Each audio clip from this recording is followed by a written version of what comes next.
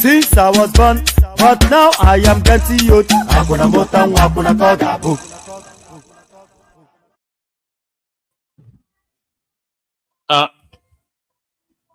And there it is right there. So hopefully you can hear me okay. So it is the morning after the night before. The morning after the night before. And what a night it was, by the way. The Americans, they huffed and they puffed, but then they blew the house down. So that's just the thing. They huffed and they puffed, but then they blew the house down. So good day to you. Good to be in your company. All that. Good day to you. I hope you're having a glorious day so far, and hope the day continues to favor you and all that. So good day to you. The protocol remains the same. Click on the like button. If you have not already clicked on like, click on like. If you're not already subscribed, please do that. If you want to come and join me on the screen, come via the hyperlink that says StreamYard. Share the links just as widely as you can. So yes, the morning after the night before, and say hello in the comment section, by the way, so I can acknowledge your presence and say hello back. First person to say hello. So we already have Patrick here. Let's just start the conversation with you, Patrick. I was going to do a long and winding introduction, but it doesn't even need a long and winding introduction. How did we get here? American bombs on Nigerian soil. Did you ever think you'd see that day? Hey, one man show. If I'm right, this is my first time of being in your show. I came to know you through Ben, Uncle Ben. Yeah, Uncle Ben is my boy. Yeah, I know you from Ben. Yes, I join you sometimes, as you know, on the excellent show that you do. But now, you are doing you great, sir. Americans, you are coming to drop bombs on us poor Africans. Yeah. What do you guys expect? I've been in America for more than 2 decades. Before America do anything, they must have taken time to make their underground founding. That's the way of the FBI works as well. I'm a community leader, and I've had opportunity of dealing with the FBI. Before they strike, they are not police. Likewise, the military.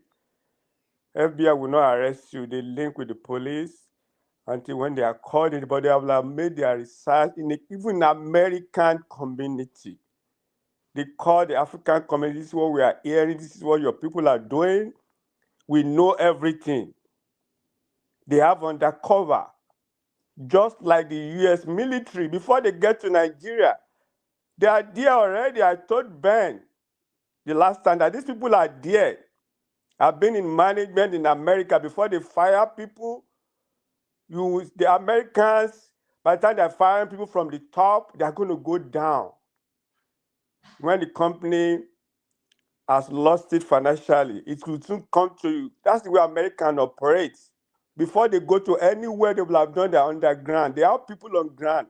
More than 2 years, Obama screwed up. I must tell you, he screwed up. The Obama allies, allegedly, with Buhari, they funded terror, Boko Haram. This thing has been there, allegedly. Ruben Abati even said it today. The weapon they bought during that time, they were not allowed to use it. Obama made a speech and said we should be expecting a change of government. These people knew everything. The missionaries are there. They are feeding Trump. So what do you expect? And this strike was in collaboration with Nigerian army. So I wasn't expecting less. If America want to deal with you, people can lose their job in America, they will still get another job. That's how we roll in America. It's not a good do or die. They know what they are doing. They know their target. They are on ground. They are surveilling. They are working with the military. So what do you expect? Yeah. And Trump said if let me ask you this, Patrick. How Okay. is the Nigerian community in America digesting this? What's the overall feel of it?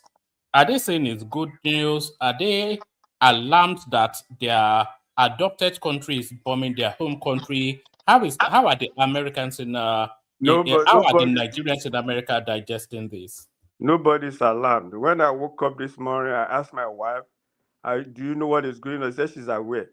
Nobody's freaking out. Let me use American English. We are not freaking out because we are expecting that. It's not as if they bombarded the whole of Nigeria. They have a place, it's section by section. They are targeting the Taliban, what's it called?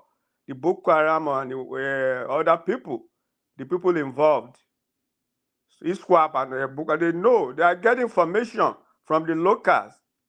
So nobody's bothered with that. I was at Dr. Lame's show yesterday, and this guy was people were against me. So what are you talking about? They are not bombing Nigeria. They just gave out there was an information by one of the ministers in Nigeria that it's in collaboration with the military, Nigerian military. Shehu Musa is doing his best as well. They are attacking him in Nigeria. He doesn't care. Let us get rid of these people. I've been to Israel. I saw what is going on. Palestine and Israel are they are sharing the same border. They speak the same language. They are the same people. Yeah. This Muslim, that's their niche.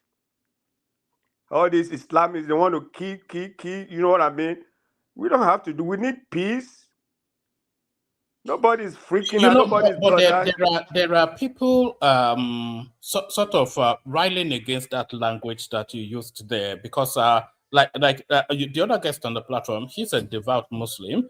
The people actually, if you go into the northern Muslim community, they reject and repudiate this these fundamentalists just as equally as everyone else does, and it really frustrates them when you describe it as a Muslim. Even Trump is describing it as a Muslim agenda, but it is more.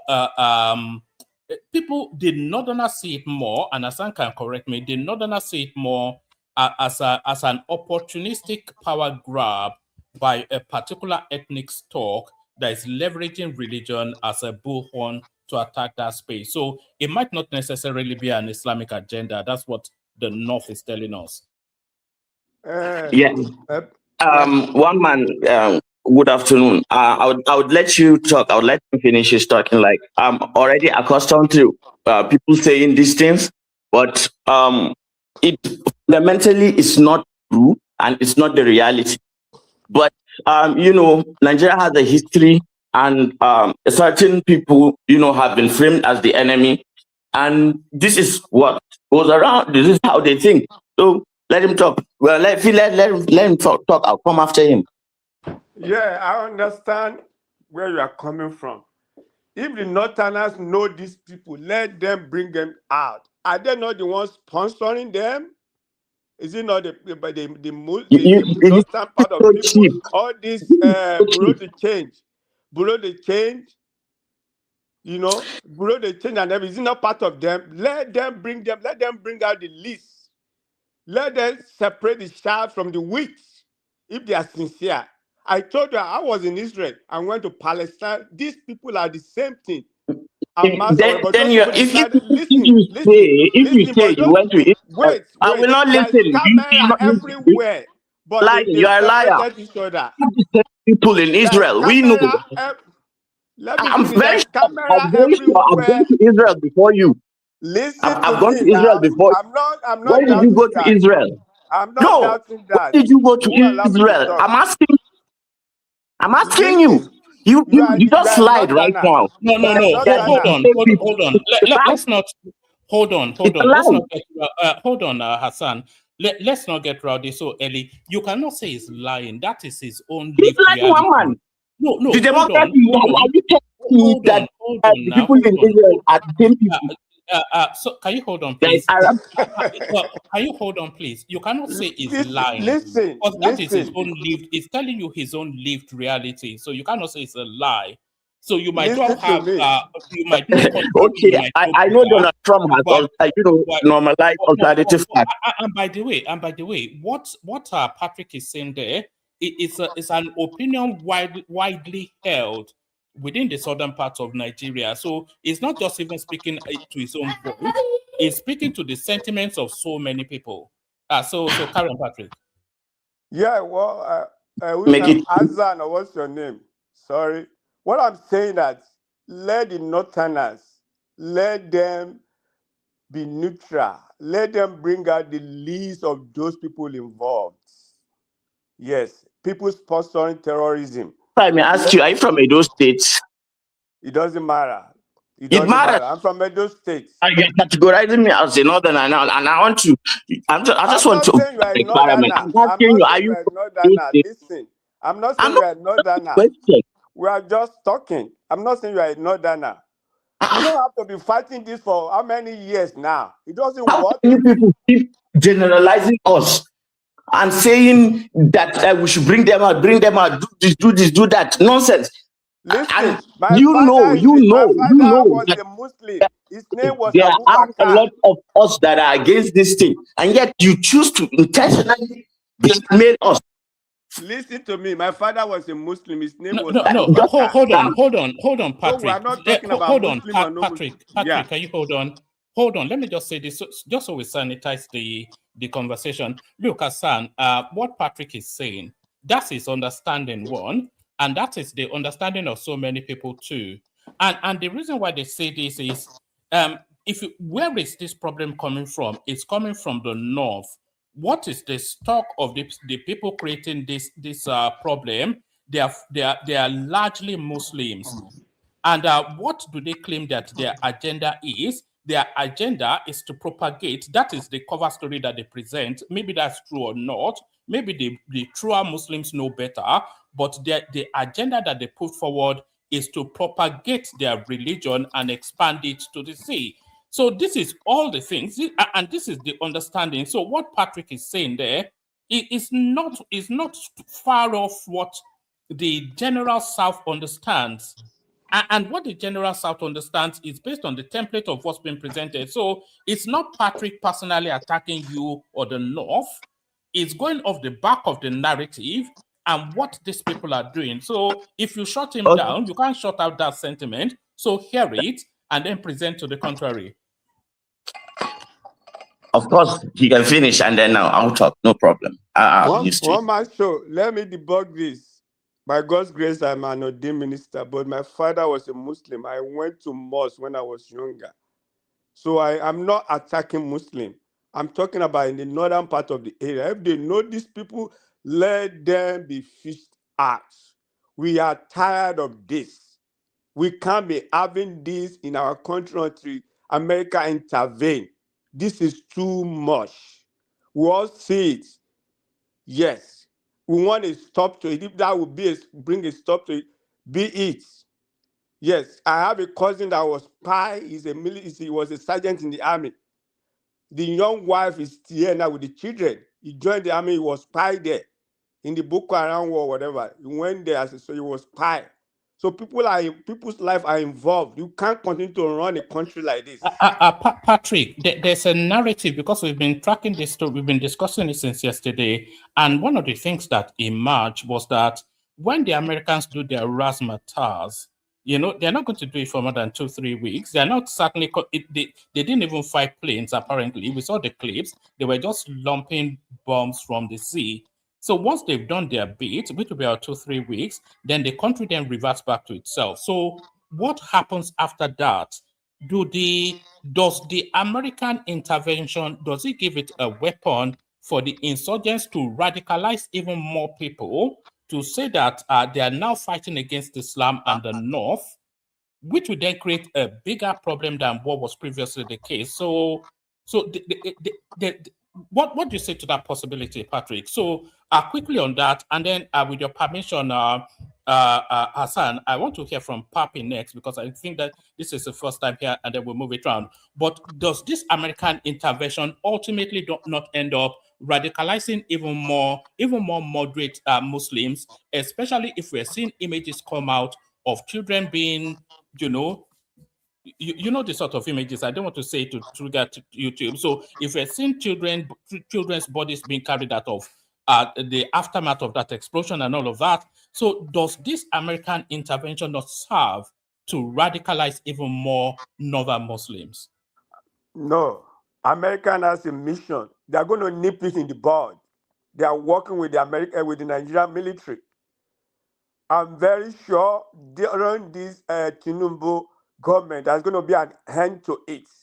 They are working. You saw the bilateral agreement of $1 billion, something, this thing that was signed by America and Nigeria. They are not giving up. With what is going on right now, they're nippled in the bud. I'm 100% sure. I just said it. When Americans want to do something, they don't make noise. They work underground. I've been working with Americans for a while. All right. Let me ask you one final question, and then we move the microphone around a bit. Can you name one country that America has gone to bomb, and the country has been better after that? We know what happened in Libya. We know what happened in Afghanistan. We know what happened in Syria. We know what happened in a lot of the countries that America has bombed. But can you find one country that America bombed and they were better for it? That was a different scenario. They are not coming to America to take over the government. Let me be objective. I was not in support of America going to Libya or all those places. I'm mad, and that's why I'm mad at. I must be objective. I'm mad at Obama's government. Michelle was just carrying a paper, free our girls. They never did anything. No. I am not in support of that. They carted away all those young girls. Their life is ruined right now. Obama didn't do anything. They were colliding with Buhari. Was it not during Obama that Clinton was Secretary of State, that got Libya, Gaddafi kicked out, killed? No. I'm not sure. Yes, let me say 80%. I'm not sure Trump is ready. is going to do that with Nigeria. Was it not Trump that asked all the troops to leave Afghanistan because Democrats, they messed up? Yes, Democrats messed up. Nigeria is regarded as the giant of Africa. Did Obama visited Nigeria? No. Those are the precedent. But Trump is coming in a different dimension. They have a mission. They are not taking over the power from the government. They want to nip in the bud all these terrorists. Thank you, One Man Show, for having me. All right, let's move the microphone from you to Papi. So, Papi, first time here. Let's hear from you. The conversation doesn't need any introduction. Let's hear from you. Thank you very much, One Man. I'm really happy. Thank you for having me here. What you have been discussing so far are quite facts, and they're very, very educative and informative. However, I want to say one or two things. What Uncle Patrick is saying is actually true, and what my brother too, Mr. Ahmad, if I'm correct, what he's saying too, I can see from his own angle. But there's one thing that we must understand. We cannot conveniently equate Nigerian situation with most of these other countries that US has been to. In our own case, Nigerians, some of the people in the north, they know these terrorists. They know them. So they are not blindsided by them. That was why some of them even came out trying to cajole the government not to buy them, that they are their children. And then you made mention of something that is very, very critical, that what if after the bombings, then they start carrying out, they find out that there are small people. I don't want to use the right word.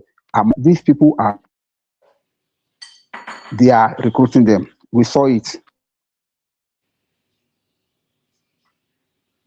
We saw them with it. We saw yes.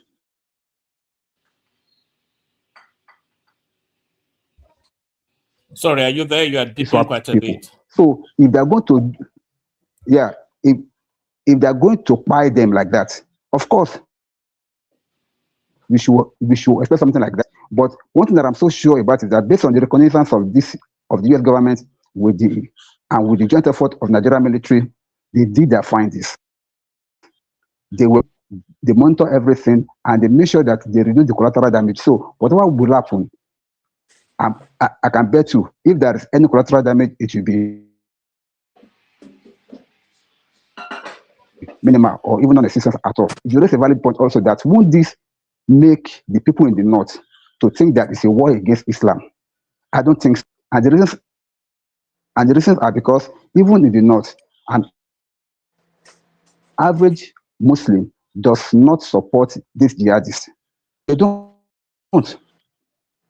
In fact, they are even white Muslims in the north. All right, brilliant.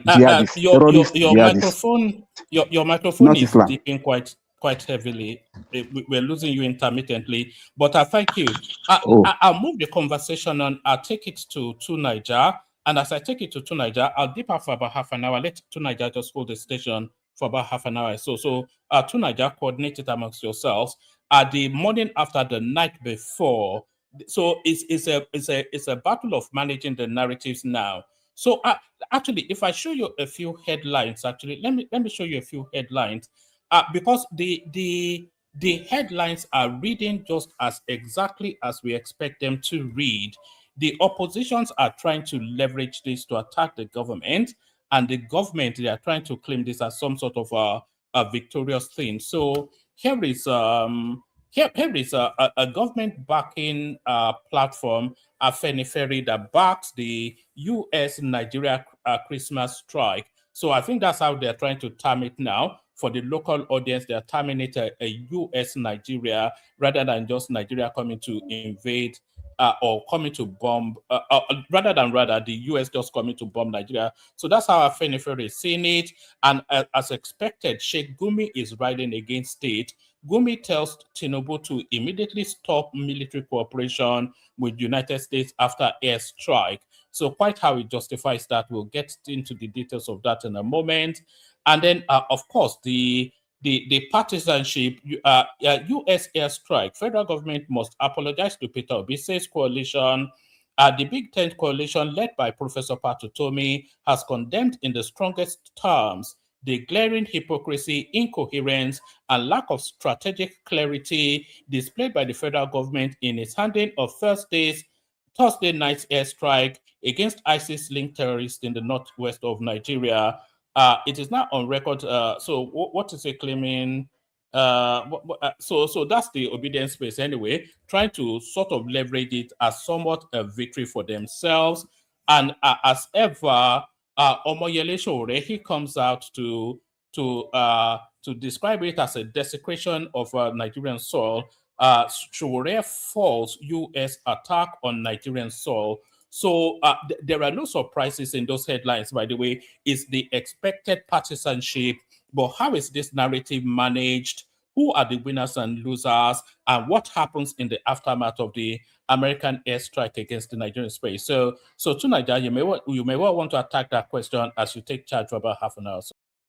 Thank you, Woman. Thank you for having me here, and greetings to all the panelists. Winners and losers, I think Nigeria has lost, and maybe we've already lost before now. Tinubu now has presided over some of the worst decisions that Nigeria has ever made in the last maybe even 60 years in terms of putting the nation's national interest first. Because remember, when he came into office, ECOWAS was whole, but within a couple of months, ECOWAS has lost almost 50% of its landmass. When he came into office, Nigeria's national GDP was almost $500 billion. Today, it's gone back up because it was around $180 billion. It's gone back up to around $250 or so billion. Now, the Europeans, NATO, any of them have never attacked any black nation for decades and decades and decades. Today, Tinubu has been the first to preside over, especially Nigeria too, to preside over these events occurring, because he chose, make no mistake, this is a man, when he came into office, he was saying that he was going to upgrade the Nigerian security posture. If he had done that, I said it here, that I was going to forgive everything else he did. But Tinubu didn't do that one thing. Everything else he did, apart from that national security posture that he said he was going to do. And today, what's happening? Foreigners are coming to bomb us. And the truth is that everything that he has displayed so far is that he's with the foreigners. All this drama, they are hating each other. No, it's all performative. Because in reality, when you look at where the chips fall, it's always been on their side. And this idea that America is against Muslims is stupid. That's another thing. There's no evidence for that. America is working with almost all the top Islamic countries. They are allies with them. As a matter of fact, they're also allies with ISIS to an extent. And a lot of people have been accusing them of sponsoring ISIS and Al-Qaeda for a long time. And officially, they sponsored Osama bin Laden when he came on stream. Was it not a Congress member that said that America was using US aid to fund terrorism, including Boko Haram? These are things we know already, and they confound us with all these posturing, and this one is on this side, as if they are trying to help anybody. And people in the middle are so gullible that they buy into the narrative. In the end, our fate is in our hand. That is, don't worry too much about what America is doing or what crazy Tinubu is doing. If we don't hold him accountable or remove him from office, we are going to be, for want of a better word, maybe even recolonized. I'm sitting in a country where a former defense minister said they need to recolonize Africa, and the way they are going to do it is through humanitarian action. They are going to say they want to go and help and put their soldiers on the ground. What is different between that and what Trump is doing now? Nigeria has given Trump access to our airspace. They can survey and do everything that they like.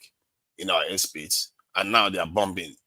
Who knows where it's going to end? They are going to demand more and more. And Ghana, that one is already a traitor a long time ago. That one houses American military base there. Their terminal, their airport terminal, number one, is given to American military operations. These people, these are our leaders. They are just servants. They are just serving other people's interests without the consent of their own people. They are trading us as if we are still during those days when there is slavery, when they just negotiate our people and how much they are going to buy our people, as if we are in the slave market. The truth is that if these people were able to get anything, let's say, you know how the Japanese do business with America, even if we were once very bitter enemies, how South Korea does business with America or Taiwan. If our leaders were getting anything out of these people, I would have said it's respectable. All they do is sell their people out. Hence, I say plague on all their houses, on the bad leaders, on America, on all of them, because America doesn't have, it's not offering us anything. And our leaders are not demanding anything. All they want is leave me in office. I will give you anything. Whatever you ask me, I will give it to you. I will surrender my people over to you. And this is what confuses Nigerians. Nigerians want to take his side. None of them are on your side, by the way. Don't bother taking sides. What you should be asking for or demanding from your government is, what are you getting for your relationship with these people? Look at our poverty. Look at our state of affairs. Why is Japan not like that? Why are we like this? Why is South Korea not like that? Why are we? Look, America they used to have the largest drone base in Niger. Niger, next door to Nigeria here. Niger kicked them out just how many years ago? Barely a year or so ago. Now they are looking for another way to come in again through Nigeria, to have the same intelligence network that they want to create. It's all about their own power. It's not about us. And what are the idea that they're going to work, they're going to be able to defeat terrorism like this? America has never defeated any terrorist group. Maybe because they are the ones that fund them. I don't know. They've never succeeded in defeating any one of them. Al-Qaeda is still there. ISIS is still there. Boko Haram is still there. Come on. Why do we even bother taking sides in all this stuff? The only time I would take America's side, if they decide to do what they did with Japan with us, if they decide to do what they did with South Korea with us, enable us to progress, enable us to be strong, so that even when you threaten us, we'll be able to fight you. Not keep us in destitute situation. We don't have good hospital, we don't have good roads, we don't have security, we don't have anything. It's only Africa they treat like this. Black Africa, I would like to qualify. Black Africa is the only nation that they treat this badly. They don't even treat Egypt like this. And because our leaders lack ambition, both of them have problems and questions to answer. That's what I would say. Thank you. I've had my say. So let me bring Papi wanted to say something, didn't he? Yes, sir. No, Papi just spoke. Oh, Papi spoke now. Okay. Or is it another person that spoke?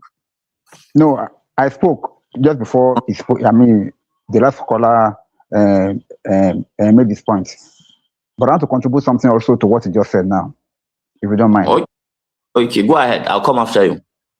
Thank you, sir. The thing is that what you said is quite true. However, in those countries that you mentioned, their government really stood for them. America tried everything that they are doing with us now. They tried it with them, but did not succeed because their leaders give a rebuttal to those moves. Imagine what Ghana signed on their contracts when they wanted to have their base in Ghana. They signed up their airport. They signed up that American soldiers are free to come in and go out anyhow. They cannot be checked. Nobody can check them. Whatever they are bringing or taking out cannot be checked. And all those draconian rules were put in that agreement, and they signed it. It's like signing off your country to a stranger. So whatever America does in Ghana, it is like off the record. But I don't see that happening in Nigeria. But I'm not saying it cannot happen. But if our government are gullible enough, or if our government is gullible enough to allow it, then we surely be in the same boat with that of Ghana. But my major point is this: as we are now, it is what we allow that will come. I think what they are doing, when you're talking about gathering intelligence, when they were kicked out of Niger, they have already taken the solace in that they are now going to set up their own military outfit in both Ghana and Nigeria. How they're going to do it, I don't know. Because Nigeria, I don't believe Nigeria signed anything like that with them yet, as per giving them base here or whatever. But what I know is that it may eventually come to that. But the question is this: before we go to this American side, are we really comfortable with the buying of people that are that are that are that has now become a normal thing in our country for the past for the past decade or so? Are we comfortable with that?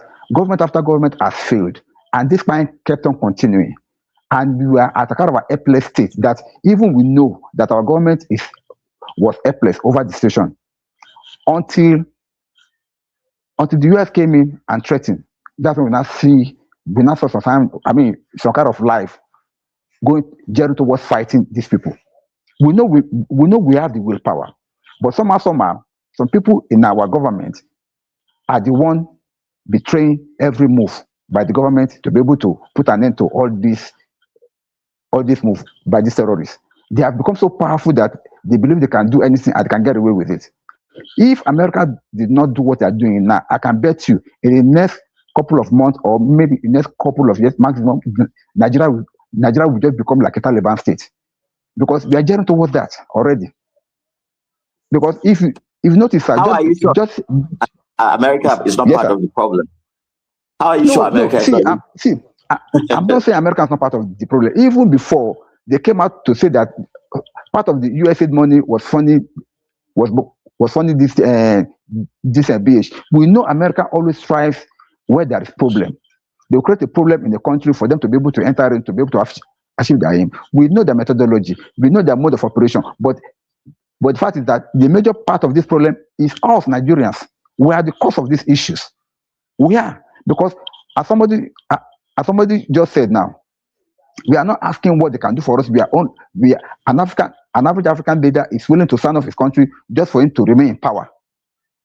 We are so gullible like that.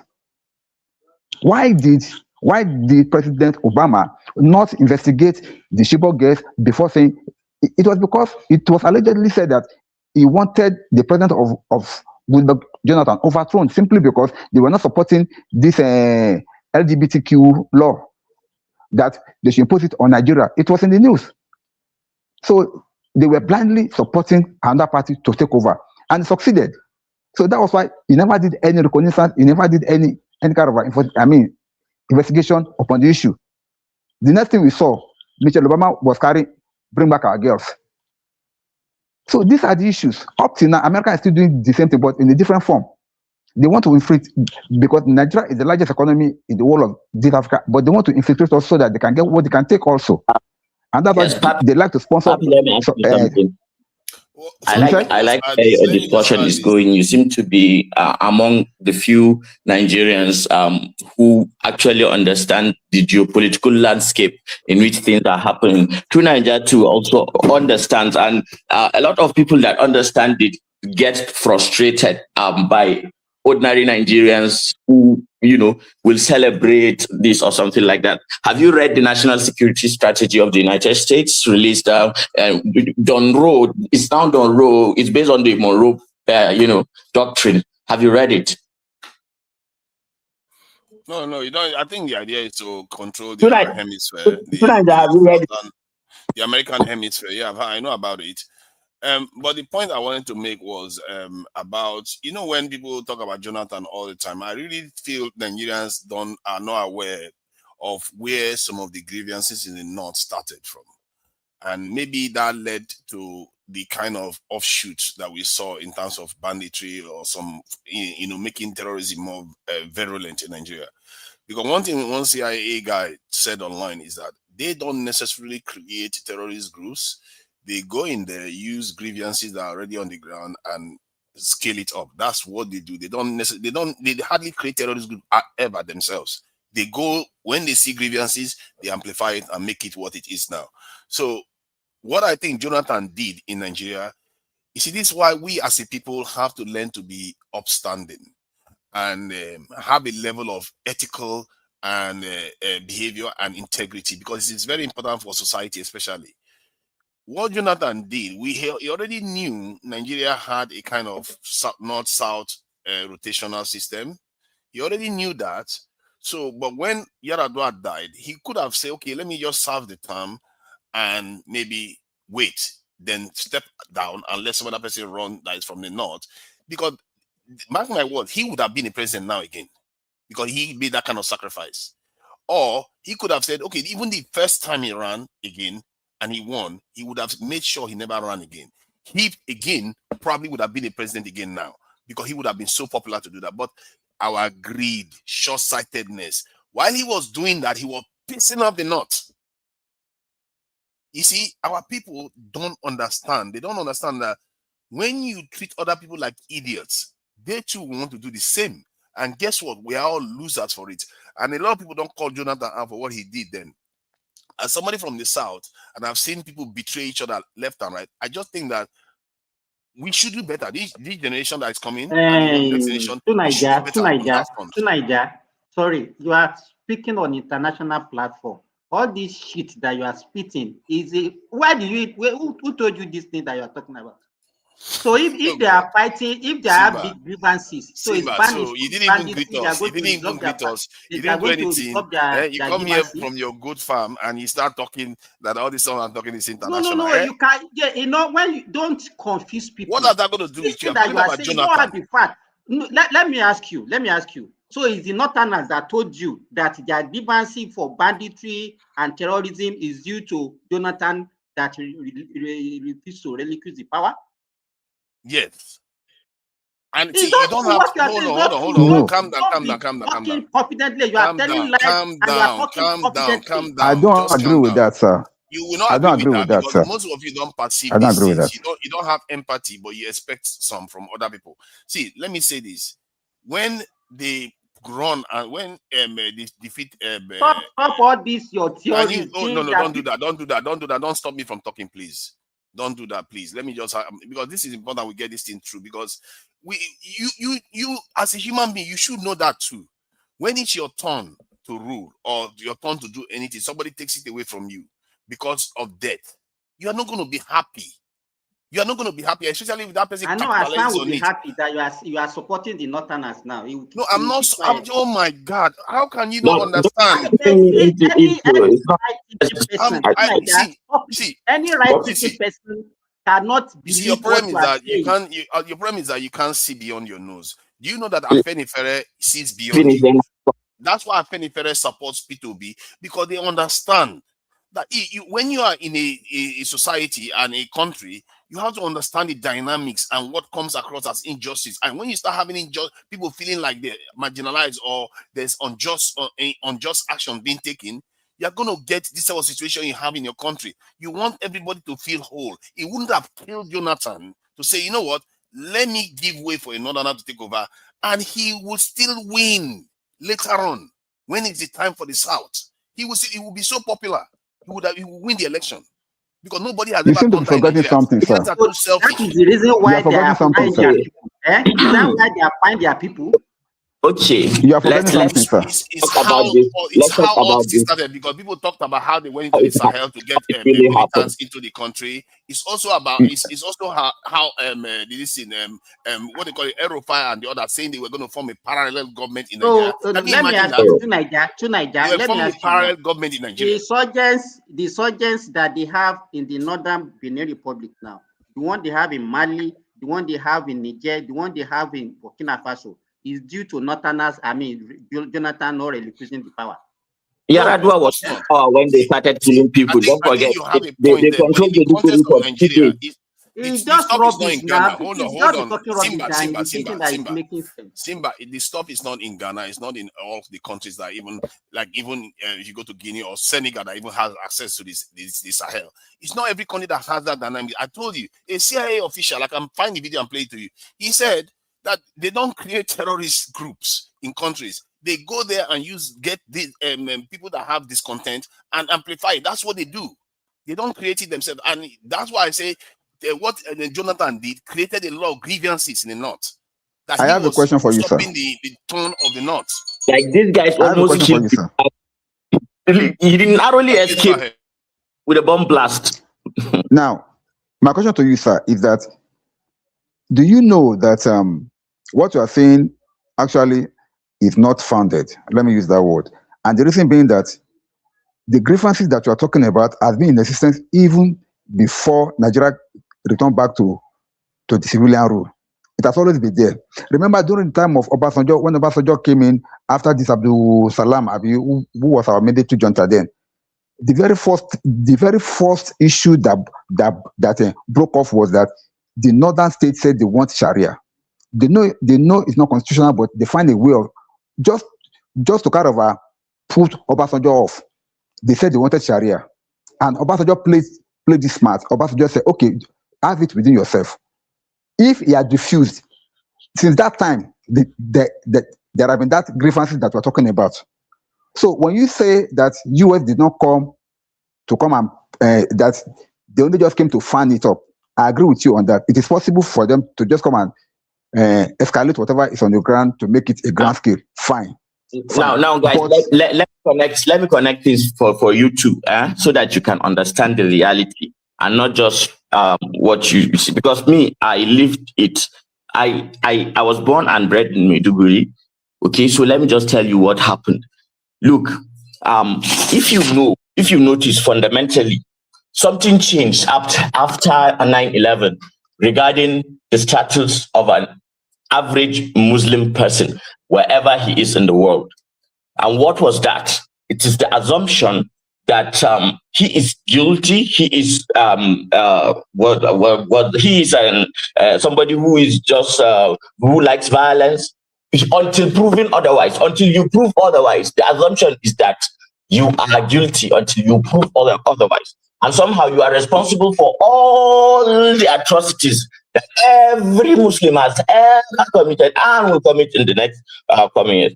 And if you understand the world of 2001, it's not the same as the world of today. Probably that wouldn't have flown if they were trying to do it today, because people would have seen right through it.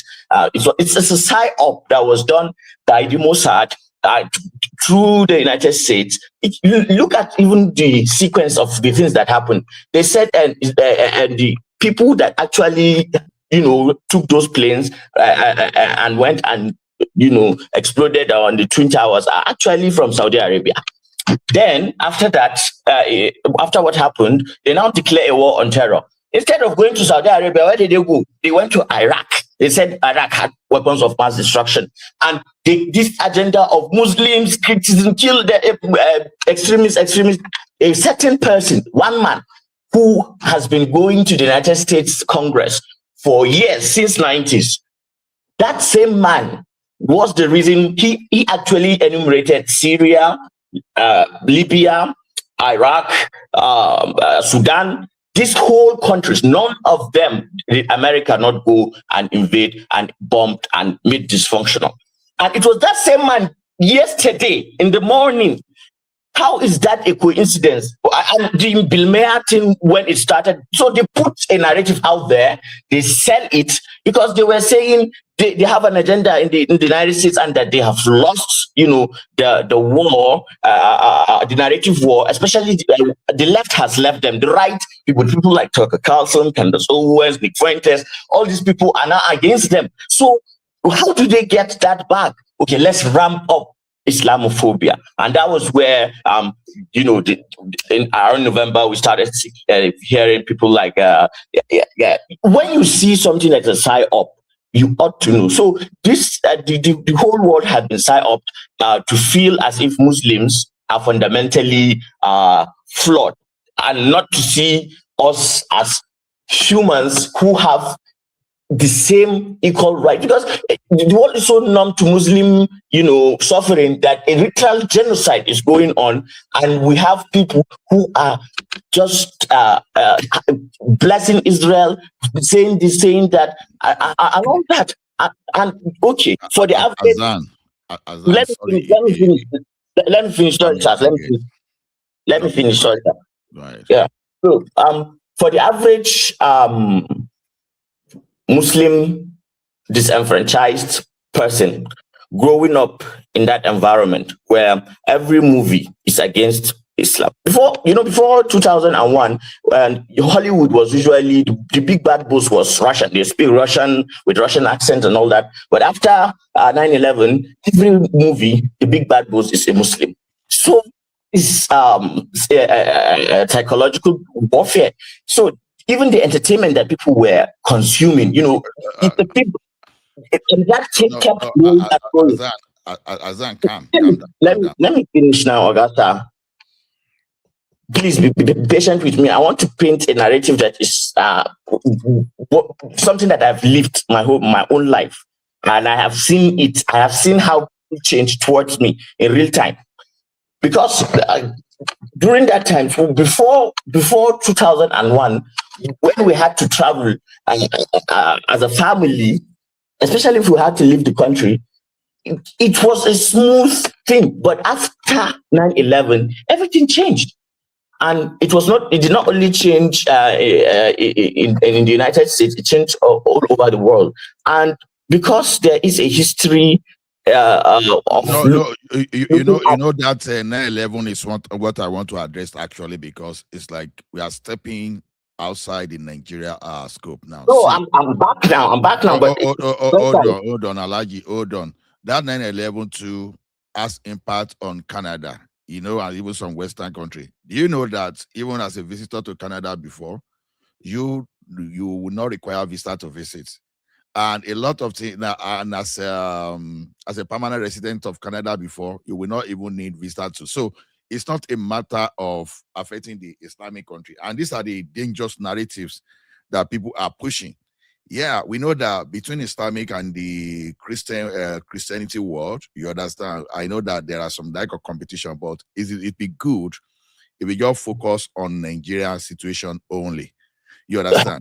Because hold on. This is one of the reasons that some of us were not buying this idea of tagging the terrorism in Nigeria as a Christian genocide. We spoke on this at length because this kind of sentiment can be counterproductive. We are not looking at the real enemy of the state. We are now dividing we now divide along the religious way. You understand? Simak rightly said something there the other time, even counter another wrong narrative from Nigeria. You understand? These guys, they have mastered how to use religion to come in with a colonialism ideology.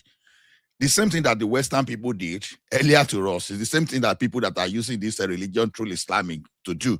So the intention is they don't see you and myself as common people, as they don't care about where we belong to. What they care about is how to subdue us and to rule over us, whether the ruling is good or not. You understand? They are just to suppress and throw themselves. That's the ideology. And we are falling into that trap now.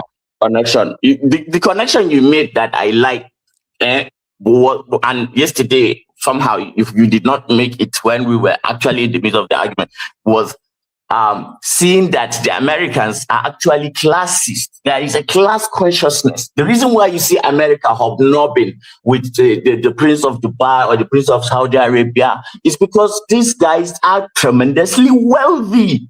And that they have an agreement between them for the for the dollar to be backed by the crude oil of Saudi Arabia.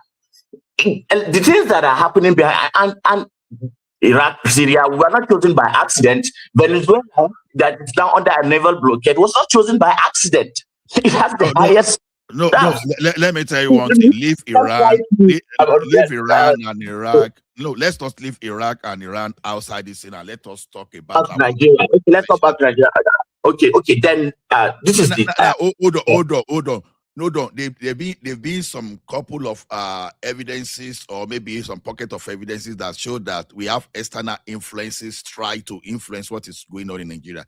Okay, look at the lifestyle of Sheikh Gumi, for example. Now, this guy, if we want to be truthful to ourselves, he has been supporting terrorism.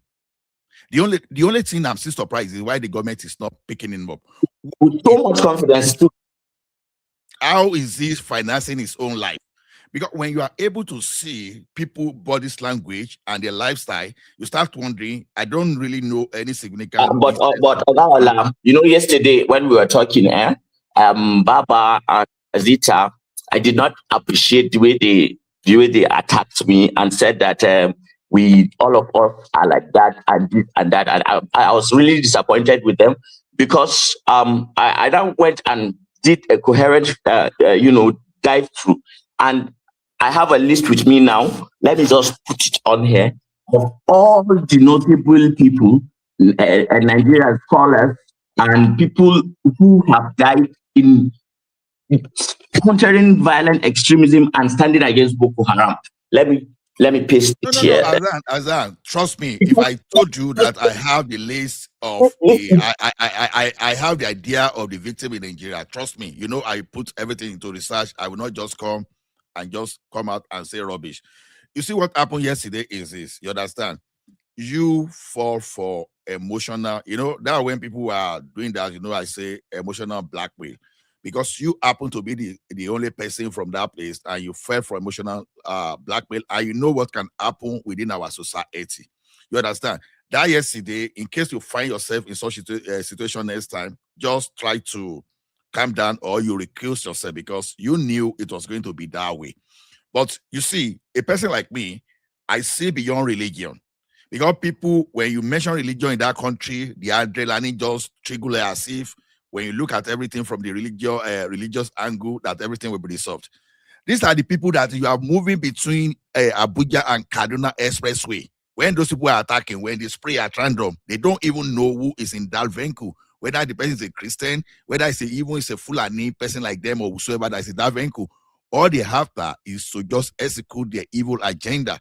So that's why we Nigerians, we have to be very careful from buying into this idea of our enemies are counting on the emotion of our emotions to go the wrong way and for us not to be able to control it. They are counting on it because if this thing, God forbid, is escalates and becomes something else, nobody will be a winner for it. I see a lot of people. Do you know that in the north, a lot of people are celebrating that the United States, but they are celebrating cautiously in the sense that nobody trusts the United States, especially Muslims. And if a Muslim does not trust the United States, he has every right not to, because the blood of Muslims in that empire's hand.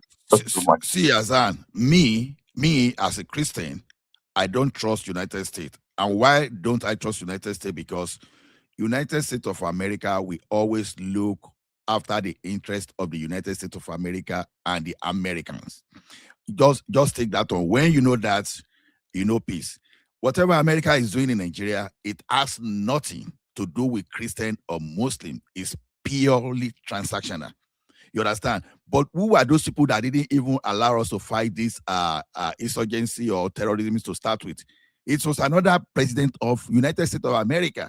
You sold weapon to someone billions worth of this thing. I say they cannot use it just because some people said they are using it against human rights. You understand? We have this Transparency International, some other kind of international organization, and you will see Nigerians that are being funded to help them spread the narratives. That is what I want you. And when you see these Nigerians we are talking about, they are both Christian, Muslim, and everything. Normally, that kind of a strike that happened yesterday, you will see them now. They will now start pasting a narrative. If it was Nigerian Air Force, if it was us that were dealing with PH, they would have already said something already. That exactly. Under they drag Jonathan to Hague when they say, okay, he was committing crime against humanity. See, let me tell you one thing. Even as a black person, as a powerless in terms of the military, you understand, Jonathan was powerless. It was not because of Obama. I can guarantee you that the level of insecurity we have in Nigeria today will not be there. So Obama indirectly allowed the situation to escalate. And this guy requested for us to have AFCON. He wanted to have AFCON in Nigeria, and Nigeria is resisted him that no, we don't want AFCON. You know, it was the Americans that tipped off the South Africans of the money in that private jet for weapons. That's the problem. So, and unfortunately, we have some leaders internally that all they think about is their ambitions. They cannot look beyond. We have leaders who are literal CIA agents. You understand? Literal CIA agents. So the next thing they started doing is that to queue in line so that they can become this thing. I saw some narrative this morning. You understand? Yusufu was speaking. The Nigeria really ordered them. I felt like how I wish I could slap someone from computer. I would have punched that. This guy, this lady so dumb that they can't even get these narratives. Because that's thing, I used to have personal frustration. Politics. You understand? You are seeing serious issue, and the next thing you are even thinking of advantage, you are looking of the political advantages that you can take. There's no winner. There's no winner in this room. If it gets bad, there's no. So they don't care about any of us. It's so terrible. I see you were struggling with you and Simba were struggling with two Nigeria. I said, okay, let me just quickly come and put my own kind of business. See what happened yesterday. I just want you to understand when things like that. Whenever you have things like that is happening, the best thing is if you can't have your way, sometimes you can just recuse yourself and let it in and let the tempo go down. You understand? Like we're saying now, because you are from the north, number one, I know the risk you are facing even for talking. If you talk too much, there are some people that know you there. So you want to be very careful too, right? Because of where you live. For even a person like Atiku to even move against particular crime in the north, as someone said, you lose my vote in the next day. Immediately, Atiku was shaking and retracted what he said. So we understand all these things. You understand? So Baba, at some point sorry, and Ogala, at some point in a man's life, you have to be dedicated to your principles and stand by them. As regards my religious and stance against BH, it is not something that is hidden. But I know that I'm under risk, and I've put myself in this since 2013. It's not now, but I am okay. The thing that just gets me is the fact that people are brainwashed, and they think that they have they cannot see your own side of the story. They only see theirs, and they think that somehow they have some moral superiority. Why? In the real sense, they don't. Hello, Hassan. Yes, sir. Can I come in, please? I think you can call me. Yeah, you can call me. But one man, Simba, don't talk. I don't know where you were, so I just came to support Simba. The way Simba and Tunaya they speak, I said, may I quickly come here and support Simba and rescue Azam before people just begin to see him as something else. So. All right, go ahead, Simba. And Tunaya is the moderator anyway, not me. Okay, go ahead. So this is Joa. Thank you very much. Good morning, afternoon, evening, wherever you may be listening from, Joa of Nashville, on the One Man Show. What a beautiful gift from Trump on Christmas Day. We are out here. I don't know what the disagreement is all about. You have a cancer that is eating you up for over 20 years, and someone comes and help you cure a part of it, and you're angry. It's unfortunate. Did you call it anything you want to call it? Hold on, please. You did not get that. Just who is angry? Hold on, please. You guys have been talking. Let me decided to say something that is out of context. Hold on, please. But what I see here is American conspiracy, this and that. Well, the conspiracy has always been there. When the British left, they gave you guys the power. And since that time, you guys have been manipulating hold on, please, let me finish. Because sometimes in this country, we don't like telling ourselves the truth. I will tell you the truth. No, you just tell me what you think. It's your opinion. Just go ahead. No, it's the truth too. It's the truth. But it's Because okay. we It's don't, okay. you have Whether the alternative. truth. Hold on now. Give another one. Oh yeah, now Can I tell us. talk? Let me flow. Let me flow. Flow, Thank you. like the Mississippi. The Into issue is simple. We have a Boko Haram problem. Over the years, you guys have tried to marinate these guys, give them different color, banditry, and all that.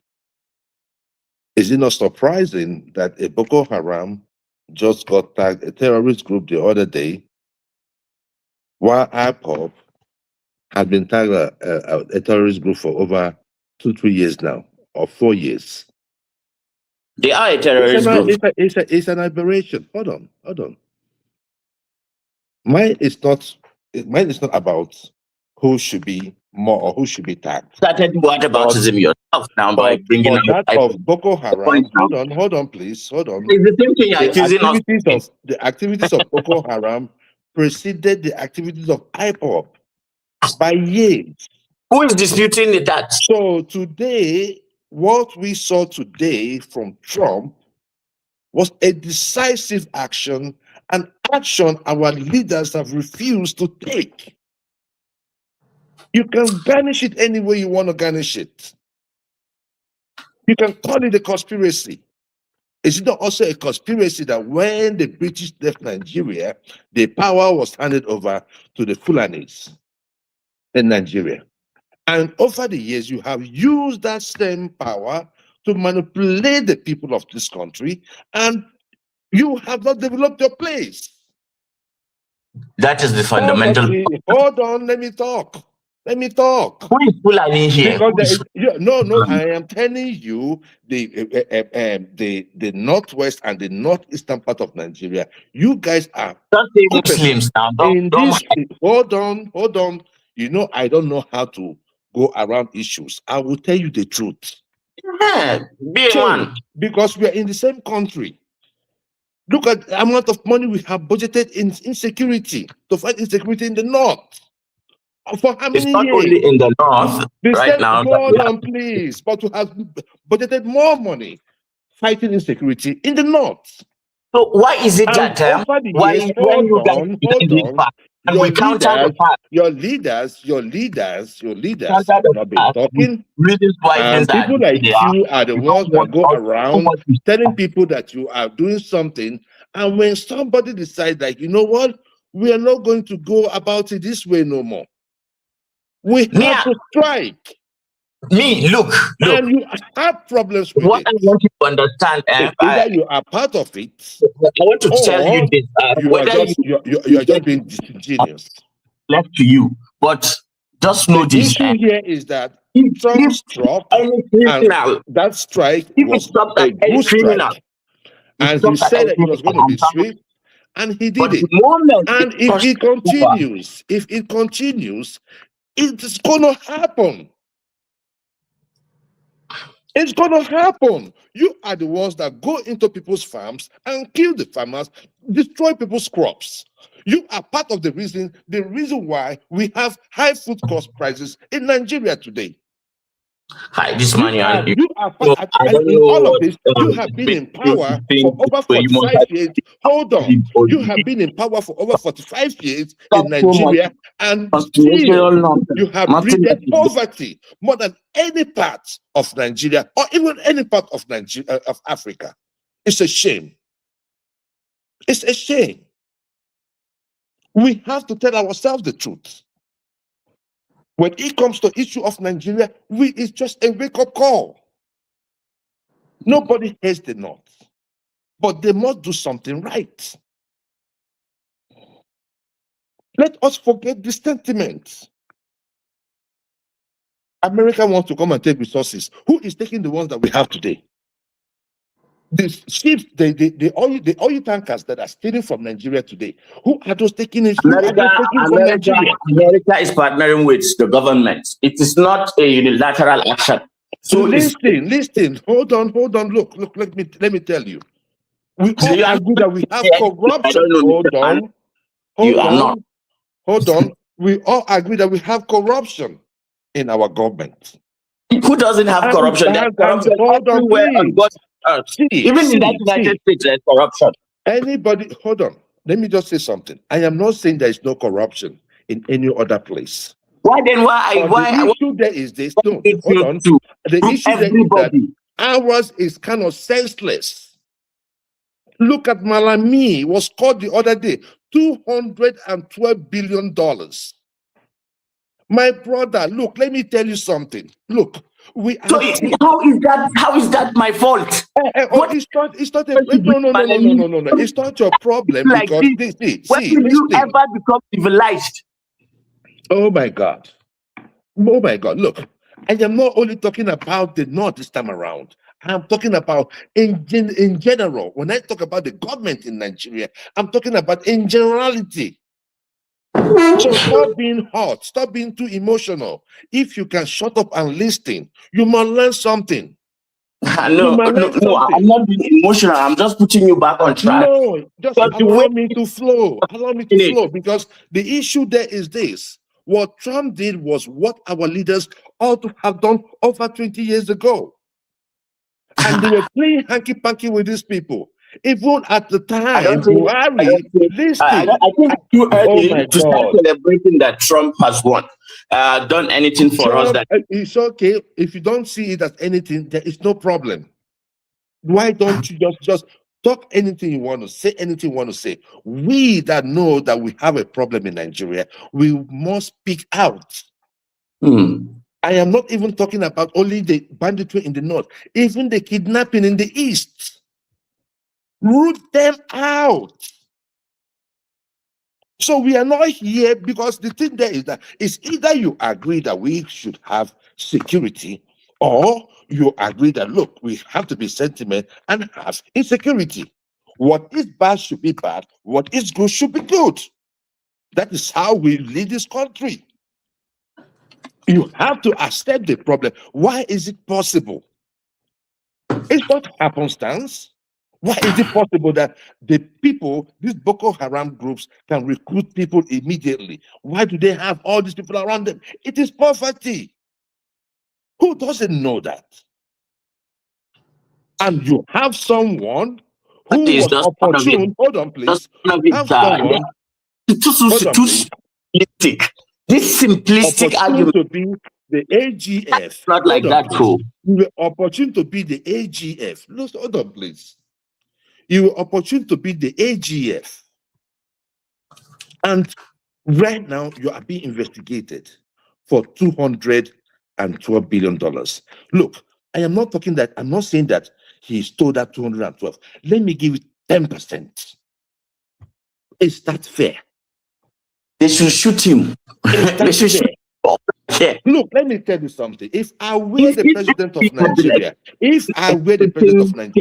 if you had stolen less than a million naira, you will go to jail for 1 year.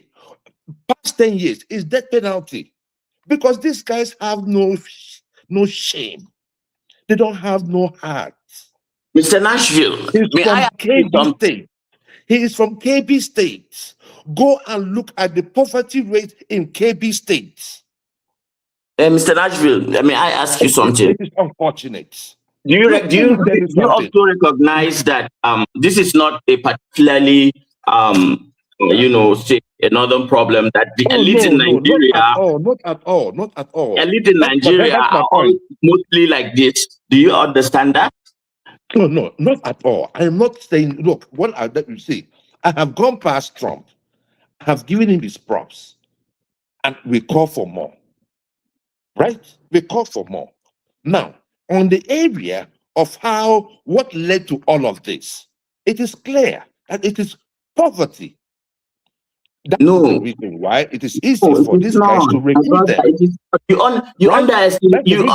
don't understand how the human society works if you just put it there on poverty only. No. It's not how the human society works. Look, forget all those things you guys are talking about. Look, let me tell you guys something. When I was in Nigeria, you guys could say anything. Oh, if I want to travel, I have to pray. I have to pray for NEPA to bring light. I have to pray if I have to travel. I'm I not have saying to that pray. poverty is Hold not on, one of please. the reasons. Guys, let me flow, please. I Okay, have to flow. pray to travel. I have to pray to get into the university. I have to pray to pass JAM. I have to pray to pass my course. Everything is like, oh, happenstance. Oh, even if you give it, the lecturer might even tell you, no, you cannot graduate. All those things have been debunked. When I came to the United States, I did not see any of this. That's to tell you, and they are more successful than you. That's to tell you that most of these stumbling blocks that we have are human-made. Religion in Nigeria have made Nigeria so docile. We are so docile. Oh, God, we do this. Oh, you have to pray. And what is happening? The religious leaders are cashing out. We need a recalibration. If what happened yesterday pained you so much, go back and fix your place. Go back and fix your place, because we cannot say that we do not have insecurity in a disproportionate manner in Nigeria. And it depends on who. It didn't hurt me. What happened didn't hurt me because government gave them who is committing the crime, right? You get a part. You get a part on the wrist. What hurts me? Thank you very much. Is some nice. Okay, thank you very much for your take. The thing that I want to say about that is that yes, you are right about poverty being one of the reasons why crime, can fester. But it is not the only reason. Sometimes a lot of things have to come into play before something happens. It's just like fire. Okay, you need oxygen, you need a spark, you need a fuel.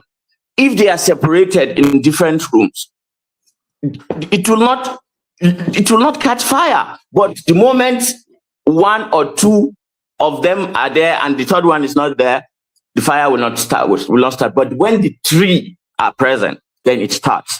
So when we say that a lot of people, we would like to argue these things around where it's convenient for them, especially when Muslims bring their argument, is when you stop at poverty and you do not want to look at, okay, where is Borno bothering? Okay, we have a border with Niger, who is also bothering with Libya. And what happened to Libya? Okay, United States bombed Libya, and then weapons came down from Libya into the Sahel and now gave these useless people the firepower that they needed to start maiming and killing people.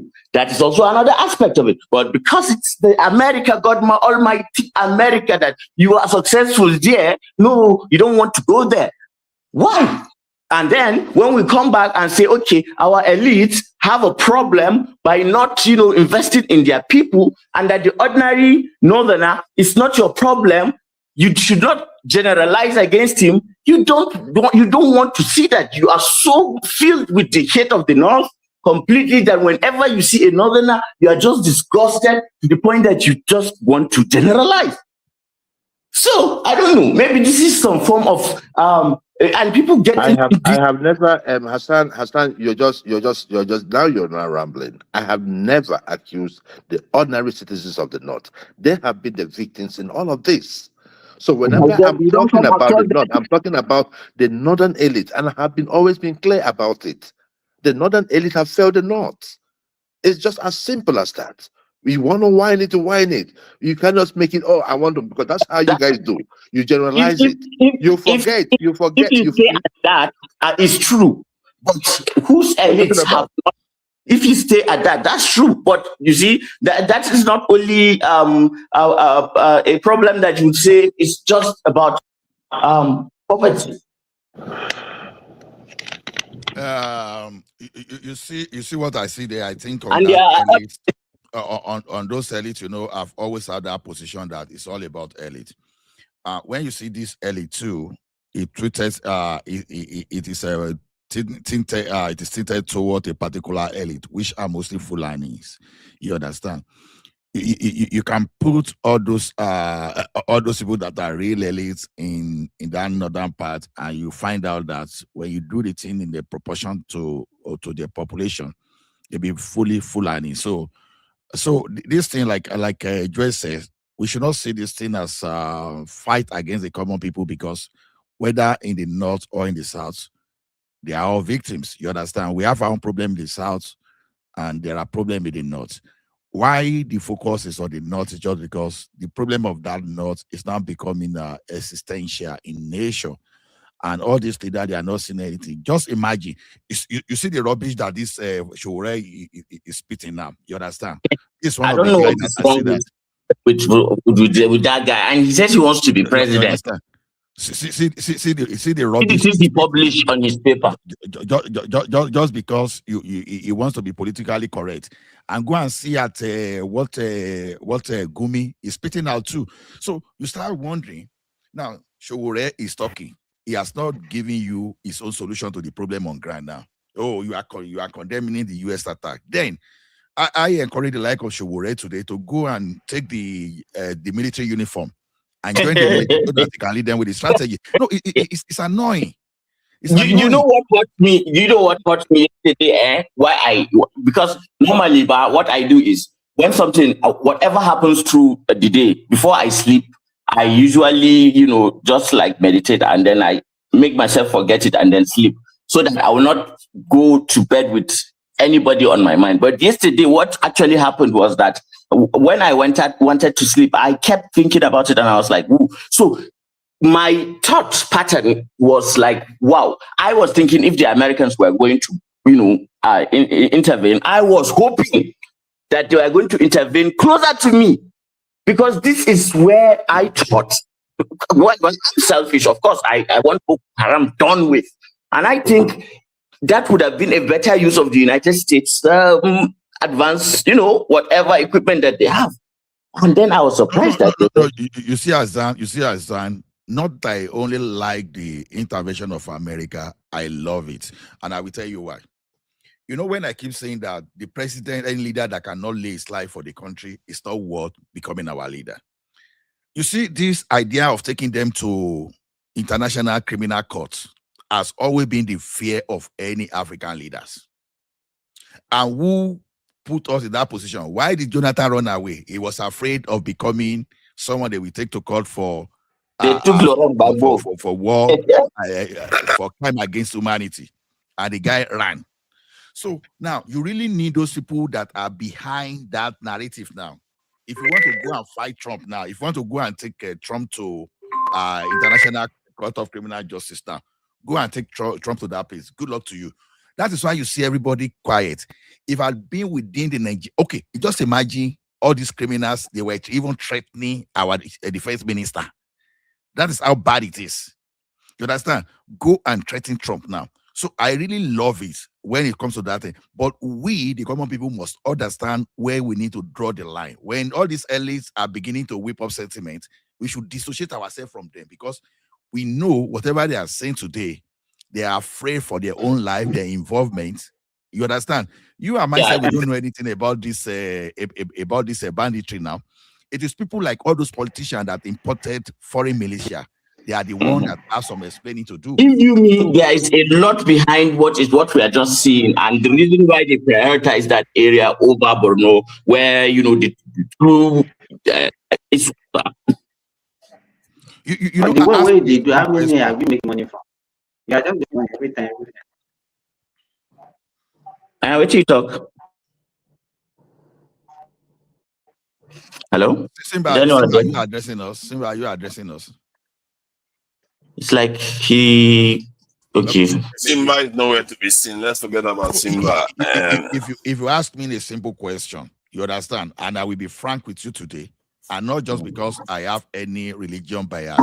Is it true that some idiots I want to Islamize Nigeria? You understand? Of course, they want to Islamize Nigeria. Or every Muslim wants to Islamize every nation. They want to Islamize Nigeria. But let's ask. Hold on, let me land now. So let me land so that my perspective will not be misunderstood. Now, is that Islamization has something to do with average Christian, average Muslim on the street of Nigeria? No, it is for personal agenda. Yes, personal benefits. It's not okay. Let me ask Valhalla this question. Valhalla, please go ahead because you are a Muslim. Let's take it. You are a Muslim, normal, conventional, not a Muslim. So, from your point of view, Yeah, Let's from your point of view. No, not stereotype. I'm just asking a question. I know what he's going. Okay. Yeah, maybe you know the question. Maybe you already know. Then you probably know the answer you're going to give. Then that should make it simpler. So the idea is that for every Muslim in this world, the ideal governing system that they prefer to be ruled under, is it not the Islamic order in terms of like Sharia kind of system or the Caliphate system? Is that not what they prefer? Look, this thing about what to prefer it comes from Khawarij. You know, let me tell you something about Islam, which makes a lot of people become confused. When the Prophet died, right, there was no succession plan of clear terms. Okay, that because the Prophet, of course, did not have a male son. So when the Prophet died, some of the Sahaba wanted Abu Bakr to be prophet, and some wanted Ali, who is related to the Prophet by blood, you know, to be prophet. Okay, to be his successor.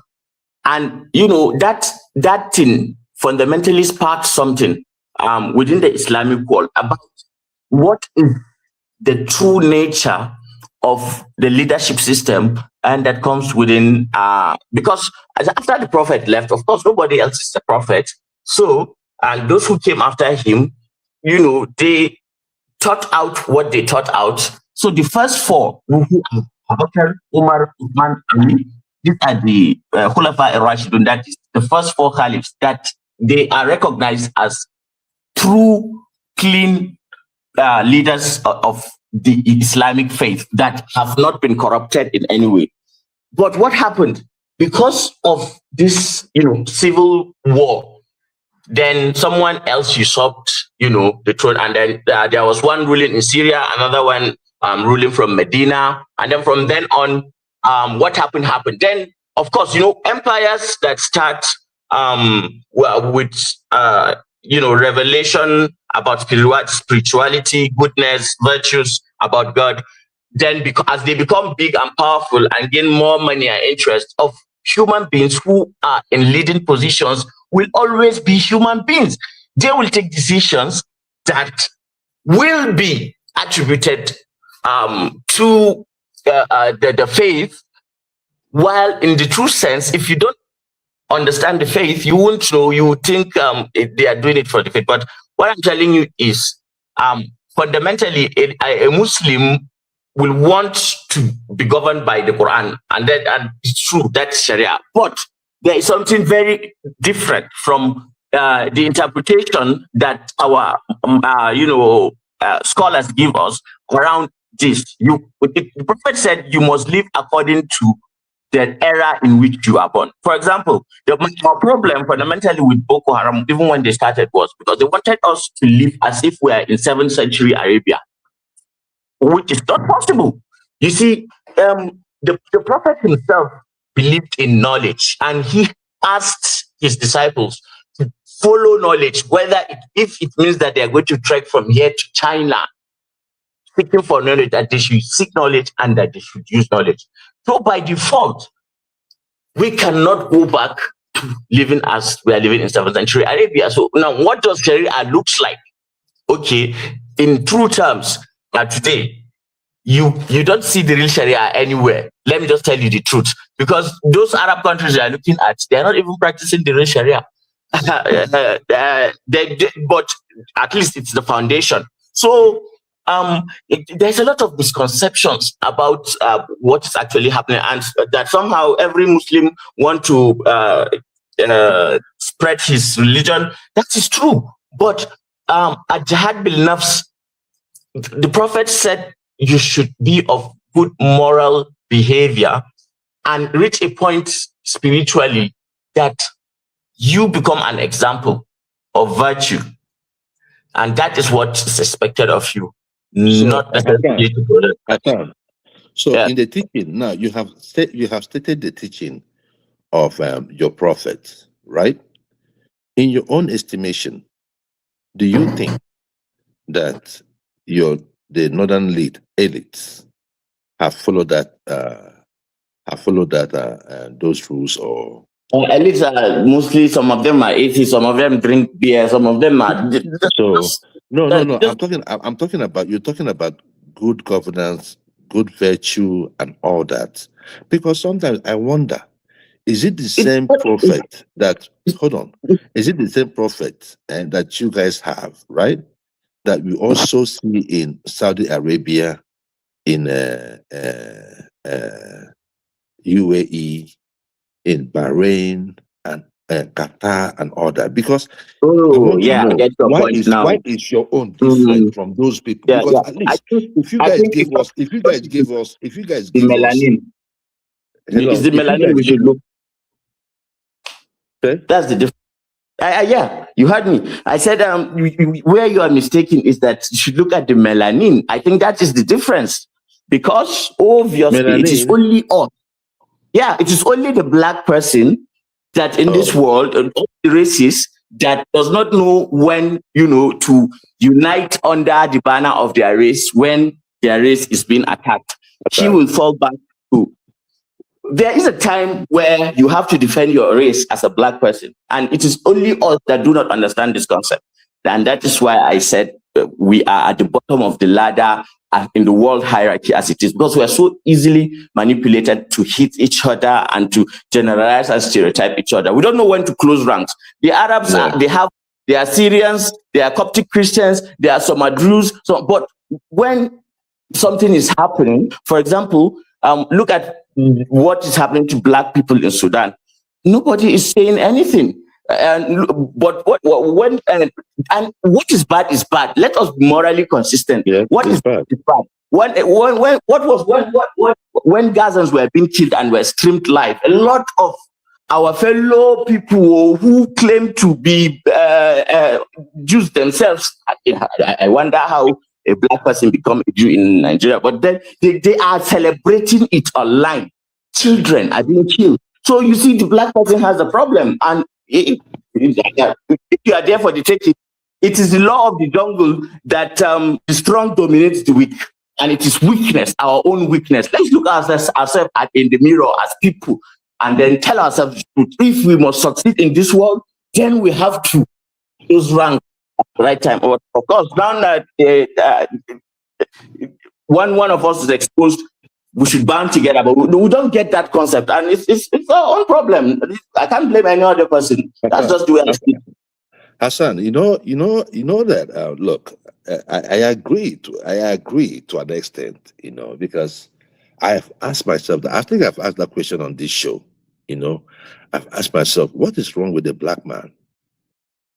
I mean, it is unbelievable. It's unbelievable, and it's not just in Nigeria.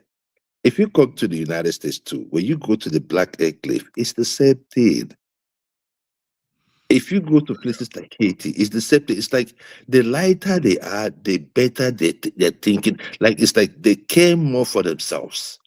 Because I just look at it like, if you look at places like maybe like Dominican Republic, I think there is a gene.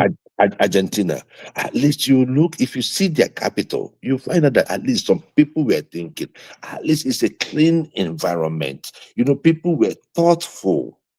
But in our case, everywhere, even if it is beautiful and we'll just turn it into a mess. It is something wrong, inherently wrong. I don't know what it is. But you see, one thing about us is this: I think we can use this opportunity to separate about religion and we as people that must survive, because it's unfortunate. Because if there's anything we need, let me tell you one thing: if I happen to be a military person today, maybe I was in the government as the ministry head of, say, let's say back like 40 years ago, one thing I first of all do is to make sure that any traces of religion around our governance, I will erase it. Any our edifices that bear anything that can be traced to religion, I will demolish. Because the thing is this, exactly, I agree. Religion within our environment is really creating a problem. Ola, sorry. Early this morning when we were talking, I said that we are suffering from the triple heritage. People don't That's true. pay emphasis on what I said it this morning, but if people don't listen to people that are not eloquent. If you are very eloquent, they will. Our major problem, I understood you, sir. we have been disvirgin and raped, and that We are is confused. since slavery. We- You understand? we can't- So you see us, instead of us to have a collective goal, look at the way something that binded us together. We have been divided based on religion. You see the people like Hassan be defending Islam. People like Joel be defending Christianity. Something that they even know little or nothing about. You understand? And those are the major problems that we have. And it's No, not. It's not as let if me finish what I'm it's saying. not as if other Joel, races you do made not mention navigate of these things. Dominican Republic. You know that Dominican Republic and Haiti, they were one country before. One I know. was colonized by Spain. The other one was colonized by either Like the Britain Portuguese or or something. something. I don't know. So whatever you see in Dominican Republic today is not built by the black. It is by virtue of the colonial. We I as see. black, we don't develop anything. We've You lost. understand? And you see our problem. And you will see our problem majorly is this. Now, this is how you measure. Ola, let me just finish what I'm saying. I live in Saudi Arabia. I'm a Muslim. Those people will not relate to me based on I'm a Muslim. They see themselves as a you understand? They see themselves as Arab, as a Saudi first. Yes. You understand? But we don't see ourselves as black people first. We say, hey, this one is a Christian, the Christian genocide, and then we'll be fighting. For how many months now that we'll be fighting? There's Christian genocide. Simba, you're being economical with the truth. You're being economical with the truth. The fact is this: who are those killing the Christians? Muslims. Who are those killing those Muslims you're talking about? Muslims. We have that issue. It's a problem. You cannot run away from it. Let me tell you. We can still be black people and still address the insecurity among us. Joel, that's the kind of problem. That's part of the problem we are talking exactly. about. What is part of the problem? Okay. The issue there is that people have right to worship, right? Whether you're black or you're white. Hold on, Joel. Joel. You are not getting the point. Now, Muslim killing the Christian, thinking they are doing this job for God, and meanwhile, God did not send them this job. Now, let me back up Simba. I've been to United Arab Emirates. I greeted United Arab Emirates people, thinking that okay, I was just being diplomatic. I said, "Assalamu alaikum." They ignore me. You know, when we are praying with Arabs, they don't want our foot to touch their own. They remove it. You know, in prayer you have. Assalamu alaikum. They ignore me as if I did not exist. For real, I swear. Now, when you look at those people date now, so if I happen to be a Muslim now, you understand, and I think I'm just relating to a fellow Muslim. And you ignore me so it simply means that they don't care. You cannot blame them. You cannot blame them. It's we that we have problem. They don't have problem. Exactly. Now, what we are saying is this: we as black people, we have to be black. Now, I see. We have problem of identity. We have problem of identity. And what is still sustaining part of Yoruba today? And although that thing is eroded already, is a Yoruba person will see themselves as Yoruba first of all. That is why you can see Christian and Muslim mixing up in the same house. But I think it's already eroded now. And this is the time we need to rescue ourselves. Myself, for example, I got married to someone from a Muslim background, Islamic background. I tell you, many people cannot accept that in our country today. I don't. And you know the funny thing, sir. I don't think you can go to United Arab Emirates or Saudi and say you want to go and marry Muslim there, for example. They don't do that. They don't do that. You go and marry the poor Arabs. So we have to be very careful. We have to see ourselves as this. You understand? Oyinbo, they have price on us. You know, if they have their way, they will push us out of our land. Of course. Arab world, if they see their way, they push us out of our land. You see China that you see that they think, oh, just want to do business. Their business, the type of business they are doing, is Yeah, man, they some kind of calculate. business that's straight to us. Yeah, Understand? true. You know, I'm even my brother, surprised. I'm even surprised that Jewel did not understand what we are talking about. It's just no, talking. no, People have the right to religion. see. I always see. See. This is the thing, right? There will always be interest, but I'll always look at what are we doing ourselves.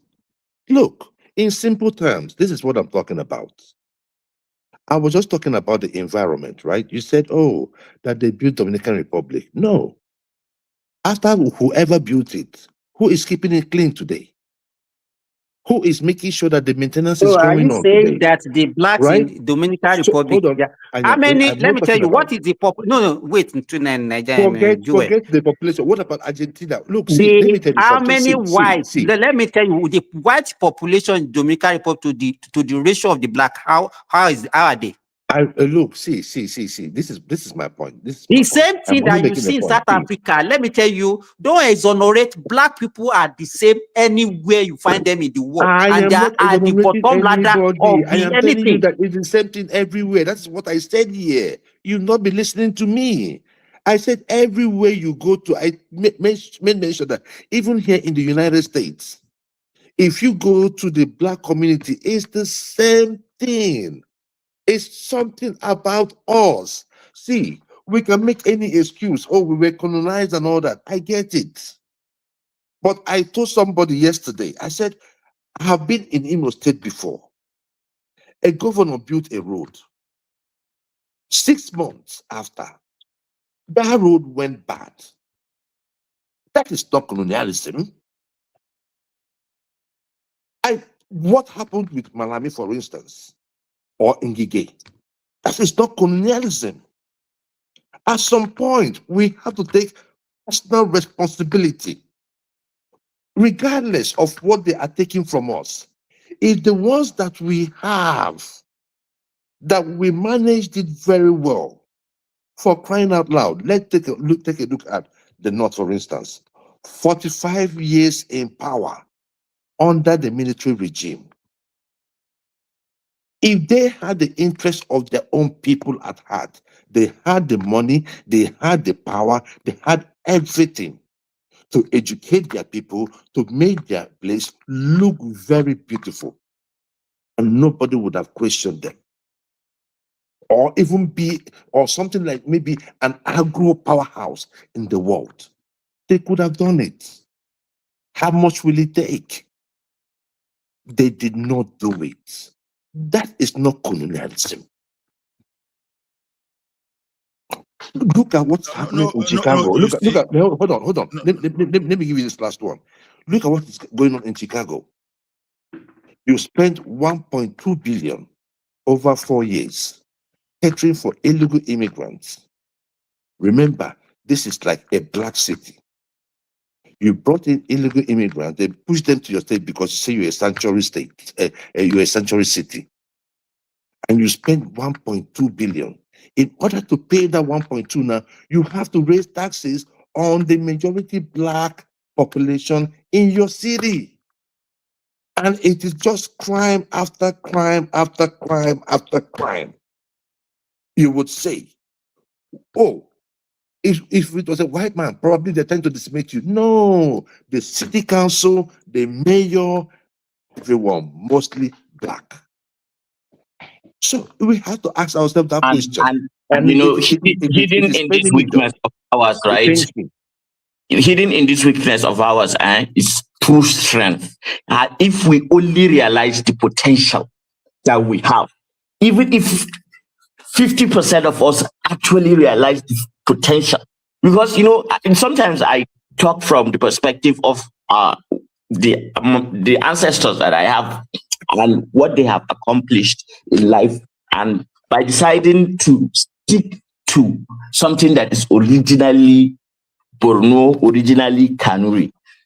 And that essentially helps in my way of thinking to be able to at least understand where where Islam stops and where Arabism begins. So I'm not somebody who is fascinated by Arab, but there are a lot of Muslims who take because Islam came to the Arabs, they begin to act like the Arabists and think that somehow that is some kind of virtue. They are no longer original, and that too goes with some thousands who think just by trying to be like Oyibo, like you are some kind of something. But I don't know, man. We are just probably they're trying to identify with the most successful Arabs amongst you. Probably they're tired of your own system. Your system is not progressive. So you have to hold on. It's progress that you're talking about. Hold on, Azan. You see, one thing is this: that military rule that we had over time, it really changed a lot about us, and it is a regret that we even had that coup the other time. So this day, when we tell people that that are chanting for military to take over, we are still battling with one of those consequences. You see, we lost it when, okay, look at this now, you understand? You can't be, the people that call themselves Muslim today, they couldn't have been more Muslim than Sadana of Sokoto. And many people that call themselves Christian today, they could not have been more Christian more than Obafemi Awolowo. You see, those were the leaders that could separate religion from development, from what you needed. If you see these people that time, you understand, in reality, to the best of my knowledge, they were not even missing religion with the development of their people. Yeah, ethnicity was there. Okay, I want my people. I don't want you. See, can you blame people that, okay, I want my people, I don't want people? Even in the system we live, we have what they call systemic nepotism. You understand? The only thing they won't come out and tell you, you understand? I know my friend, I bring my friend in, I work in a place. If they allow me to bring my wife, I bring my wife in, all those stuff. So, but you see the type of what they preach to us today is that we now have leaders that are only competent in Islam, in religious matter. You understand? And that's where the problem started. That it's all about really a religious matter. Those people that are really competent about driving the country forward. You understand? We don't have them. And there's no better opportunity than now. That's why I'm saying whatever Trump is doing in that country today, this is the right time now for us to change the narrative. If anybody is telling me Muslim, Christian, this, you understand, change the narrative and turn the heat on extremists like Gumi or whosoever. If anybody is from the South, they say, no, it's all about Christian. Turn the thing around and put the pressure on that person. You understand? This is not the time. You know, when you are telling me religious matter, you understand? I will be, okay, that's your state. Okay, it be like, say, they allocated 100 billion. So what have you done with that 100 billion? You understand? That is what we should do now instead of helping these criminals to use their agenda. Religion has always been a weapon for political tools. So that when they say religion is politics, it's true. Because we see now, the easiest thing to capture us now is religion. If they want to, how did they even colonize us to start with? It's still religion. You understand? And what is they doing now? It's still religion. But it is for us now to just wake up. Anybody that is using religious sentiment now, we push the thing. We pull the heat on those people. I let them know so it's not going to happen. You understand? You understand? Azan, you see, I know that, like I said, I know you're in a difficult situation. If we can get some group of people that can face all these people, okay, are they not doing religion in United Arab Emirates? Are they not having religion in Saudi Arabia?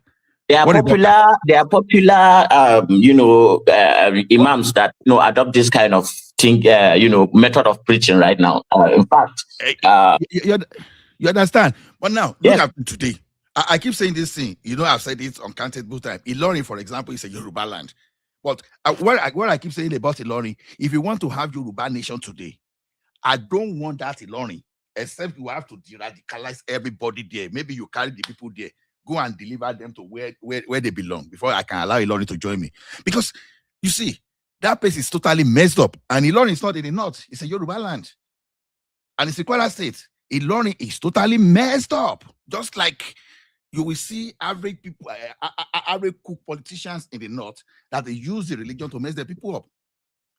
Terrorism in Ilorin is a danger to Yoruba land, for example, if we allow them to join. How did you get to that place? Because as a Yoruba person, we see ourselves before religion. But Ilorin now, they see religion. They see religion before themselves.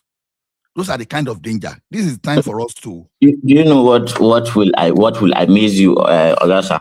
If you go back a couple of decades ago, and you tell an average, northerner that this is what will be happening in the north, he will not believe it, because at that time he was still Muslim, still living his life, but open-minded, tolerant, accommodating, and then before you knew it, money and people were being sponsored to brainwash people, and it took time, but it took root. After that, what happened? So these things, I also think that the indigenous. And this is the time. And it is time you start paying attention to your clergy. For example, now you see. Yeah, of course. Now we are. I like what is happening in at least in some part of the world today. If you're a pastor, for example, when I know that you don't have a job other than preaching, I start paying attention to you because, number one, I want to know why you don't have a job, because nothing in the ministry says you should not have your job, even when you have your this, you understand. But if you're a jobless pastor, that everything about you is only preaching, and you are saying full-time ministry. As a Christian, I know that there's no such thing as full-time ministry without you having your job, because Jesus himself was a carpenter. You understand? All those Peter, all those Paul, they had their own job, daily job. But if your job is to indoctrinate people and to con people, then to me, I don't respect you. Oshibajo, for example, was still a pastor while still being the VP of the country. He was still doing his job, and he's still a lawyer today. So what I'm saying is this: start paying attention to your clergies, because number one, some of them, they are living based on foreign money they are collecting, and they are doing the bidding of their masters. And some of them in politics too, they are being, you understand, they are being paid to do whatever they have. Like I told you, as they have them in the north, we have them in the south. The only difference, the difference between the south is this: the south we go to LGBT. Okay, maybe I can't say the. You understand? All those people that will be promoting anti-human establishment in the name of NGO. In the name of NGO, they'll be correcting foreign guard. Before you know, they see a man. Oh, your physiology is actually like a woman. Look at all those evil things. It's happening already now. It's happening already. Exactly. So all those foreign ideology, you understand? Our people can do anything for money. That thing happened to China twice. They brought China down because of all this stupid foreign ideology. Nigeria was about to be brought down. But some people cannot just see the queue around the religion. Our matter is not religion. It's for someone that still believes that we should go back to pre-colonial era and be recolonized. They feel we do not deserve to live on these lands, and that they are destined to control the lands and the resources, and they want to do what they want to do to get it. That is the brutality of nature, and that is what the African do not understand. That there is a level where if you don't, I don't know what, if you are, say, a carnivore, for example, you have to kill something that is alive for you to eat, right? So the African does not, it's like a carnivore that does not understand that it's a carnivore, and it doesn't want to eat. So it's going to die. You are going to die if you, that's just it, what we are doing. Hassan, see, you see, there's a reason why I'm a very practical person. There's a reason why I support P2B. See, we are here talking. You have land behind you. Practical things. You see, it is not, we don't have to make it look so fanciful. There is land there. Cultivate it. If you cultivate it, in 1 year, it's going to give us this. In 2 years, it's going to give us this. Baby steps. We take it. It is not rocket science. I've been here for some time. It is not rocket science, Hassan. Which land? To build a good road, to have social programs, that helps you, right? To have power. You see, okay, let me just tell you what happened. So our energy cost started going up, right? So everybody was like, "Oh, energy cost is going up." So it happened to be that they were shutting down the diesel-powered power plants in favor of, solar power and wind energy and all that, green energy nonsense. And what happened? The energy prices, because it was so expensive. So the energy prices had to go up. Now, this is the fraud. So it happened to be that you have electric cars, but you have chargers that is powered by diesel. Make it make sense. So what did Trump do? Trump is saying, no, gave licenses to 1,600 power companies. Remove the bureaucracy, and told them, hey, go ahead. So they are reviving some power plants that were shut down because of this green energy scam. And what is this point? If he has enough power, the energy cost will go low. Will go low. Then the companies will now get energy prices at lower prices, which will now in turn turn down the prices of commodities in the market. Simple, practical things. Hassan, I am telling you, like Joel. I understand where you are going to. Let me tell you something. You want to become a doctor, you want to become a pilot, you want to become anything in life, you must have good health, both mental and physical health. If you don't have physical and mental health, you understand, your dream is remain a dream. We are talking of the fundamental issues now that some people don't even want Nigeria to even move forward. We are fighting. Okay, let me give an example. Colonial master, they came to our country. We were moving at our own pace, developing at our own pace. But they came here, they said, okay, you are not going to proceed. We want to conquer you and rule over you. They engaged us in war. That's the first thing we were fighting for, was for us to survive first. It's only when we survive that we can start thinking of a progress. Nigeria, the state we are at is this. We take a step forward, 200 years backward. That is exactly what is happening. Obasanjo came, thought he was going to build a system. Do I continue? They built the stuff. What happened when another government got to that place? They reversed off back, even took us into the worst debt. See, we have to even, first of all, deal with the fundamental issues, first of all. It is only when we do that, because our health situation is what we have as it is now.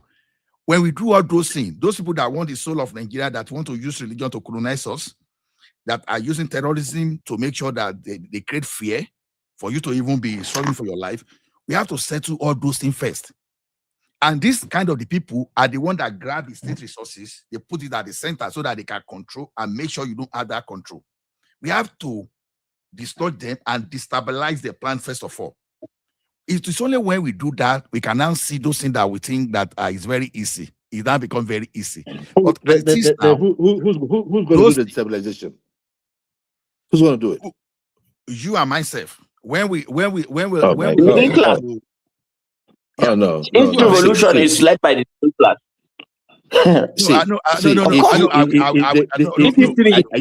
Are you calling for a revolution? No, give me opportunity. If history is a judge, because that is the only way you can do it. Because see, hold on, Azan, if they have hold on, captured, Azan. if they've captured the Hold on, institutions of governance. Hold on, Joel. You and I will be the one to see, and I'll tell you, it is documented that the elites are the one that lead. But the question is this: we, the follower, now we must now look at, okay, how do we key in? Because okay, look at someone now. They caught Malami. Stole 212 billion. They don't even know the foreign one. No, 212 billion, the one they can find in Nigeria. Probably the one that can see you. Now, what Nigeria is saying is this: hey, it's running after opposition.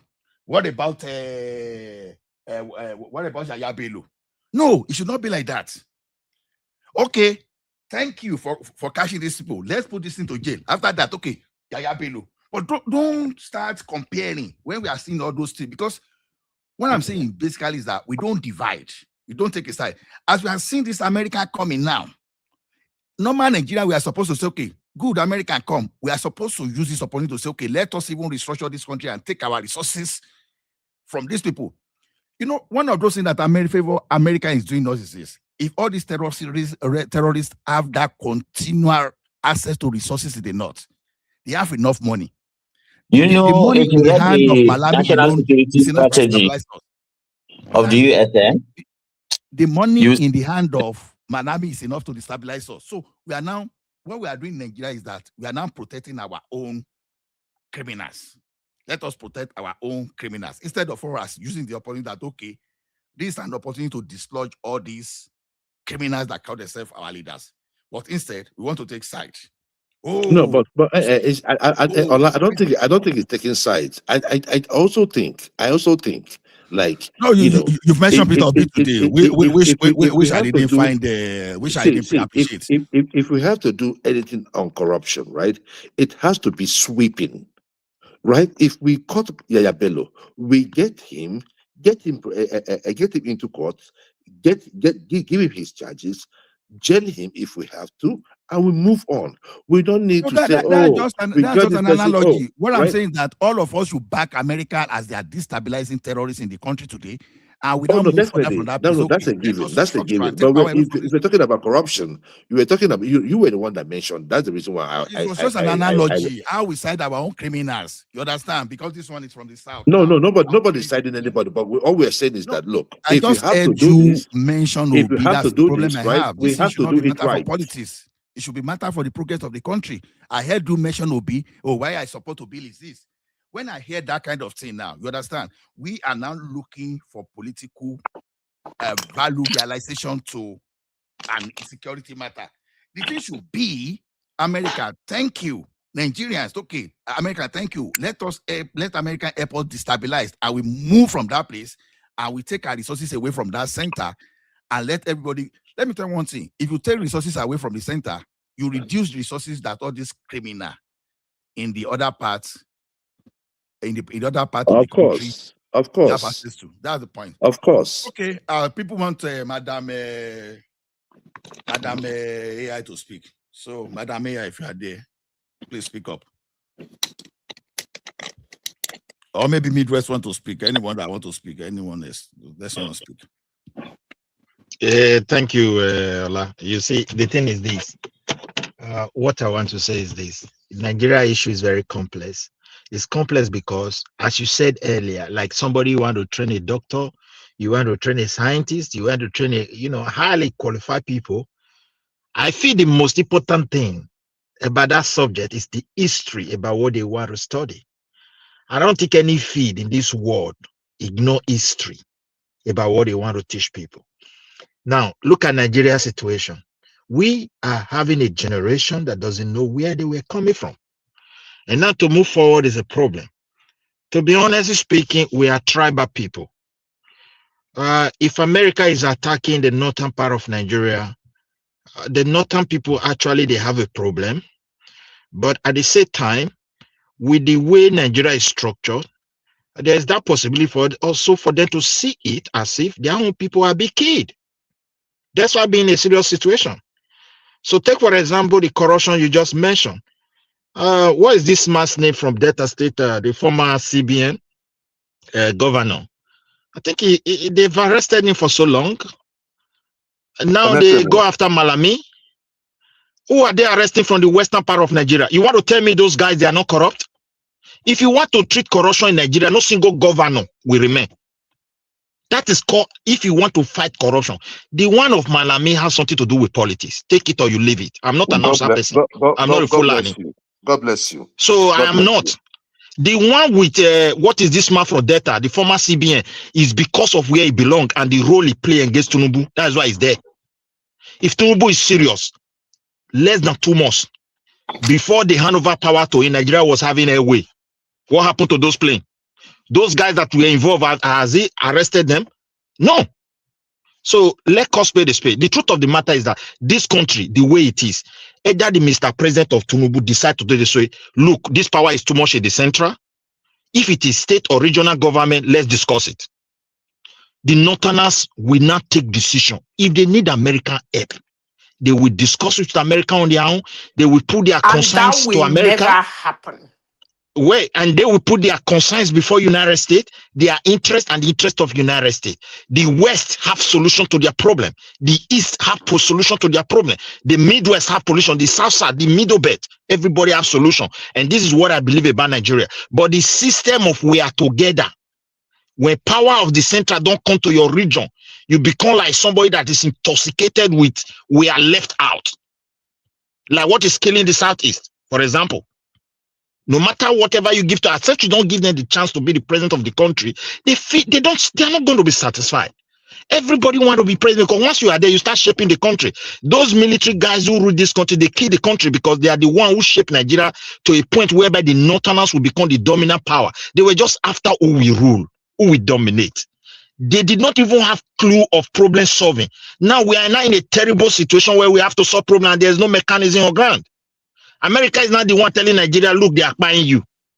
It is really that will come and tell us terrorists is in our country. Let me put the position to you. Can you I just speak, fell for the please? same thing. When is Yeah, my you are turn? you will come in. I don't call you now. You just come. You will speak. Let me put the position to Midwest. Okay. Midwest, you just fell for what I said. We should not be taking sides whenever even one is. No, see, Ola, we have been hearing this. The side is naturally there. Let us not be pretending about it. It's a natural something.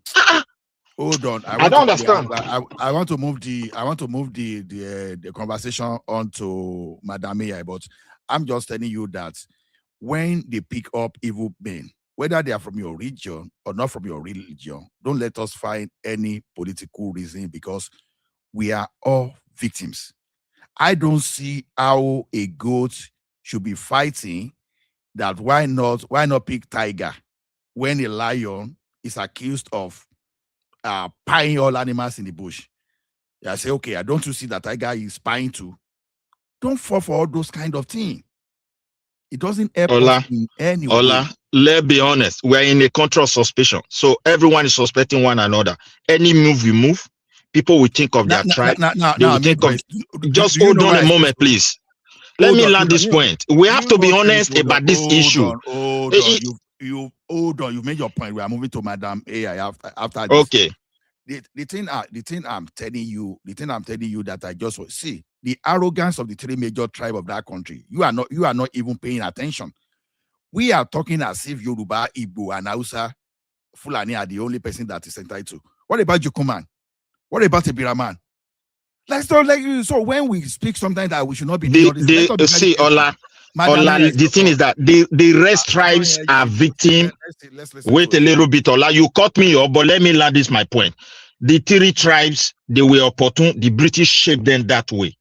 However, we know we have many tribes.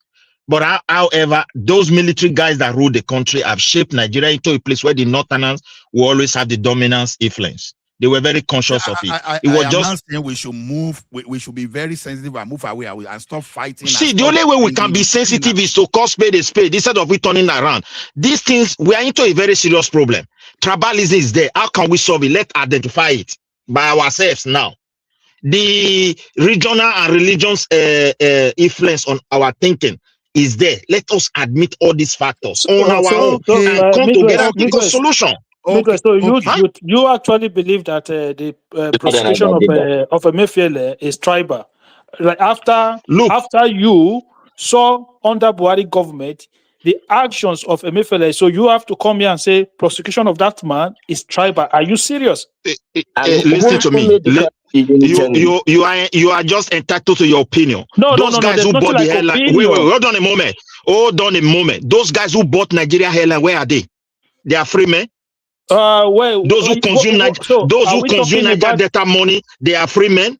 Governors who loot people dry, even to give them bag of rice, they are free men. What are you talking about? Are you serious to control? Those are political motivation. If that guy campaign for Tinubu, they will not arrest him. So hold on. Let me get this right. If he has put resources to support Tinubu election, they won't have arrested him. Did Yaya Bello campaign for Tinubu? Where is it today? Is it not? Does it not currently have a case under EFCC now? Then let's leave there and the EFCC. If the EFCC is serious, their prison will be filled up. Will not even all these appointees. They will want to pick all of them. Is Emefiele in prison as we speak now? Is he in prison? I don't even know where he is. He has been disgraced. I think they detain him, whether they free him or not. What is your point? What is your point? Get my point very clear. Nigerian government is not serious when it comes to corruption. It's a look, I just told you Yaya Bello campaigned for Tinubu and he's being prosecuted by the EFCC. They don't have to lock you up while you have a case going on. Yeah, Emefiele is not currently in prison. Let's go away from there. They are serious. They are really doing corruption and everything is moving. So I don't want to dwell on those things. You're the one that brought tribal lineage into the conversation. I did not bring in tribal. Tribal is real in Nigeria. It's just that people try to be political corrected and be pretending. And here we are today. It's a simple question. You brought tribe into it, and I'm asking you. I don't know for you whether you don't know there is tribe in Nigeria, but for me, I'm fully convinced that there is tribalism issue in Nigeria. There is religion issue in Nigeria. We are very divided people. We lack trust over ourselves. You didn't think it was a tribal issue for Malami to be prosecuted? Because I heard you say that. Malami is different. Malami is also a tribal issue. If Nigerian government is serious, they will declare state of Malami is a tribal issue. If we have a government that is serious today with the current situation, they will declare state of emergency against corruption. And many of your political appointees in their houses, they will be picking all of them. So in your mind, everybody is corrupt except if the government go and pick them up. If they don't pick them up, then the government is not doing their job. We have to have conversation that make us look like we are grown up on this platform. We can't just be talking as if it's a beer parlor. We're in a beer parlor where we just say anything. You are the one talking like a beer parlor where people try to deceive one another to consume more alcohol. You are living in a country that is so divided. You don't want to admit it. You are living in a country whereby tribe is killing us. You don't want to admit it. You live in a country where religion is seeking us. You don't want to admit it. What are you talking about here? Hold on, Midwest. Okay, hold on, Midwest. Madam A, are you there? It's your turn. Then after you, Akim. Madam A, are you there? Madam A, I don't go kitchen again. Then progressive. So, okay. Yeah, okay. Go ahead, Madam A. By the way, wait till they talk no verse. So that I don't start talking about what people have just said. I overheard them saying. Just so tell me what you're talking about. No, we are talking about this Trump the strike in the northeast in the northwestern part of the country. Why that particular location? What are the impacts? So should Nigeria be afraid of the consequences in the long term, from the positive lens or from the negative lens? So okay, first of all. So what's the implication? What's the implication to us diplomatically and how people perceive Nigeria? Okay, first of all, I love that question that you asked. Why that particular location? That's a smart question.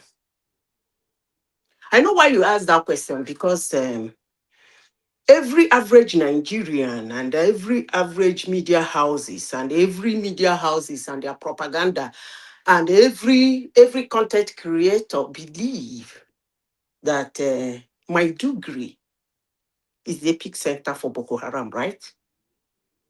So everyone believes that if United States is going to do their first strike or do anything, it should be in Maiduguri, Borno State, or maybe Zamfara. But as I said before, and as I've been saying here 2 months ago, that people laughed at me and abused me and even call me all manner of names, I don't really do care anyway. They have their information. And it should be a concern to Nigerians. They should think twice. Why Sokoto? Because Sokoto State has not been bringing out bad news. All these raising down houses, taking over farms, buying people, running helter-skelter, it's not much from Sokoto State. Are you with me, Ola? Are you with me? Hello? I hear you. I hear you. Good. It is not much from Sokoto State. I don't even think if there is any chaos in Sokoto, I can count up to 10. So why Sokoto State? That should have given you people concern, not all these things you people say. It's much, much than what you people think. But I want to say this. For those who want to take it as tribalistic, is their business. You want to take it as a religion, it is your business. But I want to let us know this, and I'm saying this in a global platform. Americans own terrorism. They decide who is a terrorist. They know who they are. They name them. And since I was born, I am now an old hag woman. They can go into any country where they believe that a terrorist is in and wire the person. They are the only country on earth that does that. They don't really need instructions or accolade or go ahead from the president or administration of that country. It's either you agree with them to come and hammer those people or they hammer those people. The sky is not going to fall. So I don't even know what, if Nigerians are seeing the strike in Sokoto State as strike on Nigerians, then shame on them. I hope what I said make a lot of sense to you guys. If Nigerians are seeing the strike and more to come, a strike on Nigerians and Nigerian soil and Nigerian or wherever government or blah, blah, blah, politicians and those political content creators, they have to be very careful. Because as I said before, America is, even when Israel tried to do it, they pick the phone and hand it over to Israel and say, apologize. We are the only one that do this shit. You can hammer any country. Whether that country is our best friend, we decide that there is somebody there of concern to us, we're going to wire them. So these people has been chasing terrorists all over the world. And if Nigerians believe that America will sit down and turn somebody's terrorist and see that person in Nigeria and hammer the person, and Nigerians get up to have a beautiful argument and the tech sides and tech opponents and tech propaganda that they are against Nigeria and Nigerian government and Nigerian line, I wish you people luck. But I will advise most of you that have been around to go and check. This is what America do. It is their job. They know them. They know where to find them. They decide when to take them out. Whether the government agree or the government doesn't agree, they are not chasing you. They are not chasing your government. They are not chasing citizens of Nigeria. But if there is any citizen of Nigeria that they have tagged terrorists, it's no longer a citizen of Nigeria. It is a person of concern to America. So whether he's in Nigeria or he's outside Nigeria, they're going to wire them. They're going to wire them. Why? Nothing will happen. So what is all this argument all about? If I may ask. I don't get it. Why are people making it a Nigerian thing? Why are people making it the attack to Nigerians? When has Nigerians become terrorists? When are we individually tagged terrorists? I am not getting it. Honestly, because I listen to people say all manner of things. But Ola, I just want to clarify something. Whether you believe me or you don't believe me, that is the shit. Hello? No, I can hear you, but you know, I want to know I want to go to Fireway now. I will need the empirical facts of why I should believe you. Because if you told me that I'm a woman now, for example, then you have to prove it to me because I know that I'm a man. Okay, you said they have to prove that they are terrorists, right? No, you are saying you are saying that when you say something they don't believe you, that you don't care. I said, why should I believe you if you don't put fat on the ground? So you have to put fat on the ground for me to So believe what you. is the fact you need? The fact that Americans, No. hold on. The fact that I'm talking Americans generally. hold on, understand. Okay. I don't even care. Forget about whether you believe me or not. That I'm not going to push any narrative for you. But what I'm telling you is a fact everybody knows. Believing me, you don't know that Americans go around the world wiring terrorists. In any country they found them. Is it what you want to believe? Or you don't want to believe? Or you don't want to believe that America enter any country, they think they have found somebody of concern to them and wire the person without even talking to the president of the nation. Is that what you want to believe or what you don't want to believe me?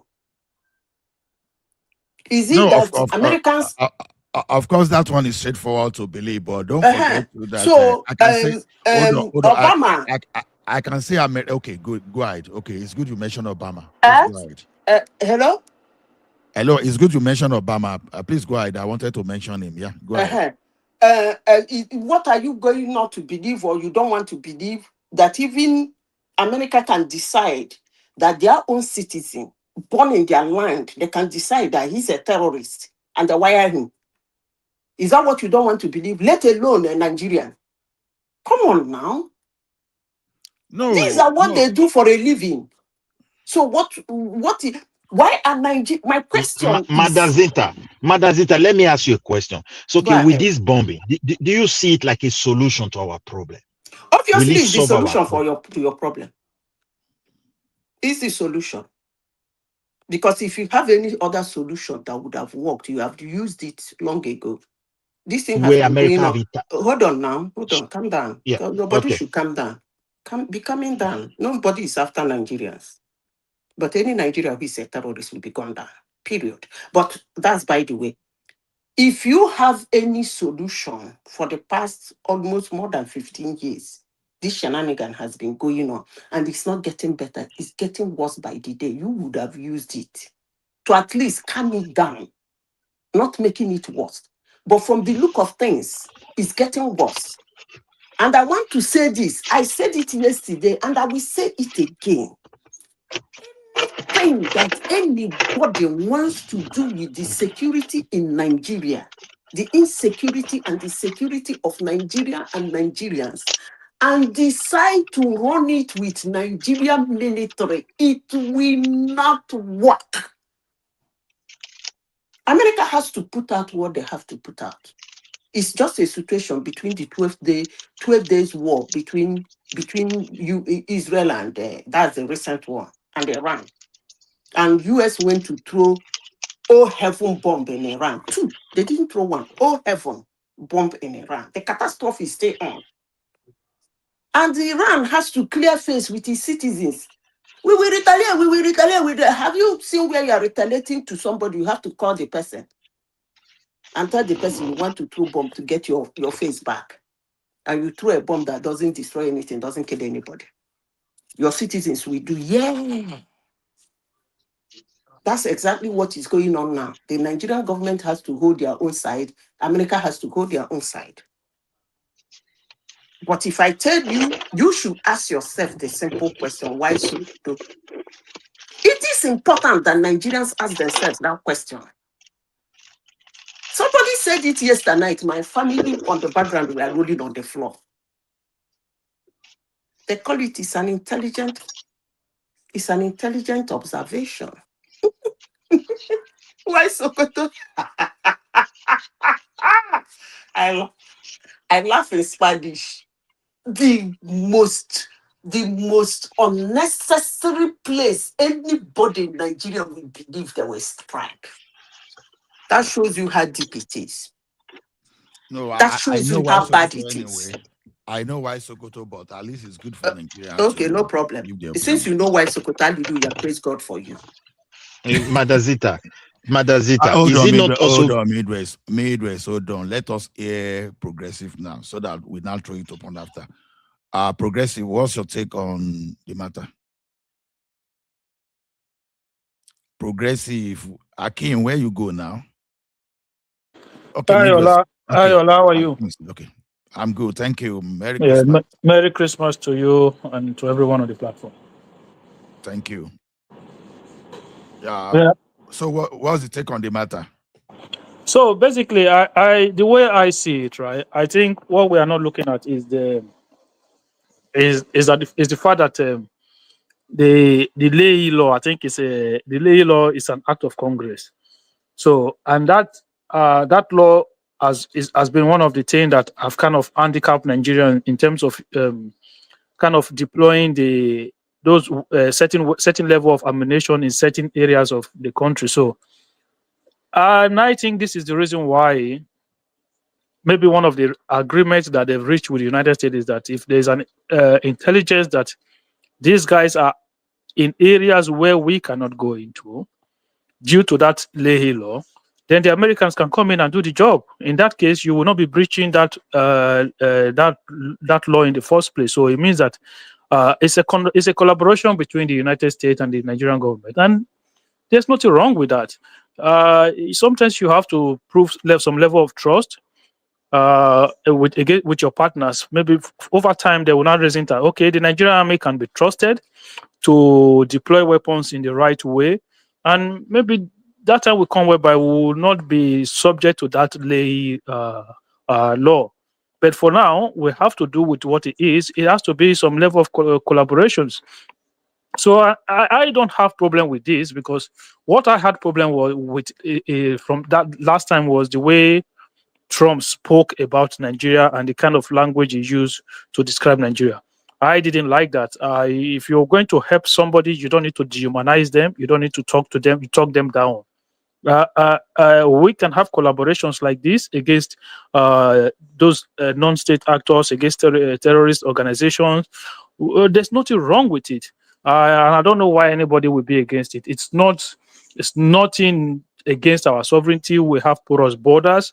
We have elements coming into our country that we don't know where they come from, who are taking advantage of our weak borders to cause harm within our society, and we have to find a way to deal with it. If it means collaborating with anybody, that's what we have to do, and we have to commend the American government for coming in to support our people, to support our government as well. So, in my opinion, I think it's a welcome development. That's all. Okay, thank you. Can I ask you a question? Midwest. Okay, no, this is progressive. Oh, progressive. Okay. Yeah. Thank you for your submission. I love the way you put everything out. But let me ask you a question. That's the same question I asked. Is it Aizon or somebody yesterday?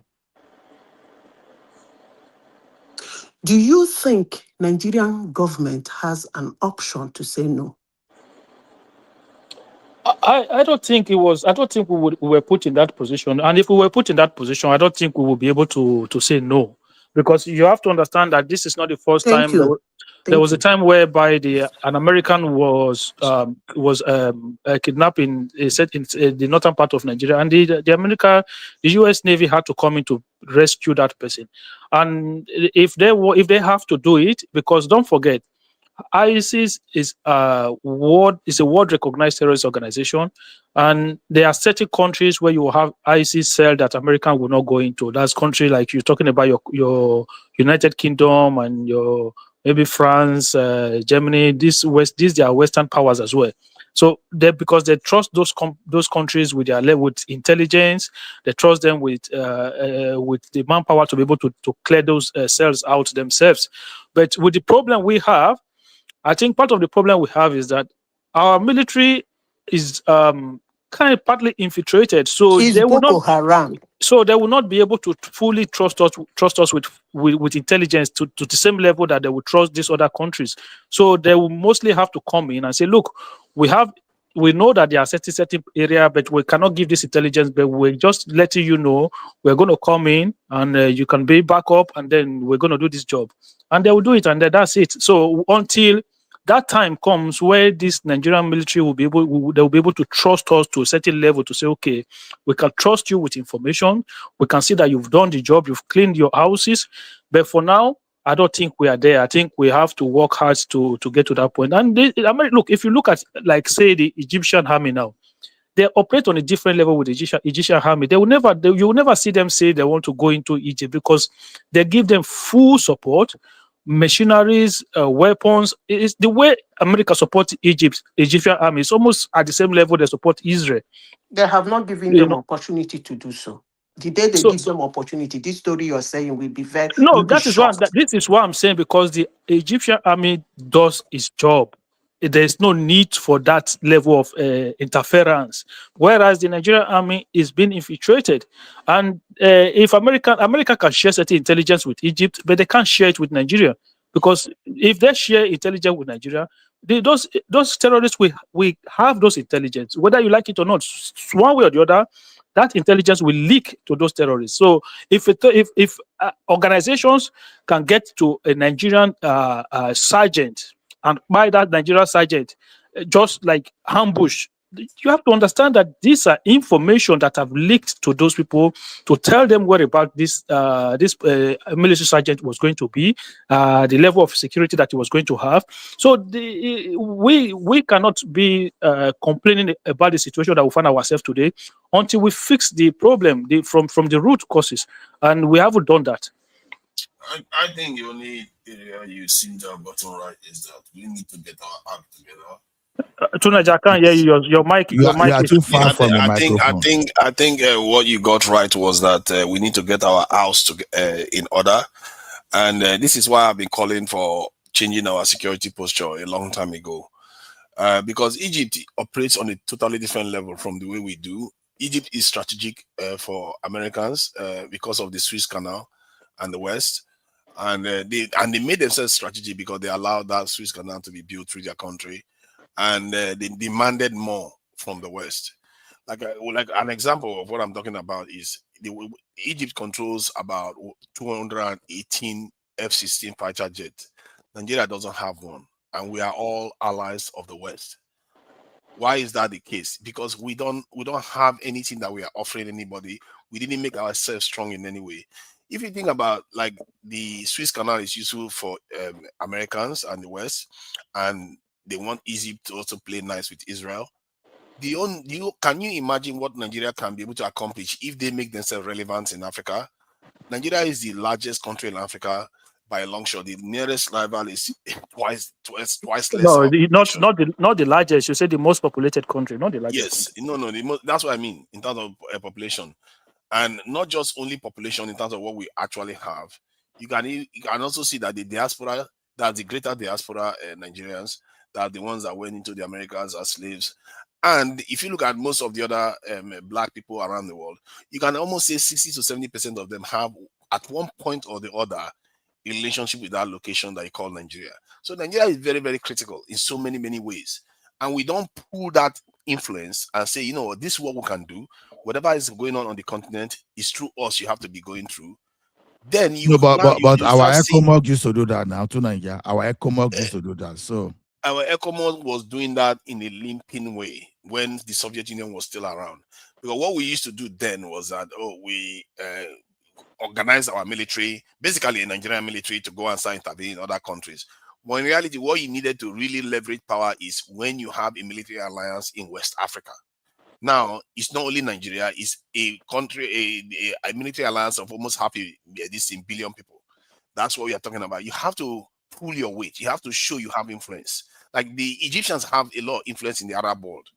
That's how you have to be before they will even consider you relevant. And you have to do it yourself. Sometimes you have to defy them. The Egyptians defy the West.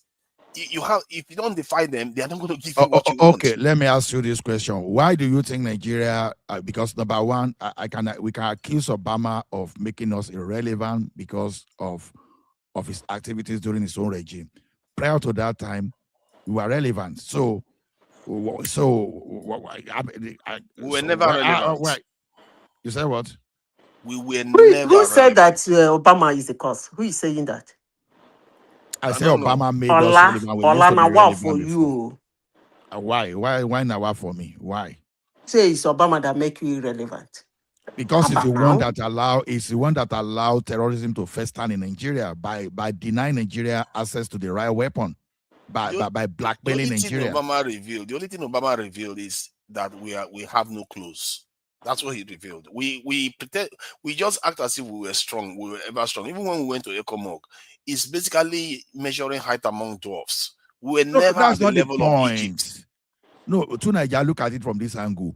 We were facing terrorism. They were, you understand? But you were denying us weapon.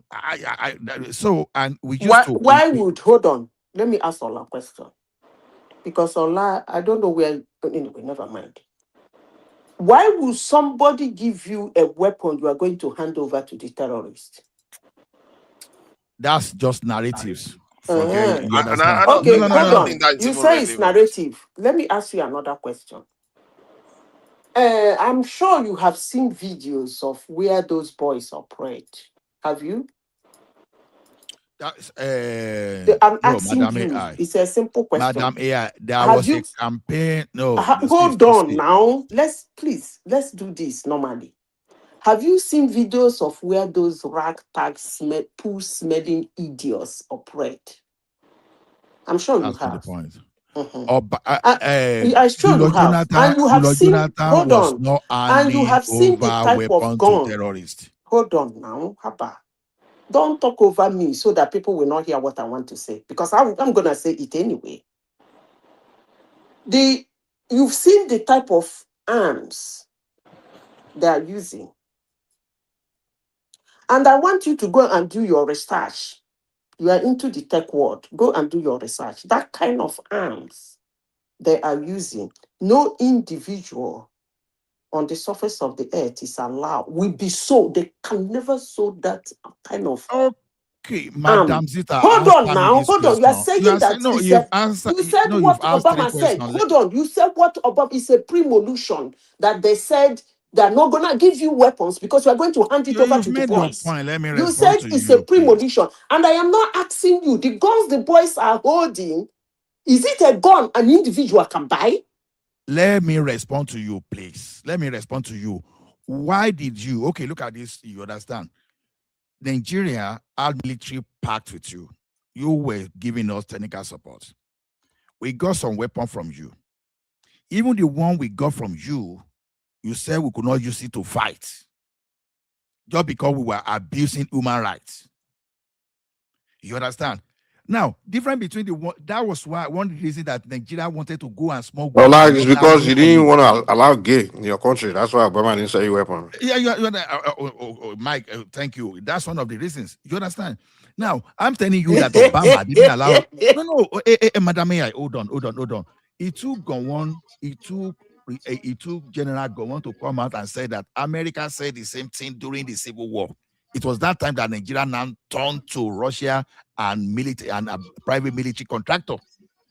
We had a weapon to fight, but America was saying you cannot use that weapon just because some idiots, they went to America for political reasons and started lobbying and started placing up your Transparency International and co. Now, Nigeria was incapacitated. They took Nigeria. Haven't you heard of it? We are so naive. What makes you think they didn't know the state of Nigeria? Why are we so naive that some people campaign? That's why they banned us. Come on, man. Israel is killing children every day. What kind of campaign will ever make them stop giving Israel weapons? Why do you believe those things? They wanted to make sure we don't have a way to defend ourselves. Period.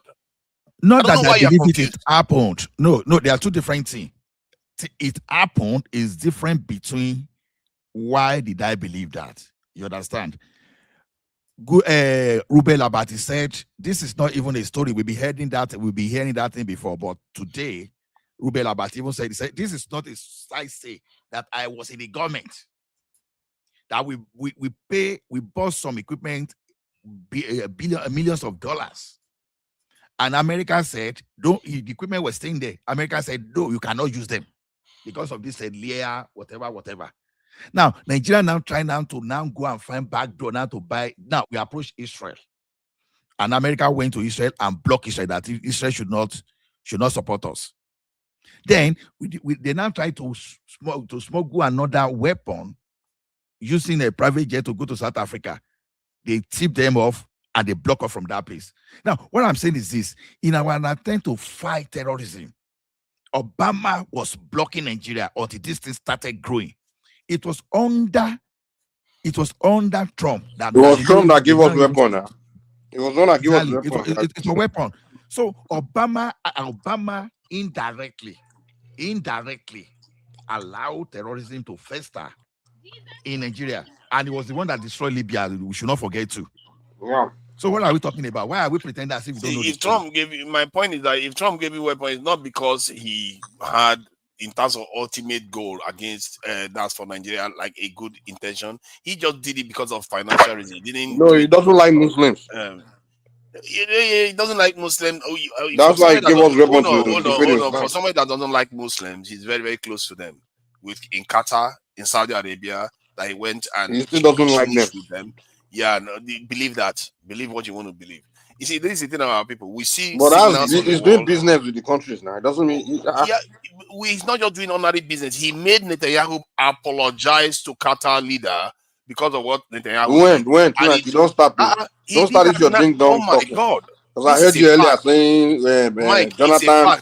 I mean, that's why I tell you something. You want to turn this show to Dr. Damages, where you guys just talk ding dong and dong. Oh, stop with your nonsense! Don't start that. Yeah, I've been listening to your this, like you're saying a bunch of stuff, like just ridiculous. You said earlier that it was Jonathan that created the problem because he didn't allow not to rule. I'm like, what is this guy? Well, come on, man. Because you see, unethical behavior. That's what you guys say. Not right. See, when I listen to that, Dr. Damages, everything you guys say is all in the name of promoting. It's like in the name of promoting Obi or promoting Biafra. That's what you guys do there. And you guys do all manners of ding dong. Hold on, stop it. See, you spend a long time holding grievances against me because you thought I was unfair to you on the panel. You did. Imagine that when entire part of the North feels the same way. Your problem is that you don't have empathy. You think from your own point of view, you don't care about other people's feelings. What the hell are you talking about? You spent more than a year, 2 years, even till today, you still against me because you felt I was unfair to you on a panel.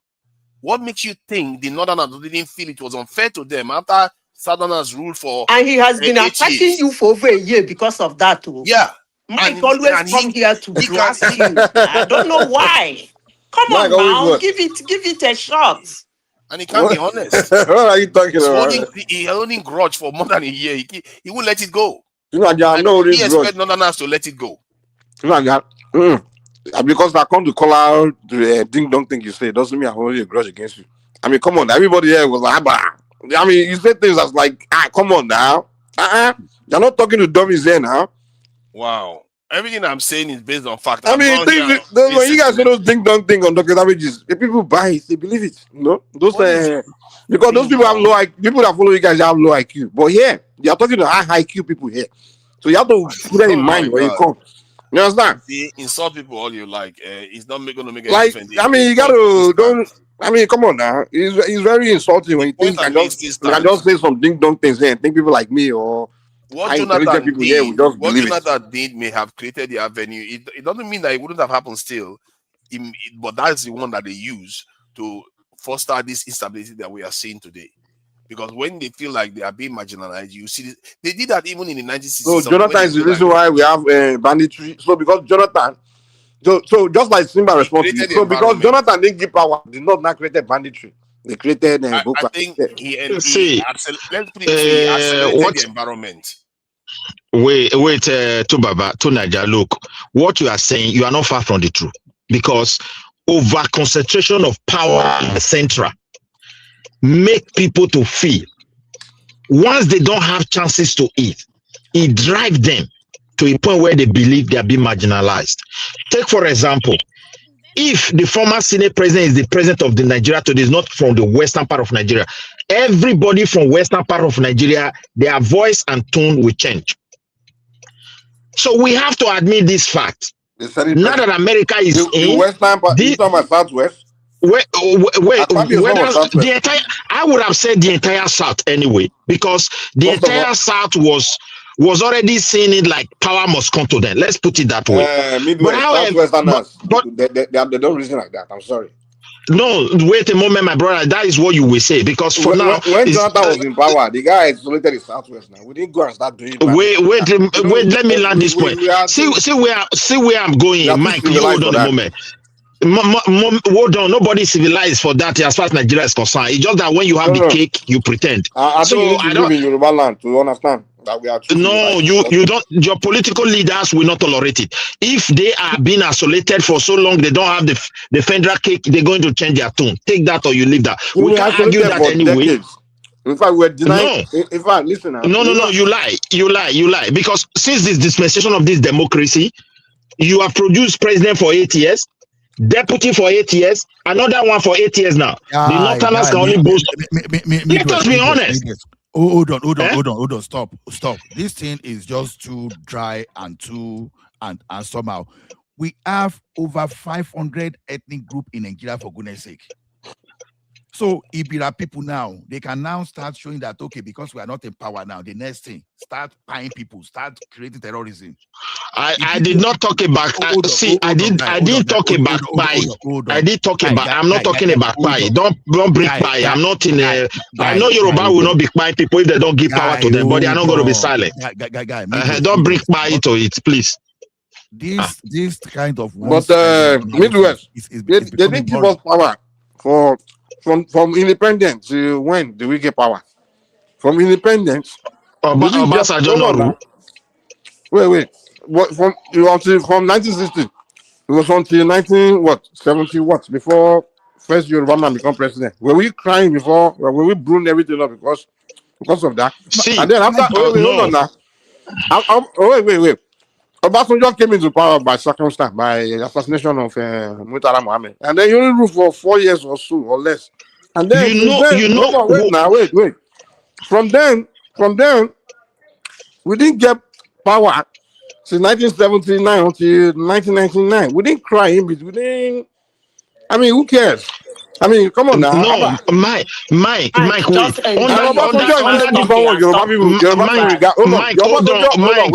Don't miss. You are just talking. My brother. Yeah, Mike, hold on a moment. Midwest. You probably never saw Obasanjo as their candidate. Wait, hold on a moment. Don't make mistake. Don't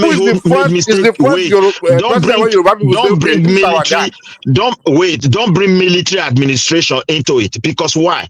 If a Yoruba man is a military officer today, anybody from southeast or north that want to say power, if you don't plan for coup, you talk, you are gone.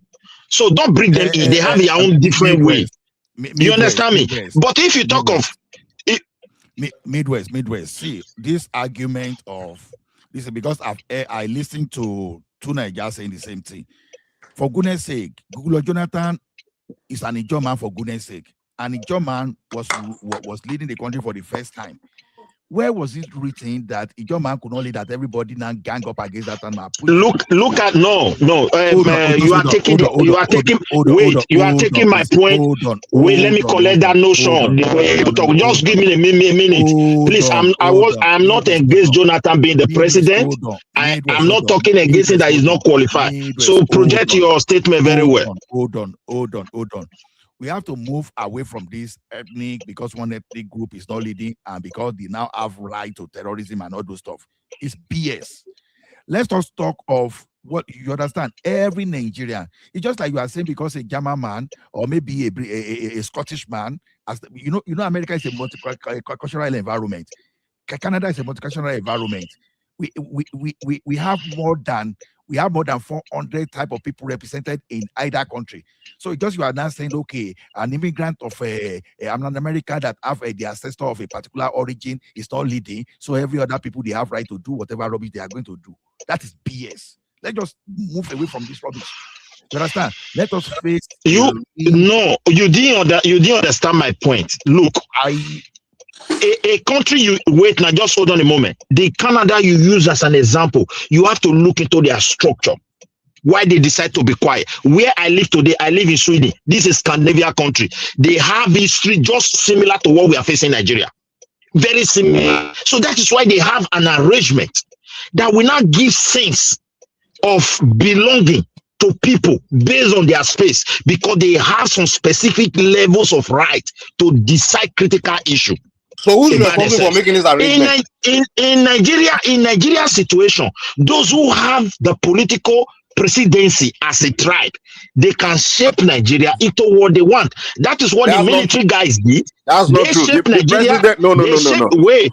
For me, the president is not the one that we. Hold on a moment. Let me land my point. I beg. Okay, during those days of military, they shaped Nigeria in a way that the Northerners will become majority. They will become the decision making. They will shape Nigeria into their own belief. And now we are in democracy. We inherited a very big mess. So the best thing we have to do in this case, like as this issue of Nigeria is developing into different phase whereby foreign power have to come and drop boom in our country, then let us look inward. How can we help this situation? Because Kinetic for many years has not been able to solve it. We brought in our army. They were never meant to come and be a police in our street or in our bushes. We brought them in to come and flood this nonsense, and they were unable. Like what this man is doing today is not going to solve our problem, except we have to look inward and support it. Hold on. This is my own summation. Okay, wait. Looking inward, you're making it look like you're saying, oh, the people that are controlling their presidency, they are the one that have to make arrangements and things like that. That's rubbish. And then you give an example, you say during the military time, the Northerners, they were making arrangements. During the military time, it's dictatorship. So the dictator can dictate the arrangements. In this democracy, a president cannot dictate it. He has to be the senators, for people that sponsor bills. They are the one that can dictate it. And if you want something changed, instead of coming here to tell me, oh, Yoruba man is president, it's Yorubas that have to change it, you're supposed to tell your senator to go and propose bill to change it. I don't know why you guys don't understand that we are no longer. Listen, this is constitutional. Hold on, wait now. This thing is frustrating about Southern Nigerians. I don't know, we are stuck in. You don't understand where we are, reality. In this dispensation, these people to change anything is bills that have to be sponsored. If you want something changed in Nigeria, you start with your representative in your state, the senator, to go and sponsor a bill. And then when you sponsor the bill, and then people that go against the bill, we can start pointing finger at them. If your representative go and sponsor a bill to change this arrangement or create this arrangement, if Yorubas senators vote against it, and then you can start telling us that the Yorubas are the one that are against it. But don't say because the president is Yoruba, he's responsible for changing arrangements. Come on, let's stop this mentality now. You see where you made mistake too much.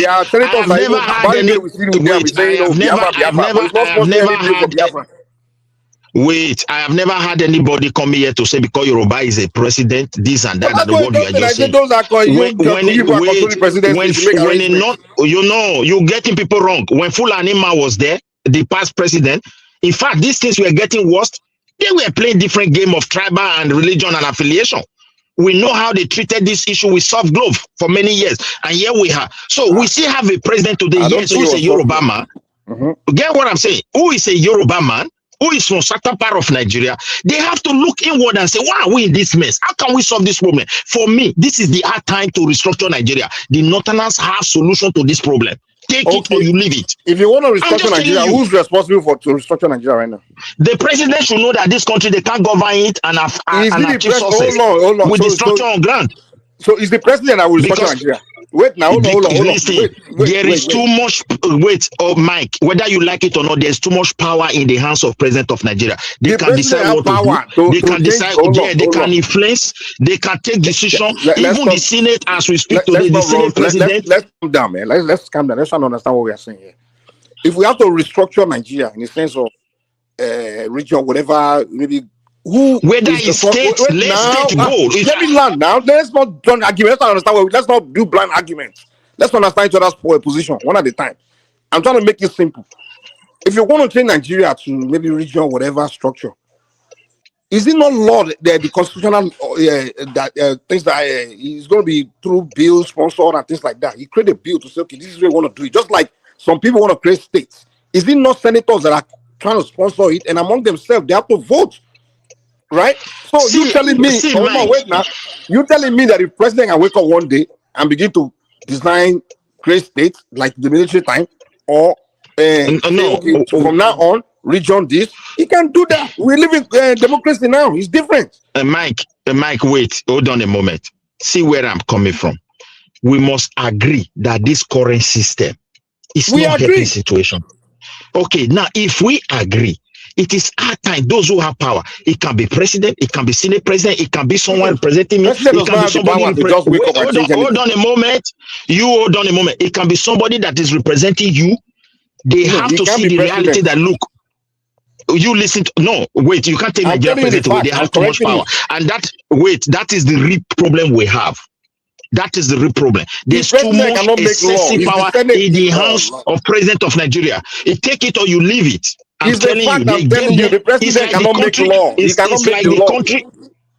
He's senator. It's the Senate that makes the law. I'm not telling you he can make a law. Get it very clear. But that's what you're telling me. Anyone can change it. The president can change it. I'm like, no, he doesn't have the power. It's the Senate that makes the law. If you want anything changed, like constitutionally, it's the Senate. Look, my dear brother, with the situation we find ourselves, I'm not saying the president can wake up overnight and say, state is not a region. That's not what I'm saying. Maybe you don't understand me. I know there should be a process to it. But however, we must admit the fact that there is a problem here. Let's look at what as a country, as a people, as a leader. This is what I'm trying to tell you. I'm not saying Tinubu will wake up and not say Nigeria is not a regional government. It can never happen that way. It's not possible. Even the military self, if you try it, maybe there can be some kind of mutiny overnight. The military the dictator can wake up. He can create. Wait, my brother, have you not seen military dictators? That the president cannot do the same. Have you not seen military dictators that have ruled for many years because of one policy? There will be mutiny before you know it's civil war and crisis. Whether mutiny is going to happen or not, he still has the power to do it, to create state or do whatever. It's military dictatorship. But in democracy, the president hands are tied. He has his constitutional order. There's something he has constitutional power to do. There's some things he doesn't. But in the case of creating, in the case of creating different regions, you are bringing constitution in. I have some spokesmen today. I don't know whether they are really representing the government, but they were saying what America did. They did it with collaboration with the Nigeria government. I don't know whether Senate approved it. I don't know what the constitution said about this kind of issue anyway. If it did, we are really a constitutional country. I think Nigeria government will never open that space to say any country can come and help them without Senate not approving it. So I don't know. You can see, okay, in our constitution. That's America for you. They don't need to. No, excuse me. Put America aside. I'm talking. Wait, you hold on a moment. Get this question clear. I'm not talking about America. I'm talking about Nigeria now. Is that how our constitution said? Because the government officials say yes, they are doing it in collaboration. Are they violating Nigeria law for collaborating with such people? This is what I'm trying to present before you.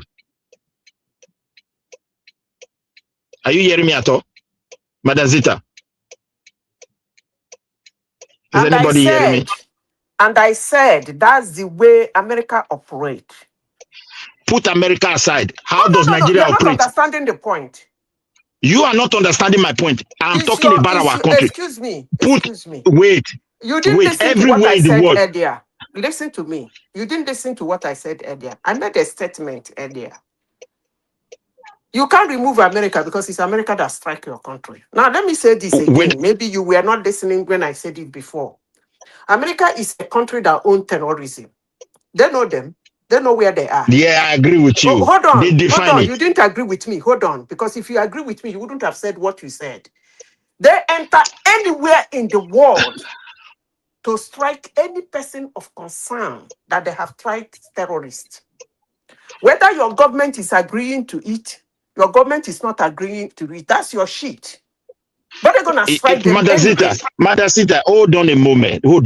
Listen, the government official, Nigeria government official, when I listen to some of them, I don't really know. I need to go back anyway. I don't know whether it's official. I stand to be corrected. They said America did what they did with collaboration with Nigeria, either security agent or maybe Nigeria government. And I am telling you, I am wait, hold on a moment for me now. I'm asking the mic. You don't get what I'm saying.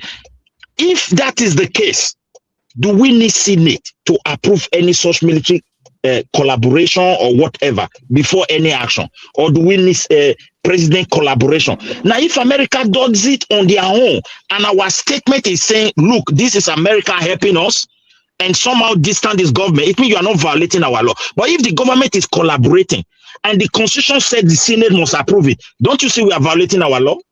Put America aside now. This is what I'm trying to present before now, you. Who is violating Talk about your ourselves. law? Hold on. So if they are violating your law, so who is violating your law? The government himself, who said they are collaborating. The country's law that they represent. Oh, really?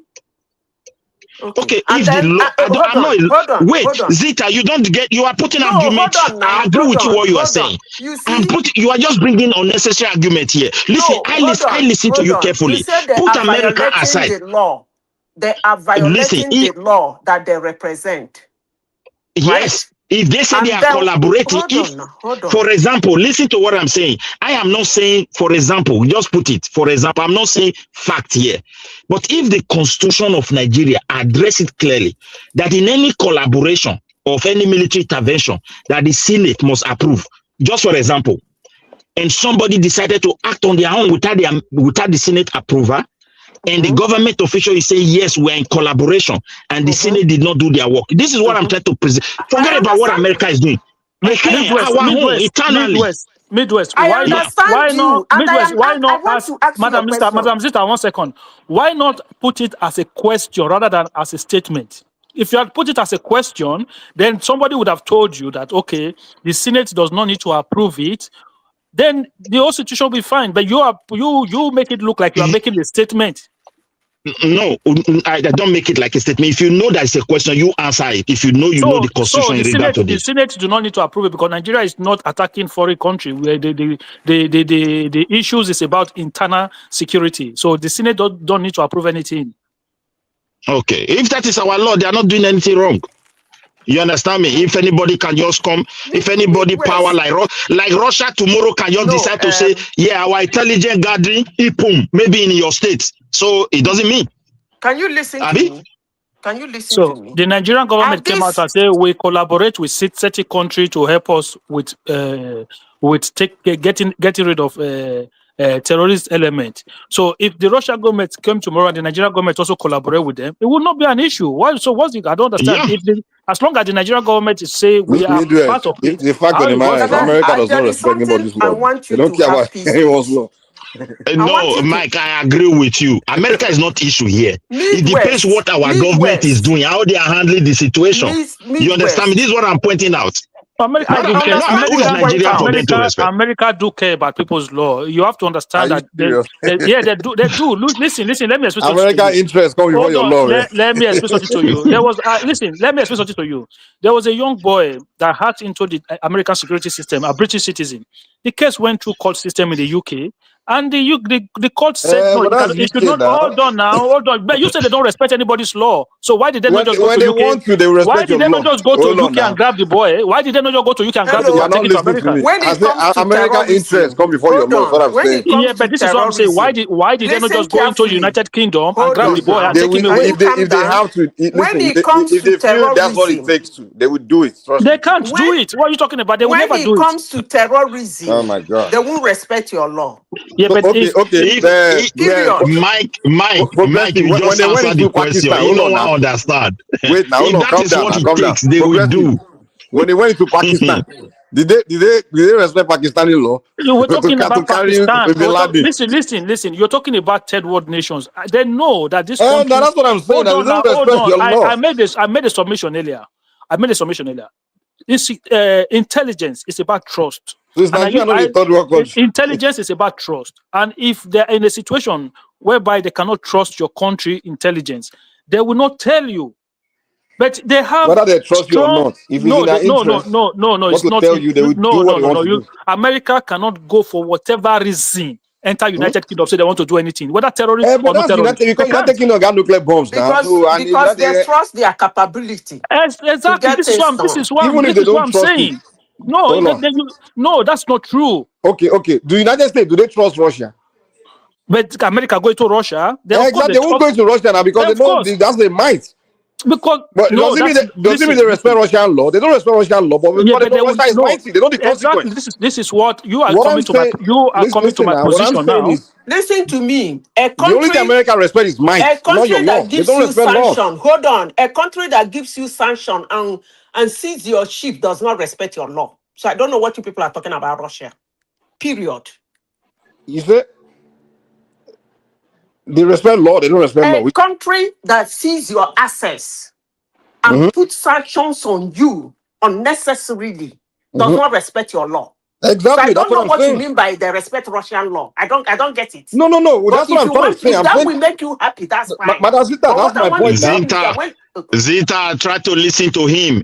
What he's pointing at is different. It's different from what you're saying. No. She's saying what I'm saying. So I'm saying America does not respect Russian law. They don't respect anybody's law. That's the point I'm making. But progressives try to tell me that they respect law. And then start giving me example of in the UK, they have to go through some processes and things like that.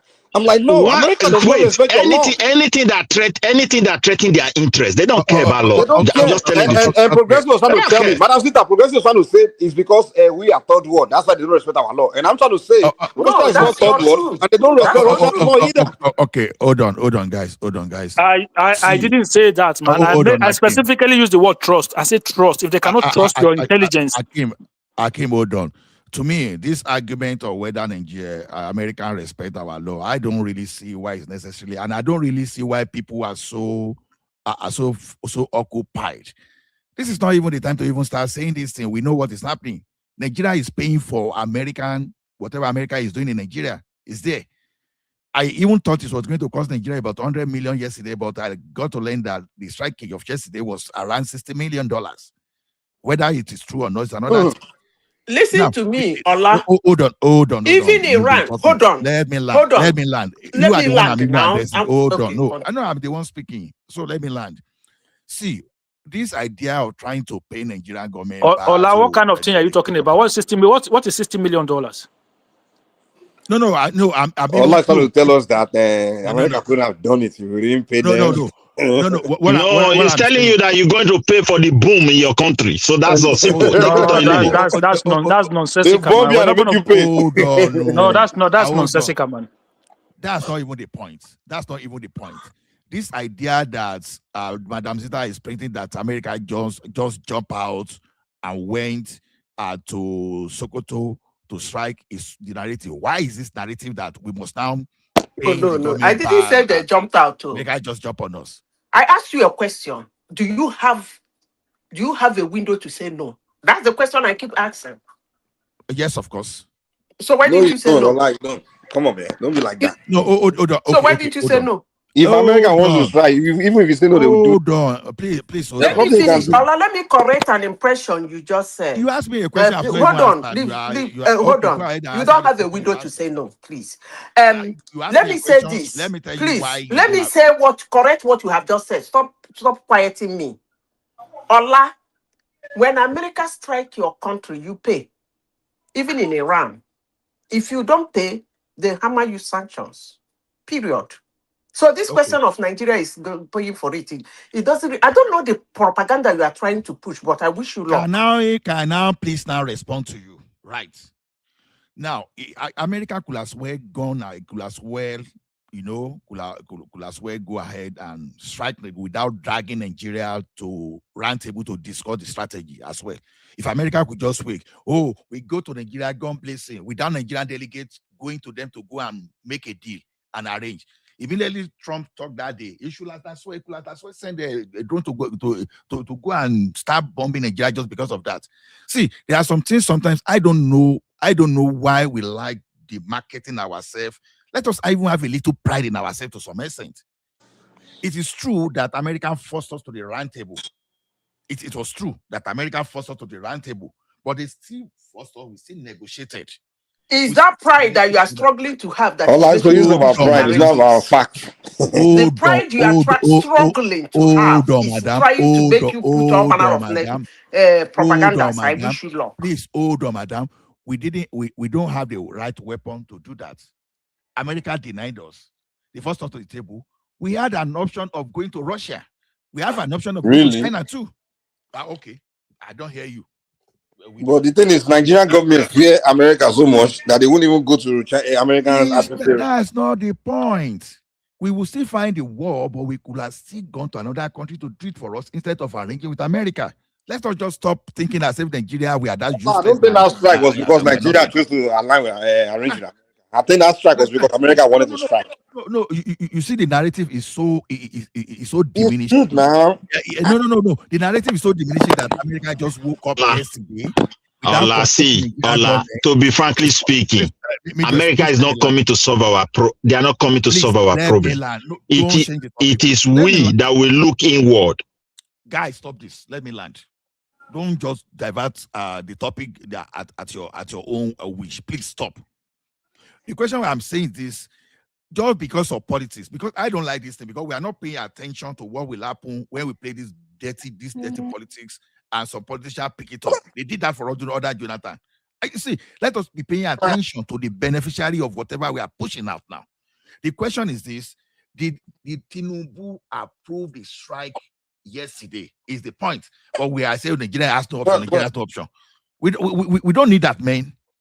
All we care about is we want to solve our insecurity problem. But now start going to detail, we don't have an option and all those stuff. Then America should have done that 10 years ago. Why now? Why now? Why not 10 years ago? Let's just stop all these things and since we are that useless. See the problem. They waited so long. We have the capacity to solve our problem. But America is only coming in. And at the same time, they are coming in. It's also an opportunity. You have been saying something now. Capacity. We don't have capacity. That's why they are coming to us. We don't. We have capacity. You say we should not diminish our country. We have the capacity. I feel we don't have the will, and we have the capacity. So they coming to us is also an opportunity. They really want to help. Good. But we should also be careful about those assistants, because anything boom, we must surely pay, whether we like it or not. They have strategy to take their money, so everybody knows that. Except those who want to argue. Then we who have been in this mess for years, what are we really doing differently? We invited our army. Okay, come and flood these people so that it can be something of history. Now they are stuck in our bushes, in our streets. They are not like the police. And the more they continue to familiar with the civilians, in their midst, sometimes out of those emotional pains and all, sometimes they violate some laws. People will come to do that, see finish. Gradually, you see them dragging in the street. It's very dangerous for a country. That's why they keep them somewhere. I'm just telling you the truth. And now, a new country is in.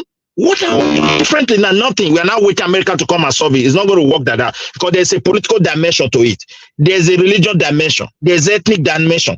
It's a multifaceted problem. So let them admit the fact and look at our political system that is creating this problem. Everybody wants tribe to be president. Reduce the power. Midwest, when I say we don't have capacity, you understand? Capacity is not all about equipment alone. Even your that way power is one of those things.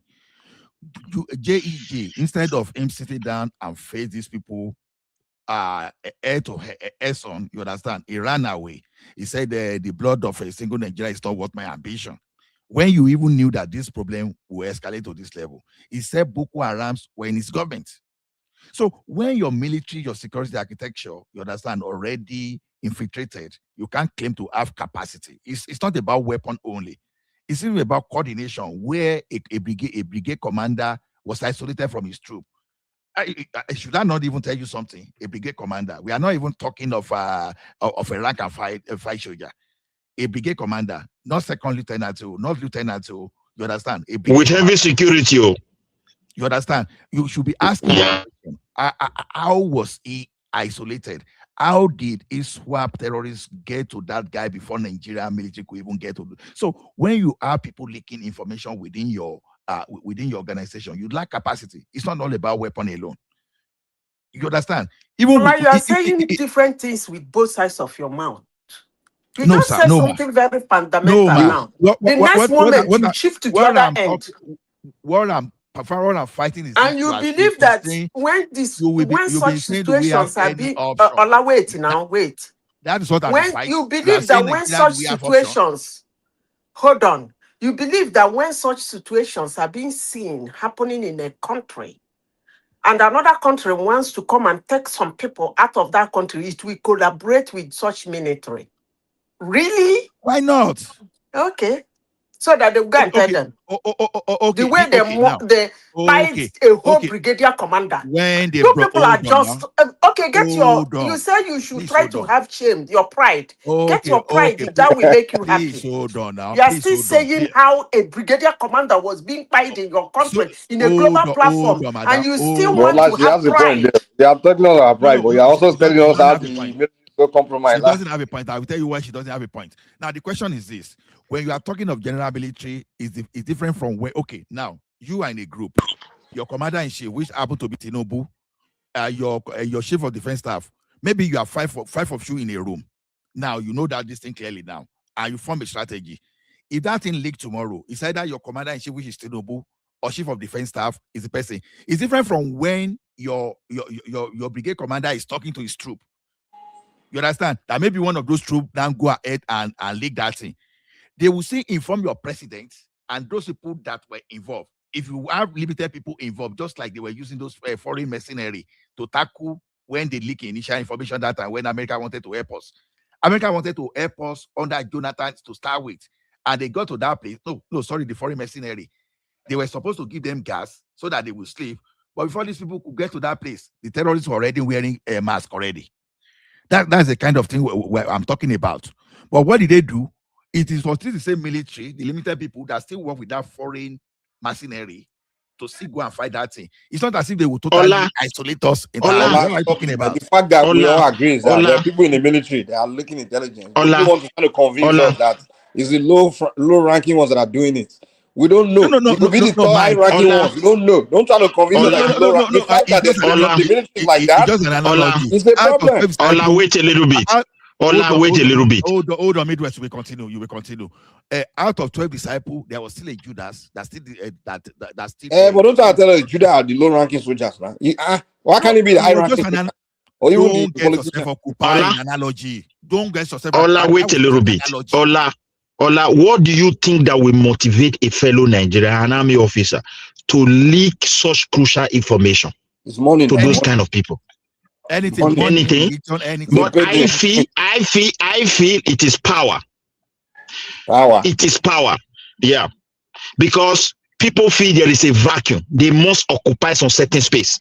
So at all costs, they don't even give a shit about the country called Nigeria. Yes. That is the reason. See, Mike, let me tell you. You see, it's not only a matter of money. It's money that drives Mike, wait. Why I tell you it's not only money, You see, some of these people, if you look at the people that are involved, they are almost of one region. The main issue we are talking about here. It's about money. They are also if they offer $10,000 to spy on the army, on his general officer, your own military, you go do them. So don't say a region. Now you don't man be like money. Now everybody. Mike, don't say there are some people in the Nigerian army that are on payroll of the maybe terrorists or in a foreign country. They are spying on their own country. Okay. You know what they call espionage? Even American military, they don't arrest many of their own soldiers for their own civilian soldiers. Okay, let me leave it there. But let's leave it. I don't want to put it in argument. Let's leave it. Let's not make it about. That's the problem in Nigeria. Why we can't solve our problem is we like to blame tribes and hold on, calm down, my brother. That's why I always come to fight people all the time. We keep saying, "Oh, is this tribe? That tribe?" We are not serious. If we want to solve our problem, we need to get down to human nature and roots of things, studying of the human character, all those things. Mikey, Hold on, we are Mike, let me land my statement. we are just Mike, we are. But can I just finish a statement? Who's muting my mic now? Can I just finish a statement? Well, let me finish my statement. Can I just mute me when I'm talking? I know you don't like me. Well, if someone do that to you, be upset. Chance to talk. You've been talking forever. No, I'm landing a statement. You just mute me. How can you do that? You already landed your statement. What do you mean I already landed? I'm in the middle of statement. You mute me. What kind of land now? Land. Let's land your drone, your aircraft. I'm saying, and this is the point you always make. I don't know why you disagree with it. Now, the problem in Nigeria is instead of us to look at our problem critically, we play tribal politics. That's what we do. Tribal, ethnic, and religious politics. And that's why we can't solve anything. That's the point I'm trying to make. You see, Mike, my point is this. The greatest problem we have in Nigerians are the Satanans. They are very political correct. But if you don't want to look at the past government, the reason why they were romancing these people, you will not understand the situation we find ourselves as a country. This idea that it doesn't have to do with tribe, we just come together, you are joking. We must admit that there's tribe issue. If we are able to get it right, we move forward. We must admit that there's a religion issue. If we are able to get it right, we move forward. By the time we say kick them aside, let us go forward, those things will come to drag us. And that's what is done today. The early leaders of this country, they saw it. All these Ahmadu Bello and all of them, they were aware. Those guys were really gift to our future. If you look at what they were pointing out those days, it's what we are facing today. How can somebody, you just see, because people belong to your tribe, they were growing, they were affiliating, they were advancing, you just decide to be turning blind eyes. The law was not catching them, the law was not effective, and even the security agents, within among them, they were betraying themselves. Who does that to their country? Give them their region, whether they will do that to their region. That is why I say this is opportunity. This is opportunity. If Tinubu let him be putting tax law, let him be putting one day we will surprise how that country will become. Okay, see. This is opportunity. Let's miss this one and let's wait a little bit and see what will happen in the nearest future. See, 1 minute you are saying is because we lack power and there's nothing happening to people, and that's why they do things. And to an extent, lacking power is generally accurate in the sense of the word, but in terms of the way you are going with it, for me, I believe it's wrong. And Mike too got some things right in terms of regarding why we do things based on tribe all the time. It's like people that you expect to have outgrown these things can't seek to sin beyond tribe at all. And in reality, what is going on is that if your military and your security system were strong, there will be, and there is consequence for people that break the law. If they bribe that person, the person will have to calculate that if they get caught, that could be their life on the line. And if it's their life that are on the line, they may reject even $100,000 or $1 million. If they knew the chance of getting caught is quite high, because it affects their family, it doesn't only affect them individually. So a system that you build, it has to be strong. Unfortunately, Nigeria hasn't had the opportunity to build such a system. And it turns out that, based on, results that we see all over the world, it takes strong men to, or for want of a better word, a strong man, but in reality, it's the nation backing a very powerful leader to do what needs to be done to create a strong system. And we haven't had that. We've not had the most powerful individual leader that we've ever had. Maybe you can say it's even Abacha. Nothing. And him is like a toddler that hasn't even left his mother, his pram, compared to actual leaders out there that are powerful, that make big decisions that affect whole generations to come. So we don't have that. And we have to recognize that we don't have it. If you don't have those leaders, how do you achieve what such leaders can achieve in such a system? Personally, the way I look at it is that the people themselves have to be demanding specific things. It's very, very simple, because those specific things that you demand might lead us to a point whereby we arrive at strong institutions without necessarily having those type of powerful leaders. Like I said, if you demand for national security, if you focus on your national security, your politicians traveling overseas for treatment, you open your eye and say, no, that's not a good idea. And your security forces are very thin on the ground. If you don't close all this gap, if you just have sacrificed your natural instinct of worrying about education and all those things first, if you focus on all these things, you'll be surprised how things start changing, because your leaders themselves will start changing their behavior, because they will start thinking, why should that guy talk to me? How dare he talk to me? I have my own army. You can't talk to me like that. I have to do things that I think is good for my people. But if you don't have any form of protection at all, what do you expect to happen? Yeah, the problem with you is this: you believe that the way human being can change his behaviors by preaching to them and preaching morality to them and telling them if you do it's not good. It's not. That's not the way the world works. You can't That's what I human being. believe. Oh no, what you do is human being. You say I No believe, matter but how that's not holy, what I calm down believe. now. You always they will listen to your conversation all the time. You should think. You should stop being like this. You should if they did it, you will do that. No, that's not the way the world works. How the You hell? have listen. You America, the advanced country in the world. The next man next to the president that they hire, they believe they don't clearance on him. They still don't trust him. You have to put system in place to monitor, make sure human beings don't do the wrong thing. Yeah, but the Thank systems you, have to be Mike. Even please. the president himself. Oh my God! Thank Oh you, my hold on Mike. God! now. Oh my God! Let me even say this. Let me Let me even say this. How Naja. do We you put those systems in place? Answer that specific question. Don't just run over it. say it again. To Naija laying land. He's making real Keep muting my education mic here. now because he has power. You just believe nonsense sometimes. What is your question? Mike, please No, let him land this that point. guy hasn't reached I said, anywhere. Please tell me, how do you build such a system that makes people accountable? How do you do that? You use your brain. That's how you build it. For example, See, let I me just give you an told you example. how it Hold on is. now. Let me give you an example. You tell me how you do it. Then if you shut up, man, I will tell you now. You keep muting my mic. You ask me a question, you mute my mic. Go ahead. First of all, you study human nature and things you want to do. The first thing you consider is the human nature. In United States, for example, the information they will call classified to this degree, to that level. The level of there's level of security clearance to be for every information, right? One information will say, okay, this information can only get to this level of person. This information cannot go beyond even the information that even the president himself he can't even take home. So you understand human nature first. So those are the things you have to study, and then your troops and everybody you have to compartmentalize every arrangement, every division where you can't trust. That's the thing. Don't trust.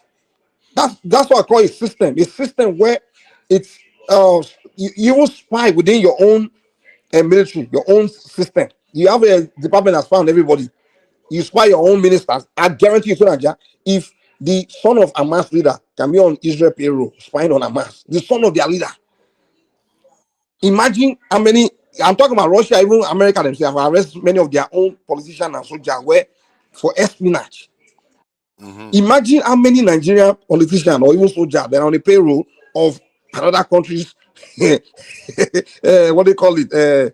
I don't want to mention maybe Mossad, CIA or something. Exactly. So those are the things you have to understand. You have to understand human nature. You can't just trust You human touched beings. on the solution that I reached already. The The solution solution. that you You're only mentioned, preaching to them. oh my God, I heard you out. The solution. to Naija, Oh my God. wait. Let me ask something to you. Don't You asked that interject, question. please. You just support what he said and repeat what he said. There's no point of doing that. See, let's get somewhere here because you can have your chance to add to it, but let's try to get somewhere so I can have a baseline of conversation.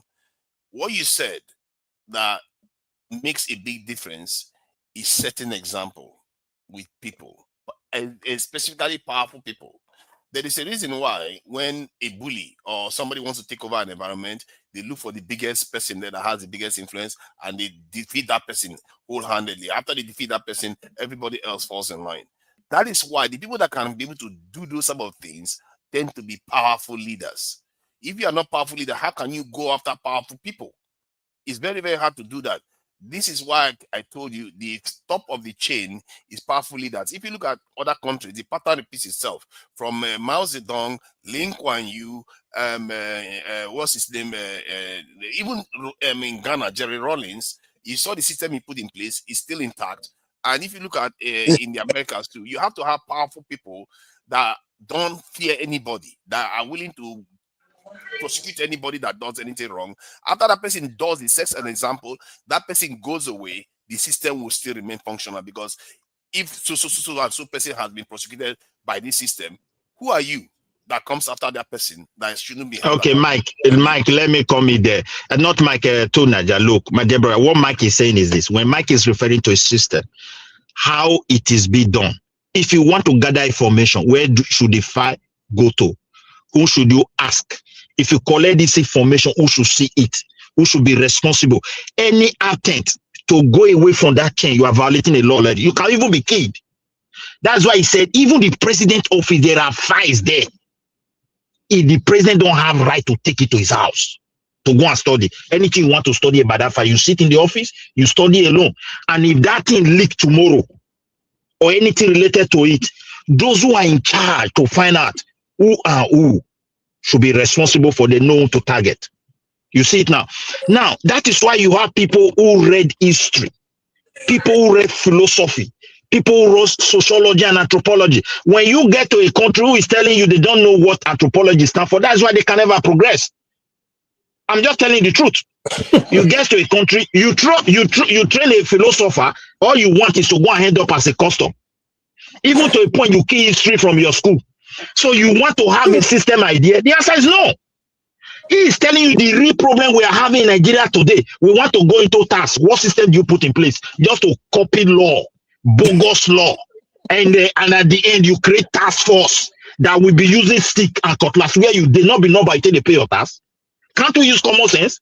People will come and say that they use number. Do you think they did not crack their head before they reach there? To the extent we are so mumu that we can't even copy and put in our own place and use it. Just to write law, that's all. Because they believe they want to control the common man, the weak in society. And that power they belong to, they are not going to be there forever. When another person comes in, they start shaping it, they will be crying. So this is what Mike is presenting before you. There's no two ways about it. The system is porous. We can't go forward like this. Those guys who turn blind eyes, those leaders from North, for things to become like this, all they want is just power. They did not know that the problem will become so like this. It will become so big, so confusing. Their home is that when they do it, they will always have the presidential power. They will continue to shape. No room for problem solving. I think your biggest. This is my own submission. Your biggest error is that assuming that it's only one side. All parts of Nigeria is complicit in the problems that we are facing. At least not all parts. Some parts are just victim. All parts are victim, but not all parts are participating. See, don't misquote it here. It's not all part that is involved in this thing, but all part are feeling the pain. See, we elect them into office and they go there and they all do the same thing. Even the people that voted this Labour Party for P2B and all of them got elected, they got to the center. Do you see them opposing anything? See, we are all complicit in the mess that we are in. If we pretend as if we don't, it's just lying to what is actually real. And the problem we face is, like I said, it's not even an individual problem. It's not a Tinubu problem alone. This is a problem of national psyche that we simply don't have. And the only thing do you think? Yeah, I think you both have a point. Millie also have a point where, in a situation, people of particular region, usually not particular, but everyone, it just seems like when something is going wrong within their own space, they find it. It's like sometimes it becomes very defensive. Or they find it difficult to condemn it when others are complaining. Do you think we have to do it because we are so used to pointing finger at each other that to the point everybody now becoming so defensive, to the point where something bad is not happening in your place and people are having conversation, people from other places are having conversation about it, you naturally just jump into that defensive mode, or you find it so difficult to start condemning it because you feel like, oh, they're going to blackmail me anyway. They're trying to they're talking about the problem, but you feel like, oh, the intention is to blackmail me. Maybe it's because we are so used to blackmailing each other and pointing finger at each other's, blaming each other's ethnic group for so long that people are becoming so it's become natural to them to just automatically want to defend even the indefensible from their territory. I think that when the colonizers came in, they encouraged suspicion amongst different groups. That didn't help. And then when our leaders took over, that our own people took over the reins, they didn't do much to change it because they too are scared of doing the right thing. Because if they were doing the right thing, guess what? One of the first things they will be telling us: never again should we ever be colonized. Never again should we ever go and start being having sweet relationship with these people that did all this to us. But no, that's not what you hear. If anything, they go out of their way to make sure they don't do that. That tells you something. It's a signal that to tell you that anybody that makes it that seat of power, they are read the Riot Act and they know what they are not supposed to do and what they are supposed to do. This is why you see the nation never goes forward, and they don't even try to unite the people, because they know full well that if they try to unite the people, that's going to create an environment where the people are going to start challenging the powers that they serve. Yeah, that's true. So the powers that they serve, so they don't want to encourage that kind of behavior. Or that's why the way Nigerians are blaming each other, I don't blame them when you think about it, because the situation is so horrible. They have to find somebody to blame. What else can you do? When But you know, at the point you do something for so long, you got to like step back and like, dude, I'm tired of doing this. Like since I was born, it's almost like, you know, I come here to challenge my Yoruba people all the time. Like since I was born, it's like it's almost like, oh, every little problem they have, they just point finger and like, come on now. Even when we're trying to solve a problem, they won't focus on that problem that we're trying to solve. They are more concerned about blackmailing that region they don't like. They don't know anything else. They have to find somebody to blame. They keep seeing their leaders. Almost all of Nigerians hate their leaders, apart from the one in their locality. They tend to hate the ones. To the point where there was time I got into it with I can't remember a couple of people. Mike, have you seen me? Let me say this now. Tinubu became president, right? And Tinubu appointed Yoruba man as the chief of pretty much all the security architecture upon Yorubas. And the Yoruba person was telling me here that the Northerners, they are the one controlling, they are the problem, they are the one controlling the reason why the military is not doing it. You know, I'm like, oh no. Did you just, it's like he's repeating the same thing he was saying a year before, 2 years before. I'm like, so you are so used to repeating the same thing that now you're so blind that your brother is now in charge now. And your brother, he's so used to that pointing finger at that region, that other places, that he forget that his own brother is now in charge, even in charge of the military, in charge of. I'm like, Nigeria, we've got. It's like we are not. And Mike, it's like when we talk now, it's not really brain that we are using to talk. It's just some script. Our conversation is just emotion, majority emotion, my brother, just from emotion. Our conversation is just script. It's not really logic. It's just script. See, Mike, we underestimate the power of psyops, because when the Nigerian people try to start thinking the right way, often what tends to happen is that there's intervention to ensure the wrong way of thinking carries on. They perpetuate it. It's a very, very efficient way of controlling the people, because recently when Candace Owen revealed that in America, there were people that they would send them into churches. They will go into churches and deliberately go and lie. That they will lie and tell lies about leaders in America. This is in America, not to mention what will happen in Nigeria. They will be lying and spreading lies everywhere. And in the evening, they will get back together and they will be fine with it, because that's their job. That's what they are assigned to do. They will spread lies within societies and create suspicion between different groups. So this is the name of the game. And in Nigeria, as a matter of fact, in the case of South Africa, there was one guy that came online and confessed to me that they go into the black neighborhoods, in that of the Bantu neighborhoods, and cause strife among them. In Nigeria, we are know of cases where they actually bribe people to lie in Nigeria about other groups, about politics. Even like the case of Senator Akpoti, you saw the case where a lady came out openly and told so many lies that it was so obvious for people to detect that the lies are there. But the most dangerous lies, you can't even tell. They will just lie. And the whole lie, people will believe it. You know, all this statement where people say, Abacha said something about if there was terrorism in a country within 24 hours, it's the country that is responsible for it. It's like, what kind of crazy, just the statement on the surface alone tells you that that's stupid. But people believe it. And they repeat it over and over again. So we have to be aware of all these things. And for me, what I see as the only solution that is there, that other nations have used, is to change your security posture. Because to me, security is like your immune system in a nation. It creates this atmosphere whereby if any rubbish wants to come in, it fights it off. It removes that. And then the only thing remaining is at least the saner thoughts of that nation. That's what you tend to see. If whether you are small or whether you are big, the same principle applies. Mike, look.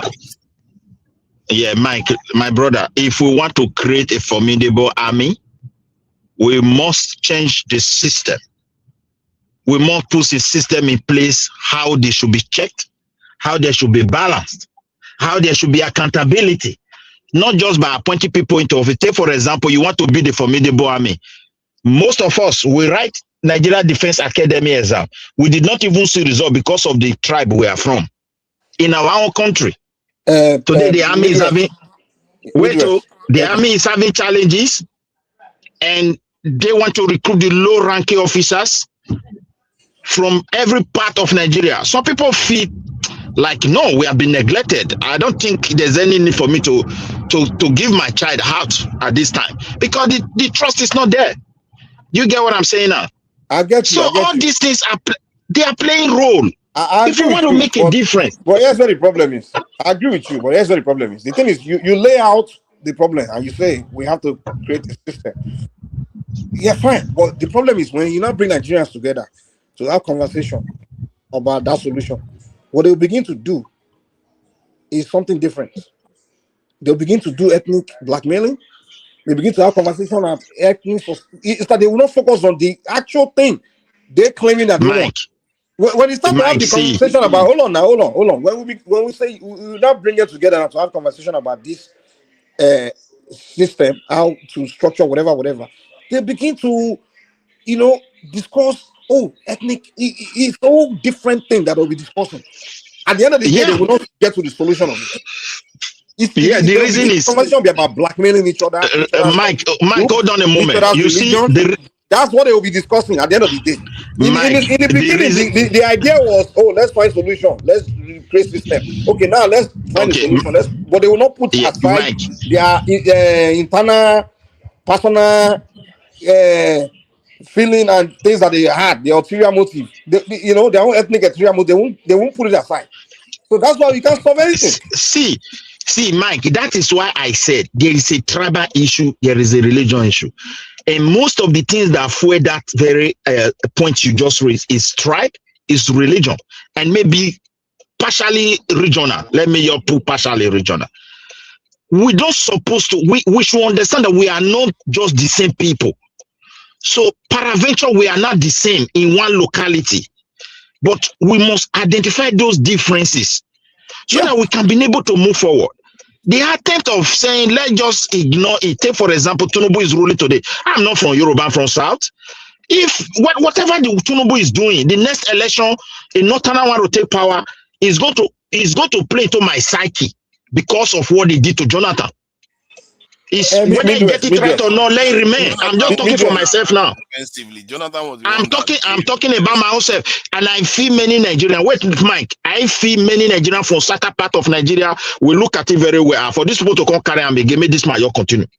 Because why? Those things are already in us. But hold on. You say they treated Jonathan. Because the reason is those guys that want to carry it, they are not going to do better than him. I'm fully convinced. Midwest. You are worried about how Southerners felt the way Jonathan was treated. How about you feeling the way the Northerners felt that when they had a democracy, Obasanjo rule, which is a Southern leader, for 8 years, a Northern leader gets into office, within 2 years he's dead. Then the Southern leader went on to run the term complete. Then won an election after that. Then want to win another election again. Don't you think that that Southern leader Mike, listen, to Nigerians, I mean to say, I also agree with you to some extent on that. So in that case, let us admit that there is a problem here. How can we solve it? That's what I'm trying to point to you. To solve that problem in terms of presidency is a simple problem. You create a presidential council. You elect one leader. I think we must identify it and agree. We refuse to agree. We decide to pretend they bury it.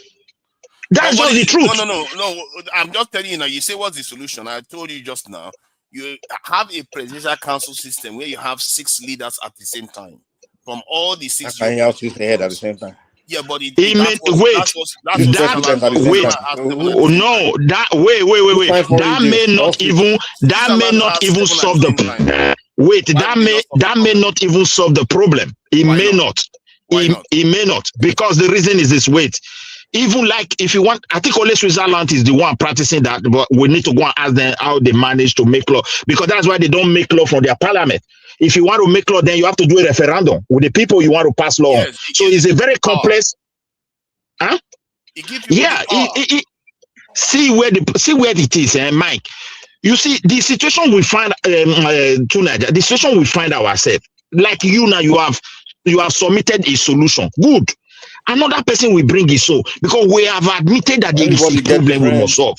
Different ideas. Okay, everybody go they bring you. Somebody from West go look Western, some dynamics challenges that we face people of the West. He will say, no, we in the West can run this. We can look into. Then somebody from Sasa will look, because the Sasa you just mentioned. Look, that place is one of the, I don't even know what the words I will use to describe that place because I don't know what they represent. To be honestly speaking, I'm just telling you the truth. That place is a serious problem. Miss West, as people, we have to start projecting into time and trying to see which system is going to be the most stable over time. Because when you have a good system, it's almost like a weapon. Because other people are running the same race. They have their own system. What if their own system will fail before yours? So that's why it's always good to pick it. If you have a chance to pick it, like me now, if I have the chance to pick, I'll pick the presidential council system because it's going to be the most stable system for a very, very long time because it's controlled by the people, and then you don't have any regional differences in terms of, because everybody is represented in the center. And remember, 6 years are better than 1 in terms of decision making. Mike, see, the thing I believe is that we should go back to, you see some area in Nigeria, they have many tribes. Every tribe must be recognized, irrespective of how small and big they are, because this is how these Scandinavian people, these Viking people were able to overcome their own. When you talk of war and barbarism, if you go to their history, you will not believe that these people were once in this terrible situation. So in terms of good and trade and civilization, yes, you can also trade it to them. But you must go and look at those people. That's where the dissatisfaction is coming from. This so-called majority they force on us is also a problem. So if one locality, take for example your own place, I don't know where you are from, the people that make up that place, they feel like they have lost. And they have to look into somewhere else, and in the process they are fighting instead of them to come together on how to develop their place. Every community in Sweden here are responsible for every development. For example, if the federal government, that is the central, want to run a project there, whether road, whether building, whether energy or anything, they must do it with collaboration with the commune. If the commune said no, the project is dead, that does not mean you must take it away. They will suggest an alternative. But it's the same like that in Nigeria now. I don't know why. No, it's not like that in Nigeria. Why is it not like that? It's not like that. It's not like that. It's not like that in Nigeria. Let me give you an example why it's not like that. Don't make mistake. Let me give you an example. Let me give you. Don't understand what I'm talking about. That's why I bring Nigeria in. Every building in the whole of my community, the cable, the engineer, the document that speaks about it is in the community. Because if in the 100 years other engineers want to do whether repair, renovation, whatever, that is where they have to go out to the document that speaks about it. Every federal road that pass through there, the electricity, the wiring, the plumbing and everything, material use, document that speaks about it. Well, it's the states in Nigeria now. It's not federal government. Not only documentation, talking about authorization, yeah. Don't silence that authorization with documentation, because when you don't have authority, when you don't have authority, you cannot document. So take, for example, they want to construct some federal road. By the time they bring their federal survey, the commune can tell them, look, so years ago, that thing you are saying, it was the Viking that built it. So therefore, this road must go and take another place. And that place is going to may cost money. They have to go and dig. It's their own business. So there are some senses of, look at the central road you are building now. It's the same thing in Nigeria. Okay, what I'm saying that is different from Nigeria, you don't know? No. I don't understand you. The only thing that appears to be different is documentation that you are describing, which is not part of the structure of a nation.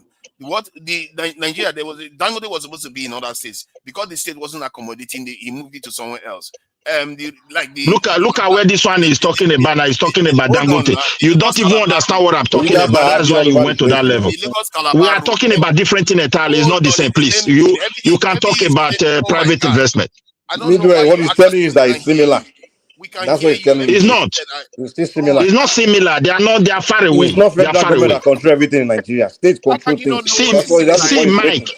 And that's Mike, the point you're trying to tell us. Mike, look at what I'm saying. Oh, You God. don't understand. You see, We get your that point, man. grassroots, People are willfully ignorant.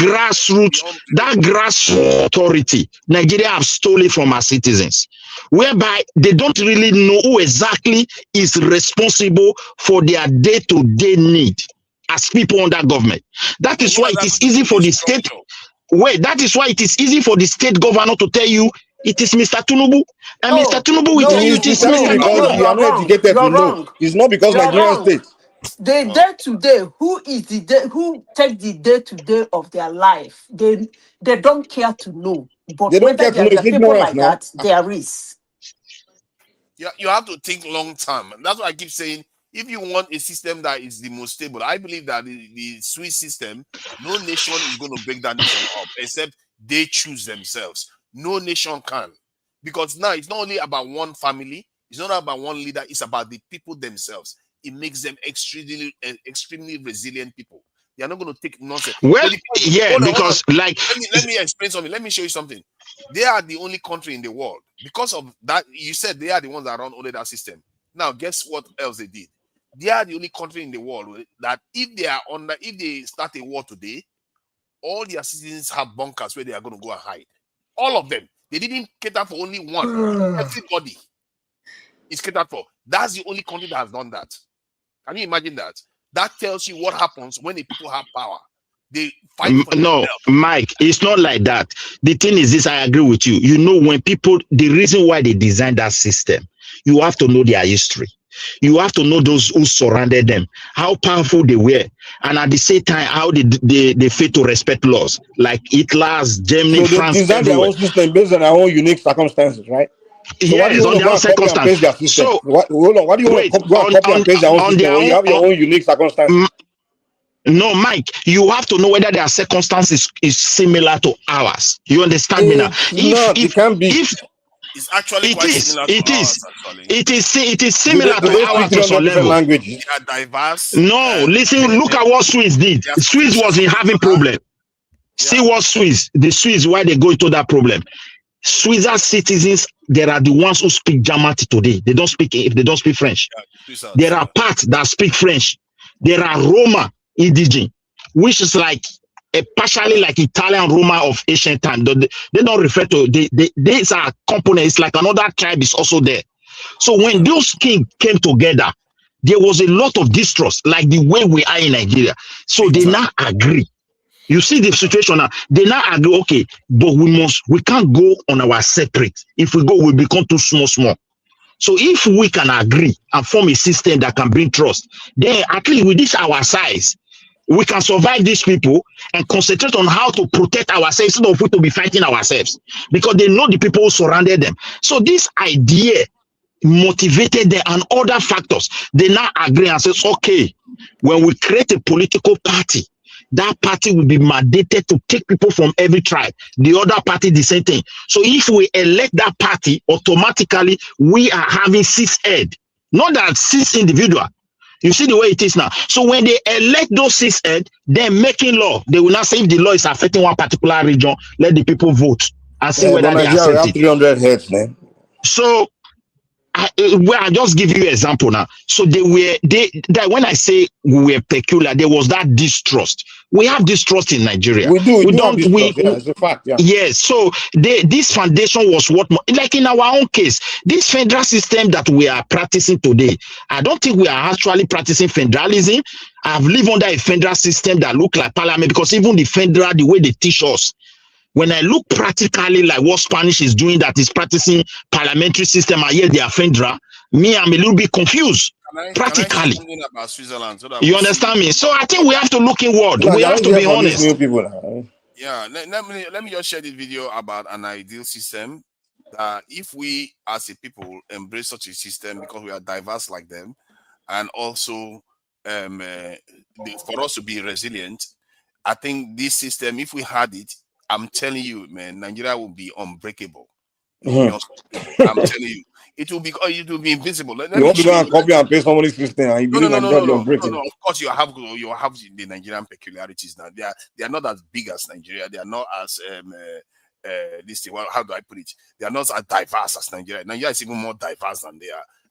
That's even more reason why we want to go in that direction, because they too are diverse and they saw it and they anticipated and did what they needed to do. Okay, summarize that system. Let me hear you. Summarize. I think they are going to show it in this. They will You explain. don't need to watch long video too, Naja. Just break it down, man. It's not a very long one. Yeah, I know you. We played documentary that last 20 minutes. We saw it and we watched it. No. But you can just explain.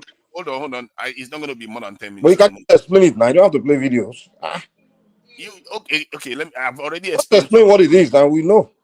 What I'm trying to explain to you is that if you come together and you empower the people in terms of them having a say in the rules of the state, in terms of referendums, and secondly, the center is everybody's represented in the center. They invented that system, a system whereby you have a presidential council as the ultimate power in the state, where you don't have one president just running, telling everybody what to do. It's not what we have in Nigeria. No, that's what we have, where one person tells you what you want to do. We don't have representatives. No.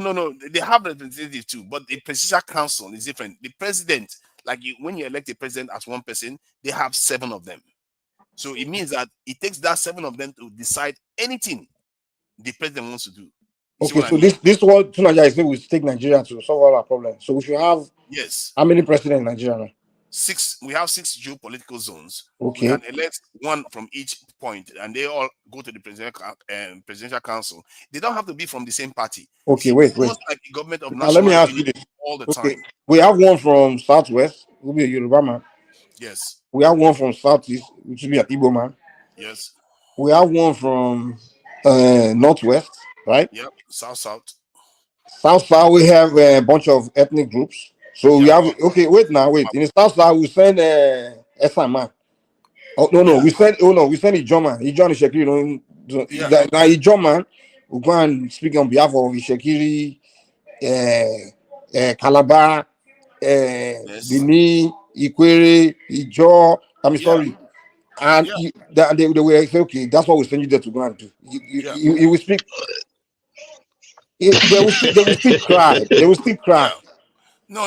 In the north, can you remember when I speak on behalf of all these tribes that are there? In its north central, you still have Yoruba north central. You have Ibira, you have Igala, you have Lupe, you have. You're still going to have problems. Hold on. What you are saying it as if because you are still going to have problems, but the problem you are going to have is a lot less. You are going to create a more stable system compared to Mike, it will never work. It will never work. I'm telling you. But it's a good suggestion. It's a good suggestion, but it will never work. The thing that will solve our copy and paste. That's our problem in Nigeria. Because something works somewhere else, you just go and copy and paste it. Let's put Midwest on the hot seat now. Let him tell us why it will not work compared to what we have now. And what hold on. No, because when people talk, they are very flippant. Hold on. I'm not talking. I just want to correct something. Tiger in the city, Alozie to it. I beg. Ola just they listen for almost 1 hour. I know they talk. So differentiate between my voice and that of a mic and Tunaja. So I beg. No, put my identity for waiting. I know deal. Thank you. Look at that. Tunaja, so you said we need 6 presidents, or 6. Yes, we have 6. So why not 10? Of them. They are the political zones that we have, except 10 political zones. Okay, so remember, political zone is not a region when it was created. That region too was not the region when it was created. I don't know where you are making what point. So every election we go and vote for 6 presidents. Is that what I don't understand? Can you explain? Yes, if you don't understand it, remember at the core of it is to make the system more representative. Okay, so in every geopolitical zones. So who would be the president then? The 6 of them hold the same power. They are all represented. No, in Switzerland. Wait, in Switzerland, you're not letting me finish what I'm saying. Yeah, finish. They select one person at a time to be their spokesman. for the because when the 6 get there, they select one person to be their spokesman one at a time. I think each year, one last year, then they replace it with another person. Often they just that's what they do in Switzerland. Okay, so Tunaja, let me get this right. So we elect 6 president, right? One of them come take away subsidy. 1 year later, another one come put subsidies back again. Right? Yeah. So the following year, another one remove dollar. The other one, then the next year, another one put like. Is that what you're trying to say? Now, you see, that's very, very good They question. throw chair every day. See, that's a very good question you asked, but you forget the way it's supposed to work is that they have to make decisions together. It's not one person dominates, and they have to make decisions together. So what if they don't agree? What if they don't agree on the What they don't agree? Often, if they don't agree, they don't do anything on that issue. So the reason why we have one king is so that way we don't kill each other. Let me Mike. If they don't agree, hold on. If they don't agree, then they can take it to the people. The people will decide then. How will the people decide? How? Referendum. So do you know how many issues president have to decide on a daily basis? Like 1,000 issues. No. Hold on. No. Most of them are procedural. On a daily basis, a president has to look at issues, documents every day, and you have to make a decision. Tunaja, let me recommend something. So that you see. So we do it. What about we do it like this? We change the constitution. We pass the bill that empowers just only political parties, right? So every election cycles, each party must produce like every single political party must produce candidate from one region. Then that person governs for only 4 years. Then that it moves to another region. So, but when it comes to the southwest or southeast, every political party must present a candidate from the southeast. Then that person can only be there for 4 years. After 4 years, it moves to another region. Every single political party. So there's no mistake of one party present somebody from this or one party present. I don't think you guys are serious about developing a country. When you guys keep making this statement. Answer the question. See, you see the difference between proper education or something and ChatGPT as an advisor. I don't tell you, no, they bring all this your ChatGPT political advisor to come, they tackle man being you. You see the way that they tackle you now. Oh my God! It's a Google education. Wait, Ola. We can't root to Nigeria. We cannot root to Nigeria away totally. Please, what he's saying? A country in this world, they are practicing it and they are perfecting it. Okay, let me ask you. The reason why they adopted that system is the same problem we are facing. They lack trust among themselves, but at the same time, the whole of them feel threatened. And when they came, that is Switzerland. Switzerland is the only country that is doing what Tubaba is doing in Europe here. So what he's talking about, and they are successful. But however, in our own issue, I'm not saying I'm in support of him to say we should adopt that. We can't also rule it totally away. We should look at where those guys were coming from, who decided to adopt that would be a chaos, man. We don't need that type of goal. I agree with you. It may be, but even this your own you suggested 4 people here, 4 people here, 4 years for region. I did not say 4 people here. I did not say 4 years. No, I agree. You said hold on. This is just too much. See, that person that said this is going to be chaos, you have to justify it. You see, we can't just be letting people say flippant things because for all I know, you are an agent here.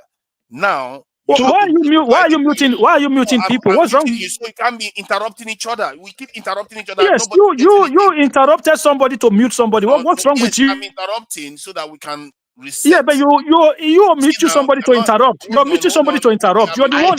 I think to Nigeria, a place like Nigeria, the solution we need is to go back to regional. Hold on. See, let's reset. So now, why are you muting the man while he's talking? One man need to take this thing away from you, man. One man need to get. I will mute because you don't allow me to reset. No, you're talking nonsense. What's wrong with you? Tell the guy, excuse me, at least. Don't just mute. You just cut the Midwest off while he was talking. I'm just stopping interruptions. I'm just trying to say that there's an echo going on out there. I think maybe it's Mike. You are the one or something. Yeah, I think it's you. So I'm just trying to say that let's have a basis of conversation so that we get somewhere instead of somebody just coming, oh, because it's not there, oh, just snap at something. And even if it's not logical, and we just allow it to stand because it's okay. No, that's not how it works. We have to be logical here. This is our life we are talking about.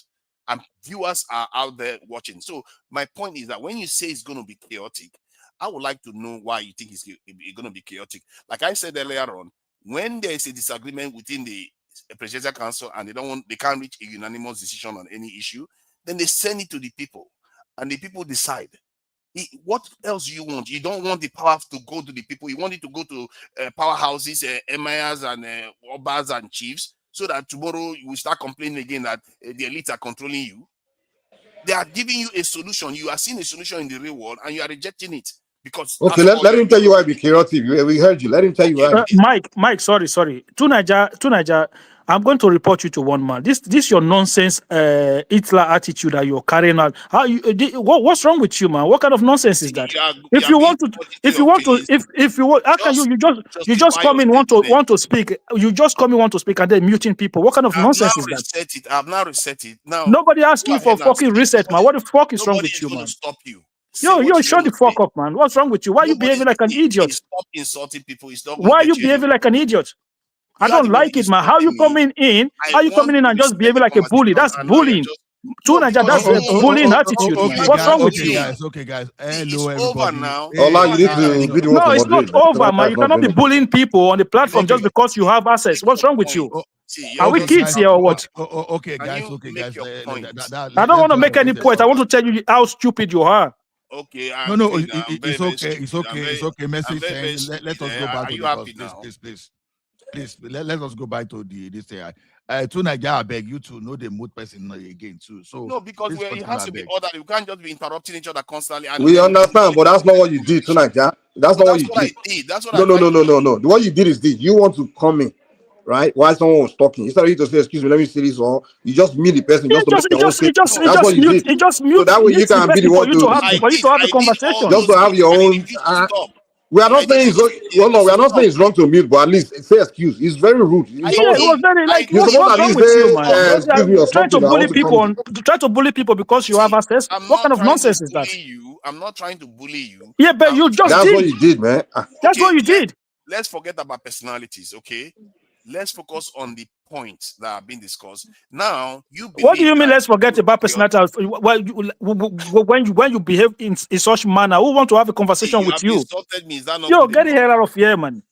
What else do you want? I just apologize, man. Why should I apologize to him? He's insulted me. Is he apologizing to me for insulting me? I didn't insult him. All I asked him to do was let me reset the conversation. Then you can have your say in a very, very organized way, so that we'll get somewhere. That's all I asked for. So if you want to make your point why the system is going to be chaotic, go ahead and make your point. I've already okay. Let's move on. Let him make the point now. You already asked. You still want to keep talking. Let him make the point now. Okay, let him go ahead. I don't think he's even here now. He's gone. So he's already gotten angry and left this. Yeah, what you did, I have to say, I admit it was. I mean, you should at least say excuse. It's okay, sir. It's okay. Mike, you see, the reason why I did that because I've been in conversations with a lot of Nigerians and a lot of black people. To be fair, when we're having conversation and we are trying to get to somewhere, it's somewhere insightful in the conversation. You hear somebody will just come say one thing, and the other person will say one thing, and the person that wins the argument that day. It's not necessarily the right one because nobody bothered to went deep into the issue that the people that the muting is not really the problem. It's the way you did it. You could at least say, okay, guys, excuse me, or something like that, and then if they keep going, just mute them. We know that you're ready to excuse me. But what? Hold on now, calm down. No. What you did is you were trying to make your own points. Why they were making a point, and just mute them just to throw your own points. And then you are now claiming that the reason you did it was because you want to reset. But that's not what you did. No. You did, when you mute them, you didn't do a reset. You mute them to make your own point. Hold on, you want me to? It was when he was getting angry that he now started saying, "Oh, I'm trying to reset." Come on. I can play the video, and if I'm wrong, I will apologize. And you did it to me first earlier. I just kind of like I took it as if because you don't like me. But now when you now did it to him and the other Midwest, I'm like, So I know you don't hate them, but when you did it to them, I'm like, okay, now you're being You're just doing it just for your own sake, not because you have issue with them. Mike, I know you don't have issue with the guy, you don't have issue with Midwest, but I know you have issue with me. So when you did it to me earlier, I took it as okay because you don't have issue with you. I don't know why people see. I've been on many conversations. I'm here on a conversation to actually learn. And when they say that it's going to be disruptive, I want to know why they believe that. Yeah, but then, in fact, he was even trying to explain the destructive part before he mute him just to make your own point. No, That's what he was trying to do. No, he wasn't. He was just come going on now. on. You asked that question and he was trying to explain it, and then you mute him just to make a point. I'm like, come on, man, that's rude, man. But it's okay, man. It's okay. We all do wrong things sometimes. I've done similar wrong thing before too, so I can't dwell on it. But so it's okay, man. He insults you. Play the video so balance. we can see it again. I don't mind. You don't need to play video, man. I don't allow these long videos, man. Like you just explain what's in the video. It's fine. Mike, you don't like videos at all, not even long. No, I know you. When you play video, you play like 10 minutes long video. To Niger, you have to apologize because when you move something like that, you understand. Some of us, they will think we are all doing this thing. You understand. But at least are they happy? Say progress. Akim knows that. I know they do that. So because sometimes too, when you do that, people will be thinking that we are all bullying, and I know that I don't bully anybody. So apologize to me. If you don't apologize, well, at least it's okay that at least they know who is doing it now. Let's not do that. You understand now. When you mute people now, for example, now I've not been on the desk now for almost 1 hour until I return. If you keep muting people, they will think we are all bullying, right? Like someone told me here now that that I'm talking with two sides of my mouth when I know even to Nigeria, no, don't let us abuse the power anyway. Don't let us abuse the power. That's my point. So I'm not abusing power. It's just that I think let me say this. What I find with our people is that some people just want to come and air their views. They don't want to learn anything. They're not here to learn anything new. They just want to air their views. And I understand that. And generally, when I'm online, I really hope people pick up on this, that my own approach is trying to get somewhere. I want to learn something from what you're saying. And sometimes someone that wants to learn, sorry to cut you off. Someone that wants to learn, we listen more and talk less. You don't stand as someone that want to learn because you do more talking and listening. So how are you learning? Okay, let me explain why. Because when I say I'm talking, I will say my piece, and I will say, you say this, you say something to what I've just said that is wrong. What is wrong with what I said? That's why I was curious to hear what you all were saying about what was wrong with the system. Because then if you have something that I don't have, which many times it can happen, then I will learn from that, and maybe you too can learn from that. But a lot of time when the person is not trying to explain, you don't let anyone learn, you just cut them off again and try to. It's like sometimes I feel like you just come to argue than more really to. No, definitely not. I think the reason why it comes across like that is because they assume I just want to have my say. They don't assume that I want to also learn. They just assume I came like them, just want to have my say. So why am I shutting them down then? It doesn't make sense. Why shut me down when I'm trying to have my say and you want to have your say? They don't understand that it's about trying to learn. Now, this is what you do too. Sometimes when you believe in something, you say something like, okay, this is what I think. And when someone disagrees, it's like you get frustrated. You're like, no. I get frustrated because you want people to agree, accept your view. No, not necessarily. Like I said, I want them to disprove my view. Give me something better. Otherwise, agree with what I told you. You see what I mean? Because that helps us advance further in our thought processes and our opinion forming and decision making. Yeah, it's really all go. You learn. Everybody, we have to learn. We're not getting paid. I mean, if you win the argument, I don't lose money. Mike, you may be here to learn, but a lot of people are not. That's the truth. And some people are in between. Sometimes they are willing to learn later on. Another time they just want to have their say. And when somebody wants to have their say and you try to press them on any issue, they don't like that. They don't like that. And I really think that maybe that's something I have to be making clear when I'm hosting. I'll let you know that I'll press you, and sometimes I'll bring the issue back so that we all know where we all stand on it. Because I really want that's fair. Well, what you're preaching is right, but I think you should practice it more. Because the reason why it's right to you, and that makes you even more intelligent than a lot of people, because you are willing to learn. Sometimes you hear people that don't hear people, they are the ones that don't learn, and they just repeat the same thing over and over again. You see what I mean? And it makes a lot of people very, very good. The people that are, it's funny, the most intelligent people are the ones that are willing to learn. It's weird, isn't it? They are humble. They are willing to say, okay, what did you just say? I got it wrong, I'll pull back. I will be happy to pull back on my opinion about something if somebody gives me an idea that is better.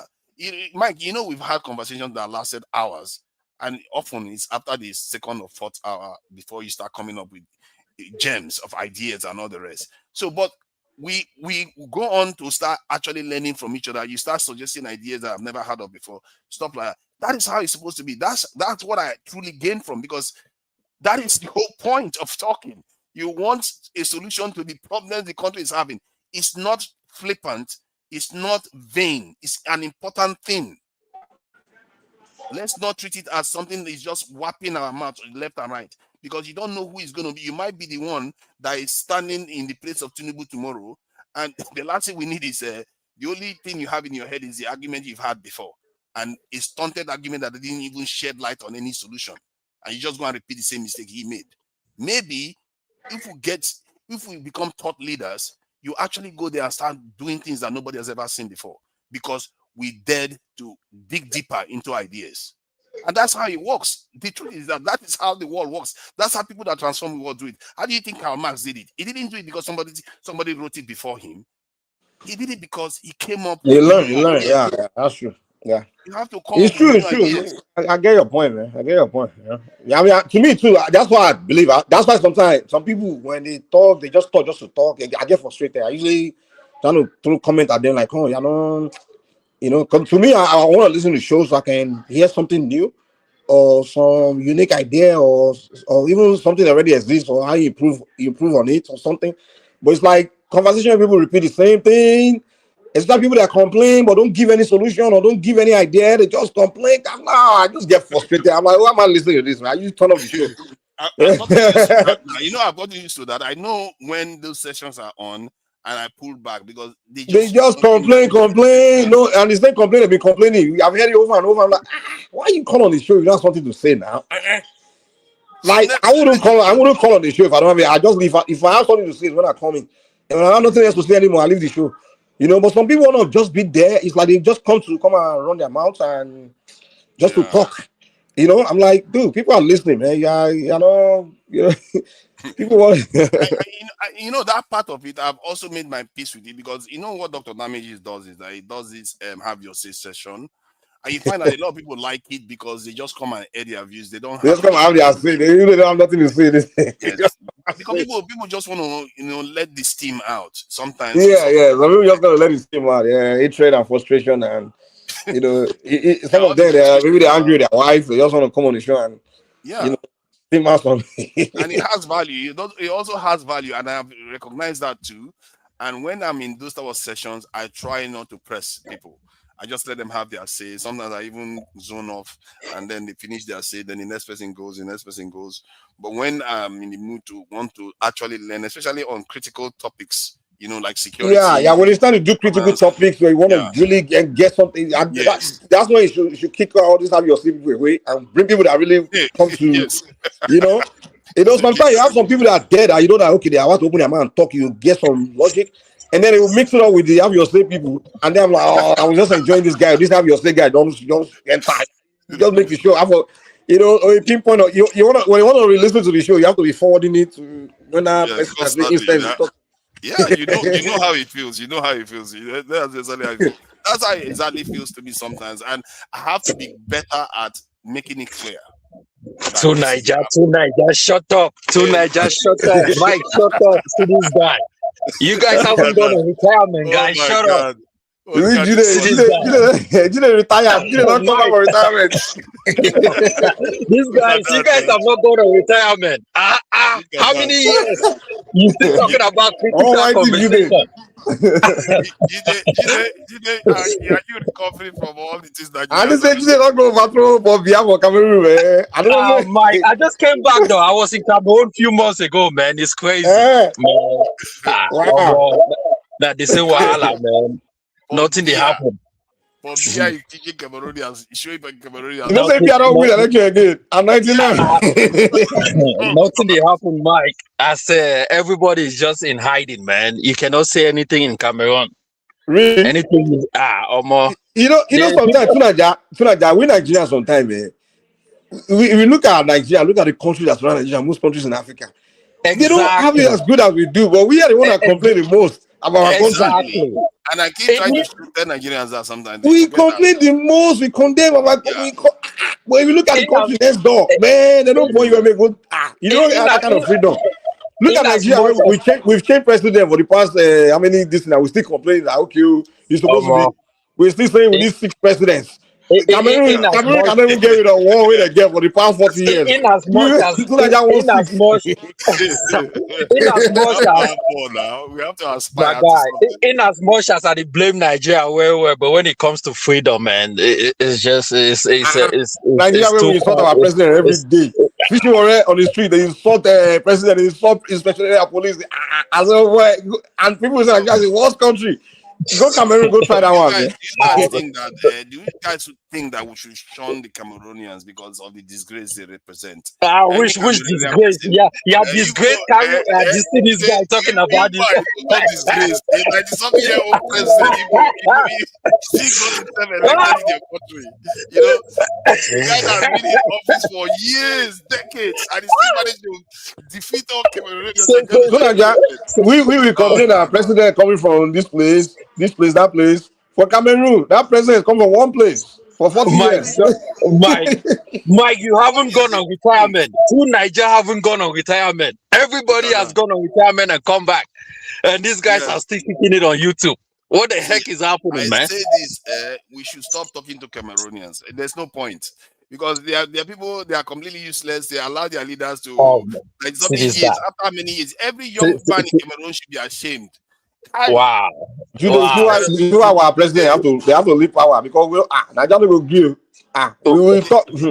Nigeria will not. We will frustrate the leader out of power. Mike, you guys have changed president for how long? What has been the changes? Tell me. When your people are fleeing, when Fulani herdsmen, when Fulani herdsmen are chasing your people out of Nigeria, people are kidnapping.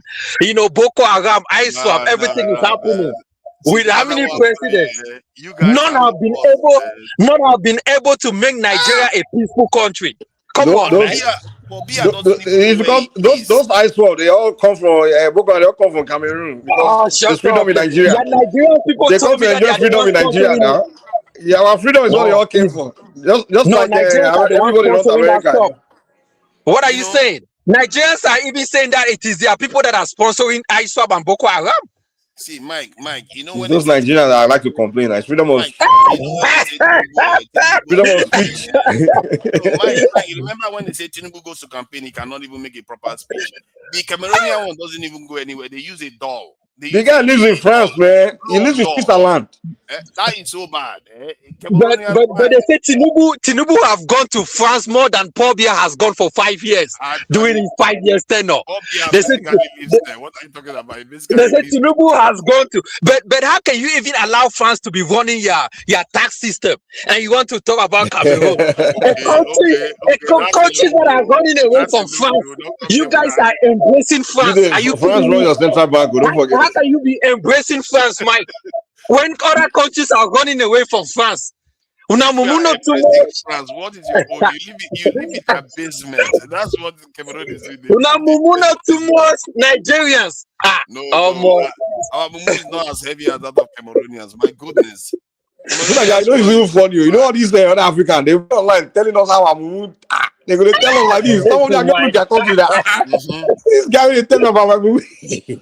Oh my God. Man. Their own is what? Look at Benin Republic and Togo. They want to extend their terms in office. They want to stay 3 terms. They do constitutional coup. I'm telling you, constitutional coups. And this useless ECOWAS, don't call them out on it. I will see those people from those countries will say Nigeria is a disgrace. Nigeria is a disgrace, not Mike.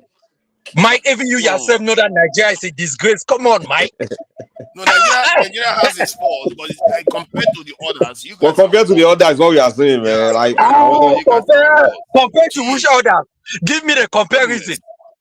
Like you just told us there that you be hiding in Cameroon. Probably are speaking. No, in terms of what? In terms of what? Okay, in terms of what? No, say okay. Politics. They are worse in terms of their policy. Their political system, often you have their leaders dominating it. They will rule for 20, 30 years. They are not going anywhere. And sometimes they will rig it. They win 90-something% of the vote. It's like, what is that? And then your politics that is good. Of the vote. Okay, your politics that is good. What are the benefits? What has happened? Okay, I'm not saying the benefits are necessarily there. I'm just saying at least ours looks alive. Jude, you know, we are, you know, they are building coastal highway in Nigeria. When was the last time Pobia built any highway in Cameroon? We don't have that. Exactly. We don't have literally that. There's nothing going on, nothing. Like no, you guys just drink beer. That's it. Yeah, right. Even that Nigerian coastal road that they are, they say Pobia made beer very cheap in Cameroon. That's why everybody likes. Even that Nigerian coastal road that they are building, I wish Cameroon can get it on the other side in course. We also allow our man to build. You know, Dangote build one of the largest refinery in Africa. So Cameroon, Pobia will not allow anyone to do that in Cameroon. He won't give you freedom to do that. So. Yeah, you won't allow anyone to be richer than him now. Mike, this is why I would say we should not be talking to Cameroonians anymore. I don't know why we're how can you not talk to Cameroonians when Cameroonians are supplying half of Nigerian food? Sending you guys food all over the place, you know, with a lot. Well, I have to give you that. This Pobia put all of you in the farm, you know. So our freedom takes many of our people away from farm. Everybody wants to be rich overnight. Yahoo, all those things. So I agree. Maybe our freedom is we cut down a little bit. It's supposed to force some people back to the farm, man. If Nigeria stop talking to Cameroon, we are just gonna open the Lagdo Dam and overflow the whole Nigeria. Let me make that clear. The whole you guys are lucky. I'm not part of ECOWAS. Tinubu for don't say fighter jet to come out, man. That una get power. Una not do it for Niger. Na Cameroon, no one do. Una not do it for this guy. Shut up. Say again. Not the ECOWAS. See this guy. See what happened.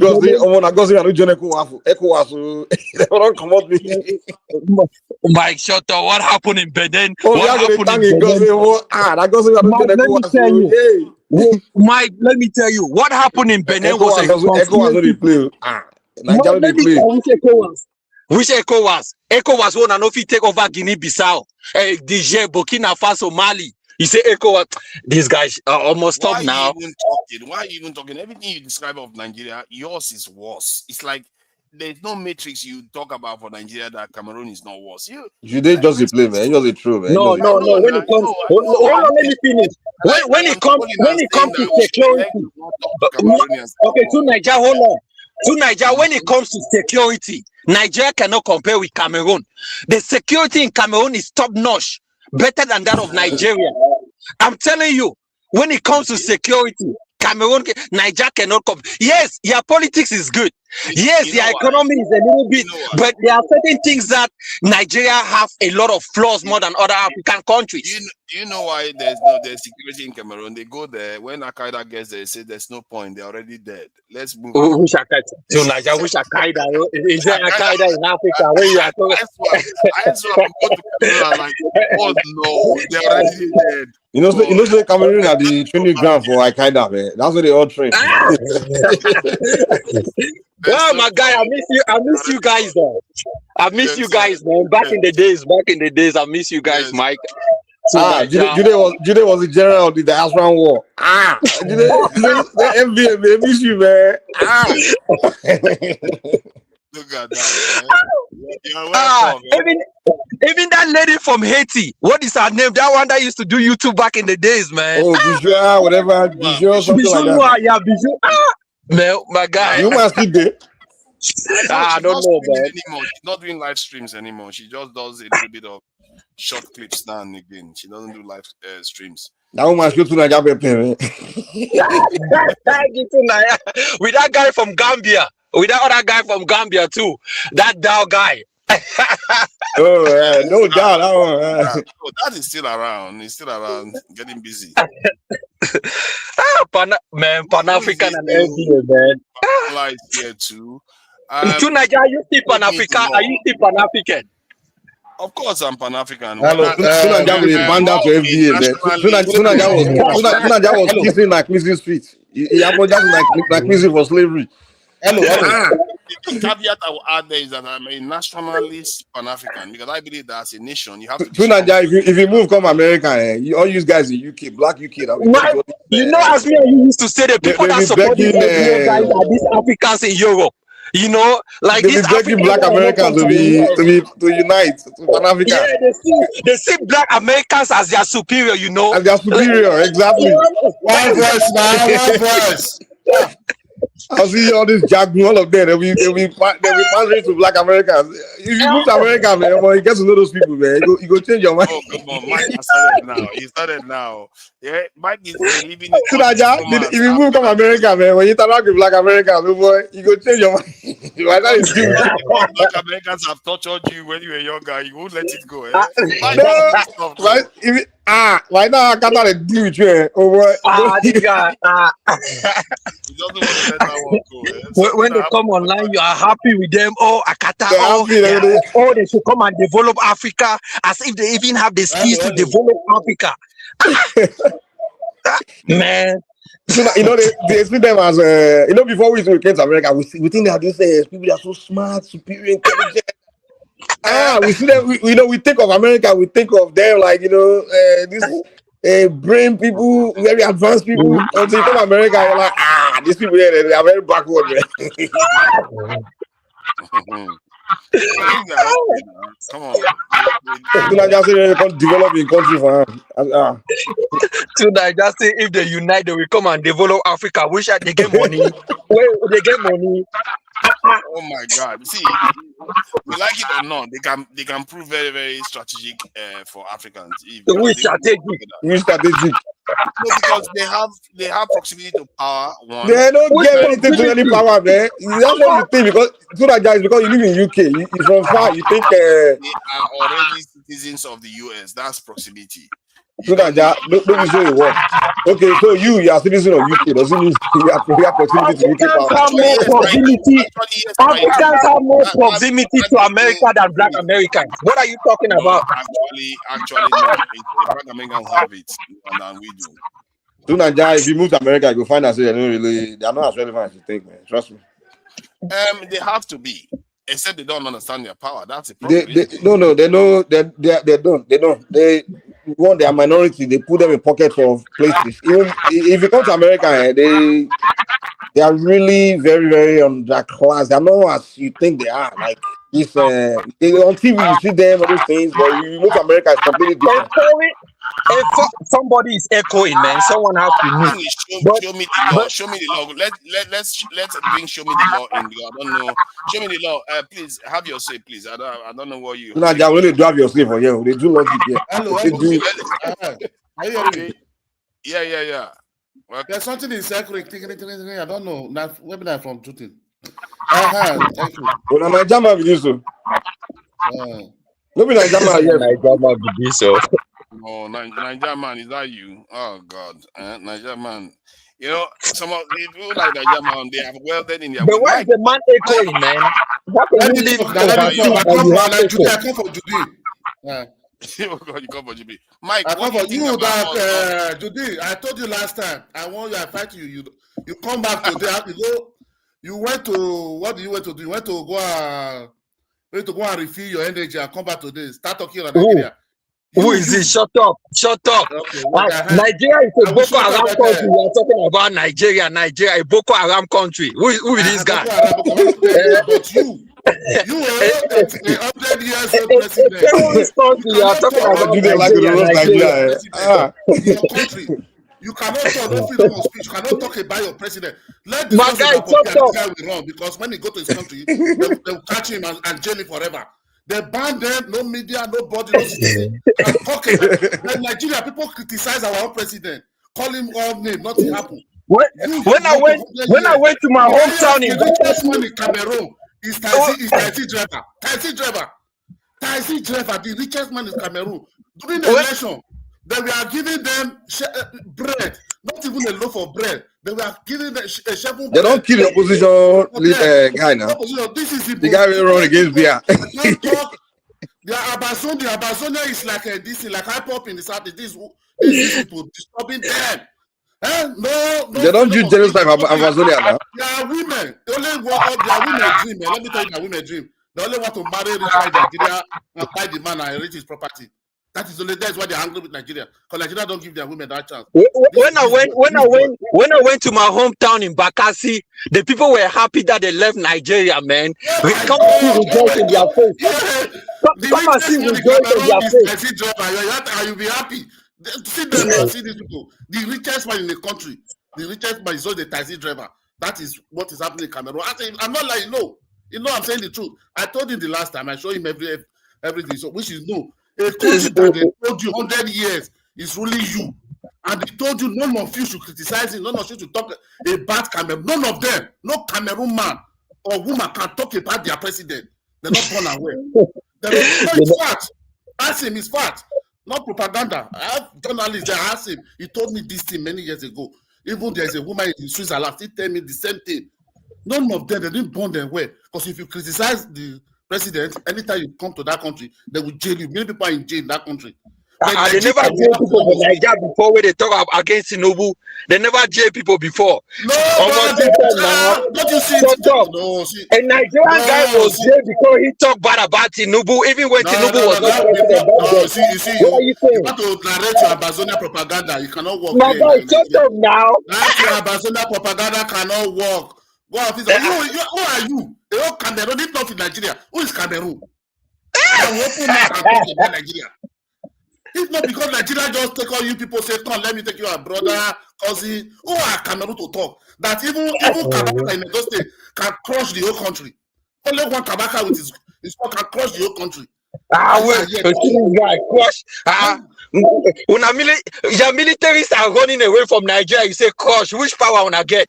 Yeah, don't you see the last bombing in your border, the military bomb? Oh, the terrorists, all of them in your country coming to Nigeria. Don't you see what Musa did when he was still before he Which Musa? Which Musa? Which state of Musa? Have you heard of Cameroon Gendarme? Cameroon Gendarme are the ones who kill inside. See this guy. Let me shut up, man. You crush all of them.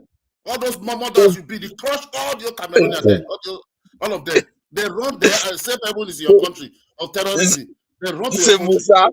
So Musa is a Fulani name. So it's Fulani that is controlling your military, Abi. You see your mentality. Not too much. So Musa is a Fulani. You see your mentality. Musa is a Fulani name in Cameroon. Musa is a Fulani name. Musa is a Fulani name in Cameroon, and we don't give them power.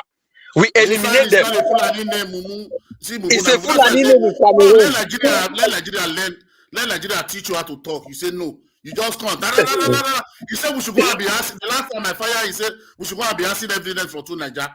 That 54 years cannot is just talk lies. Lie. When we have veteran 110 years, my grandfather is 138 years before he died. Is that the life span in Nigeria? Life expectancy. Life expectancy in Nigeria. Most Nigerians do not need. Most Nigerians do not celebrate their 60 years birthday because the life expectancy is too low. Either they get killed or kidnapped, or they die at their infancy. Say 54, allow me. Everybody died by 54. You see, you think from 54 to 60.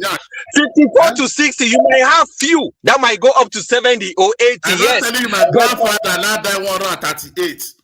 Your grandfather, only your grandfather. How many people the clock 80 for Nigeria? A newborn baby today died. You see, don't think from Nash. Don't speak from Nash. You don't know anything. Just go social media. Just come. But talk about your country. Cannot talk. You want to Nigeria is your problem. You want to talk about Nigeria and you don't have any idea. You have no knowledge of Nigeria. You go to Cameroon. You say you go to Cameroon. I promise you was in Cross River. You didn't even go to your country. You were in Nigeria. Enjoy yourself and run back. Huh? But you will come here. Want to find Cameroon. I was in Cameroon for 4 months. You are not in Cameroon. Show us the picture. Show us the video that you were in Cameroon. I'm back in the US, my guy. What are you talking about? Show video you snap in Cameroon and let's see. You have only one major road that run about that you are campaigning the last time. They got all of you giving you bread, giving you a slice of bread. Slice of bread. Back to that you were talking about earlier about the system you were talking about. Switzerland system. To be honest, that copy and paste, I don't think it's a good idea, man. So you want No, to? Switzerland have a system where they have like 6 presidents, right? And then they elect one person that can do international visit or tour. But when they come to their region, each region provide like a president in Switzerland. So and they have a house of president in Switzerland. That's why when you go to, it's hard to see a president of Switzerland visiting another country, because even in their house of president, they choose who to go to this place, who to go or who not to go.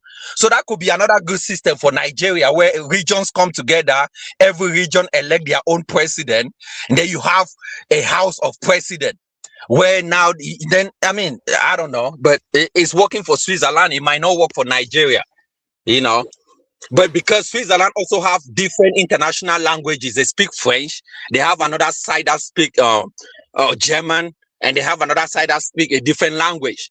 So that is where you have their various. In the case of like Nigeria, Cameroon, we are where not you have that the English civilized, side and because the French if the president from Southeast and the president from the North, they won't like each other, man.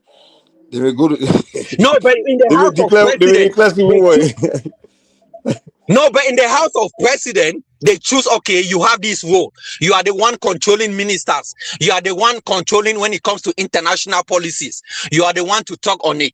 You are the one to talk of internal affairs. You are the one to do this. So, I mean, it's a division of But labor. they still agree and collaborate, so it works out. Exactly. But in the case of Nigeria, they have different views, different agenda, different desires. It's completely opposite. So now if they now have power, equal power, they go just they won't agree, but they will throw each other. Mike, see, the problem is this. If we understand how that system works, how they manage the challenges, it is then we will now decide to say, okay, maybe we can place this system in some area. Because in South zone, that system may go a long way to help. Because that sense of inclusiveness, that's why they practice this system. Then another thing again, look at Nigeria's situation. If you ask our leader, they will tell you they are practicing American system. Sometimes you that live in America, I'm not there. When you look at what they are doing, do you see anything related to America there, apart from when they want to lie? So that's true. Yeah, it's very similar. I won't lie. It's similar, but it's not fully. It's very similar to America. But it's not fully implemented. Nigeria is the problem in Nigeria is you have the federal system, but you are not implementing the real federal system, and that's where the problem is. That's why you believe that it's not working. It's because you are not implementing it fully to the fullest. I don't think system is what's not working. It's not about. I think it's more about people, and also. To me, the real fundamental problem of Nigeria is lack of productivity. That's it. No matter what system or anything you do, if you are not productive, you don't produce, you are not advanced. It's really Mike. Look, no matter what system you give. But however, I will say you have to tackle the reasons why it's unproductive. But I think the problem of black man is black man just don't want to build anything. That's it. It is a system that make us unproductive. Because I don't think so. I think the desire to wake up in the morning and decide to do something is what makes you productive. It's not you don't need system to tell you that. Mike, it is a system that makes us unproductive. Let me give you an example. Because if you see all the black countries in Africa, they have similar stories. But when you see the North African countries, the light-skinned Arab in the north, Morocco, go and see how those. I mean, I'm watching at the African Cup of Nations. Look at how the road places. Is clean, you know. It seems like. Places that are I think blacks, man, we like to think our problem is external, you know, or somewhere else, or look somewhere else, or point finger to something else. Black man, Mike, listen now. The reason why those North Africa is just point to, they have a stable government already, whether being dictator, whether being king or whatever they have, like in Morocco, they are stable in it. So Nigeria is not stable. We have stability since 1999. No, it's not stable. It's not stable because it's not stable. Look, that was like Tinubu, you see, it's not stable. I'm not convinced. Tinubu now, you see that office of the presidency of Nigeria is too hot. Some of the fire, they are not visible. I'm telling you the truth. So if you can't see and you believe he exists. Yes, he exists because what is this guy talking about? How you So talking about the a fire is country the is reason not why stable? you can't Few develop your years country. ago, Come on now. few You years can't. ago, Algeria overthrew their dictator in power. Egypt did the same thing, but Egypt is now building a new capital within how many years? And you are saying it's stable. Nigeria has been stable for a long time. I'm talking about this country Exactly. just came out of dictatorial regime. Even Libya, as we speak now, is doing a deep construction, and you are talking about stability. Come on, man. For any country that is stable, Nigeria is stable. They should start doing things. Who told you? Who told you Nigerians they are not constructing? You think Nigeria is not building? Nigeria is not like Cameroon, like your place where you have only one When we house. talk of So construction, we are not don't talking come here about and say we are not mediocrity. building. But it is My the guy, we are not wait. It talking is the about mediocrity. I'm talking wait. about It things is that you build as compared to European countries. If you look at Morocco, you think you are living in Spain. I That is think the what he's way. saying is advancement. He's saying Construction is like not we are not advancing like other people. That's what he's saying. Of course, exactly. Nigeria is advancing better than most Africans. Mike, look at my point. Look at my point. When I say when it's stable, like as it is today, there are fundamental issues that Nigeria fail to address. It's consuming us. That's what I'm trying to point to. Not that we don't have a stable government where we take power. If you look at, they are not able to solve some certain problem. Like those people. Okay, maybe no. But fundamental problems, we are stable enough to solve it. I'm sorry. Yeah, but we are not. I don't think we are stable enough because that's why we are no longer productive. We are. Most of this country you are pointing to, some years ago, they don't near Nigeria. In terms of productivity, GDP, everything, we were doing well. No. We are not talking about all these GDP things. That's what we are talking about. We are talking about advancements, like just advancements. Like, and I believe no one, like in my state, for example, if me and people within my state will begin to say, okay, we want to advance as a people, use our brain, become scientists, and just figuring out to manufacture things. I don't think we need a system to make us do that. We just have to wake up and do it. Human beings just have to. But unfortunately, we have a culture of where, if you look at the way we interact as a people, things we really care about is just getting married, having children, and throwing parties, and just money, and just having money. That's our thinking. When you interact with average black man, average Nigerian, the thing in his mind is, I can make money, and I can get married and make babies and family and money. Those are the two things. You hardly see a Nigerian say, you know what? I want to advance. I want to advance. I want to solve societal problem. I want to create something. I want to have a vision of manufacturing. Those kind of mentality is not there. Everybody just anything activity they do is to have to make money. Just make my money, and that's it. That's the typical mentality of a black person.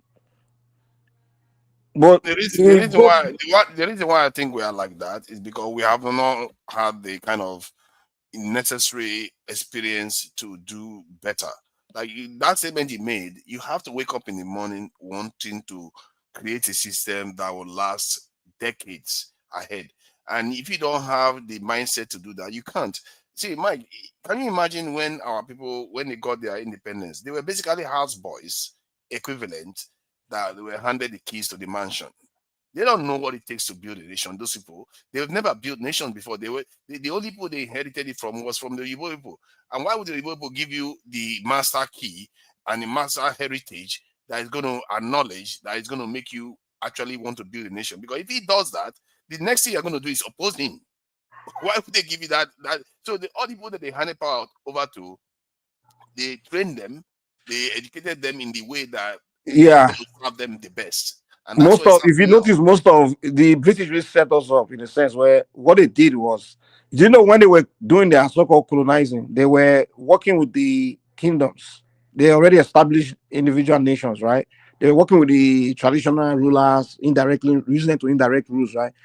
But what they did was grab some individuals, people that were people of nobody. They're not related to any royal family, and they took them to England and turn some of them to soldiers, turn some of them to, you know, give them some Western education. And then when they were leaving, they now give them country.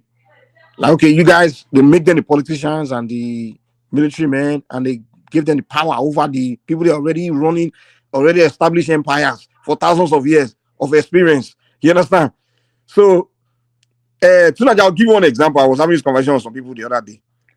I said before the Nigeria was created, do you know that every village and every town and every tribe they had a security system where they defend their villages, right? There's some maybe village warriors where they patrol to form security for intruders, not to invade their villages or you understand, intruding army. They had that system, right? You agree with me? Yeah, of course. Okay, they had it, right? Every village and every town, every tribe, they had it. Even if you want to read more about Bini and Oyo, they used to say the Oba, the Alafin of Oyo Oba Bini, they had these means where they can rally 150,000 soldiers within 15 minutes. They had the means of doing that, just giving that command, and those soldiers will all be an alert. So, but one thing we know for sure is that they had the capacity to defend themselves. Yeah, to defend their villages, patrol their villages, create security for their people, right? So what happened was when the British now gave this group of politicians, took them to England, and now gave them power. What those guys did was copy and paste what they saw in England. And so, okay, in England they have police stations and they have this family, which is fine. But what they now did was everything that already existed in Africa. They now threw the babies out with the bathwater. They abolished everything they already. You understand? They canceled all those things. They made it all illegal. Everything the Africans already had in place. They canceled. They made it all illegal. Now it's just this copy and paste thing from England, right? So now today we now have this insecurity system where bandits just invading these villages and towns, and the people are just defenseless. And now we now have to rely on this British created police and military, and so the people have no means or even like now everybody have to rely on the Nigerian armies, police to kind of defend them or to patrol their town for them or to. So the mistake we made was that from that job where you just abolished everything you had in place already, where you could have just, unlike every other society like the Chinese, people, other places where Europeans were, the people just took whatever good the Europeans brought and used it to make whatever they had existing better. You understand? Yeah, but you see, the Chinese and all those people, they were forced to do it. The Chinese were acting almost like us before. Actually, they fought a civil war. They were in doldrums for a while until the Japanese decided that they're going to try to bastardize them. But what I'm saying is, those Chinese, they kept the Confucius philosophy, their Asian philosophy, those things, their tradition. They still kind of kept their ways. All they did was just buy and copy. Remember, they are communists. They don't care too much. They did that. But what I'm saying is, they didn't say, okay, everything we've learned for thousands of years, we throw it all away, and we have to just copy, just adopt completely 100% something from somewhere else.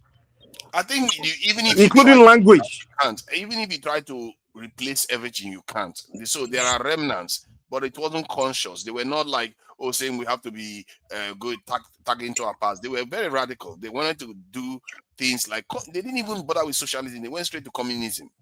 So they were very, very radical. And even look at the socialist system in Soviet Union, the same thing too. They didn't go with the serfs system that the monarchies, the czars used to. They completely departed from their past by and large. Who? And that's why sometimes. And the Chinese, most of them departed from their past. Even they didn't. Go and read their most of their philosophy. It's way from thousands of years. Most of them, their philosophy. You can't escape your philosophy. Philosophy is different from your governance system. You can't. No. The Chinese didn't depart. Even everything about them is still Chinese. Even I read about them now. The Japanese Japanese were colonizing Korea, even China. And when the Japanese colonizing ended, they went back to being Koreans. They went back to being Chinese. They didn't continue to be Japanese and speaking Japanese and if the Japanese didn't depart from their past, they even had what they call the four olds. They didn't depart from their past. What they did was improve. Hold on. They literally went after their past. They went after Tunaja, you're mistaking something. They went after bad things about themselves. They improved their past. That's what they did. They didn't depart. No one depart from himself. They say a river that forgets it. So a river that forgets its origin, they'll dry. Nobody depart from their past.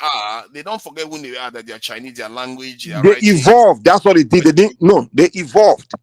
They evolved. The system was not communist. Okay, except you want to call that evolution. Yeah, they evolved. There's something called evolving, and there's something called jettison. what's the word? Just dumping. You understand? But they're not practicing Buddhism the way they used to practice it before. That's not. Yeah, then they still practice it. They evolve. But that's not their major religion. Their major religion is atheism. They don't believe. Or did they become Muslims or Christians? No, but my point is that they moved away from religion as a center of their state. They moved away from it. They moved away from their emperor. Yeah, they evolved, but they didn't throw everything away. Yes, of course you can't. It's impossible to exactly. They didn't adopt new religion. They didn't go and adopt Islam or Christianity, or they didn't go and adopt new language and they didn't turn against themselves. What they did was evolve, just like where we are, let's evolve from there. Let's advance. But they didn't adopt new identity and new everything. They wanted to do like that. literally, we in Nigeria, we are fighting hard to throw away our identity. Even remember when we were growing up in school now, you speak your native language, you're speaking vernacular. They will slap you. They say you have to speak English. Let me shed some light. You see, they wanted to do exactly what we did by themselves. Even like there was a leader that was trying to make them Christian. They fought against it and they defeated that. The communists won. Maybe they are lucky that they won, because some of them actually wanted to make the country Christian, but they didn't succeed because the communists won the battle of the war that they were fighting. Imagine Chinese, they're all Christians and doing. Yeah, they'll be worshiping England today. They won't be England. They'll see England as their homeland, like Nigeria. Everybody see England. They will see England. Most Nigerians, we look to the west. We see England and America as our homeland. It's very funny, The question you have to ask specifically: what if they did that? Would they have succeeded in where they are today? They colonize your mind. They would not have succeeded. They would not. There's no way you can outshine your master. Listen, there's no way. See, the way we are thinking, Nigeria, there's no way we can outshine England or America, because they are the original owner of their philosophy. We are probably one of their ways, their language, their everything, their culture, their whatever. There's no way. Yeah. Unfortunately, that's one mistake we are making. Like, it's like want to put on someone else's identity, someone else's. All the major people that emerged, they departed from what the British brought to them. Like the Indians, they departed exactly. They Christianity, they remain Hindu, and the Russians remain Russians, and they didn't depart from their language or take on Western No, but part of India is Muslim as well. They cut it off because of they cut. But this is another thing that happened in China, right? Do you know that there's a part of China that was Muslim, but what Chinese did to this Muslim population of China is what many people don't understand. These guys were cleaned out completely. I mean, I'm talking about the Muslim part of China, the ones that share border with India and the Tibet, all of these. Exactly. All of this part of China was all Muslim. But the Chinese knew that if Muslim population increase in China, it will cause confusion between the other side, that is Buddhist, what is their other religion, and the Muslim. So they decided to wipe out the Muslim population completely in such a way where when you go to these places, you wouldn't even understand if it was Muslim areas, And imagine Chinese people going to Mecca to do Allahu Akbar. Right? Exactly. And another thing that I also want to say, I believe that when we look into Saudi Arabia, they wake up. Chinese man wake up in the morning, look into Saudi Arabia to pray to Allah. Chinese people are so advanced today, man. I mean, I can't imagine. Or leaving their homeland to go to Saudi Arabia for pilgrimage, to go and spend their money over there. Do you know that China, when it comes to tourism, do you know that when they talk of internal tourism in China, do you know that most Chinese go to their own places and do tourism, and they are more than international? That's what get my Yoruba people to start doing. They need to advance their own this thing, man. So we can be doing tourism in Yoruba land, in our own culture, our own stuff. Not even this 30% they are doing. I'm like, you guys are foolish, man. You doing they make a little bit of money, but it's still Western. It's still Western. The Chinese tourist sites, my goodness, some of the things they have there, you can't even see anywhere else. You see them at their Great Wall, Great Wall of China. You only see Chinese people over there. Great Wall of China, this and that. Going to the North Korea border with China, you see them. They go there, take. I'm like, wow, like they do their own internal tourism is huge than international tourism, than international people coming to their country. So that is one thing about China. Another thing that I want to say about Africans is, look, we were quick to embrace the African democracy or the European democracy, right? Because in Europe, what happened is in those days, they used to have what they call despot, like kings. Do you know how many natural wonders we have in Africa? I literally went to if you travel inland of Nigeria, the kind of natural wonders you will see. There's a place in Osun State where they call it Lumini Waterfall. This place, dude, oh my God, man, you have to go there to see, like natural wonders. And Nigerians will go to France. They want to go tourists. They go to Eiffel Tower to go and look at one Eiffel Tower where they use iron. Take a view. They go put on there. They go take picture. Come they post everywhere for the whole world. Eiffel Tower. Africa, man. Our mumu too much, man. They are laughing at us, man. Do you know that Congo River? Dude, there's nothing like that on this planet. The way that in the flow, that place that pure tourists. When you was supposed to come and witness, they say Congo River can supply electricity to the whole Africa. I didn't know that thing exists until someone do documentary. One white man do documentary. I saw that river. I'm like, yay! This is the flow like one ocean. Like My guy, when we can't even sweep our streets. Africa, man, that continent is so beautiful, man. Like natural wonders. Where the whole world supposed to be coming to come. My guy, give Africa to a European man in the morning. I want to give Africa to Europeans. Mike, just hold on. This is why I wanted to play that this video for you about Switzerland. So you see what they were able to achieve within a very short period of time. You'll be shocked what these people were able to build. So Nigeria, it's not because of system, it's because they choose. It's their thinking. That's my point. They choose. It's their thinking. The other part of Europe don't practice their system and they also advance too. It's their mindset. It's just their thinking. It's not we keep thinking we have to copy and paste system or somewhere else for us to do things. It's our thinking, our desire. I'm not saying it's the system that is necessarily responsible. I'm saying okay, the system is part of it, but in reality, just to show you what human beings are capable of doing when they even North Korea did the same thing. North Korea after this Korean War, within how many years? After 3 or 4 years, they've already to Nigeria. To Nigeria, give Europeans Africa within 10 years, and give Africans Europe within 10 years. Africans will destroy Europe, and Europeans will make Africa a paradise. Go to Europe. Most of the dirty places in France are run by Africans. They sell things on the road. No, come on, man. You carry your African mindset. Go. Most dirty places, even in the United States, are run are where black people live. I'm telling you for a fact. The mindset, the white man is way advanced than blacks in general. I'm telling you. It's something about I see that nature in us too. Like when I interact with a white man, Asian man, the kind of things they worry about, the things they think about, it's just different. So when I interact with my blacks, it's like we think of we have different interests in life. They don't believe environment should be something should be going on in the environment. Yeah, well, we can hear you. Oh, okay. You kept sending me out of the platform when I came to counter what you guys say. I don't know why. Sending you. Sorry, I wasn't sending you out. You're just dropping off. Why would I send you out? No. Oh, the amount of disrespect that you guys allow these guys to come in and just say. Guy, shut up! You speak like Fulani guy. Which disrespect? We are talking about. See, mind what you say to me, okay? You are a very foolish person. To this platform, you have no common courtesy. You are somebody who is not even worth it. A vampire in a human skin. Look at this fool.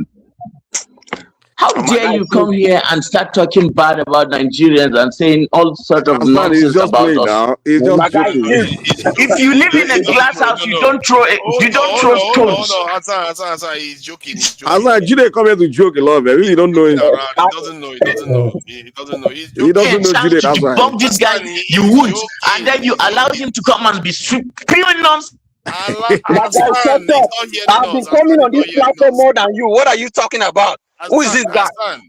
Hassan, slow down. Stop. Hey, he is joking. It's not serious. Hassan, you're muted, dude. The guy don't even have network. Yeah, Jide. He is muting me, you fool. Jide is joking, Hassan. Calm down. He is not joking. This is not the first time. If you guys do not understand my history with this guy, then maybe you should go. This is like the sixth time we are meeting. Oh, Jide, you guys have met before? No, I mean, I think I came here, I think 2-3 days ago. Don't change that lie. You're a hypocrite. Okay, wait, guys. Understand this guy. I've been This coming on guy this came platform here more than you do. and exposed and said some things about Nigerians in general, and he said all of us are stupid, that we interbred like rabbits, and that our governors, our president is useless. Can you imagine for somebody who Paul Biya is his president coming to say that Tinubu is all sort of names? We talk about Africa. We talk about Paul Biya. Paul Biya is You're a fool. You are a fool. You don't talk about Africa. You talk in terms of northern Cameroon, southern Cameroon, Bakassi, Nigeria, all sorts of nonsense. Northern Nigeria. Be careful what you say about Nigeria. Just because a lot of people are willing to tolerate you because they don't know you enough. I know you enough. And I've interacted with people like you, the Saras, the Bananas, and a lot of people like you in Yaoundé, in all those nonsense places that are semi-gutter places. If their president actually has a car that people push them, he was talking in a forum and was talking, and when he says two words, he farts. When he says the third word, he has to be reminded of what he is saying. Now, I mean, this Fulani guy does not even know in the hell with somebody with that kind of person has the moral rectitude to come on this platform and begin to lecture us about some form of governance and all anything like that. The next thing he's going to say, you are Muslim, you are what? Cheap, intellectually shallow bullshit. Man, know your place. Know your place. Know your goddamn place. You cannot stand. You cannot. You have the luxury of the internet because you have a screen between us that you can say all this nonsense. And somehow Nigerians, we are the only ones that allow people like this to come in between us and abuse us. And we think it's somehow banter. We have to draw a line about these things. I don't understand why you guys feel the way you feel about these things. Because you had when I was saying it is not banter. It is not banter. He made a lot of things and said a lot of things about our religion, our people, our soldiers. If you see the disrespect on our armed forces, how can I take that lightly? This is a matter of life and death. Did you hear him say something about the gendarme? Do you know what that gendarme is? No, see, when he came here, you know what I said? I said we should buy. You don't have the complete context. Yeah, I think I have a context because I've been talking to him for years. You see, to Nigeria, you don't. To Nigeria, have you been to Marwa? No. Have you been to Yaoundé? No. Have you been to Gaundare? No. Why? Have you been to what do they call that? The useless, dirty river that crosses and you know, does all sorts of damage on us. You have been a little bit aggressive, as you can see. Jide has. I am aggressive because I take the. Oh, he's gone out again. I didn't take you out, just in case. So you should take it easy, man. I don't know why he's so. Tunaja, allow him to be aggressive now. Everybody have their say, but when I come here, I talk on Nigeria, we talk on Gabon, we talk on everything, man. Do I care about this guy? I mean, I cannot be even holding banter with a Fulani guy. Come on, man. Come on. Fulani guy that we are chasing them out of Cameroon to, they should take their stuff to Nigeria. We don't need them in Cameroon. We don't need them. That's why the opposition leader that was running against Paul Biya was a Fulani guy. We say no. We wanted a Saudi now to be running with Pobia, not a Fulani guy. We don't need Fulani anymore. We had one of our first president who was Fulani guy. Out of a sudden, all the Chadians were coming into Cameroon, fleeing Chad into Cameroon because the president was a Fulani guy. Now this other opposition guy was clamoring for to take out. Nah, we don't need Fulani. We don't need Fulani. We have seen a lot what is happening in Nigeria. We cannot handle it. You cannot come in and bring your own religion and turn it over and implement it in Cameroon. No, it's not going to happen. We are going to clean you guys out one by one, chase you guys out of Mariwa, out of Ngaundere, back to Taraba State, back to Benue, and back to Borno and Adamawa, Yola. And you guys are going to meet your leader, Modibo Adama. That's where you guys came from, or Usman Danfodio from Sokoto. We don't need you guys in Cameroon. You know, I'm letting you know. So if you have your Fulani herdsmen that are preparing to come down to Cameroon for vegetation, we don't accept that. How does that fit into your Pan-African? To Nigeria, I've never been a Pan-African. I've always been that person where you stay in your own area and develop it and have a clean mindset. Once everything is developed, then we can start talking about Pan-African. You cannot Pan-African with the people that see you as an enemy or as a threat to their own religion. It doesn't make sense. I'm a person that eats pork. I love being outside party. If I move to a Fulani place, I also want to experience my lifestyle like that. But when I go there, I cannot do that because hey, I eat pork, I might get killed. How does that make sense to you? But they can come over and open their mosques and they don't get killed in Southern places, in the Christian places.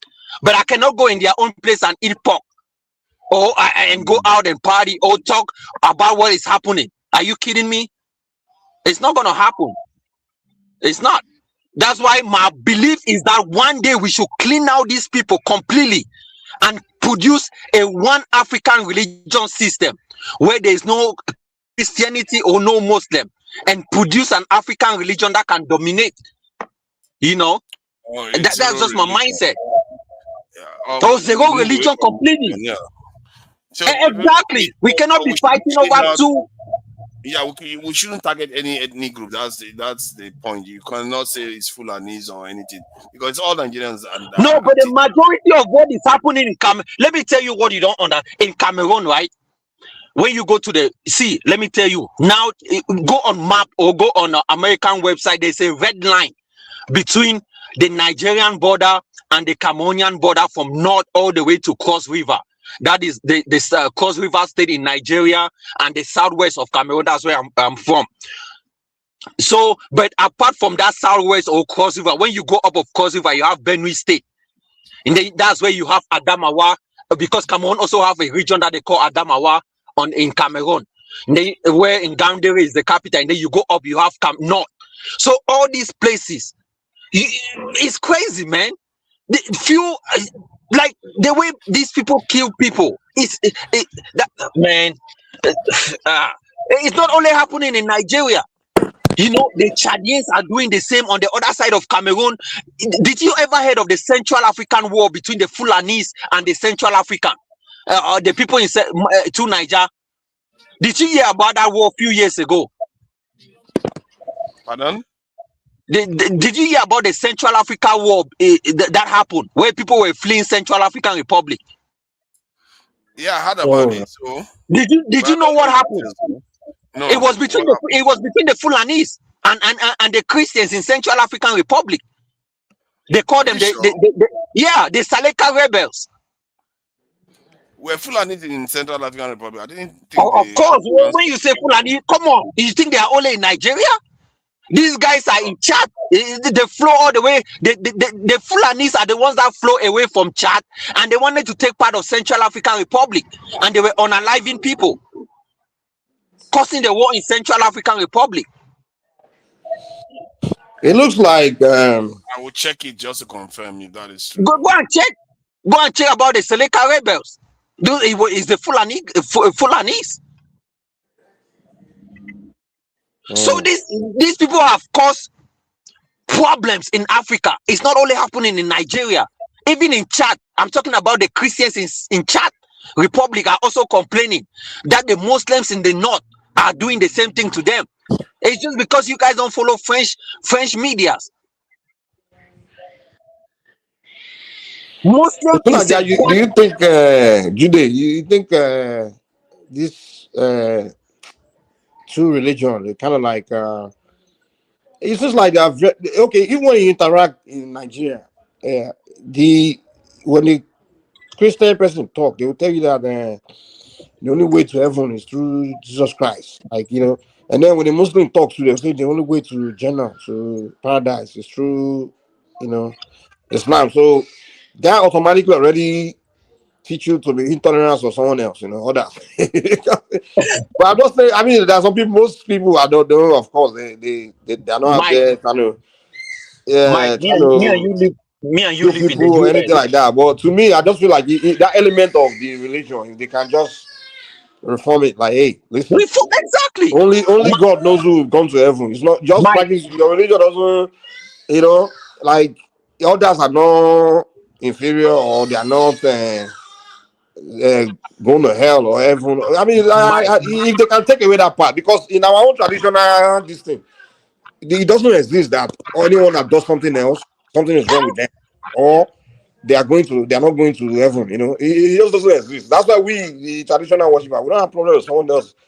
We don't have problem with you, man. Like, even people come to us from other religion for help, and we help them. You know, so to me, I just think that element of the Christianity and Islam is what I think. I just have issue. Mike, the same Somalians that Americans are talking about today in the US, where they have their freedom of religion, you cannot go to that Somalian country in Somalia and practice your Christian religion in public. You are going to be unalive in Somalian street. I'm telling you for a fact, a Kenyan Christian went to Somalia and was killed in Somalia because he's a Christian. He was talking about, he was, I don't know what happened, but they killed him. Come on, man. The thing that is making me crazy is that they go to Christian countries and they are able to perform their own religion in freedom. You know, Christians don't tolerate it. But they may not be that violent. They may not be violent, but they don't accept other people too. Like, say, you practice another religion. Christians are just as guilty. Yeah, but Mike, me and you live in the US, right? When I came to the US, when I even went to church, to the Christian church one day, I realized that most of these European American, they don't even go to church. They don't see church like that. They talk about, they might talk online. But I think even in fact, I think it's more of Africa, exactly. Hold on, because it's Muslim country like Saudi Arabia or even Iran, they don't kill you because you're a Christian, or they don't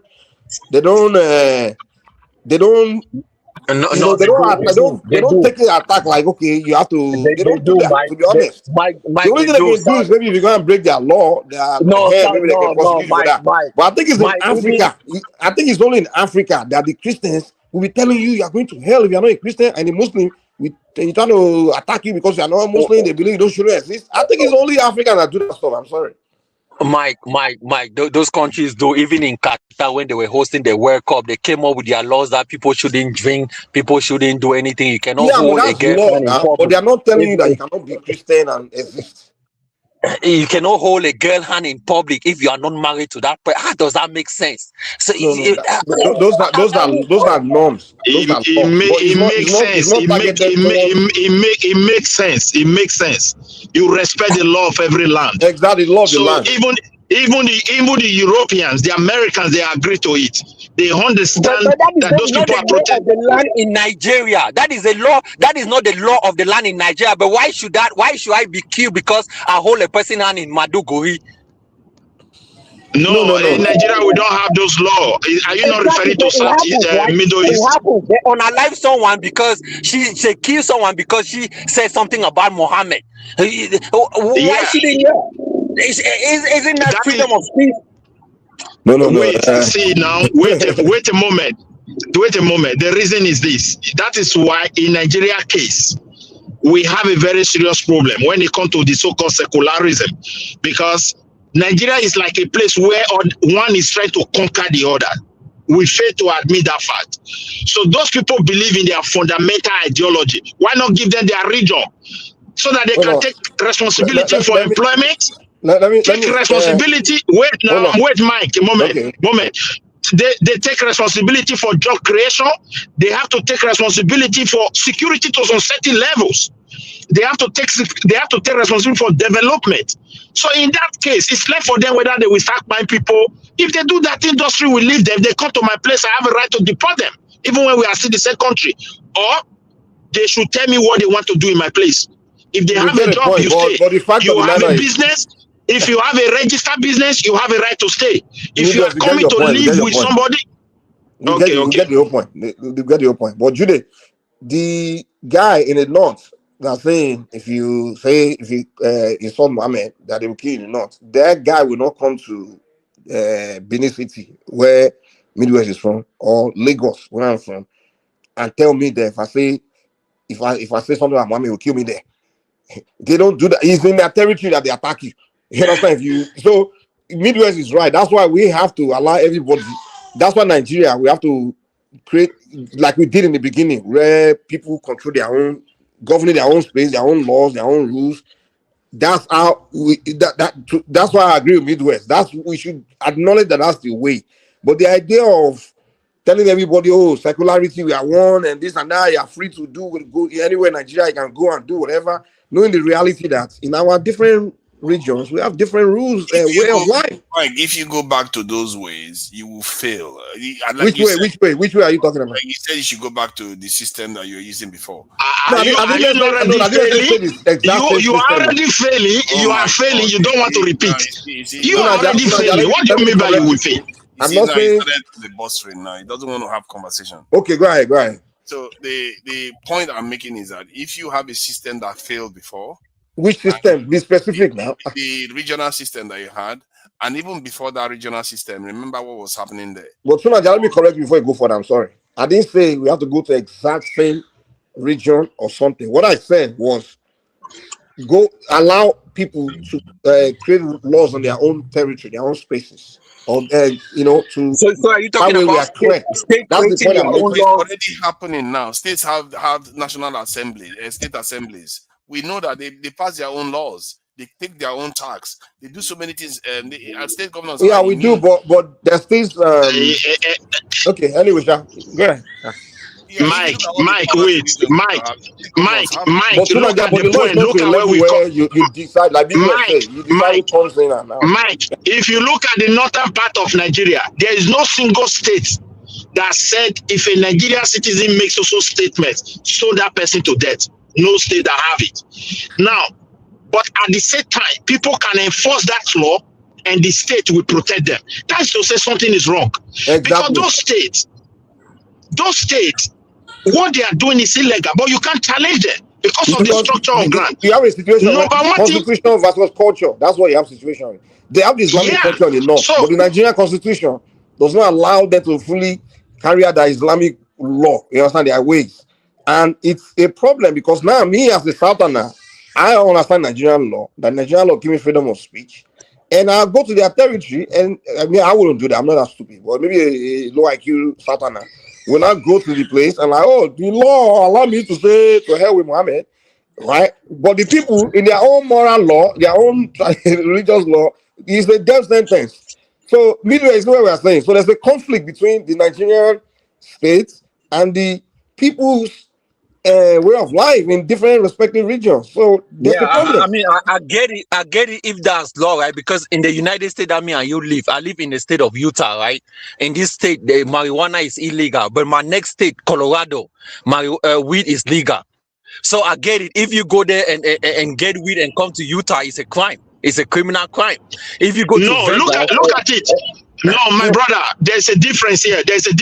No, in America, this is law. In Nigeria, this is not law in any state or local government of Federal. You see the problem now. I get it. If that is made law, that is fine. But when it's not law and people are taking law into their own hands, and then there's a problem. Okay, and when they take this law into their hands, the state will protect them. No persecution, no arrest. Exactly. You see the problem. So the Nigerian state is not real. The Nigerian laws, the Nigerian constitution is not real. The people have their own law in their own mind. But the bourgeoisies of Nigeria are creating law, copy and paste law from West, and thinking they are really using it to govern people.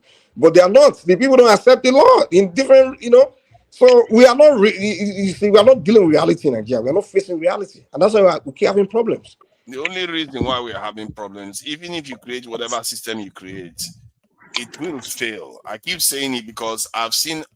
Have you seen? Not I've seen. You all know there are many systems around the world, and many of them are functional. As a matter of fact, most of them are more functional than we are. We can't even sweep our roads. We can't build anything. So, they are functional because of implementation now to Nigeria. You are not implementing laws. That's why people sweep vote.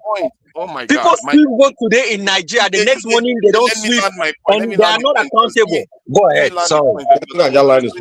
Yeah, I was referring to what Mike said. Mike said something about you needed to change the system, and I was saying the idea is that the system is not necessarily the problem. It was the earlier point Mike made.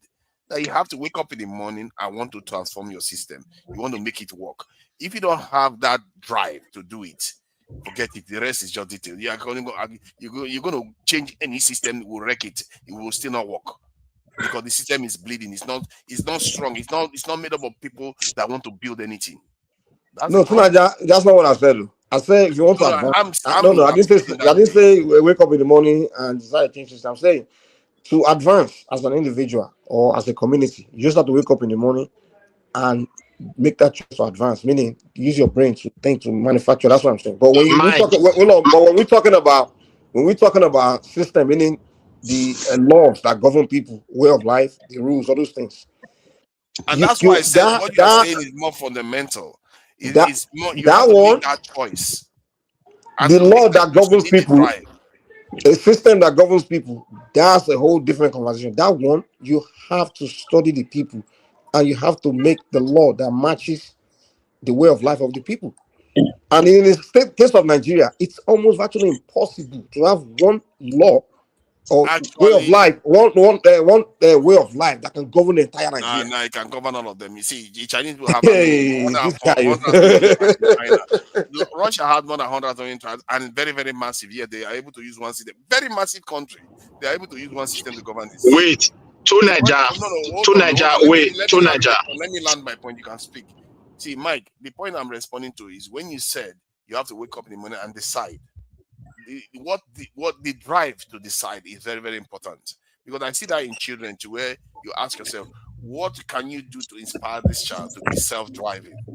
You have to have that drive, and that's why I tell you that our society doesn't have it.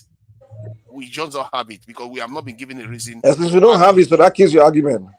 That's my point. We are done. That's why we can't even secure our country until something happens to us that gives us that drive. And focus on what we are discussing here. We're talking about. That's what I'm focused on the point you made. The law, like the point is this: in different parts of Nigeria, their way of life is completely different. In the northern place, they have Islamic belief, strong way of life. Yeah, but where you come from, you don't have that. You don't have that. That's not you. So that does not matter. Now, what Nigeria is saying that if you go to China, the person from West China is different from a person from Tibet, but they all have the same law. They have a different way of life, but the system of law is the same. Because of implementation. If they say don't throw dead in this place, exactly. No, hold on. See, make I put something there where you mention, my brother, you mentioned China, you mentioned Russia. It's as if you don't know the history of these people. These people have lived for quite hundreds and hundreds of years under communism. And that communism, you see, their bureaucratic procedure is so strong. And as a result of that, when they came into capitalism, they understand how capitalism works. And they know area of their shortcomings. Singapore that have not lived for a long time, how did they become united under one system that they have built their country? Put Singapore aside. I'm still talking about China and Russia. So originally, these people are already one. under a strong system. Which one? You see China now, is bigger than Nigeria in terms of land mass, population, One Nigeria. yes, One and Nigeria. they are still, and they are One one, Nigeria. wait, and they are one One under Nigeria. communism, and that communism. One Nigeria. Are you listening? Okay, I promise to be gentle right now. I've calmed down. Okay, let me just put some things into perspective. You see, the places we call Cameroon today, these are our ancient native lands. Some part of Cameroon, we ruled over them. And let me tell you about the history of these people. They were rolling about, they were living naked, like naked. And literally naked just 150 years ago. What tribe are you from? Jude, so you guys used to be naked, Jude. Let me tell him his damn history. He's telling me that I'm Fulani. A Fulani guy that came from Saudi Arabia telling me allowing a foreigner to come into our discourse and give him the chance to misrepresent reality. Who is moderating? I bet more than not to go that kind of nakedness. More than not he's telling me about it. All right, I'll take both of you backstage if we can. Yeah, don't allow that nakedness. Even documentary are there. Some large portion of Bonu were still naked in some 1930 something year. All of that documentary there. Even the Bonu they claim they were never Muslims when they were great. It's just like what they are doing in Egypt today, digging everything out of the soil, and people are presenting themselves as Muslims. Those who made it to do this Quran. The answer is no. Come on. So they should not be. They should not be bringing those things here. Don't do that now. There is the Kanem Bono Empire that everybody knows. Jesus Christ, why are we doing this? Of course, some people are going to be naked. Those days, even some part of the only reason why people were wearing clothes because it was very cold. You have some people naked in a continent where they don't have any temperature. This is a problem. But the Kanem Bono Empire. Now, were you guys naked before the British came? No, some people were naked now. Some people will be naked. You know what I heard, man? In fact, they said when the British came, the only people that were wearing clothes in the southern Nigeria were this Benin Kingdom and the Southwest, in the Oyo Empire. They say those guys, those Anyo man, you guys there were naked, man. Yeah, what's the big deal about clothes anyway? My brother, no. After we got the independent, even when we got the independent, nakedness was an issue in the Southeast. Newspaper they carry out. What are you talking about? You're talking nonsense. Okay, bro. Yo, can I come in? This guy's a talking funny, about bro. that nakedness is an issue. Can I come in? Even the Benin, let us be honest. Even the Benin you make, even the Benin you. You're not being honest because the truth is that I have to be honest. Wait, even the Benin you mentioned. Let me be honest with you. There are age groups. When he believes something, okay, let me just let him have his say. He's not here to learn. Let's just carry on. He's not here to learn. Carry on. Say what you want to say. Wait, what is to Baba Benin where I'm from? There are age groups that were still naked. What are you talking about?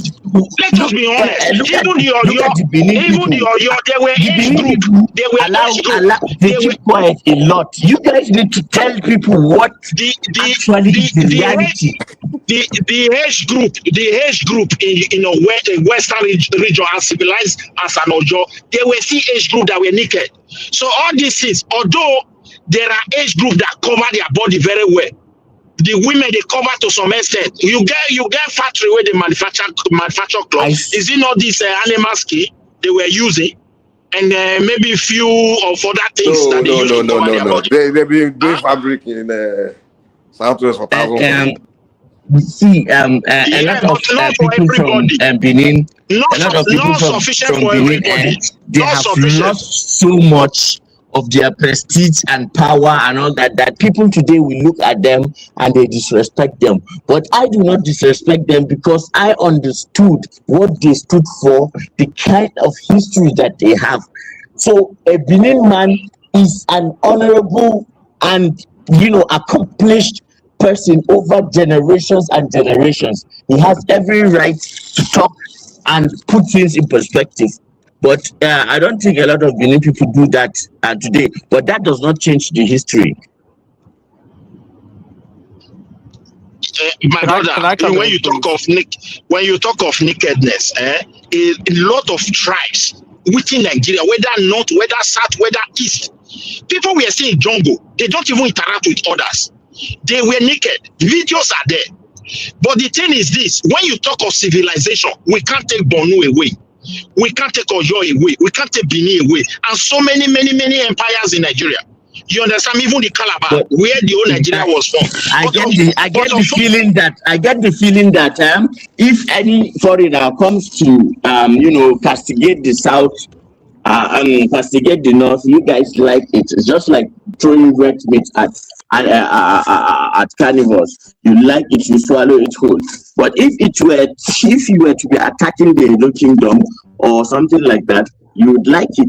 You'd welcome it somehow because he's at. And look, the reason why I'm countering him is because look, we literally commanded Cameroonian armed forces. What happened to him? Maybe network. Okay, I think it's network. Fine. See, we can go round and round. Did you notice that every time he mentioned Cameroon, his network goes off because what the history that he's saying is wrong. But despite the fact, it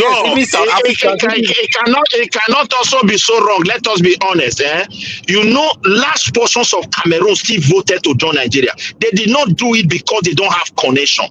You understand me? They were really having connection with that Kanu Empire. That's why they did it like Adamawa everywhere.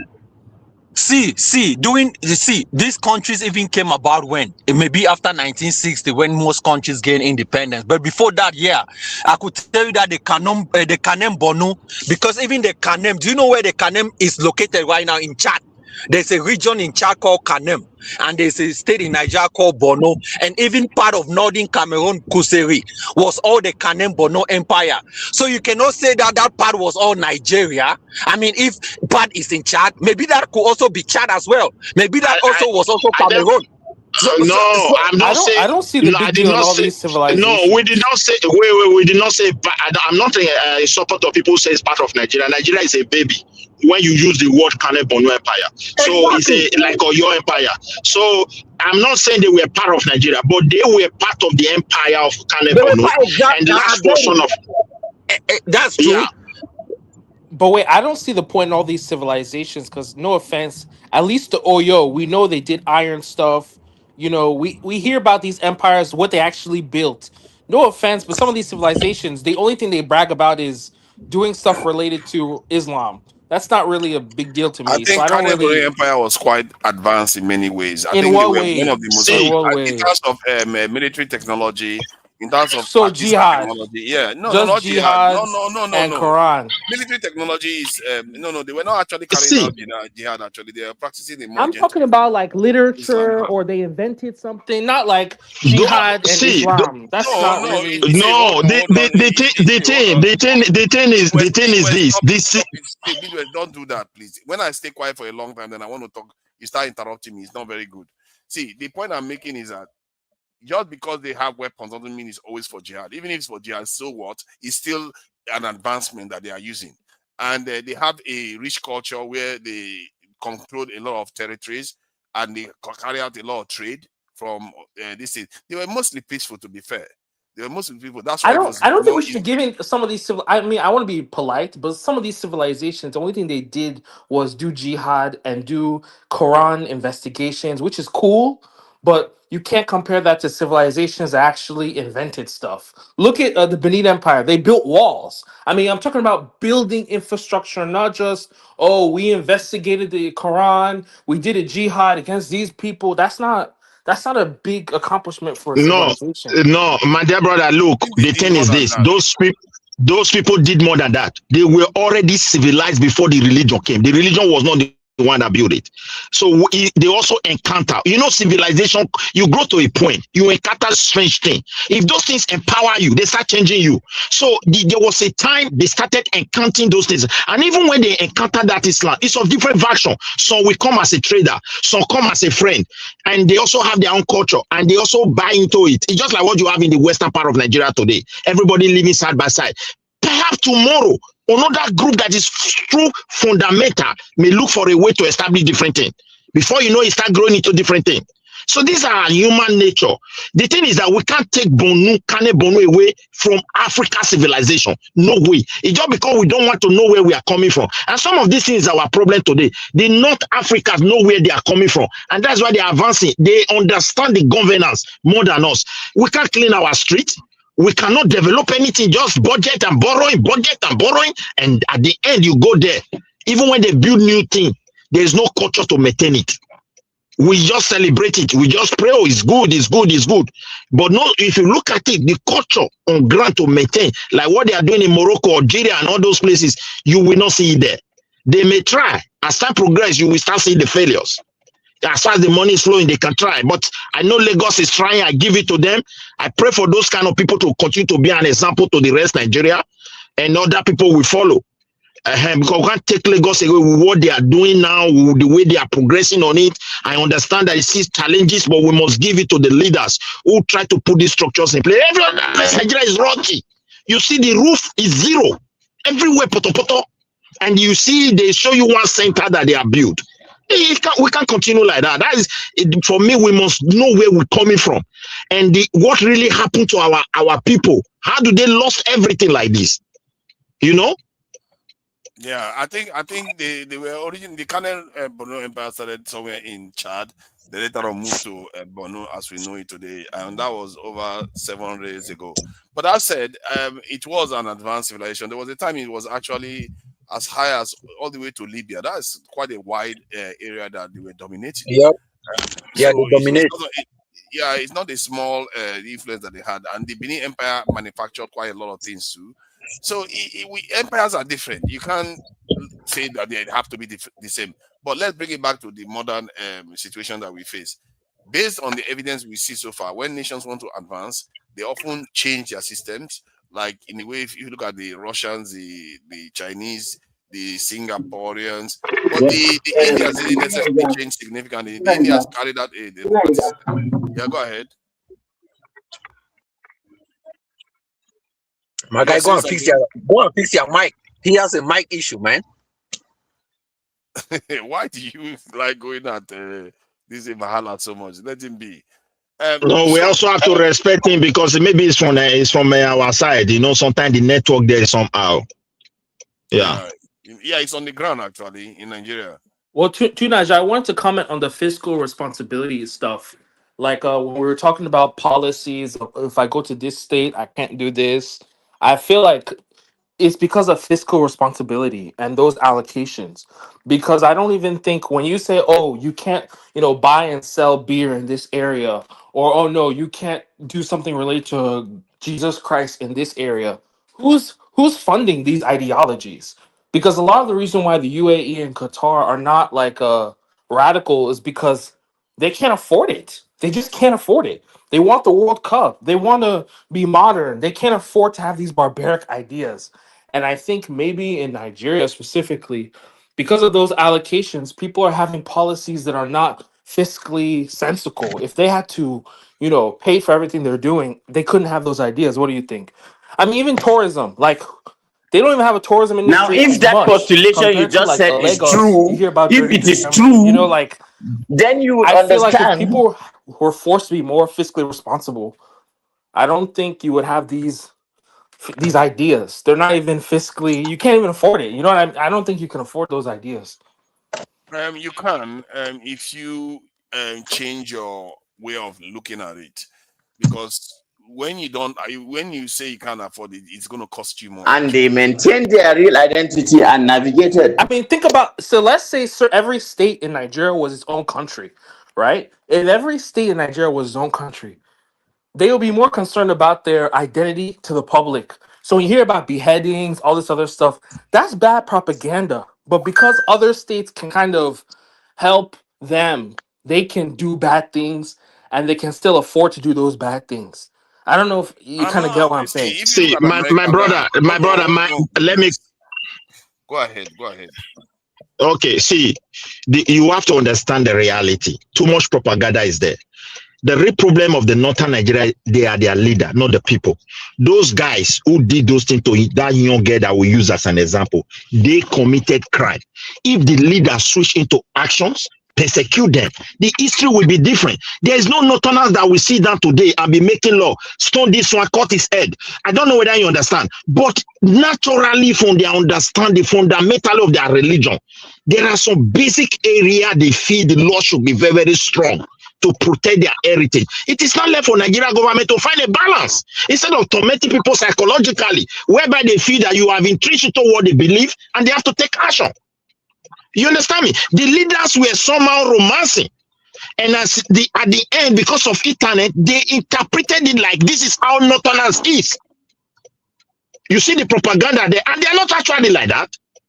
If, for example, that very guys were arrested, persecuted, it should stop. There's no way there's no place you don't have criminals. It's unfortunate that sometimes the leader there, either because they enjoy some juicy position, telling their people we are the one ruling, and the Quran supported that they are really the one that have to the political structure of every society, and their people not tumble like that, and they produce a major. The people are not happy with their leaders. That is why I say if they restructure Nigeria today, every northern leader will be the first to correct their brain. Because when those people rise up, the dust will be too much that everybody will follow. Those people don't know who to hold accountable. Do you think in Nigeria, every state, I support Nigeria 100%, by the way, but I'm just saying, do you think that they would still elect the same leaders if they were their own country? Every state was its own country. Do you think they would still elect the same leaders they have today? No, they will not. Those leaders will not have chances to do this nonsense they are doing, because the people will rise up. We have our ethnic nationality in our blood, in our vein, more than Nigeria. Even when we see ourselves outside, we still ask somebody, where are you from? So strongly about something without any real reason. I don't understand you. What is that? You said because our nationalities are so strong in us. What evidence do you have of that around Africa, where you have over 50 African countries? What are they doing that makes it any different from us? Many of them, some of them are actually literally one tribe, like Somalia. It's literally one tribe. You see, no, wait. Let's put those people. Don't use them as an example. I don't know their problem. I can't dive into there. Maybe religion is responsible. Solution. Maybe that is not the solution. You are holding on like why? I don't understand you. I don't know why you use Somalia as an example. I don't know why you use it. The reason why you said specifically that we feel so strongly in our ethnicity and all the rest. You forget that you had your ethnicity when Oyibo came and took everything from you. You had it. It didn't work. See, no, Naija, the question is our brother. The question, look at the question he answered. If every state were to be a country, are we going to elect this same type of leader that are leading us now when they are failed woefully? The answer is no. Why not? Nobody. Let me tell you.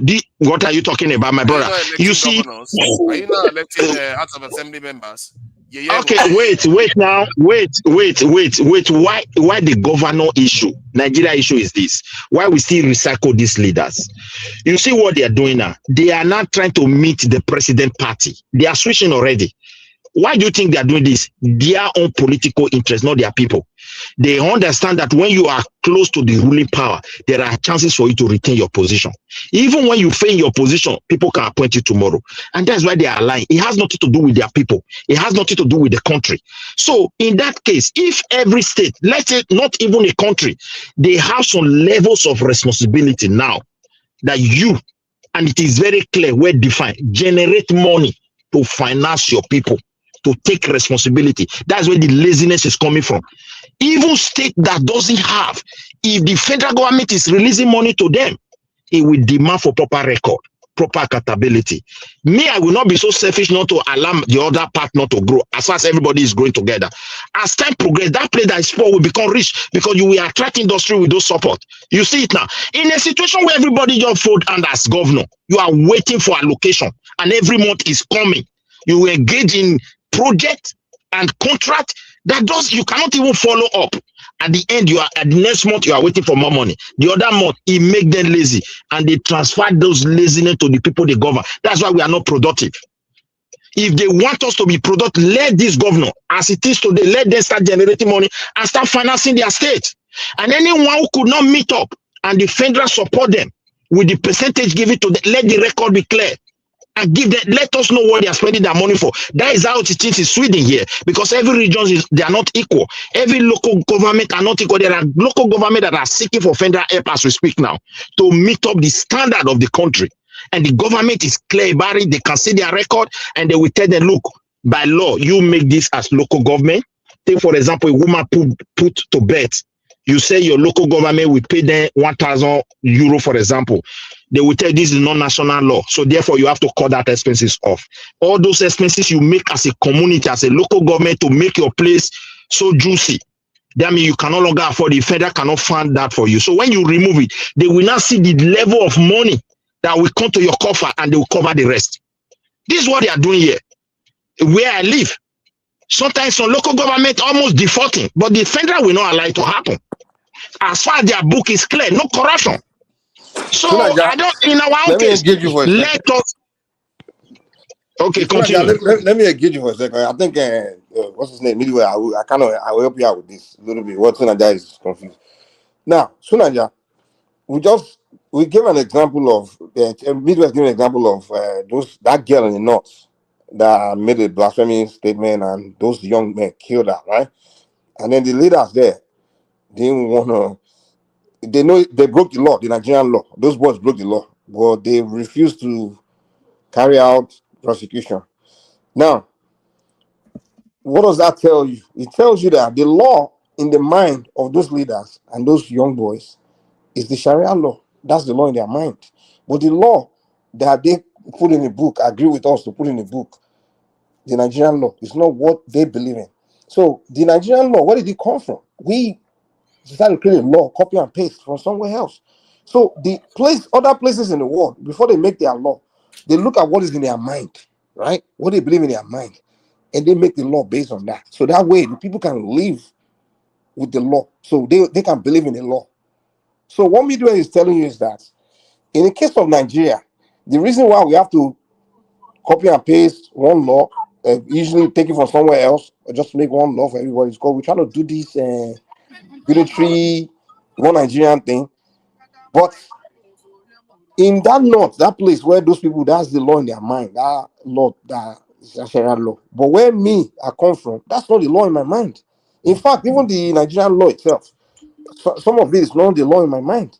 I have my law among my traditions. So what Mr. is saying is that we have to find a way to make a system that suits the people. Mike, come on. When they say law, we are Mike, for something to be law, it has to be acceptable, right? It has to be passed by the Constitution or by the House of Assembly or whatever, right? You cannot call anything law when it is not law in the system. So that is a criminal offense because it's not law.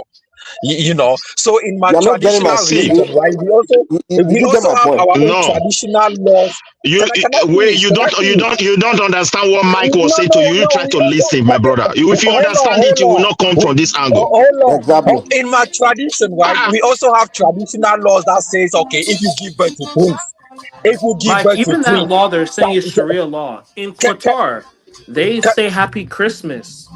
In UAE, they say Happy Christmas. And you have other Muslims around the world who are like, isn't this haram? And they're like, no, it's not. Like, what's your problem? So it's more of like a cultural thing. In Nigeria, all the Muslims from North in my place, they tell me Happy Christmas. We tell them Happy Salah. It doesn't mean. Wow, that's beautiful. Yeah. Yeah, this is not the fundamental Wait, issue is Jude, that did you get my when their point? Because leader it seems like you don't understand my see point. where Mike, see what Mike was trying to explain to you. You see, naturally, these people have been born into a system where they know that A and B is offense. Exactly. Now, when somebody is committing this offense and there is no law to back it, you are tormenting those people psychologically. That is why the government need to be open and say, look, that's why we believe this law is like this. You can't take law into your hands. I don't know whether you my understand. traditional law, hold on. So my traditional law that state that if twins are Should given, all if they spending give be birth to public? twins, Like, hold on now. they claim it's Hold on, public, but is it really hold on. Okay, sorry, Hold Mike. on. My traditional religion state that if a woman give birth to twins, they should kill one. So, hold on. My traditional religion state that if a woman give birth to twins, they should offer one. So that is our traditional religion. Does that mean that because we grew up with that religion? Does that mean that is a good religion? Does that mean that should be what the government should implement because it's part of our religion? No. Okay, the government see the difference. In one point in time, No. hold on now. In one point in time, the government have to sit down and say and choose which law is good and which law is not good for its people. And that's why they have people in every region representing. That is why Africa is not progressing. Every law must work with the people and the people must accept it. Take for example, they kill one out of the twins in your place. When the people themselves realize this thing, it's no longer obtainable, we have to change it. Then when they discuss it with the government and they implemented it, it will become law. But in different occasions is that when they can no longer voice anything, people are already in charge of them. They cannot say yes or no to anything. You can implement whatever you want to force on them. But if the people still have power, you get my point clear. How can I say? How can I look at what you are saying? How can I say that? Try to get what I'm trying to explain to you, my dear brother. You are asking that people should be stoned to death because it's part of them. That's your question is not in line with what I'm trying to bring before. Maybe you cannot understand. But I'm trying to. Yeah, I'm trying to point to you. The argument is not that we are. I mean, it's not like that. I am trying to point a fundamental. I am trying to point a fundamental root of a cause of a problem to you. That is not if you have to, because that religion was brought to them by the Arabs. Listen, how many years ago? It's not part of their traditional religion. You guys are doing blind argument here, Jude. We are not presenting argument for or against a particular way of life, or particular religion or particular ideology. That's not what we are doing. We are saying there is confusion in the system that we are not addressing. That's causing problem. For example, the people in that northern part, in their mind, this is way. You blaspheme, you will kill you. That's in their mind. But the Nigerian state is making a law telling me from the south that I can go there, I have a right to blaspheme. And when I get there, I don't. Maybe I'm one guy that didn't know anything about their place. Didn't understand Islam. I go there, and I go blaspheme, and they buy me. So what we are saying is the Nigerian system didn't really, they're not addressing these things, these flaws. You have to address these things. Either you find a way to discuss with the North or figure out the leadership there. Or those people don't have representative in Nigerian Senate. They don't have senators from that region. What do you mean? They do. Even the leaders. Their own senators. Calm down. Listen, you're not paying attention. Their own senators, their own governors, they themselves refuse to prosecute the guy that was killed for blasphemy. So it means they themselves believe in that Sharia. But if you believe in that Sharia, then put it in a book. Let me ask this guy that is referring to Saudi Arabia, for example, Qatar. Go to Qatar street and be shouting Muhammad is useless. May God forbid, I'm not saying it here. You mention that word and see whether people will not react. Even if the government is there to protect you. But that religion is part of their culture. The Arab religion in Africa is not our culture. Wait, I don't know what you mean by culture. Even the one you call your culture, people started it. Let me tell you, let us be honest with this fact. The thing is this: if Nigeria government want to help us on this matter, they should carefully look at how can they find a balance about Sharia, because Saudi have Sharia, the Qatar and all the UAE you are referring, they have Sharia law, but they find a balance. Now, even freedom of speech does not mean you should wake up and be insulting people. There are consequences for what you are saying. So you should understand that. If I'm in the northern part of Nigeria, I should understand enough to know that I shouldn't provoke these people, even if I'm not believing what they believe, to go and insult what they believe, or else there will be problem. I know this naturally. Hold on. Let me add something. See, even if you break a law, or like you blaspheme against the religion, shouldn't mean that it should be death sentence. Because even them, they say that the religion doesn't say that, but in reality, they carry. It shouldn't, but that's what they believe. Tunanja, can you go and change your mind? No. You can change your mind. You can change your mind to an extent, because this is a secular. You can do that. Tunanja, you can do that. No. Yeah, of course. You can go to my degree and go and change your mind. Hold on, the Chinese are not having it. Tunanja, are you Tunanja? I'm saying you, Tunanja. Can you go and change your mind? Of course, me as an individual, if you give me the power, yes, I can. If you give Which power do you? How? You can go. How will you change your mind? This guy, man. You go and make law for them, Abi. You go and make law, a law that is not there. That means you want to colonize them, and this is the problem we have from the beginning. This is why we also want violence in our country. Some people just believe they can just change people. Yes, you can. What is? See, if society. Okay, tell us the process, Tunanja. Tell us the process. One, you enforce the law. Anybody that takes in Nigerian life, death sentence. And the idea that you are going to start negotiating it in any way. If you take a life, you die. Because you didn't just take that life, you take the life of the generations to come. You don't have a right to that life. God has a right to life, or the law has a right to it. You shouldn't do it. So that's number one. You have to enforce it strongly. And I will make an example of any big person even that does anything like that, and you go and cause the loss of life because of religion or tribe, you pay for it. Because that way, people will get the message that you're not allowed to behave like this. Because if you're allowed to behave like that, you're going to destabilize the system sooner or later. Religious you like to ignore reality and just talk your own. See, everything I've said just now is not new. You like to ignore reality and just trying to give your own set. Oh my God. Everything I've said just now, other people have done. It's not fantasy. That's my problem. Tunanja, you, for Anyoma, you cannot go and change the way the Northerners feel about Islam. You can't. Go and kill somebody in reality. Hold on. Mike, go and kill somebody in Singapore where they have Muslims and you find out. If you are not Singaporean, Tunanja, that's your problem. Fantasy when it's actually happening in the real world. We are not Singaporean. If Usman Danfolio can go in and change their mind, why can't we? Exactly. I don't understand how Usman Danfolio came with sword and they were chopping heads off, and that's the measure. And how come with sword? You take a human life, you die too. Tunanja, you literally Tunanja, you from Anyoma, you start chopping the heads of Northerners in North. I will chop any head of whether it's Northerner, Southerner, any. But you know what we come. You know what we come. You know what we in Nigeria. You see, Tunanja, look, my brother. Okay, Nigerian army went to Maiduguri. When Muhammad Yusuf was saying book for education is forbidden, and they decided to chop him off. Guess what? That's why Boko Haram started. Yeah, exactly. So you hold on now. Even their own leaders believe in that thing. You want to go there and use your machete to chop their head also. They can't listen, I know what they will do to your Anyama people and Igbo people living in the north. They start chopping their head off. Oh my God, you still don't understand. See, if I have the opportunity of becoming a leader, remember, it's not just me. People that have the kind of beliefs I have.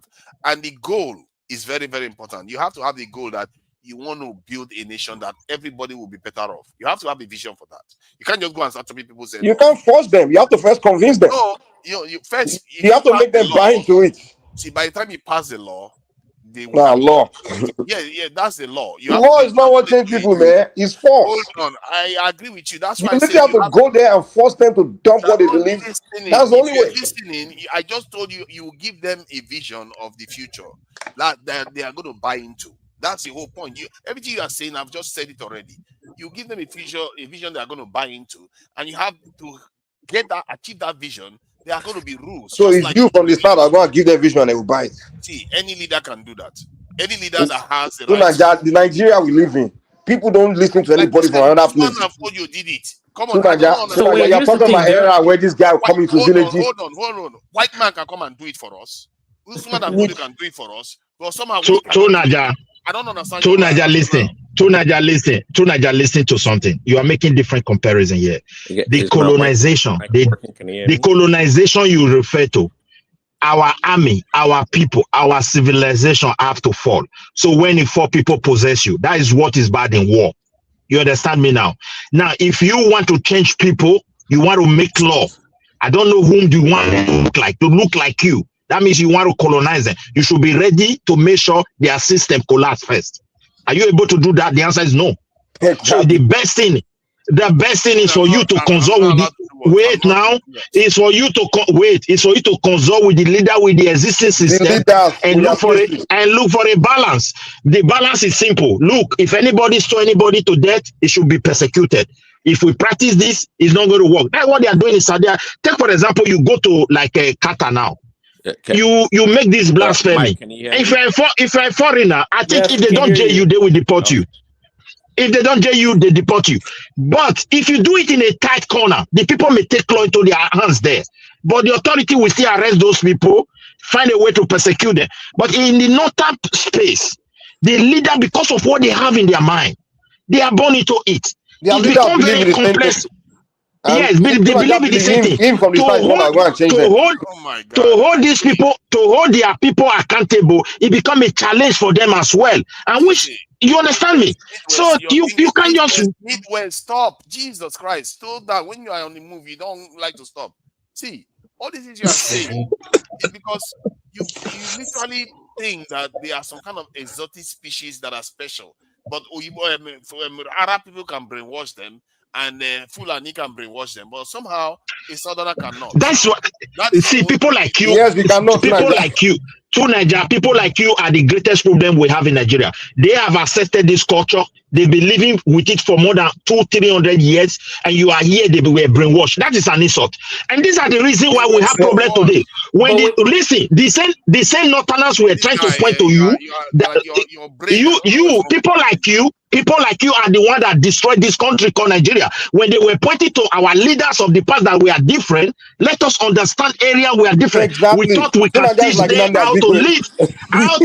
They were thinking they can teach them how to live. The guy is crazy. And let me reduce his microphone. He's just downright out of his mind. And at the end, when the Northerners, when they feel, listen, it is the Southern people that destroy Nigeria. At the beginning, when they were so open, so plain about the reality on ground, we were trying to deceive them in order for we to climb on them and start trying to colonize them, which we were not able to achieve. You understand me? We build that. Let me land my point.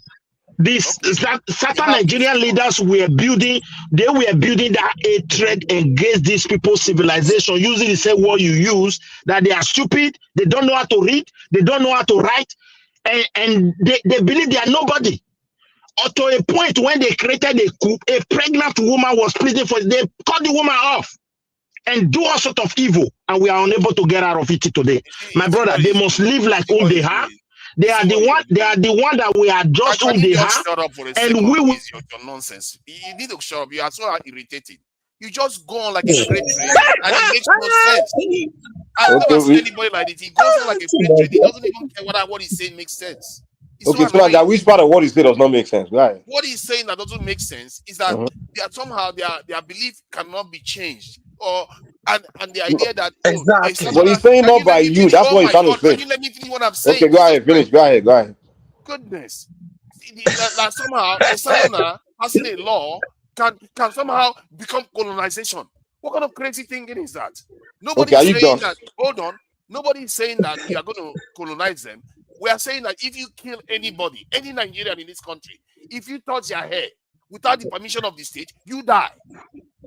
Yeah, but that's not your main argument. Calm down. Sunanja, you are shifting the goalpost. That's not your main argument. No, that was because someone has been kidnapping. So because someone has been kidnapping for a long time, it means that is part of his religion because he has been kidnapping for a long time. Calm down. Jude, that's not what Are we're saying. you kidding me? You're not open-minded. You're What are you confused. You don't know talking what I'm saying. about, man? Sunaja, calm down. Sorry, Jude, calm down. Colonize Jude, them. We're going to colonize them. So you will allow most Arabs to Sunaja, colonize them instead. What kind of thinking is that? Sunaja, no, you're kind of shifting. Listen, we literally ask you, and you're telling us. You even said it yourself. Say if a white man can colonize them, why can't we start to colonize them? And that's why Midwest is trying to come in to tell you. Why can't you change their way of thinking too? Wait. Yeah, Midwest is trying to spike this too. Hold on. Is your way of thinking good?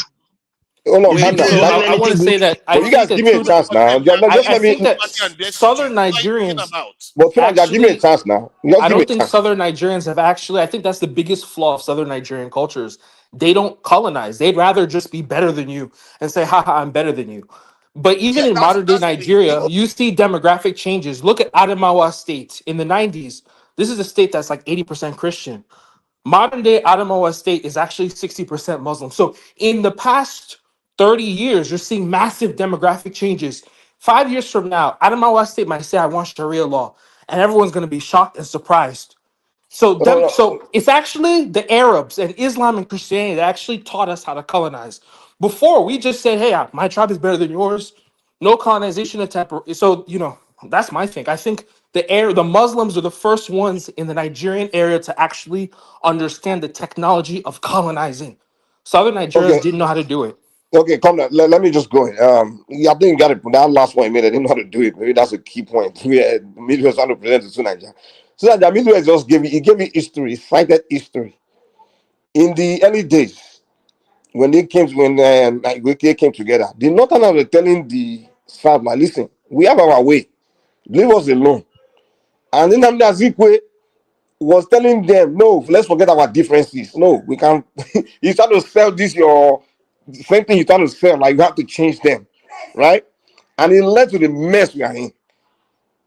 It literally led to the mess that we are in. It led to a bloody. In fact, those are the suspicion. Not that I feel like the South were trying to change them. In fact, they suspecting us trying to introduce Christianity to them. Like they were very suspicious of it. And by the time he runs the create that unitary system, they say, okay, this is what you've been trying to do to us. And that's what led to the moment Irosi declared that unitary system, they started programming the north, started attacking Igbos. So he's trying to tell you that this thing you are saying, he's trying to tell you that this thing you are saying, yes, do we want people change and things like that? Yeah. But the approach, thinking you can just go and change them without you have to have some kind of means. You keep mentioning the colonial, those jihad, Usman, those guys came with sword and literally had the means to subdue them. You understand? You have to have that kind of means. Not like you are equal footing and you want to go and change. Come on, you create disaster, man. The best way that people say is to just let them govern their space the way they want, and you govern your space the way you want. Okay, now let me respond to that. You see, what you are saying, you are basically, what you don't understand is that when Usman Danfodio was doing what he was doing, they were seeing it as a revolution at the time. They didn't see it as a conquest. They saw it because the North had already become Muslim during that time. So to them, it was just a revolution that they were encountering. So when you want to transform a system, like the example you gave about the Civil War and all the stuff that happened before that, that was because the people that were perpetrating the events of that time had ulterior motives. If they were nationalists, the result you saw wouldn't have happened. Do you know what nationalists would have done?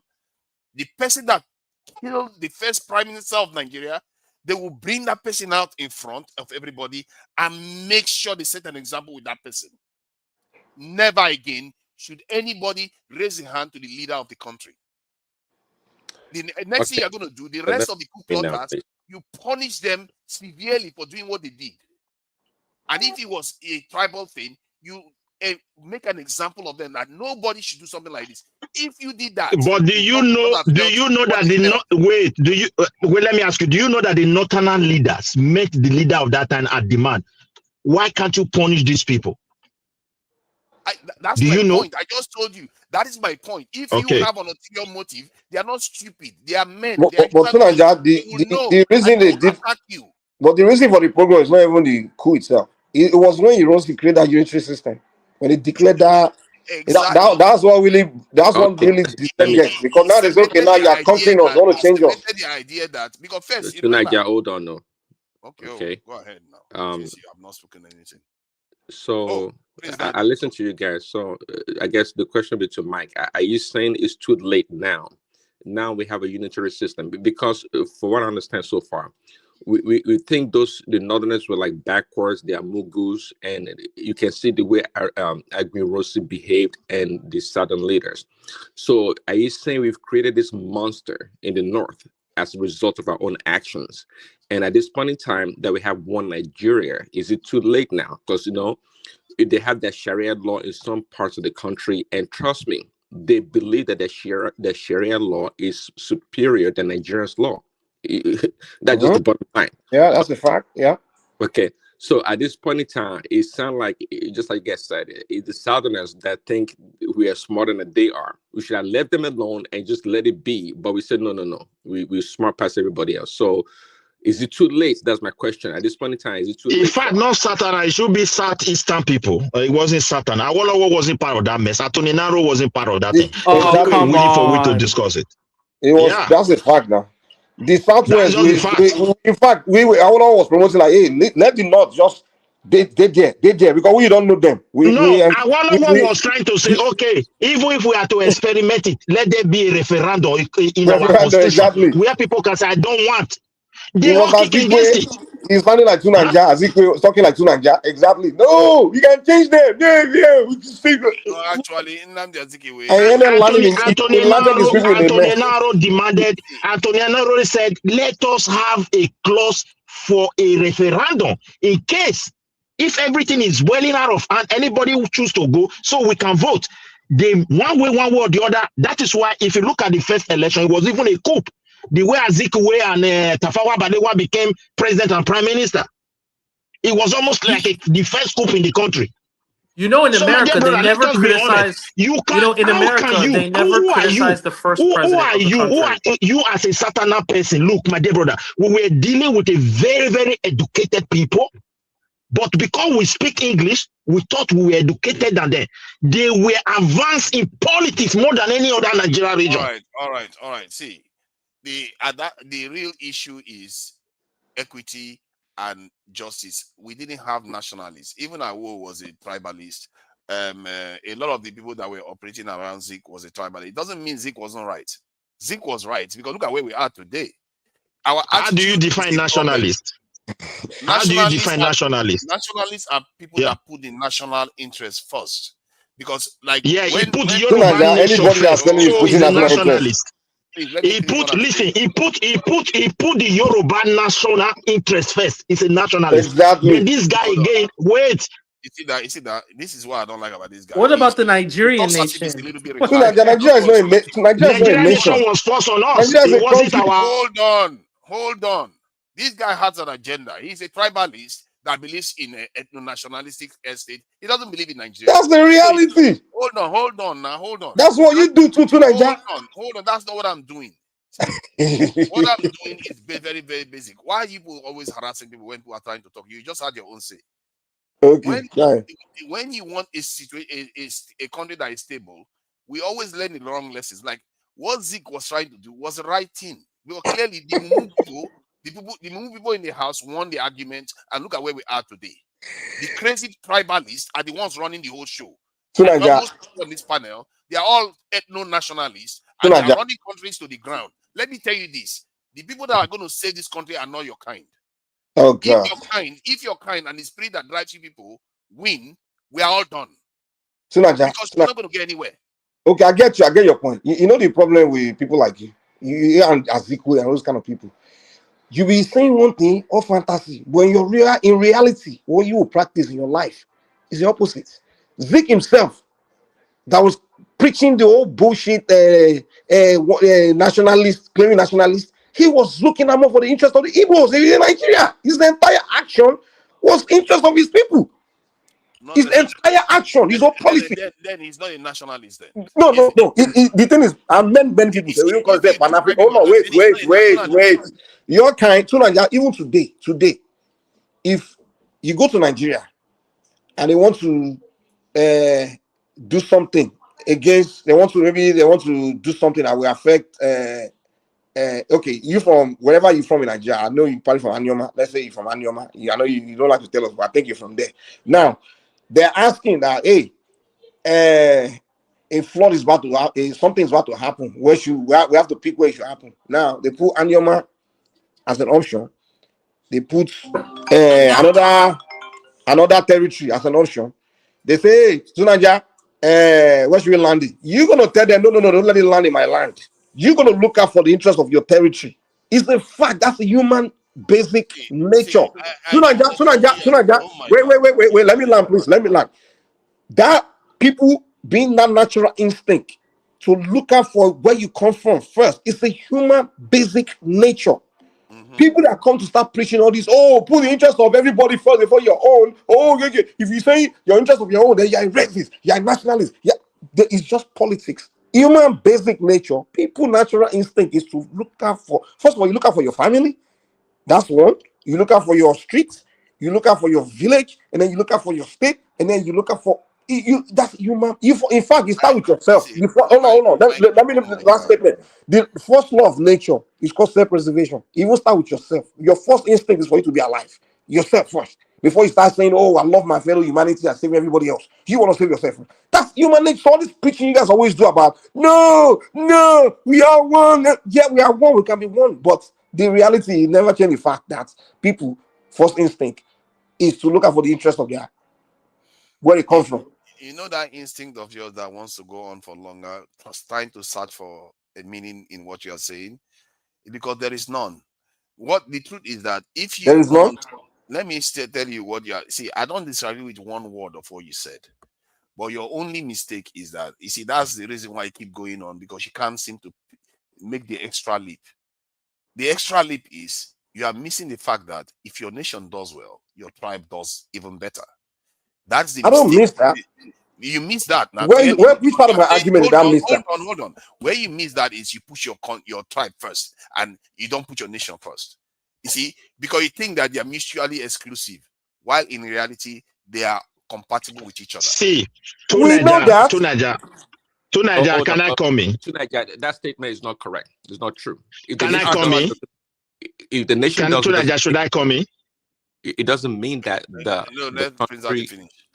Tunaja, let me give you an example. Let Prince Adi land midway. Come after time. He's making a statement. Let him just land.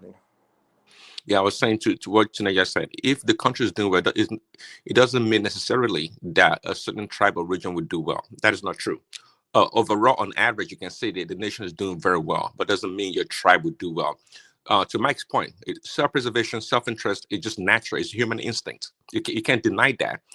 And I think if you have this robotic idea of a nationalist or to pursue one national interest, some people will be disenfranchised at the end of the day. It's just natural. It happens in every damn country. Okay, good. Name it. See, nobody step in. Let me now ask him. Compared to any European country, which tribe is doing better than the European countries? Which tribe in Nigeria is doing better than them? That logic doesn't make sense. Okay, let's just use Western European country. Not one tribe in Nigeria is doing better than the Western European country. The reason why I use that as an example, because what you are thinking of is relative progress. You put yourself ahead of your fellow tribesman, but not looking at the bigger picture. If let's say you're looking at yourself doesn't mean put yourself ahead or anything. No. You are all tribalists. So let me finish my point. No, not like that. No. Let me finish what I'm saying, please. First, I've not even finished my point. If Scotland was playing tribalism and want to drag England down, they will all be poorer for it.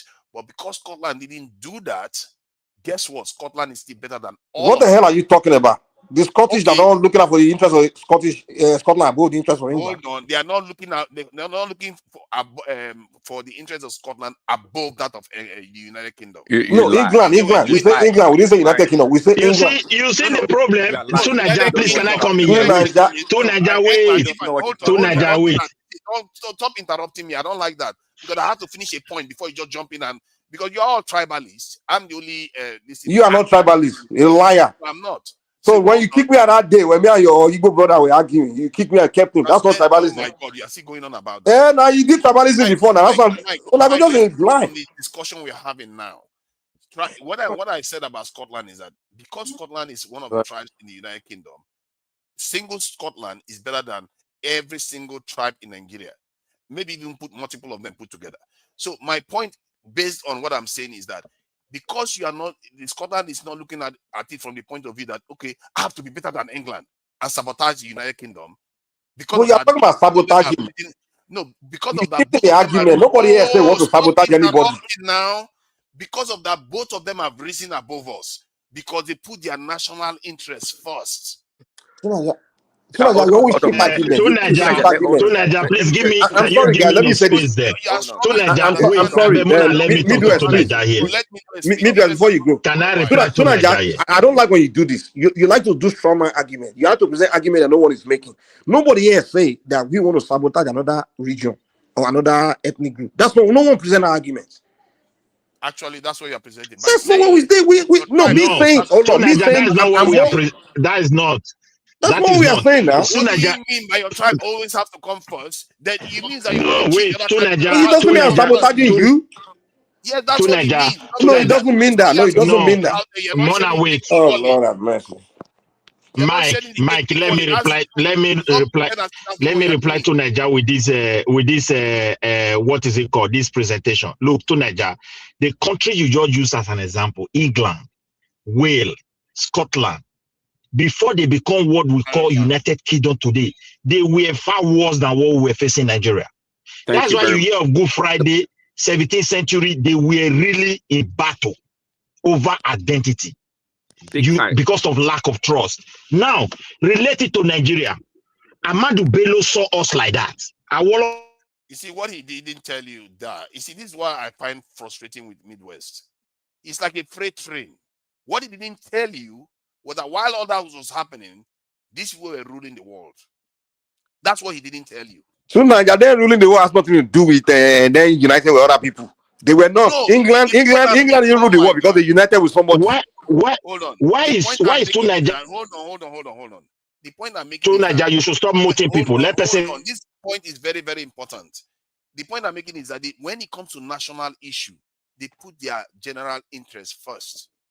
That is what they do, and our people keep missing it. But we all agree on that now. You don't agree on that. To Nigeria. No.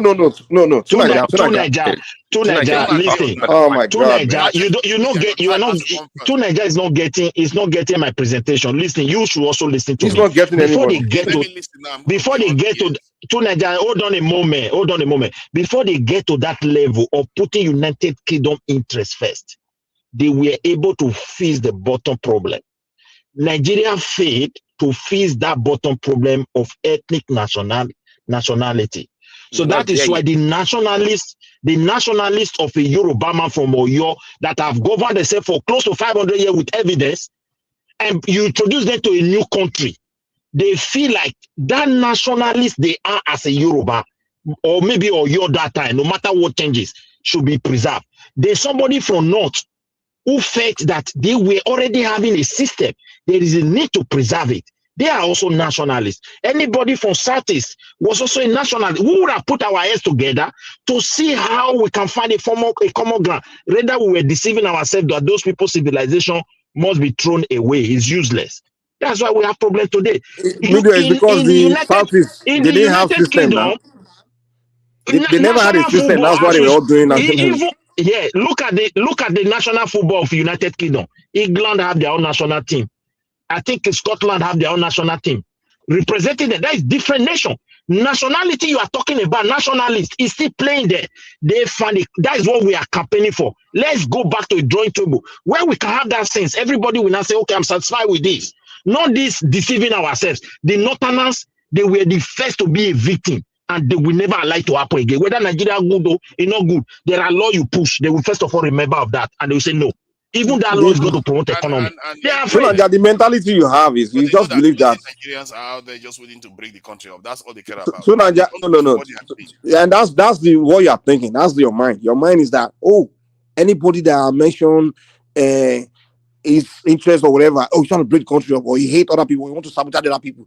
That's your first instinct. Exactly what you But that's said. it's not necessary that what it is. Yeah, maybe you are used to this Biafrans. Tell me the instance. Tell me the But instance. tonight you are used to. Calm down. Let Calm me down. ask you a straight question.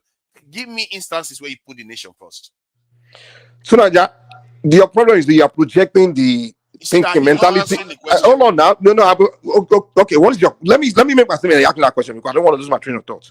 The thing is, your problem is you're projecting the mentality of the Southeasterners onto us, me and Midwest and Northern. That's what you are doing because hold on. Because when I look at let me prove it now. Let me prove it because when I look at them, whenever they're agitating, instead of them to focus on that thing that they want, right, and just present it, they will be spinning hatred towards others, thinking that hatred is what will get them that Biafra. Sometimes I wonder when the Igbos are agitating for Biafra, they'll be insulting Yorubas and insulting. Hold on, wait, calm down. Let me land now. Dude, can you calm down? No, I'm just saying. I think you okay, maybe, but I think you are projecting that onto everybody else, thinking that's what we are doing. Like, oh, because we're saying our interest of where we come from means we just hate everybody else, and we, it's going to be hatred. And no, that's not what it is. Because when I look at them, whenever they're agitating for their interest. They just believe they have to do it in form of hating someone else. Oh, they will say, look at the Janjaweed. I'm like, I always look at Namdekan. I'm like, this guy, okay, you are insulting population of other tribes, thinking that's what will help you get Biafra. You're not making sense. You just overtalk. See, it's very, very simple concept. The concept is, if you say you don't want to, you want to put your tribe first, you don't have to hate the other tribe before you do something to damage them. Because you are going to put yourself. Let's say there's a national and bridge, waterway that is supposed to be dredged, and the seaport needs to be put somewhere. That is actually strategically important for the nation. That is going to be better for the nation's prominence and power. But because that area is not your area, you are going to say, okay, but we also have this seaport in our area. Let's put it in our own area. So now, no. Now, hold on. That's what I mean by. I get that. Okay. First, that's what undermines the nation, because you're okay. I agree with you on that. But now the difference with that is when you're given that position, right? Either political position, appointment, or maybe a job, you swear that this job, you take an oath of office that this job that I'm doing, I'm here to do for the interest of all. So now when you're not coming and begin to do only for your region, that's a different argument. That's not you. That's you breaking going against your oath of office. But if you're talking about me as an individual, I'm not a sworn member to represent everybody, the whole country. I'm just a Yoruba man from southwest of Nigeria. And I'm, hold on, calm down. My interest is where I come from, we advance. And then I advance, and then I wish others to advance as well. And if I can help others to advance, I will help them. But my main interest, focus, is how my space will be a livable place. Because that's my ancestral land, that's my nation, that's my identity. I'm a Yoruba man, that's my nationality. Nigeria is my country, but my nation is Yoruba land. So why, you get what I'm saying? So I wish my land, I can only do for my land. I can't go to, in fact, naturally, that's what I'm supposed to think. Because Mike, don't overtalk now. Don't do that. It's not fair. Okay, let me make last statement. I don't know why. The thing about you is you really can't stand people talking. You always want to call me, but calm down. Let me just get across. Let me get across. First of all, naturally, that's how I'm even supposed to think. Because first of all, if I wish, let's say I wish where you come from, so I wish something for where you come from. What if I go there's not what you wish for yourself? Am I going to be forcing you? I can't do that. I can only wish myself great, and then I can wish you great too, but I can't come there and do it for you, because what you wish for yourself will be different from what I wish for you. So this whole so that's the whole point. But the point I'm making is very simple. If you are a nationalist, you enforce rules equally for everyone. Okay, that's how it's supposed to be, and not because you don't love your tribe. Actually, because when you do that, it's going to be better for your tribe, because the nation is going to prosper. That's what it means. Please go ahead, Prince Adi. Okay. It was Midwest was talking earlier, Joaquin.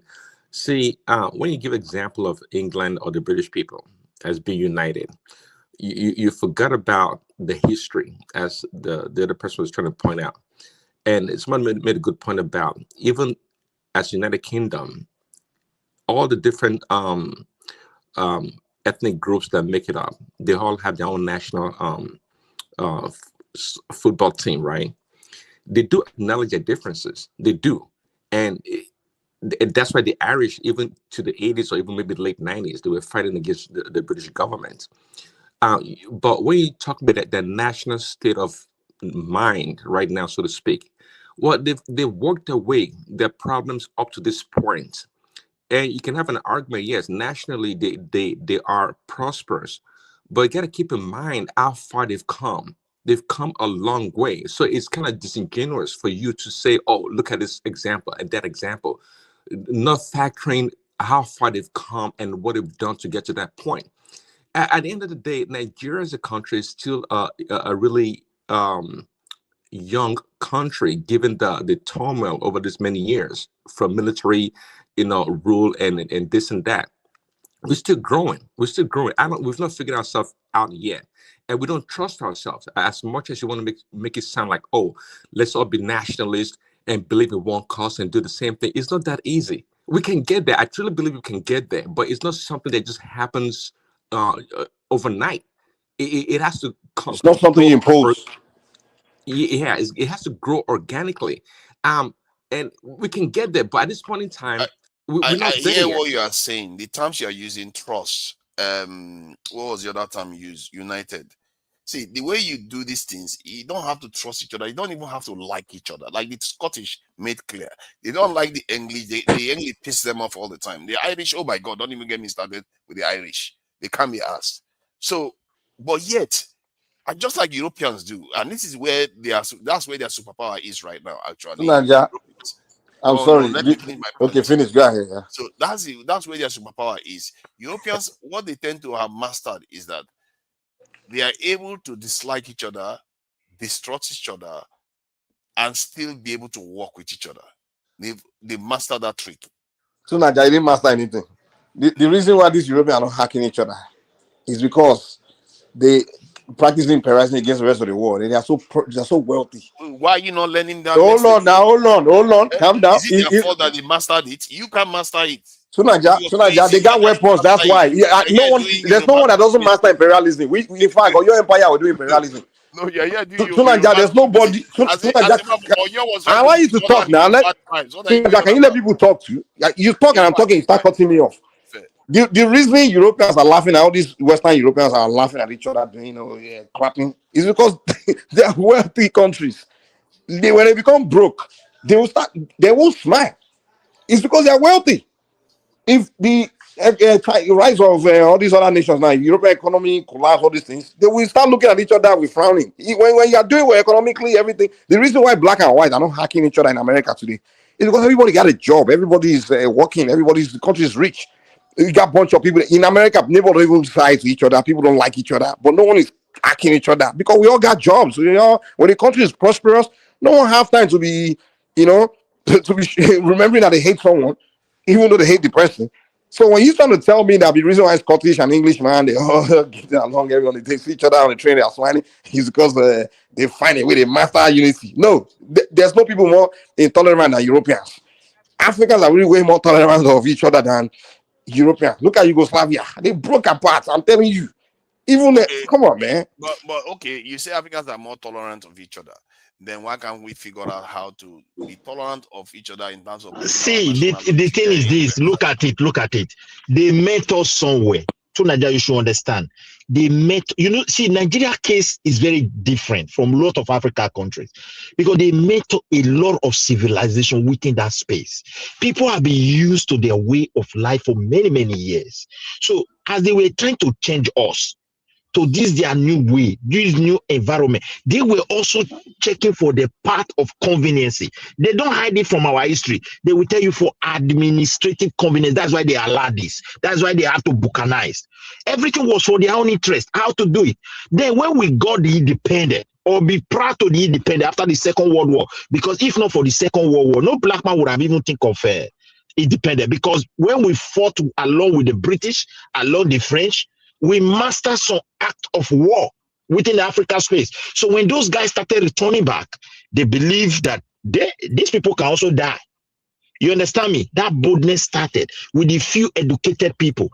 And when we started demanding, the suspicion in our case, like a country, was becoming very obvious. Mind you, the Southeasterners were opportune. I can say they were the one that were opportune, like a stooge for the colonization. Automatically, the country was even given to them. They were the closest people to the British. That is why history is very important. The Benin were not ready with what the British were doing. The Yorubas were not ready, if not for this Ogun. The Northern people were not ready too much. But for the Igbos, they were ready, the Southeast. So that's why they used that side to make sure they spread them across the country. Then that suspicion was already there in the northern part. They were not comfortable with the presence of these people. What? Yeah, the northern part of what did the northern part of Nigeria was that, hold on. Did you just say the Igbos were more ready for colonization? Oh my God. Yeah, listen, no matter get the point. Maybe it's your bias that is saying it, but that is clearly not. No, not bias. That is why, listen, when they established the first parliament for African people to join them, the most popular African people that represent, or go back to your city, they were from the southeastern part of Nigeria, because now they have trained them. They know how to read, write more than the rest tribes to some extent. I'm telling you. Then. Yeah, the British gave them, even they mastered the territory of Nigeria more than any other tribe. They were already high population in the north. They were high population in the west, down to Lagos. Because why? They were available for the labor. No, hold on. See, okay. The southeast was the most difficult part for the British. That's not true. To defeat. No, that is not true. Those are blah blah blah laws. That history they are telling you. Let me get the facts then. If I'm you see, you can go back and make research. You can educate us, but let me land my point. So when they were handovering Nigeria, this Ahmadu Bello and Satanan of Sokoto, and few of them were the re-educated people in the north. The rest people don't Western education in the north, but their own people, they have time to study these Quran schools, Amajiris education. So they have this system of training their children how to read and write, because they develop Hausa language in a form of written in Islam, and they use it to teach. They never keep that language for Arabic. So they master how to read and write with that language. So they educate their people on their own nomadic way of life. Now, in the West, they also have their own. But the Easterners were already opportune to be in space of power more than the rest people. Hey, hold on. I just asked AI just now.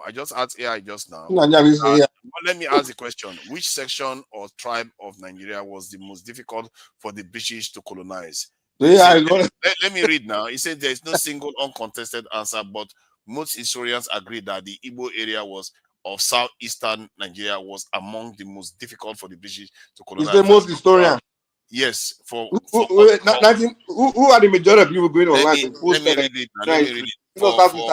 For structural and political reasons rather than sheer military strength. So they said the Igbo southeastern Nigeria often cited as the most difficult. Why they were difficult to colonize? And they said is far-loss, stateless political system. That's one of the reasons. No single. Let me read now. Strong resistance. Come on, let me finish reading. Strong resistance networks, frequent local uprisings. So, including the Women's War of 1929. So somebody about women's rights. Yeah. All this. Those are quite more women. We don't know. Come on, man. That thing you're reading was the text. To Niger, the riot.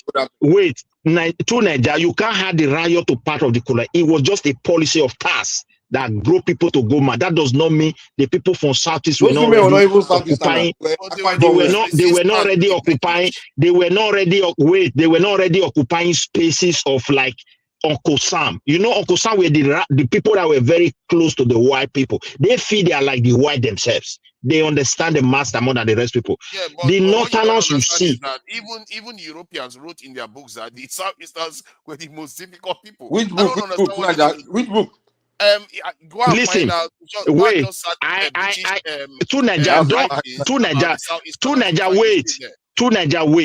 Wait. You should understand one thing. You see, when they look at the nature, when they describe the nature of people in some certain context, does not mean that when they were colonizing with these people, it was not easy. Take, for example, they describe them to be stubborn. God. Wait, I read the book where they describe that the people were stubborn.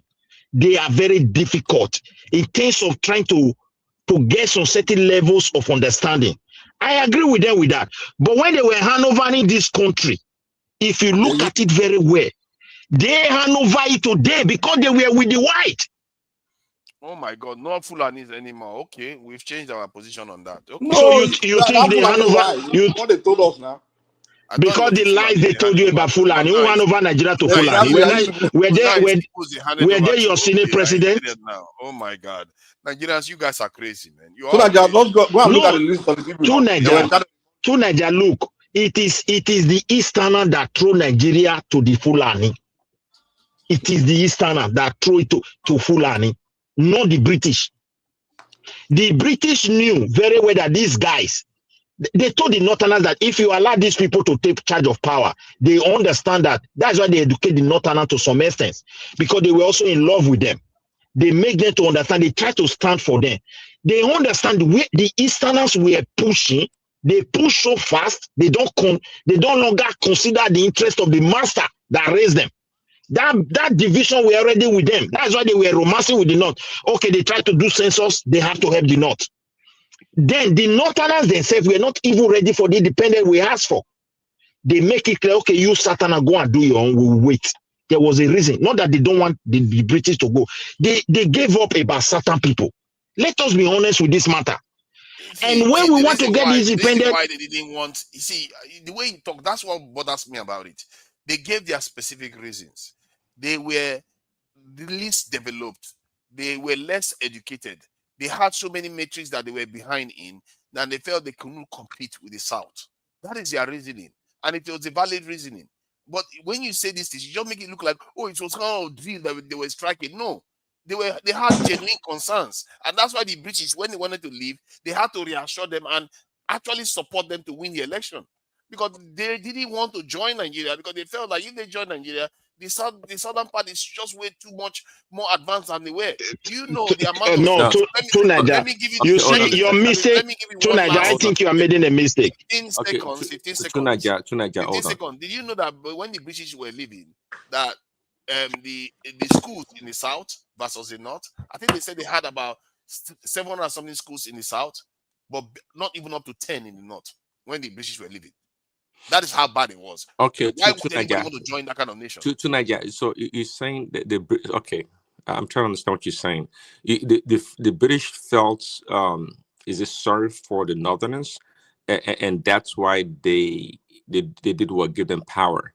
Not sorry. Why would they feel sorry for the Northerners? I'm trying to see the reason why. They had to compensate. They had to give them reason to join.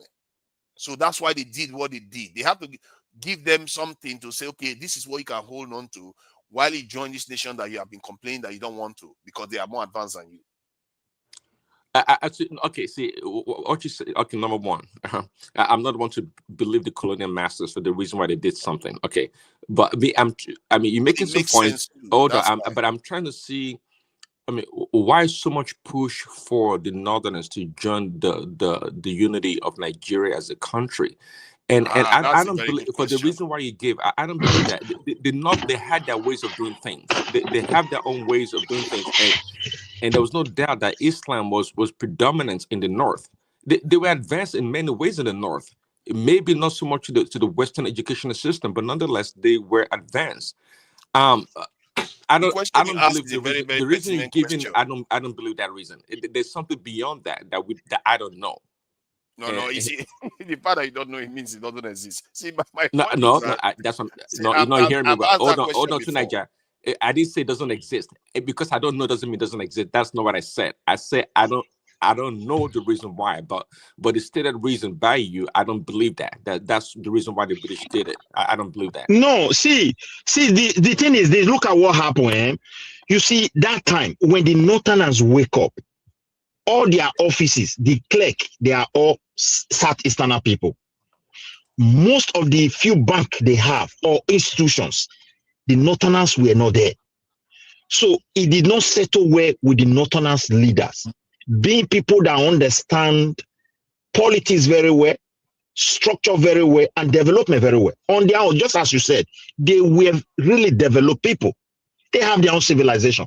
So they were trying to present this, not quarrel, to the fellow Nigerians in a way that this our concern. Let us debate it. Let's have an agreement. Because those people were very honest, and their honesty is pronounced in their culture and their way of life.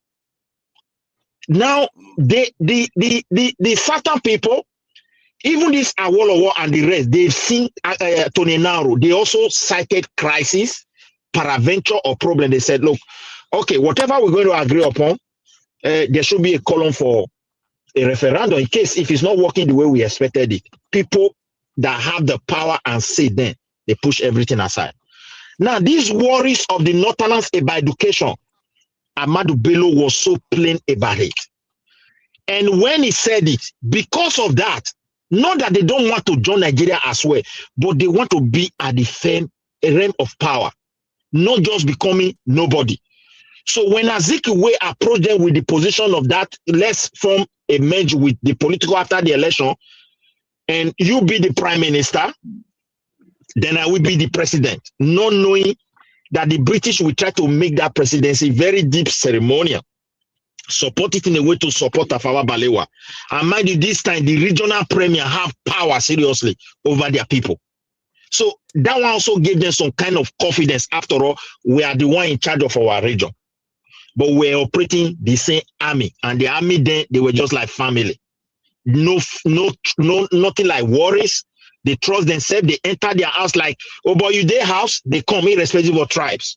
You can see where we're coming from. So now they on the educational level, that was when they promised them if you score 20, your people score 20, and the people of the South score 40, it will be equal. In order for them to grow, so that they can also be giving them this job. You see the deception we are still suffering today. Just to make sure they put them into Nigeria. I don't know why. So as time progressed, those young military officers who were not satisfied with one thing or the other, they started planning. And more among them, some were driven by ethnicity, some were driven by religion, some were driven by propaganda. But they want to save the country. They went after these guys. Those leaders, look at the way they buy all of them. It was so disturbing today. In the end, all we are talking about is our people seem to a little bit, for want of a better word, retarded when it comes to putting their own general ultimate interest first, because they are so myopic. They always look at their own personal, tribal, how do you solve that? Or religious interest. How you solve that, you have to have people from this point forward that understand these dynamics. You can remain your tribe's person. See, how do you do that? How did I do it? It's not magic. It's just recognizing what it is and acting accordingly. Because you resist that instinct to put your tribe first. When a national you get 100 million people to be on the same page. No. It's the leaders. You have to have the leaders do that. The leaders are the ones that set the pace for these things. And once you set a good example of it, 1, 2, 3 leaders, you are done. The rest will understand what needs to be done because they can see the benefits of doing that. You see what I mean? So tonight, you want to suppress human instinct, okay? Exactly. Over some structural way of doing things. See, it's always nice when we deal with our problems to talk, to talk about problems as human beings and not like robots. Okay, what you talk idealistically about a lot of things, and I can agree with you with what you're saying on paper, because ideally that would be the best way to go about it. We Quite suppress frankly, our human instincts all the time. but okay. If it was that easy, As a okay, Yoruba man, don't you think you if it suppress was your that human easy, instinct? You should have put your then family first. if it was that easy, then we would have done it. I mean, that would have been Oh, proposed. but it's that easy if you can just listen when somebody tells you these truths, because you suppress your instinct all the time when you choose to become a larger group of. But you can't get everybody to do that. That's what we are telling you. Of course not. I'm talking about leadership. See, my point is that if the leadership set the example, then the people will follow. If you are from Ogun State, you are from the other person is from Ekiti, but yet, and they're all family men. Some of them are even from smaller clans within these states. Yet they are able to put all those aside and put Yoruba first. Then what is the difference between that and national interest? Oh, it's really? Not that different. Oh, Yes. Are you serious? Because that is whom they have for close to 500 years before someone invaded them. People that have completely It's in similar, their blood. similar culture, same language. You want to? So you think it is as easy as the way a Yoruba person, a person from Egba would accept somebody from Ekiti is the same way they would accept someone from the eastern part of the country or southern part of the country. It's not exactly the same way, but it's similar. Okay, that's what you just said. You give it a good example of the Southwesterners, and you want to transition that to a national level to be accepted. It doesn't work that way readily. So you undermine your whole tribe because of your own family, won't you? So Nigeria, our cultures are different. Our mental and way of things are very different. We are even within. See, hold on. Yorubas are so different that they were fighting each other like cat and mouse before. People exactly. So if people of the same can still fight, now you want to try to. But that tells you that the issue is not because the reason they fight is because people are. If people of the same can still fight, you are just trying to put the whole Nigeria. Why won't they fight and continue to kill themselves? Yeah, because what I'm trying to tell you is that even a nuclear family, they fight to death. Even nuclear family members fight to death. So exactly, that's my point. As soon as you believe you can somehow make everybody one, same thinking. Your belief is that somehow you can make everybody think the same way, have the same belief, the same interest. Where does that happen? You are making my exact point. Everybody cannot have the same interest. Oh my God, you are making my exact point. There's no way in a million years an Igbo man and the Kanuri man will have exactly the same interest in life. I can't see it. It's only a black man that will do that. The answer will be it's only a black man, and you can't even see it. It's Nigeria. See, I think all the same interest. Let me tell you, only a black man. The answer you literally are selling me. Hold on. Culturally, you're not going to have the same interest. You can say financially we can have the same interest. Of course, everybody want to be rich. Everybody want to prosper. But culturally, our festivals are different. Let me answer your question. See, even the states, their festivals are different. You all have differences, and you acknowledge that you were all fighting each other like a cat in a mouse, and you also acknowledge that the families fought each other. Because they are. But right.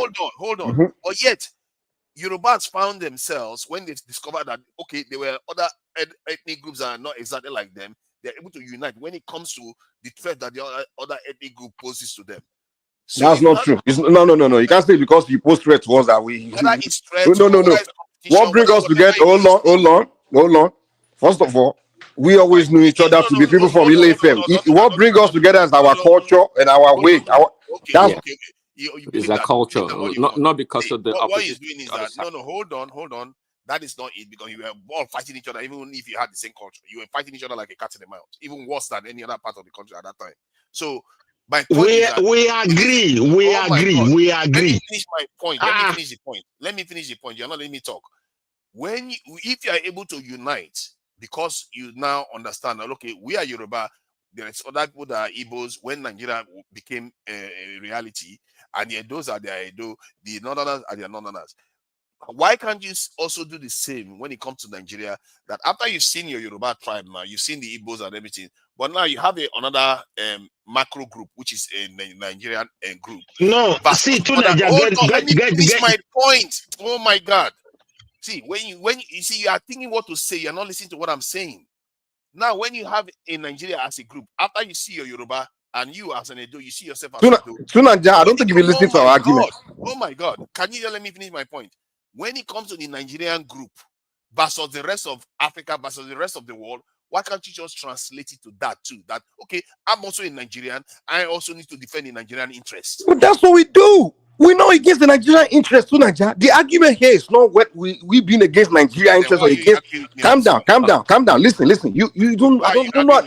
You don't know. No, Tunaja, what we're arguing with you is you're telling us to leave the interest of our region where we come from, we put it beneath the interest of Nigeria. So you're telling us. That's what we're arguing against. We're telling you no, it's not going to happen. Does that mean? Oh no. Does that translate? See, you always say we don't let you talk. You don't let anybody else talk. Hear that your interest. Does that translate to? Does that translate? Can you let me finish? Does that translate to me not put the interest of Nigeria above the interest of Ghana? No. Exactly. So what is your argument? What are you talking about? Like, so why can you put the interest of Nigeria above the interest of the rest of the world? Hold on. You may actually do that. Hold on a second, Tunaja. You may actually do that based on the way you are reasoning. No, hold on, please. I will let you go 15 seconds. Because when he says he's not going to put the interest of Ghana first, but that's what he's going to do by ensuring that Nigeria doesn't develop. Because within Nigeria itself, he's going to undermine Nigeria because he wants. Because you want your tribe. Looking out for the interest of my group is undermining Nigeria. Wait. Yes. No, you are this guy. I don't know, man. You are retarded. Okay, I think Midwest. Hold on. I'm developing Yoruba land. That's me developing Yoruba land is working against the interest of Nigeria. Tunaja, listen to this. I have this short story. Hold on, Tunaja. So I went to an event yesterday, right? A bunch of Nigerians there, right? And this guy stood up, and a Nigerian, of course, was like asking where everybody came from in Nigeria. Then at the end of the day, he said, he made a comment that we all come from different parts of the country, but when we are outside Nigeria, it sounds like we all, I'm not sure if he used the word unite, or he said we all come together as Nigerian. To that point, why do you think that is? Exactly my point. Because that is how you are supposed to behave. That is how you are supposed to be, and that's what we are. But within Nigeria, we don't. No. Hold on, before you run away with the answer. Okay, I agree with you. As I said before, on paper, I do agree with you. But why do you think that is? Why are we accepting of the unity Nigeria outside of the country? Okay, can you tell me more the variables that made it so, and why not so in Nigeria? Because of what I just described earlier on, that when the Yoruba people discovered that actually we do in Nigeria too. Oh my God, you see that it's like when the Nigeria discovered that there were other groups, then they became more conscious of themselves. Just like a black man in Africa doesn't care whether it's a black man, but the moment he goes to a white country, you become more conscious of yourself, and that is what we do when we are outside Nigeria. Nigerians become more conscious of their nationality. But where it is mostly required, where it's mostly, it should be more understood the most, that's where it's not done. That's inside Nigeria, where the 200 million people are. They should. What do you mean it's not done? Because they when they get inside their country, they forget that part that they are one country, that they need to put their national interests first. Everybody know they are Nigerians in Nigeria. Eh? We know we are Nigerians in Nigeria. What do you mean we forget that we are Nigerians? No. We prefer to work for our tribe first. We see Nigeria. Yes, we do it every. Tunaja. Hold on. Wait. Tunaja. So Tunaja, we gathering outside when we're outside of Nigeria. We gathering somewhere as Nigerians. It doesn't mean we still don't have the interest of our ethnic group or the interest of another ethnic group. It doesn't mean we are here. We are not in Nigeria. But we're hanging out. Me, you, Midwest. We meet in UK somewhere. Yeah, we are Nigeria. We're hanging, but it doesn't mean you can now. I've not abandoned the interest of. Even we married. We married. We still even we married them. But it doesn't now mean I've not because we're hanging out, which we do in Nigeria too. In Nigeria, don't we? In Nigeria, we all hang out. It's not like in Nigeria we just we isolate each other. We hate each other. Are you saying the hanging out outside of Nigeria is superficial? Is that what you're saying, Mike? No. We hang out in Nigeria. No, the argument. So like I don't let people talk, man. It's just I don't even understand this guy. No, because you've been talking now. Let Mike answer. Let Mike answer the question. Oh no, don't ask me the question. He's the one trying to. Your time to answer. Let's hear you.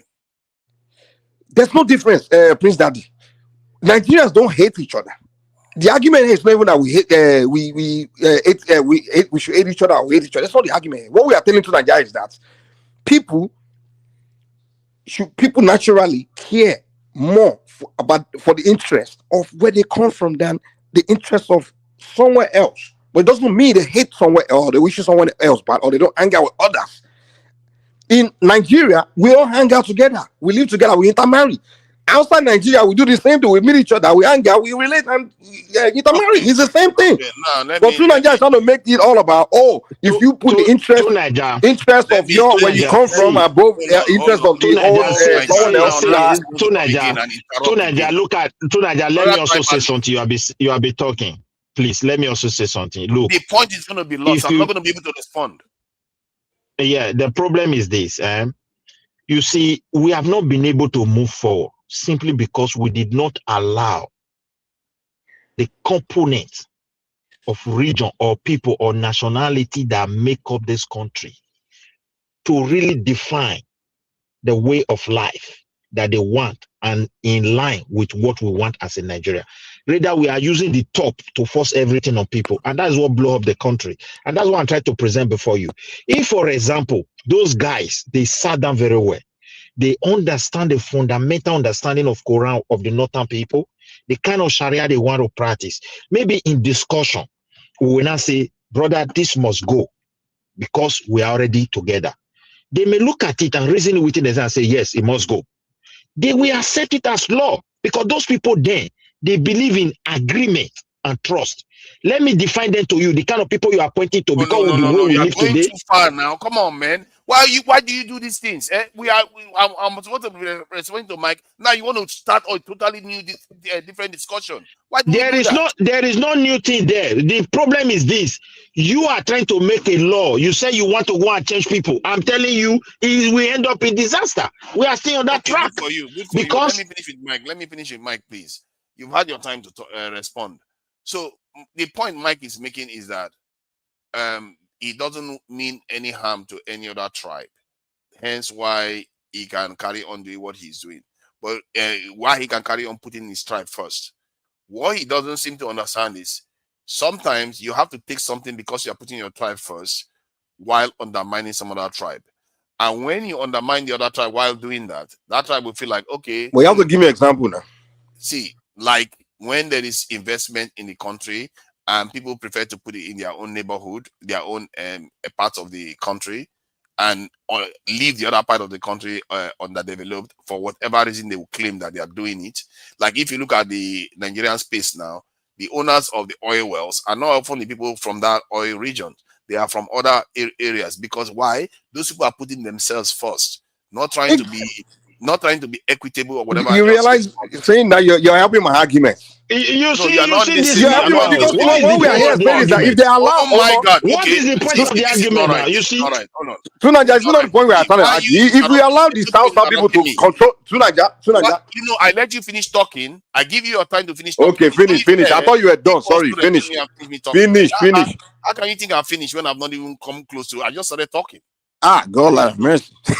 See, when those people do those things, because they are putting their tribes first, and guess the dynamics that occur. Everybody wants to do the same, and you end up, it's like people pissing inside the swimming pool. First person piss, and the second person will come, okay, the first person has pissed, let me piss my own. After all, I'm not responsible for the swimming pool. The swimming pool in Nigeria, by the way. And then the next person will come, they will piss inside it, and by the time you know it, you're all swimming in your own filth of piss. Let me know when you're done. That's basically what Nigeria is. But your problem is that you don't seem to understand that if you put Nigeria first, because what is happening is that if you put Nigeria first, you are actually putting your tribe first. But your problem is that you would rather spite your own fellow Nigerian because you don't care whether Nigeria is right. Hold on, let me finish my point. Stop accusing me of something I don't do. Because your action, that's what it's going to result in. Because I just described the dynamics. No, we are speaking, Mike. We are talking to reality. You have been talking. You know how to mute me, and you don't allow me to learn my. No. Let me finish what I'm saying. I need to finish what I'm narrating here because all of you believe the same thing. So I think you already know your point. Because if all of you are three, I need time to be able to respond. Isn't it? It's only fair. Okay, respond. Finish. Just let me know when you're done. Okay, I will let you know. So if the nations they are all acting in their own interest, you get a situation whereby everybody wants to score one above each other, and you're going to have a system that is completely dysfunctional. While in reality, if you put your nation first, your own tribe, no matter if some other person in that nation is doing better than you because you put your nation first, your own tribe is still going to be better off in material terms. Let's say you are supposed to be having a good hospital like the type you have in Scotland versus the one you have in England. But because you put Nigeria first, you're going to have hospital like the type you have in Scotland. But because you don't put Nigeria first, you're going to have what you have now. And Okay. many of you, based on your reasoning, you will choose the part that we have now. You're not going to choose the part that it gives you Scotland, Scottish healthcare system, because you're not putting your nation first. So like, when are you going to be done? Are you done? Are you done? Okay, thank you. Okay. I'm glad you brought the South oil example, and that was really perfect. Now we force South Ijaw people to put Nigeria first. Now Nigeria is sharing their oil, So I don't know how it's working for them, but I'm sorry. But what we are saying here is let everybody control their space, control their resources, put the interest of their territory first, right? And then, secondly, you think of the interest of Nigeria. So if I'm an Ijaw man, I put the interest of Ijaw land first. We allow Ijaw people to put the interest of Ijaw land first. And if you allow them, Ijaw will tell you, listen, okay, my best interest is I want to own this oil to myself because that's my best interest. And trust me, if that was the case, Ijaw land or Ishekiri land or all this land, Ogoni land, these places will be the richest kingdoms, tribes on the planet. I'm telling you, Ogoni, if we allow Ogoni to put interest of Ogoni, there will be well-developed region. There will be if Nigeria would have just say, okay, British, thank you for coming. Oh yeah, we want to be one country, but every tribe want to put their interest first above Nigeria. Then after that, they come first. So every tribe will be controlling what's in their land, what's in their source. Each Ogoni land will be Ogoni people will be. There's no Ogoni child that will be hungry or suffering. They'll be extremely wealthy people because they are in control of the oil in their land. Everybody else, and in fact, I'll be me in Yoruba. I put my interest first, and then I can be looking on the people say, let me take loan from you. That kind of thing. We look out for them. Ogoni can say, Yoruba people, I have oil. You have this there. Oh, let's negotiate something, whatever. We interact, but this lumping us together where we don't even know left and right. Some people are just. You said it yourself. They don't. Ogoni people don't even know what their oil is. When the federal government doing their oil, they don't even know. At one point, the place was polluted. Some British man will just pay one Canadian man to be in charge, and just so it's confusion everywhere. But you using vision, put Nigeria first. Plus, it's confusion because I don't know what the next Nigeria. Because it's confusion. See, my brother, see where the problem. To Nigeria, wait a moment. Let me also talk. You have been saying something. Yeah, go ahead. You see, the problem is this. If we want to help Nigeria to grow, you can't start it from top. We must start it from the bottom. And the bottom is recognizing the people. Let them have access to their God-given resources. But at the same time, because we are in the same country, the national interest will come in by doing one thing. Okay, we are going to give you 40%. Because we are in the same country, 60 must come. Then everybody will now agree. That is why the country where I live today, if not because of distribution of wealth, some regions are dead. I'm telling you, that country you live, that so-called United States, if not because of the distribution of the wealth of that nation to some certain level, some states, they can't function. So it cut across the globe. But a situation whereby we took everything to FEDRA and make the bottom people to be powerless to talk, voiceless, while in the FEDRA, those people there now see opportunity. If we don't suppress these people to a point, one day they will rise and start taking this opportunity away from us. And that's what is killing Nigeria today. Hold on, to Nigeria. Those people that push for national interest, like to Nigeria, are colonialists. They believe in subjugating others to their own. Yeah, they believe they are better than others. That's true.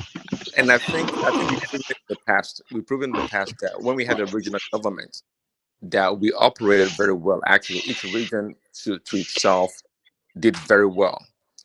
And the way we are, unlike the America as a union, Nigeria as a country cannot function very well based on your proposal as a national national unity that you're proposing. I don't think we're going to function well. I think just like Midwest said, from the grassroots on the regional level, even by state. If you ask me personally, I've thought about it actually. I think Nigeria as a country would be better off on the state level, not even regionally. Now, if you want to operate together in a region to share resources and other means, that is fine for each individual state to do, to form partnership with other states, like maybe Lagos State is doing right now with some northern states. But as a state, I think in the individual states in Nigeria should be able to be independent in governing their own affairs and doing things by themselves. We need a really weak central government. That's the problem in that country. A weak federal government is what we need. The Southeastern, I agree, Rossi and Zeke pushing for that national unity. There's something underpinning that ideology. It's not because they truly care for the freaking Nigerians. I don't think they give a damn about the Northerners or the Southwestern. It's just for expansionists, Oh my God. dominance. Okay, let me have my say, please. Let me have my say. Sunanya, we do your DNA. You find out Abi Rosie I is waited for all three of you to your talk. great grandfather. I waited for all you three tribalists to talk. Let me have my say. It's not by being tribalist, based on the outcome of How? events that's well documented. We can see Man. that Sunanya want to expand. Man, how long do you want to talk?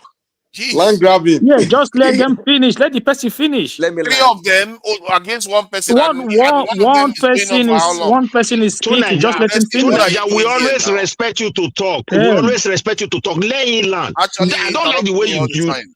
Huh? You interrupt me all the time. What are you going on about? Please go ahead and finish.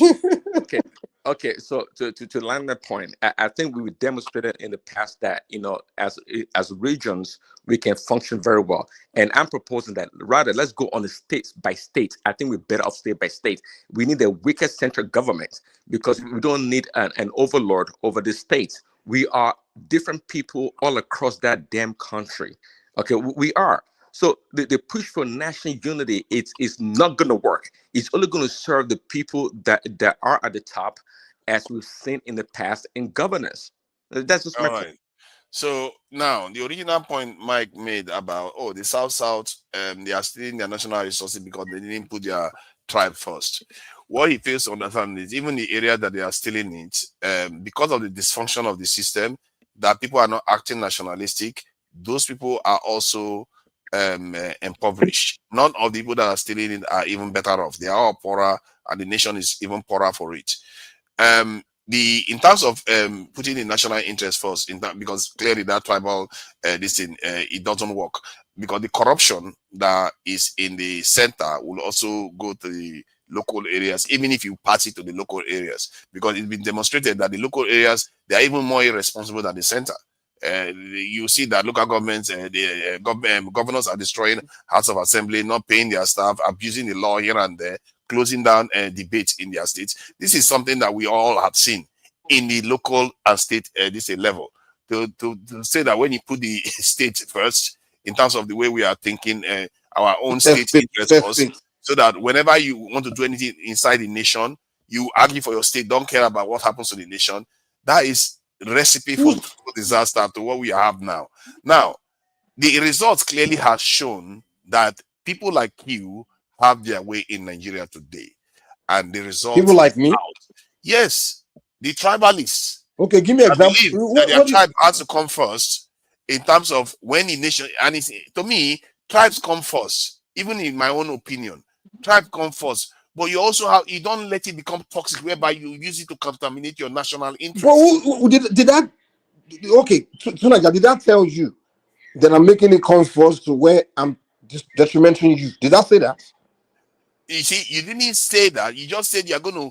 So if I didn't say so, why you keep accusing me of? Okay, let me give you an example. Let me give you an example. Okay, let's do this is a thought experiment. Let's say there was an investment in Nigeria.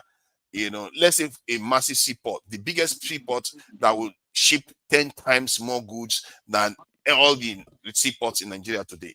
That they want to open it up in Nigeria now, but the place that they need to open it up is in, let's say, Onisha, that they need to open it up. versus, okay, there's also the option of opening it up in River State, but in Lagos State, but the way the results you're going to get from the Lagos State is going to be maybe 5 times more instead of 10 times more.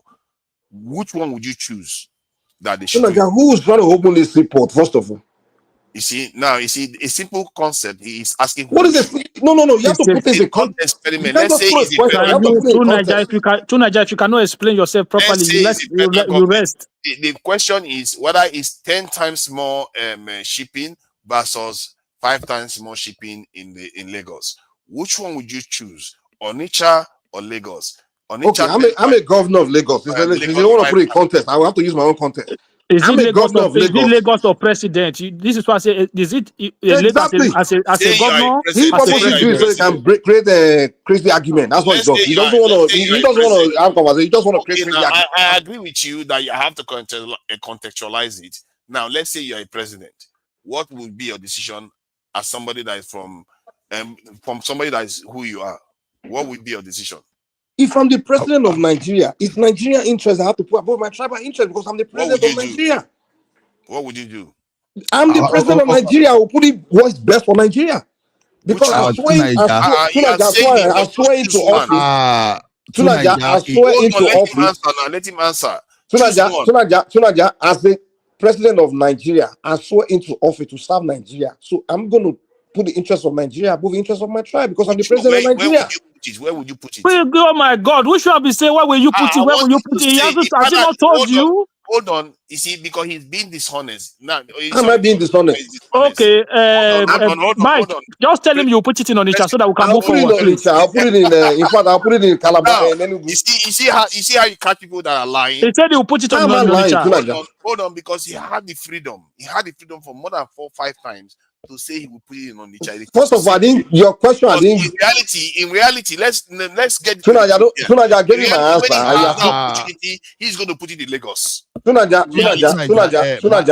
I think you are missing the whole argument here today. You are missing it completely.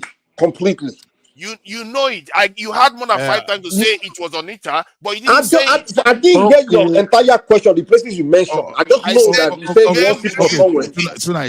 Tunaja, can I extend your argument? And the thing you did, you understand? I know it comes to you organically. What we want you for the other time you did it to me, I just laughed. Look at that, Ojoro. No, you know what you did to me, so let's just. No. I know what I did to you, but I wanted Mike to answer. I didn't want him to escape it. Tunaja, you are a complete. I don't even want to insult you today. The thing is, you spent 3 hours arguing. Okay. Tunaja, this is my take on it. You understand? You spent 3 hours. Okay,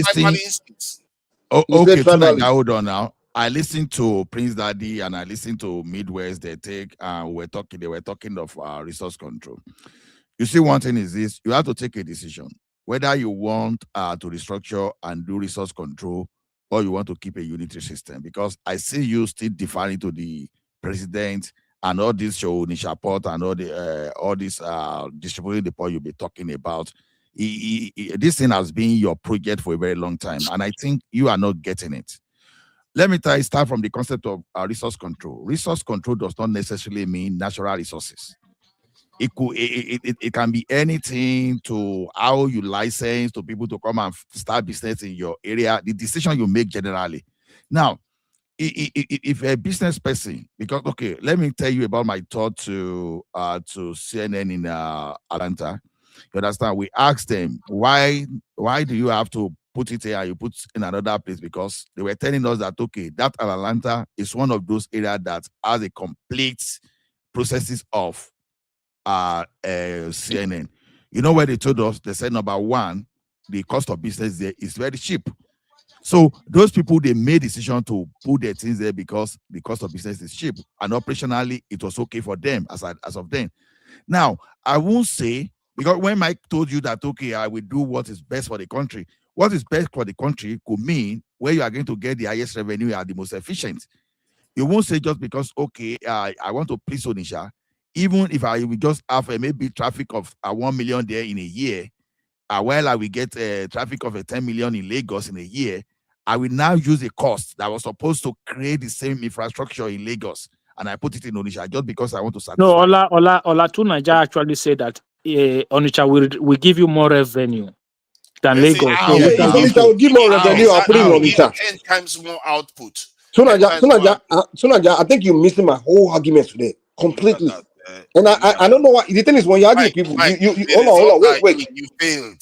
So, let me talk, you see, I Sunaja, came back let me here, talk. Mike, listen, I came back here. The reason why I came back is that I actually want to understand what's Tunaja's point in the first place, because He doesn't have a point, man. What's your point, Tunaja? I don't get it. What's your point? My point is that tribal interest is not against national interest, and national interest is not against tribal interest. If people truly understand how it's supposed to work, but the way we work is that we follow our narrow and toxic tribal interests. So what do you mean we? What do you mean the way we work? Who are the we?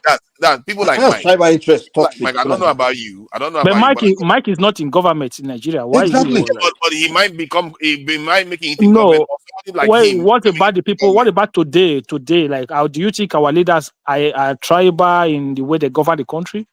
Most of them are, yes. Yeah, in what way? Can you tell us in what way? The way they govern the area. Yeah, policies. Tell me policies. Like when Tinubu came into office, one of the first things I noticed was that the allocation to Lagos skyrocketed. Like it was almost zero before that. It skyrocketed for whatever reason. It skyrocketed. And secondly, if you look at the way the people he puts in government, the kind of projects he's carrying out, most of the development in Nigeria now is happening in the Lagos region. And even the Lagos Calabar highway, it started in Lagos, and most of it that has been. But then when we propose solution that let everybody govern themselves, you're against that. No, Mike. That's not the solution. How? Mike, how is that? Mike that's the solution to what you're crying about now, because you always accuse the leader. Mike, hold on. Nationalist. That's the solution. Mike, Tunaja, would you say Buhari was biased towards Lagos as well? Why? No. Buhari was biased towards the north. Remember? Okay, the Lagos-Ibadan railway line, who built that one? Buhari now. Okay, so the Lagos-Ibadan expressway, who constructed the road? See, Buhari is not as biased. Second Niger Bridge. And there's some part of the north where Buhari didn't do anything. Buhari is biased when it comes to. See, people have their biases. Like towards the southeasterners, yes, he's somewhat more biased towards. Niger, you just projecting. That's what it is. Remember, Buhari was a military leader. Buhari was a military leader, and military leaders tend to be more nationalists than politicians. Here we go. No, generally, that's true. Military leaders tend to be more nationalists than politicians. Because they Tunaja, let me tell you something to your face. You understand? You are a bad administrator, a terrible one for that matter, and I will tell you. Ola, you didn't let me finish, man. You should have let me finish. Wow, you should have let me finish. This guy, how dare you? How dare you besmirch my good? So Tunaja, good luck, Jonathan. Build a railway from Abuja to Kaduna, right? Buhari built a railway from Lagos to Ibadan. Which one do you think financially makes sense? Repeat that again. Sorry. Say, good luck, Jonathan built a railway line from Abuja to Kaduna. Buhari built a railway line from Lagos to Ibadan. Which one do you think financially makes sense? You know what? I don't have the figures, but Lagos seems to have a lot of resources going through it. But Abuja also has resources from Abuja to Kaduna. So I don't necessarily know. I don't have the figures. But what does it matter? So I'm telling you that it matters because the idea that you said they are concentrating too much on Lagos is where you're going to generate more revenue. You're supposed to build infrastructure. Then the revenue generated there, you can use it to continue expanding that infrastructure. Does that not make sense? I also know that. That's not economics. That's why I understand everybody. So why is that's why I always talk with my why is the expand? Why look? You saw the dirtiest December that. So do you think that the Lagos airport does not need an expansion or what? Is that what like?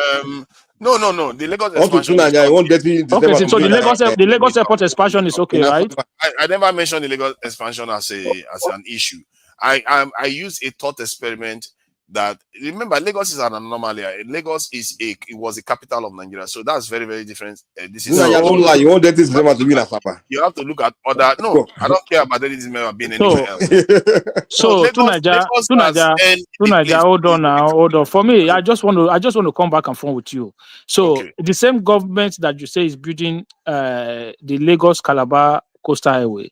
It's also building the Badagry, the Sokoto Badagry Highway, right? This time around, they are starting from Sokoto side. So, which one normally would you think financially would be more viable? Because don't forget, one is 1,000 kilometers, the other one is 750 kilometers.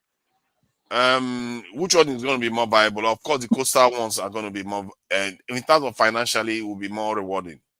So, what's your argument in that case? What's not nationalistic about it? One is the area that they start is from, and the fact So that is it Tinubu's you are fault? making everybody's argument now. That's why we should all just govern ourselves separately. Calm down. Because you always cry. You're not calming down now. Come on, calm down.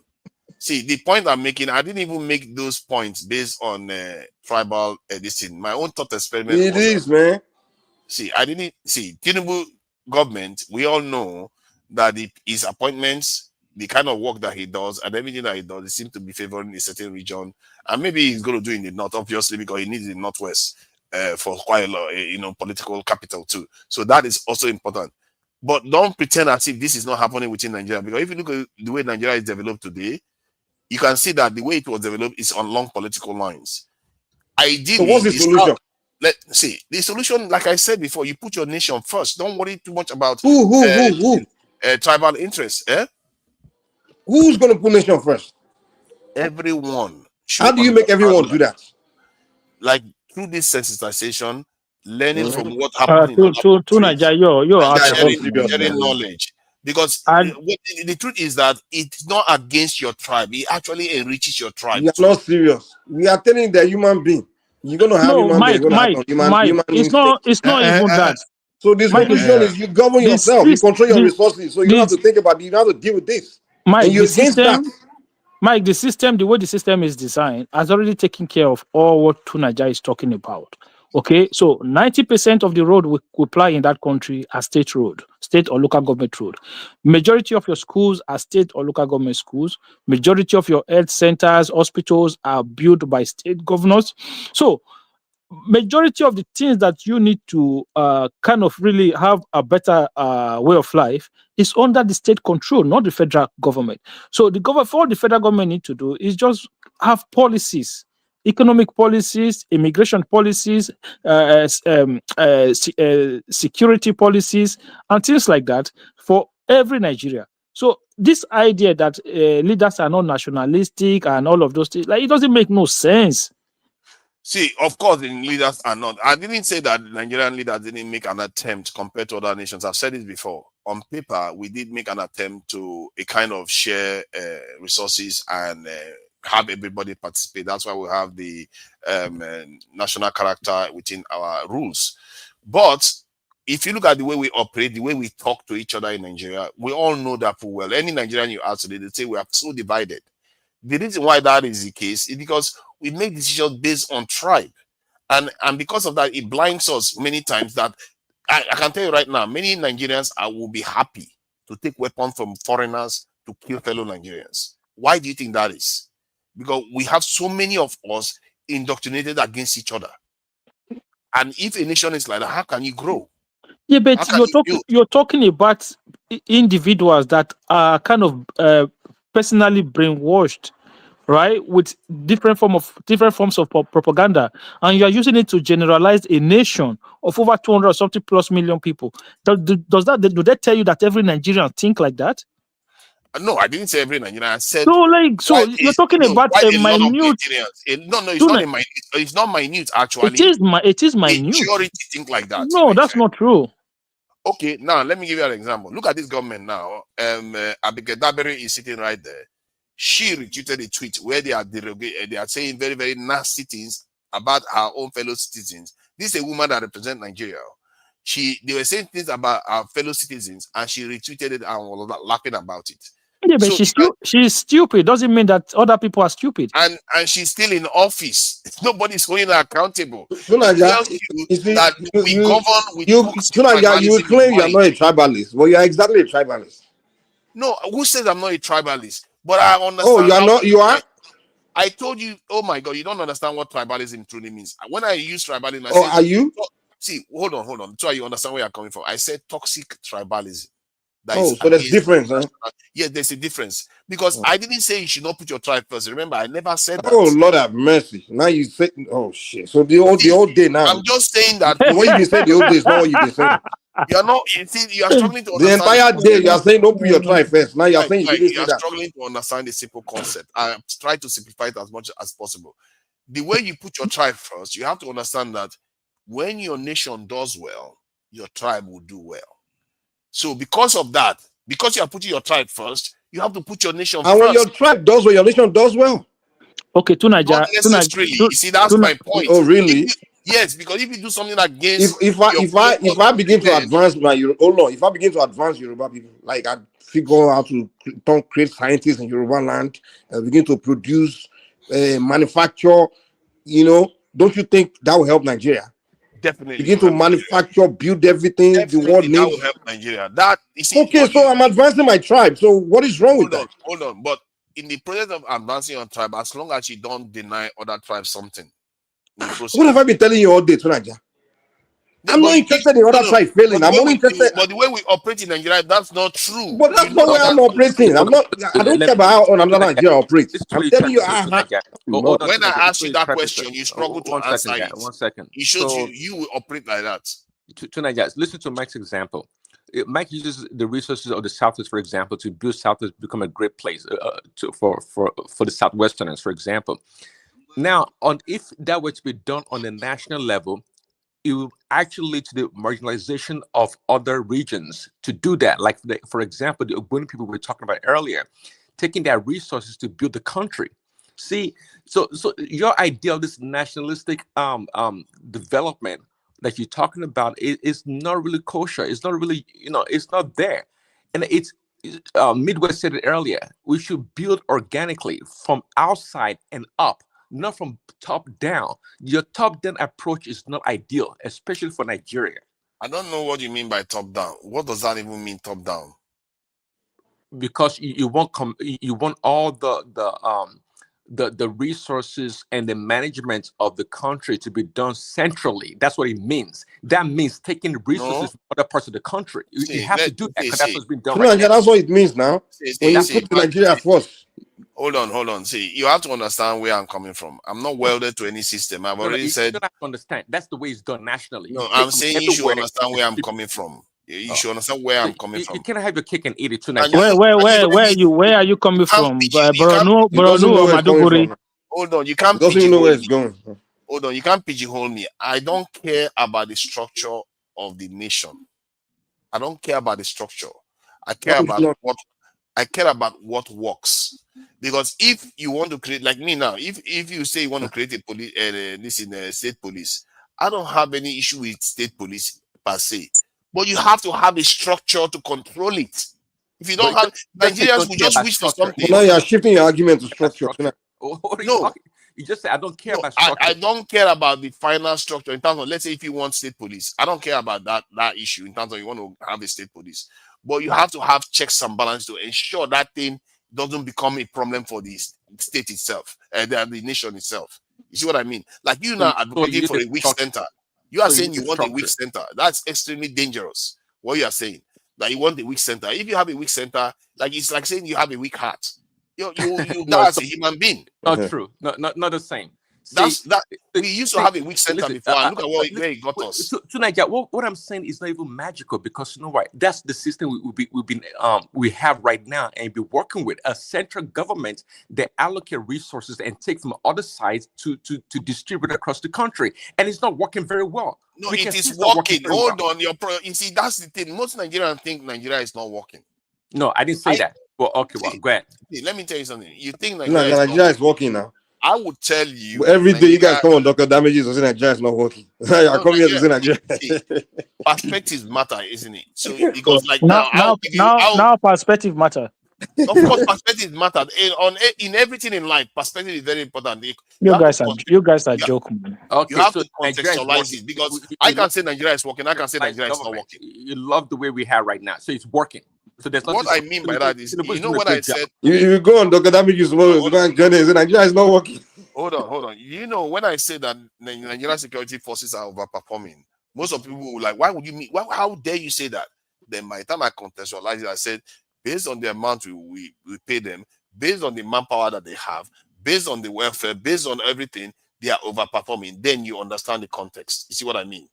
That's how Nigeria is too. If you contextualize it based on how other nations run themselves, Nigeria is technically overperforming. We are living. If you take benefits out of the Your leaders are doing great. The UK will go they're crazy. highlighting the weakness in the central approach to policing or security in the country. Don't try to go around about way saying we are overperforming. We are performing garbage. What do you mean we're overperforming? We are overperforming given how terribly we run the country. I understand what you said. How terribly we run the country, we are overperforming. But that's silly. You can't say we are overperforming when we have terrorism, kidnapping, and all sorts of criminality going on. Yes, because you can't tie a man's hand and tell them to go and box Banda Holyfield. Talk about it. Please, let's don't go that. Let us don't go that side now, please. You should be highlighting the weakness in the centralized approach to the matter. Don't tell Okay, them. so Prince Daddy, look, sometimes we don't need to make this argument like as if we're in a roundabout. So yes, you can make that case that there are areas where we are very not like you can say we are not doing well compared to modern day way of governance, but if you consider the fact that this is a country of 50-something years old, and this is the first time since the creation of Nigeria that we have unbroken democracy. So you're talking about 24 years of unbroken democracy for the first time in the country's history. So you can see that a lot of the criticism that our leaders are getting, the country is getting.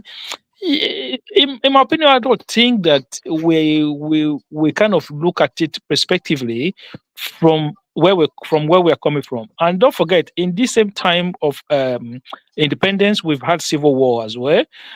We've had different challenges. So I think sometimes we don't give ourselves any form of credit regarding the journey that we've gone through. It's only 26 years. No, let's say about 26 years now since we've have straight unbroken democracy. So in that aspect, you have to look at the United States and say 25 years of democracy, where were they? You have to look at many of these countries, 25 years of unbroken democracy, where were they? What did they have then? Did they have 24 hours electricity? Did they have all the good road, all the shiny stuff they have today? It takes years. Did they have the level of security that they have today? Did they have the kind of structures that they have today? Look, we have to build that country bricks by bricks, and I think there are some people who think that Nigeria should be shining in their lifetime. It's not going to happen. Well, it will happen, but it might not be your generation or the generation of your children. I made a good point, and I alluded to that earlier when Nigeria was comparing us to Great Britain. I did allude to that. I went some time to get to that point. But you answer me. What was that, Midwest or Akeem? But answer me. So answer me. What about when there's something to start from scratch, and there's another thing to have a model, a template to work from. Okay, if someone is given a template to work from, doesn't it make it easier for them to perform, especially when they have a cheat sheet to look at and see the mistakes that others have made, and they have a template to work from. I mean, I agree with you that we are still growing and still young as a nation, but we are underperforming in so many ways that we should be excelling. We're not like a really poor country. We have a lot of resources, and of course, we have the human capital also. Why are we not? Why are we not? Building on this resources that we have to build the country to accelerate our growth. Yeah, but that is part of you. That is part of what you just said. Now it needs time. So the time is what you also need to give it as well. Hold on. Leakages is just one of those things that you've just said that we are not progressing. Leakages by focusing on the wrong thing. A wrong thing here that we discuss mostly, and that is bringing America into our country now, is religion. Manipulation. That instead of diverting our energy to something productive, we've concentrated so much on religion and the leadership that's supposed to take us through the efficiency of production. You understand? Rather divert our money to a very unnecessary thing like are pulling the state money to sponsor Hajj, depleting our FX to do all those stuff. The money to build school, you understand, you use it to bribe for politics. So a lot of things can be assigned to that, because see, what we've lost to efficiency is enough for us to even have times three of whatever United Arab Emirates economy have today. And that's not true. Ola, that is not true. It is true. It is no, true. it's not. It's not true. It's nowhere near true. No. Okay. What is not true in my point? I want to know. So what have we lost in resources or in revenue that we compare to what the United Arab Emirates has? Look at it population wise and look at it revenue wise, resources wise. Okay. Do you know what volume? What is our biggest revenue generator? Crude oil. Hear me. No. Don't do it that way. You look at it from the human capacity. There was a time in that country we have butter, we have magna, that our hide and skin, that we could go toe to toe with Italy, and in terms of what we produce in bag, in carpet, in anything like leather products. You understand that? But then we had military military interventions as well. Hold on. That is exactly what I'm telling you. Exactly. Now, when I say we focus on the wrong things, it's okay. Look at this cattle that is creating problem for us now. If not because of people with different agenda. Now, someone suggested that time that there is no cattle you want to rear, any ranch you want to do that Kano State alone can contain all the herders in the entire country. So the question is this: now, if the leadership from that part will behave like a Saudana or Saudana, you understand, Samadu Bello, you understand. You take Kano, for example, you have your ranches there, you plan you build your cattle economy. We'll be having some production for milk, we'll be having production for hide and skin, and we even be having farming that we cater for all those cats. So now the energy that you shall need to teach people now to be violent, we understand, will be redirected. We'll be directed to something productive. You understand? See, the economy of the northern part of that country alone, based on human capital, even should surpass that United Arab Emirates. So why are we so worried about these things when it doesn't really like? Okay, Ola, listen. He's telling us why we are not progressing. And I said leakages, and I'm not telling you that the leakages is driven by religions and some kind of agenda of leadership. It doesn't matter. What doesn't matter? I'm just explaining. The biggest challenges we have is policies, economic policies. And this is the first time we've seen a government comes in and change policy direction for 40, 50 years. This is the first time a government have come in and said, okay, look, we're going to do it differently compared to what we are used to. And this is and we have to give it time. And if we maintain this, if we maintain this trajectory, then it doesn't matter, because you know how it works. Everybody should not be everybody cannot be going on the same direction. Be specific about the policy. I mean all the subsidy, the different kind of rent-seeking subsidies that we'll be running as a nation. This is the first time we have a country where we are not subsidizing petrol, and we are not have to defend the naira and all those kind of nonsensical rent-seeking policy. This is the first time we are in that direction. So what I'm always saying is this, Ola. 1 second. Akim, even without that subsidy you are talking about. Hold on, now let me finish. What I'm trying to say is that, right? So if we go in that direction, we generate higher revenue. So the problem we used to have is that we pay subsidies for this, pay subsidies for this, pay subsidies for this. Everybody is poorer, right? But right now we generate higher revenue. Let the state that we use it good, let them use it good. Let the people from that state benefit from it. Akim, you are not getting it. See, let me tell you one thing. Subsidy is one thing. I agree with subsidy. That one is supposed to be a booster. It's supposed to boost other things. But naturally, how does this stop? Okay, now, why there were leakages due to redirecting our resources, the scarce resources to wrong things? You understand? Okay, we have something that happened in the area like Ekiti now, for example. I'm just citing an example, cassava revolution, where they focus on cassava. You understand? The cassava revolution is one of those areas that it is boosting the internally generated revenue. Now, look at what Lagos is doing. Lagos went as far as to partner with the northern states to have some kind of rice farming, and they bring this rice production. You understand? That has nothing to do with subsidy at all. That's exactly what I'm telling you. Now, look at what Ogun State is trying to do in garment factory. You are partnering with a foreign country to bring garment, to bring garment factory in Ogun State that can employ people up to close to 140,000 people, and you produce garment that you are targeting both local consumption and export. That has nothing to do with subsidy. So what I'm telling you is this: even before you remove subsidy, before you add subsidy value and all those things, you understand, there are some things you can do locally without see. At the beginning of this republic we are, you understand, the position, the first governor of Ogun State was, I can't even remember what he did. But when the like of Benga Dane arrived, you understand, they started focusing on real estate.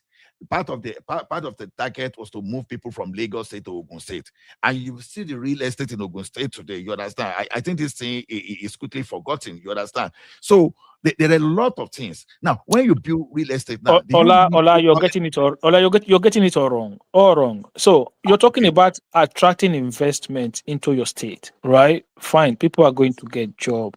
But what I'm trying to explain to you is that the country need to be able to continue to generate higher revenue. So higher revenue, do you know, if you go apart from Lagos State now and maybe 2 or 3 other states, no state in that country, apart from 2 or 3 other states and Lagos State, you go to and they have proper public transportation system, whether it is bus or anything. They don't like everywhere you go in the Western nation, public transportation is essential. Okay, that is how you subsidize people's living. So health centers, how many states in Nigeria can boast of primary health centers in every single local government? How many states? How many states can boast of? I'm not getting it wrong. You and the reason why they don't have these things is because they don't have enough money. That's the truth. No, I respectfully, I disagree with you. I got where I got your point. We're agreeing. See, you are talking of someone. Okay, maybe your target is to buy maybe private jets, maybe for $1 million. But now you find yourself that you are struggling to even make $500,000. You understand that you don't have $1 million doesn't mean that you should not be doing. You understand, like let's say 800,000 and all those. You understand, but I'm even telling you, even without this subsidy we are talking about, there are some other activities that normally states should be doing that they were not doing. It took Lagos State for some other state to start copying. That's what I'm saying. Now, I just mentioned agriculture now. When Adebayo was our governor in Ekiti State, the guy lacked focus because he was only thinking of a allocation from the federal. But others came, they realized that, okay, we have Ikogosi One Spring. Okay, what if it start encouraging Dangote to come and invest in a rice milling, in a cassava processing in Ekiti? You understand? Look at what Donald Dukes did in a Calabar. Even though that thing is not utilized today, Obudukatu Ranch. You understand? So I'm saying that even at that, you understand, like all those subsidy and the thing you are talking, it's supposed to take us to another level entirely. Yeah, but those are not state investment. You're talking about attracting private investors. That's what you're talking about. It's totally two different things. You are still not getting me. You see, a state can take an initiative. Okay. You want to build your hide and skin industry, for example. There is nothing wrong with states talking to the federal government. Okay, how can I access investment in this particular area? Your map out, okay. Maybe you need to borrow money and federal government need to help you guarantee the repayment. Okay, what do you want to do? Okay, I want to clear like 1,000 hectares of land, for example, in a Kano state. Then I will have my cattle ranch there. Then I will call some people that will invest in the machine to be making and to be processing. No, look at what I'm saying now. You understand? In Ekiti, that is not as big as the other part. That you understand? They are doing dairy in Ekiti. They are even investing in airport for agro. Those are the kind of thing. If we started this thing earlier, we are doing all those things earlier. You understand? This will not matter. You understand? If Ekiti could be making, could be rearing cow to just extract the milk and sell to those people that are producing milk. You understand? So some states in that country, they have capacity of even using some kind of the agriculture in doing tomato paste and some other things. You don't need subsidy remover and federal government for that. And look at what Lagos State has been doing. Lagos State will look at initiative, they will want pressure on the federal government. Okay, we are going to look for investor. We are going to put part of our money. You have to give us license. They keep on pressuring. You understand? Pressurizing the federal government. Other states were not focusing on that. They focused on either mass wedding or mass burial, or use the state money to look at how they are going to send someone to Hajj. Or you are looking at, okay, we don't want to drink alcohol in our state. All those things were not like that when Sadana of Sokoto was the premier of that region. Ola, that's the thing. Ola, what I'm trying to say to you is that's still not up. Look, that region where the state governor is sending people to Hajj, the idea that at the time will still come where they will get it right. They will elect somebody that will not be sending people to Hajj, that will invest more in development. Okay, so the idea is for us to first of all get our economic policies right. When we get that right, we generate bigger revenue. That revenue goes down to the sub-regions. So the sub-region can still also generate their own IGRO and grow their own IGRO. The idea is that Nigeria has what you call a revenue problem. If you have a city in a Western nation that have 5 times or 4 times the budget of the Federal Republic of Nigeria, look, what kind of conversation are we having? It is clear we have a revenue problem. We need to get ourselves to a position where a Nigerian budget, you're talking about $200 billion, $250, $300 billion, not this patry $30 billion that we are doing now. We are trying to get somewhere. What are you going to do with $30 billion as a nation? If I may come in, wait. You see, Ola mentioned one word. He said leakage. You can't take that word away, because if there is no leakage, there will be enough for us to use in that budgeting. The problem we have is this. So you have enough to use in a $30 billion budget. You hold on a moment. How much are you going to leak out of that anyway? You hold on a moment. You see, the word budgeting. Midwest, continue. Let me just give you a hint. In that country where we have 30 billion a year is where someone alone had property of 112 billion. Then when you had that freely and you want to add a lot of people, these are leakages. You see, property of what? Property of what? Property worth 212 billion naira. 200 billion. Just imagine. 212 billion just in Nigeria, not others. Who has property of 212 billion? That's what they were describing in Mekele, plus money and everything. It was almost to that amount. Come on, man. Like, look at Malami now. You just listen to media and you just carry everything that media tells you. It's like this is like when Sanusi was saying. This is like when Sanusi was saying $20 billion was missing from Nigeria when he was CBN government. Let's try to have a conversation here. Let's try to put it in a conversation. No, Midwest, let me tell you, Akim, something. This is the case that the AFCC put in front of the court. It's not a media thing. It's not a media thing. This is a factual evidence that the EFCC took to the court. It's not a media. See, Ola, you see the greatest problem we have in Nigeria. When we hear the word budgeting, or maybe when they also use estimated cost, these are not actual costs. You see the problem. In Nigeria's situation, because we hear bigger budget in the country, we just believe at the end of the year, that thing will tally with the actual cost. Some country budget like Sweden, they will make a budget and there will be deficit for that year.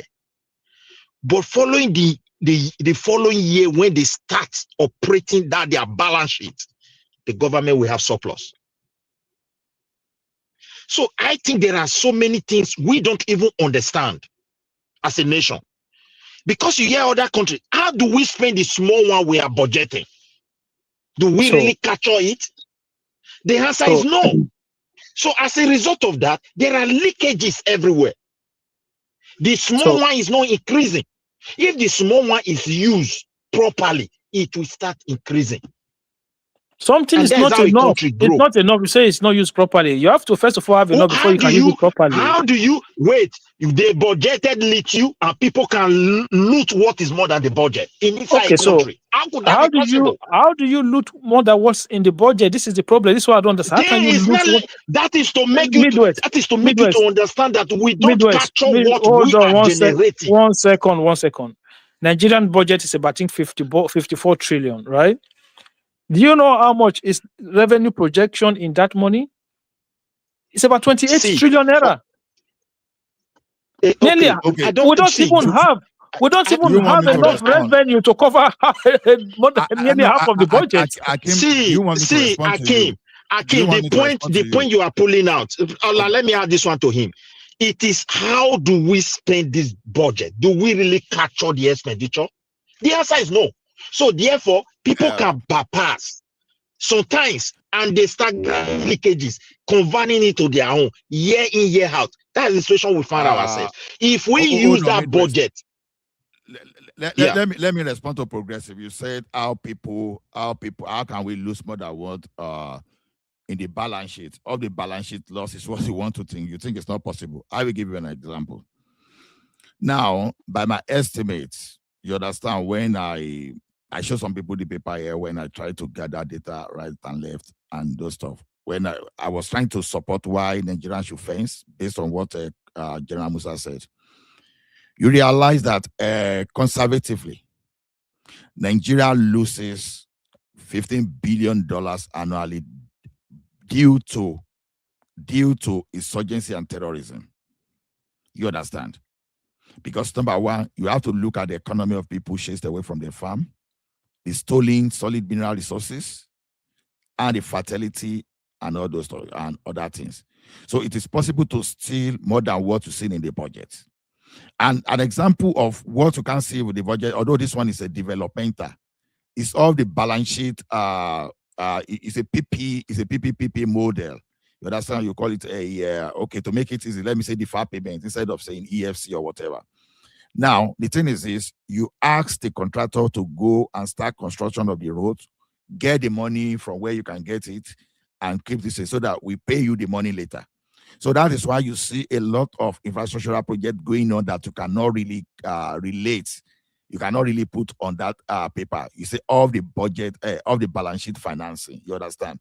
So it is possible in that country to lose more than what you see on that budget. So stealing is not only when you appropriate the money. Stealing starts from stealing crude, you are stealing a gold, you are stealing a lithium and all those stuff. So those are part of the leakages that we are talking about. You understand? So talkers across the sea, the Nigeria. What happened to your microphone, Midwest? No, see, even in the high sea, as we are speaking today, many crude oil left Nigeria. We are not able to capture it. It's all part of the problem. So Nigeria is super rich. We have the resources, both human, both natural, to start from somewhere. Yeah, we have that resources to start from. The international community, let me tell you, they know the consuming strength of that country. That is why they count on us. We export from them. They have actual record. They can't believe it. The kind of container going to one particular place, the money still coming out and they don't produce. They can't survive like that. So they know the potential we have. It is we who fail to manage what we have. If you bring the World Bank, throw it to Nigeria, go and quote me anywhere, because the money is excessive, then there will be kangaroo development. Less than a few years, everything will disappear with this current structure on ground. Can I respond? You can. Okay, thank you. Yeah, what everything you said, including what brother General Musa said, like is very valid, very, very valid. But my point of view is that I think those are symptoms, honestly. So to put this in perspective, when I mean symptoms, it's like someone has a viral infection and has fever and has headache, right? So instead of treating that headache and fever, you have to treat the viral infection, right? So my point of view is that these are all symptoms, these leakages, the fact that the money is not invested in the right sectors, the money is being stolen by politicians and different vestiges or different foreign institutions or wherever. Is a symptom. These are all symptoms of a bigger problem. And for me, I think it's neocolonialism. Whether we agree or not, I know some of us may not agree, which is okay, but it is right there. Like, it is right there. Because offshore accounts, a lot of these are politicians have offshore accounts. A lot of our wealthy elites, they have offshore accounts. All this money go there, they go to all these offshore accounts. They are all linked to neocolonialism, because even the West, they are complicit in this. Now, I'm not saying they are not. I'm not trying to exonerate the blame from our elites and our politicians. They have a lot to be blamed for, like I said, but these are symptoms of a bigger problem that is not actually addressed, in my opinion, because even our political structure, our economic structure is tied to the neo-colonial system that has been there for centuries up till now. That's why there's so much capital flight. So that capital flight, those leakages, the fact that you have so much budgeted and they're used to service debts, and that money is being moved outside of the country, or they are being used and spent on frivolous things, they are all symptoms of a bigger problem. So, and for me, I've always said this, even though maybe the conclusion I'm going to arrive at right now is going to be too quick, but I've always said it, that there has to be a complete structural revolution of Nigeria, complete overall structural revolution, political, economical, I can go on and on. There has to be a complete structural revolution like that has happened in other countries, but I will keep listening. Maybe I'll just stop there. Thank you. Yeah, you have your valid points. You understand? You see, all of us agree there should be restructuring. Like what Akim was saying is correct. It's not as if it's not correct, but I was only extending what he said, that even before the subsidy removal to jack up our revenue and all those naira floating, you understand? Even before all those things, we were even supposed to be doing at least triple of what we are doing presently. Now, it was for recent that I understood that even the insecurity that we're even saying, even the governor, because the governors, they have the constitutional rule of creating forest guard. The only thing that forest guard cannot do is to prosecute like police. That's the only difference. So, but these people, they've been avoiding because they didn't want to pay. They didn't want to pay money to workers that work in the forest. So everybody are now taking us to Abuja to think that Abuja is the only problem. Whereas the governors are even as much of a problem as the central. You understand? They're as much as the problem because they refuse to perform their duty. They refuse. Then that's in the southern part of the country, right? But when you go to the another part of the country, they have different agenda. The agenda is not to govern. The agenda is to conquer. You understand? Because the agenda itself is why they are not performing. It's not because, just look at it. If everybody starts thinking out of the box, like Lagos State, for example, we won't be where we are today. So everybody want to go to that center because of the concentration. That's why I agree that whatever that the central government will be holding on, like the petrol, the resources, like electricity, everything that make them take money to that center, they need for first of all to decentralize and give all those things to the state. However, there are something that these people were supposed to be doing.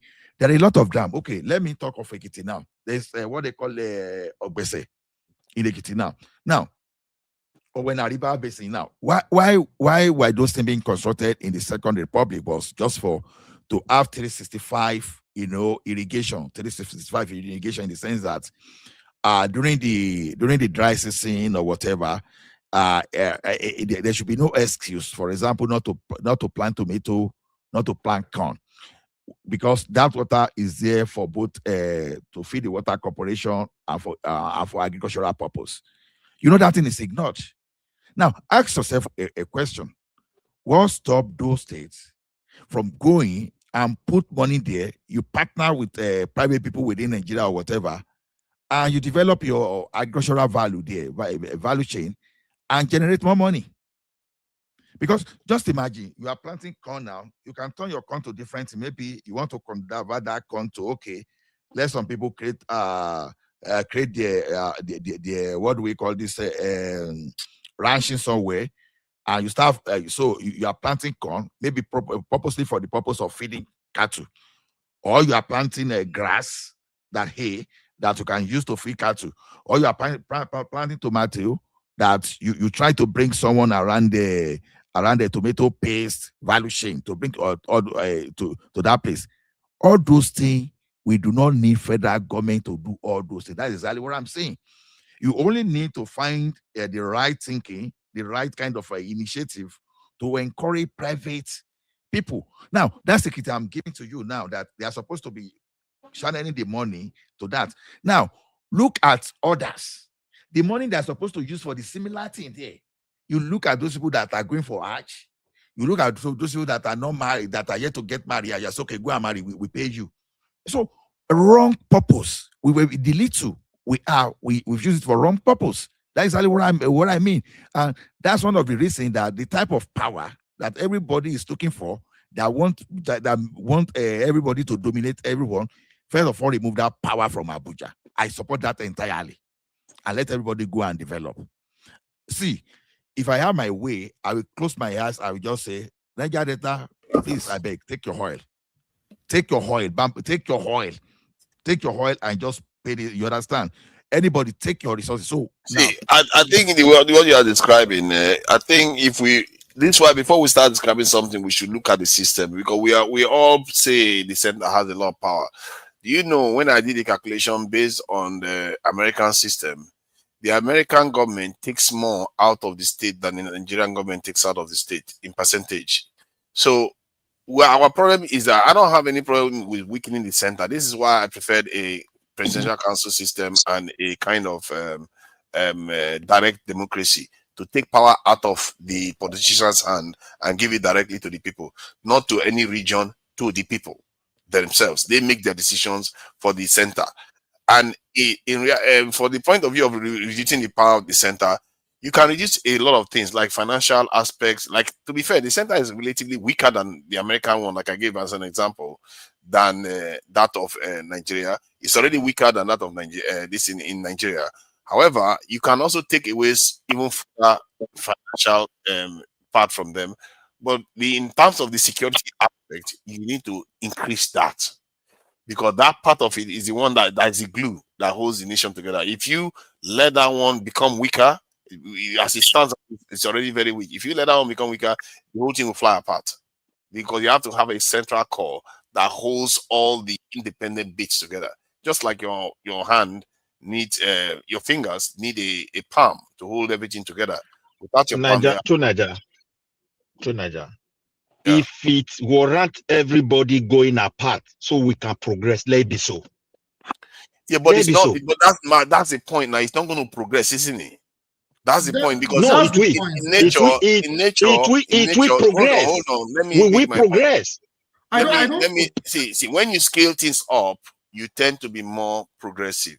When things are scaled up naturally, because it means that the efficiency of operation is higher, because you have scaled it up. So when you say you fly apart and it's going to make you succeed, no, because the world you are living in now, everybody's ganging up against you. As a matter of fact, the reason why we lost Africa in the first place was because the people chose to gang up against us. Before, they were coming one by one. England comes, Portugal comes, Spain comes, France comes. But they decided, you know what, let's gang up against these people, because that's where we'll gain everything. No, and to show you the importance of that, when they gang up against us, they won. That's how it works. The thing is, wait, Mike, they enter us peacefully. They have to master the terrain where they were coming. They have to understand our weakness. They have to understand. They have to build trust. Because, take for example, if there were no trust, they would have conquered us. If you look at, there's a particular island close to Indian. The black people that are there, Even when they see people from far away, they start opening fire with their sword, with whatever they have. So people will not able Are you to saying even that the relate Vanaway with them. trusted them? Are you saying that the Vanaway trusted them? It was trust that killed us. We started trusting them, believing they cannot. I cannot agree both with Niger Midwest. I think both of you are saying the To same Niger. thing. I think But what Niger is his point saying is is that he's basically saying he's concluding that it's just because of trust that we lost. No, we lost it. You can say part And of it is trust. Can you just let me land that point?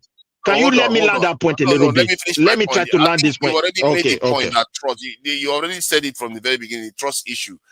See that trust issue if you look at it from the point of view of, say, even if we didn't trust them when they came in the first time, they are still stronger than you. They will kill the first people that don't trust them and work with the people that trust them. So they are still stronger. Wait, they will still be able to do that. wait. No, don't see it that way. This is the mistake you make. You see, when they came to Africa, they saw real warriors, they see obstacles, but they have to years of trading. They started encountering with these kings, people. When we see them, we will not longer hostile to them. Let me give you an example. There is a particular island near India. The black race that are still there, it is now people are now entering into it. When they see anybody who's not of their type, they fight. Since then, they were not able to hide them to India because of that ideology those people were having. Now, the same trust we have for these people, when we till today, we believe they are coming to help us. There is no way they will come and help us until we have structures on ground. And those structures, they can no longer break it. They have to cooperate with us. With the way it is today, they don't have desire of any single help toward us as a people. If we trust them, we will come to be down. I'm just telling you the truth. I agree. Yeah. I mean, I completely agree with Midwest on this. But when he's saying trust, he's acting as if you don't trust them, but you don't unite, that's going to lead you to defeating them. So what he's trying to say, both of you are right. So I think what he's trying to say, even this Africa you are talking, do you know why Ethiopia defeated them? Even in a strong battle? Because they defeated Ethiopia in the end. They defeated Ethiopia in the end. Let's not go into that one. They never. The only area where they defeated them, because they defeated Ethiopia. The problem Ethiopia, the reason is this: Ethiopia was no longer having that access of trade they were having with their fellow African civilization because they have taken over everywhere. So that economical aspect, yes, they defeated Ethiopia because of that. But when it comes to military, they defeated the Italians to ground zero because they never understand the terrain. The British defeated Ethiopia. Come on, man. Let's not do this. Okay, you said you don't trust them. So, Jide, please go ahead. Ethiopia was not colonized, though. I don't know your argument. Go back again. It was never colonized. I know they were not colonized, but they were defeated. Okay. So because they never fell, that's why they were not colonized. Don't give credit to Britain. Germany can be defeated. A country can be defeated and not colonized. It's not mutually exclusive. Jide, you were saying something. Yeah, so I think what Midwest is trying to say is that, like, bringing them in the first place, like, we shouldn't have even brought them in the first place. Because when we brought them in, like the Portuguese, when they entered the coast of West Africa, they got used to the environment. They were trying to understand the dynamics of the security architecture, right? I'll give an example. The Benin Empire, right? During the peak of the slave trade, because the Benin Empire, the Benin Kingdom, they were heavily involved in the slave trade. They actually formed a pact with the Portuguese Empire to protect them. So I think Midwest is making a lot of sense there. So, like, they even made a pact to the Portuguese. Then they now realized that the Portuguese were traitors. So initially, they actually had to disassociate themselves with the Portuguese before they encountered the British. You understand? So that trust issue is very fundamental into how they were even able to infiltrate. Okay, my brother, look at it. Do you know when we got independent? They realized they have an over robust economy to the African continent.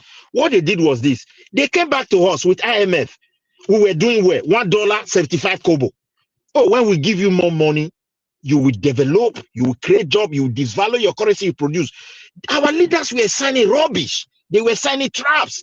Even the money, some of them did not even go to this African country, remain in their bank, and we become debtors. Before we open our eyes, we have a generation that we are not debtors to them. How can we trust such people without really thinking properly? Midwest, stop it now, stop it.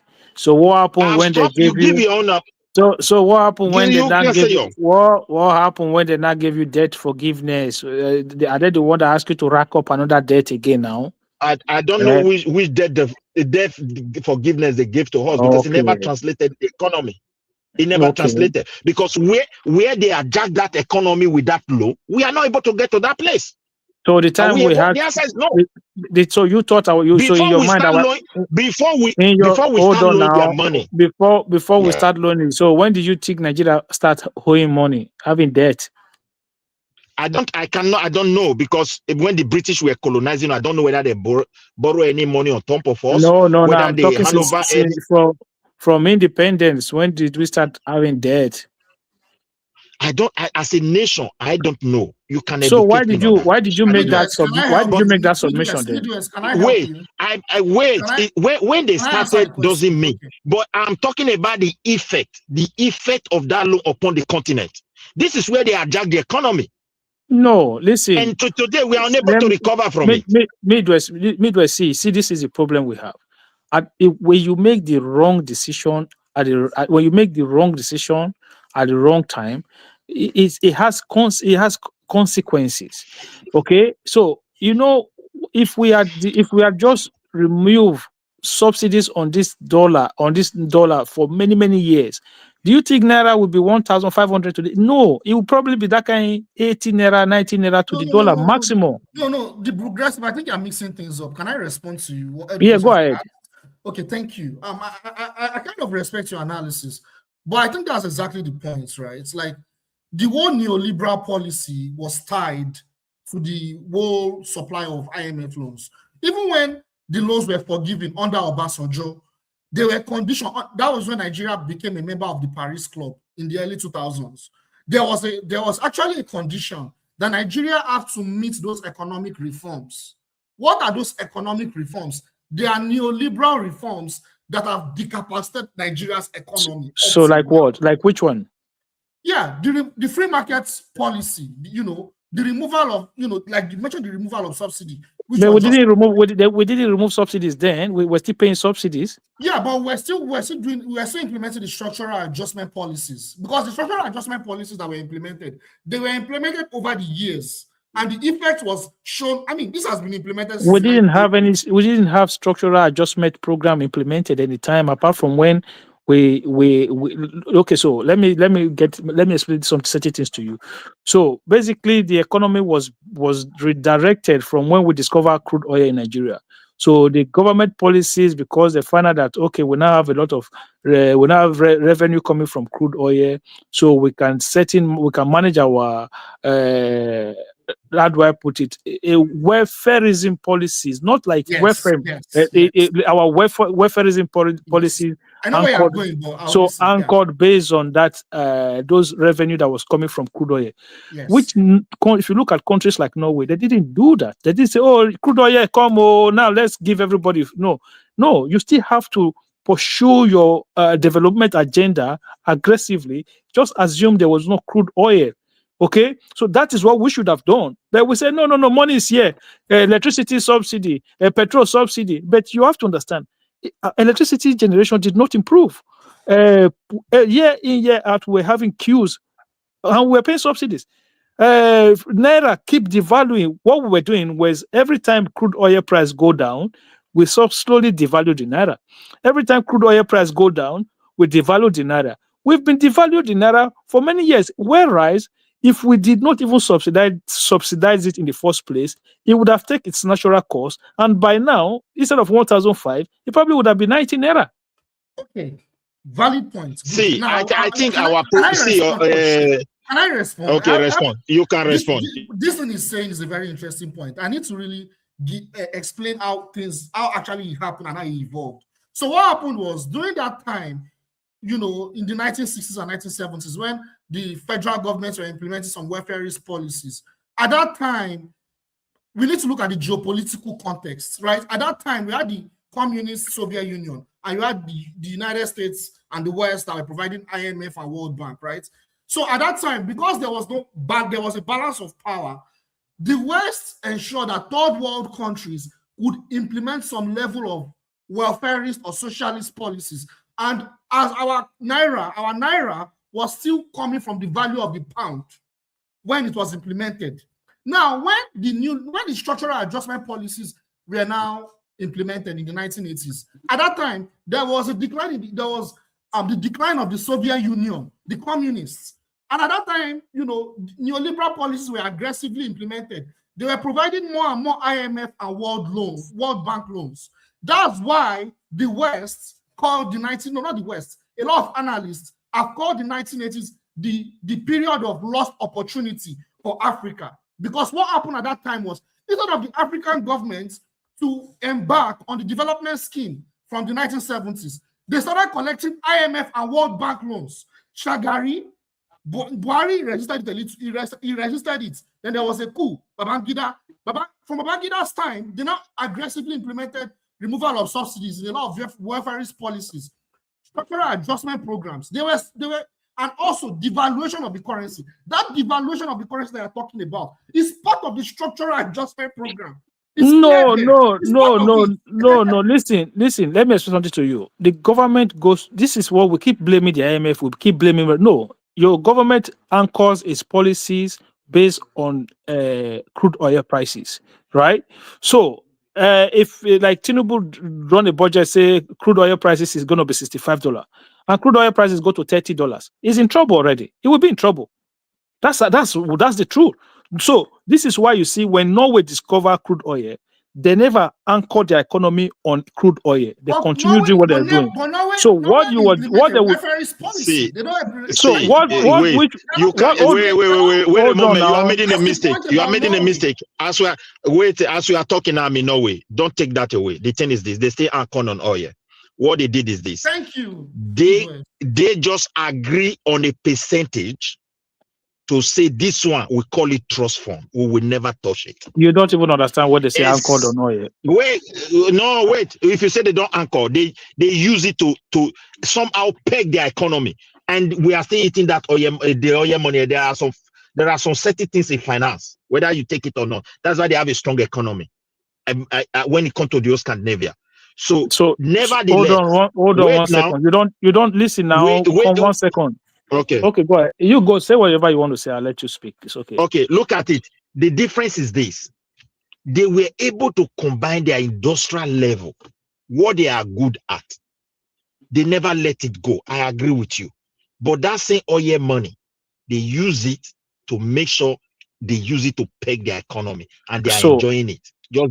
We are also enjoying our own. Let me explain something to you. So what Norway is not doing is like they are not pegging. They did not peg their currency, even when they were not. They've never pegged their currency. You know what their Norwegian. I agree with you. Norwegian. So they would have been $1 to $1 today. Yeah, they would have been 1 to 1 if they want to do that. Yeah, they never pegged their currency. You have to understand that nowhere they peg it on their economic growth. Yeah. They did not use their own crude oil money to be pegging their currency. That's one. Yeah, now I understand what you are saying. Yeah. Okay. So we wasted our revenue from oil instead of us to use it to build a reserve, build an ecosystem that would have guaranteed the strength of the naira going forward. Like our politicians were just coward. Oh, if we do this, the people are going to rise up. If we do this, the people are going. Yeah, but people did not go on. You try to slowly point. Hold on 1 second. Just 1 second. Yeah. You try to like you're going to kill somebody's poison, right? Then you start to slowly poison them. But the person is dying, but he's just dying slowly. Instead of you to say, look, it's going to be painful. You're going to bear it now. Imagine if we were not doing this nonsense 50 years ago. Do you know where Nigeria would have been today, revenue-wise? We'll be strong. We will be massive. Yeah. Yes. I agree. So I understand. The oil was a distraction. It was not a distraction. We just used it. We used it to do the wrong thing. That's the problem. We just used it wrongly. At that time, it was a distraction. If not, we would have grown. I'm telling you. We just used it wrongly. But again, God. See, but then how do you explain other African countries? Other African country You what? see, that didn't have oil that ended up still similar to us. But they see, didn't have I don't they know didn't have this. oil. No, They, because look, if they don't have it- oil, it didn't mean that they're still going to develop, because the fundamental reasons why we are not developed is also affecting them. It's not So see because the problem. You got have to oil. know where they were Saudi Arabia coming. had You have to oil. know. Saudi Arabia is doing just You fine. have to so are you see talking to about Baba, South Africa? to Niger. No, I'm Go talking and look about at where like those people were. Cameroon, Central So African Republic, You should go. DRC, so all of them Wait are now. also You part should. of their suffering. So To are you Baba, talking about go are you talking and about Tunisia? Are you talking about Egypt? Are you talking about you should Morocco? go Are and you look at talking where about those Talking about people Black were African coming nation. from. so you're See, talking to about Baba, go and look at where Zambia, those look people at were Zambia, coming from. Tanzania. Look at where they were coming from and where Nigeria was coming from. You cannot compare countries that doesn't have with the one that was having. Most of them That's the came from where we question. are coming from. Most of them came from where we are coming from.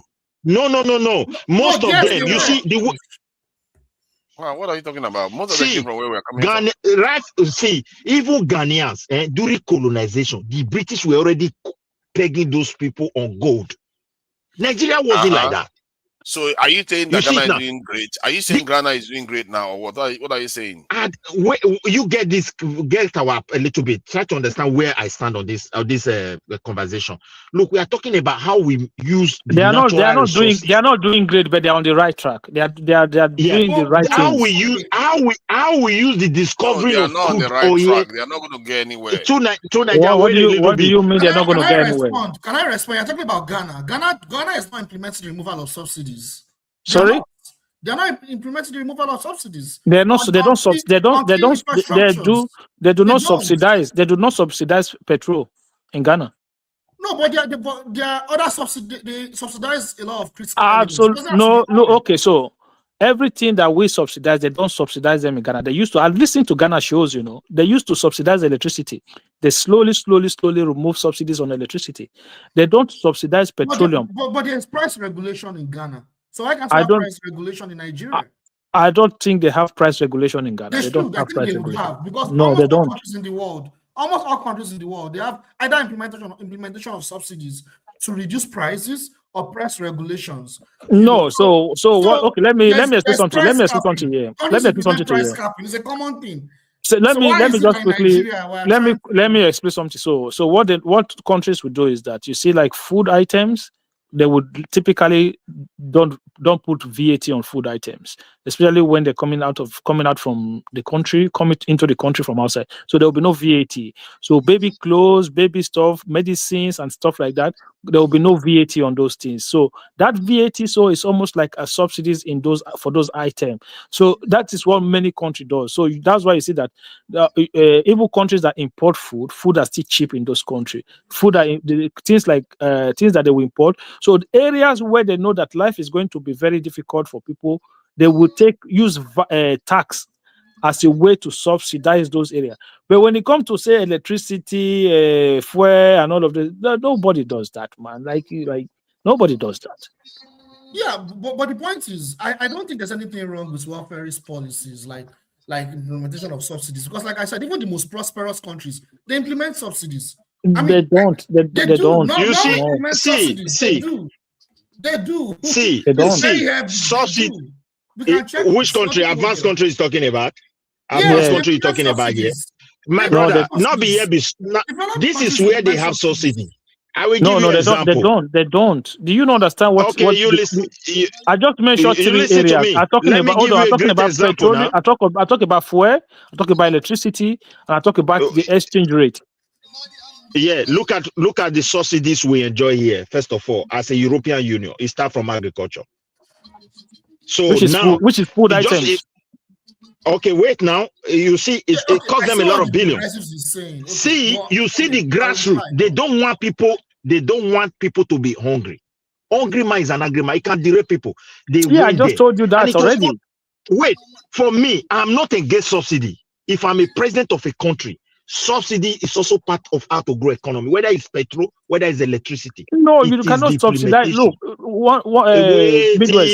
Let me land my point. It's a policy. No, it's not a policy. Wait a moment. Oh my God. Wait a moment. It is the implementation, regulation that determines a lot. This food item they are subsidizing. when they brought in former Soviet Union country into it, Poland, Czech Republic, all those Litau, all of them, it was a complete catastrophe. Corruption in the highest level, but they did not throw it away. They understand what they want to. They understand what they want to achieve. They not design. Wait a moment. They started designing a system that will put everybody on check. Everybody on check. Gradually, they got it right. That is why today, if you earn your income, food is not your problem within European Union. So Midwest, let me. That's why we know that things are still very expensive. Oh, I know. So let me explain something to you. So you are in Sweden now or Norway, right? So yeah, currently I'm just in Norway as we are talking, but I live in Sweden. So you have what you call public transportation. So the government subsidizes public transportations, not fuel, because you have to understand, buying petrol. Normally, if you own a car, you're not a poor man. That is the old mindset, and the idea that you need to be able to afford petrol doesn't make you. It means that you are not a poor person. Your government provide public transportation, and that public transportation, they will subsidize it for you, and that is the subsidies you get in that area. You see the problem with you. The way we both do their thing is this. Actually, whether they subsidize or not, once they spend money, they must discuss how to get that money back. You understand me now? Even this agricultural subsidy does not mean because they are spending this money, they never put a mechanism to get that money. So if you want to subsidize your crude oil, or you want to subsidize diesel, for example, you want to do it. Mind you, people that is going to consume diesel most are companies, trailers, trucks, transportations. It falls across the whole sectors because logistics is the economy. Now, you must also design a system. How can you get your money back? How can you regulate it? Whether there's subsidy, there's no subsidies now. As far as Nigeria is concerned, it is corruption that kills Nigeria subsidies. Most of the OES end up in a public. It's mainly the whole West Africa we are consuming our subsidized crude. So these are failed implementation. We did not even know whether it was really helping us. But they are because of the corruption that was involved. So even when you remove it now, where are we? Are we growing? The central bank government said now we are not generating enough money. It's like they are turning against him for just saying that word. But everybody knows that we're not. Everybody know that we're not generating enough revenue. So who is turning against him? Is that not the reason why they are bringing in the tax laws, changing a lot of things, trying to improve on the crude oil production?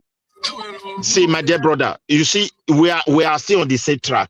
If people are to pay tax in the country, it is the government that have to regulate it. If they regulate it well, it will benefit everybody. Once they fail not to regulate it, it can become something else. The truth. Okay. I'm not saying tax law is not good. If the regulation fail tomorrow, you go to see crisis in Nigeria. Tinubu will regret it. Have that one in the back of your mind. With the hunger people are having, you have to be very, very careful. I keep on saying it here.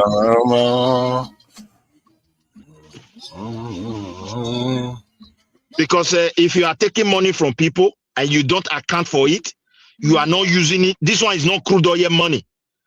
And if it fail, policy otherwise, it should prepare the stage for a kind of crisis.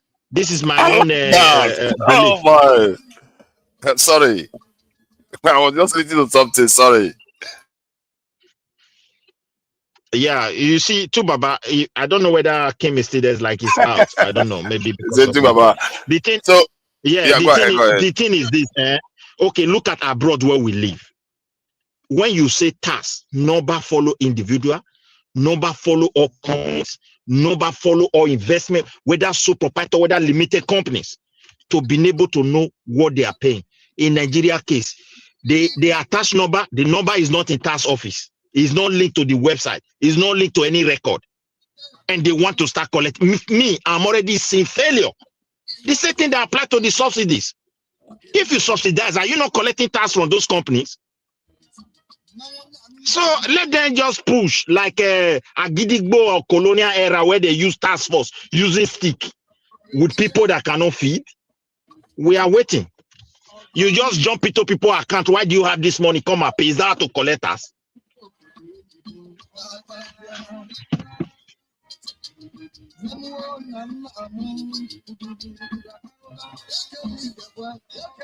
All right.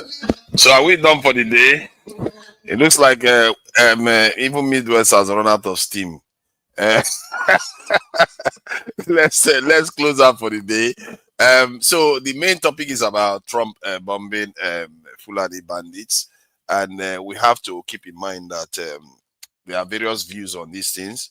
But in the end, we as Nigerians have to figure out a way out of the mess we are in, because our national security, we have not taken it seriously like everything else. And if we sort it out, we are going to find that some of these incidents will not need to happen. And even when other people want to do it to us, they won't be able to do it because there will be consequences. At the same time, we'll feel safe at home, and many of us will be back home and enjoying ourselves. And then the future Christmases that is to come will be more joyous, because we have a lot more of our people at home there to celebrate the tidings with their family members. So and if you can be less stubborn. Well, look at that, and less stubborn. Okay, so these things are in our own interest, and let's temper our differences, understanding that our national interest helps all of us. That is a simple message for the season. I really appreciate you for joining in, and all the people that came in, including the chat and the panel, Mike, all of them. I really appreciate you all for coming in. Until next time, we'll catch you all again. Bye.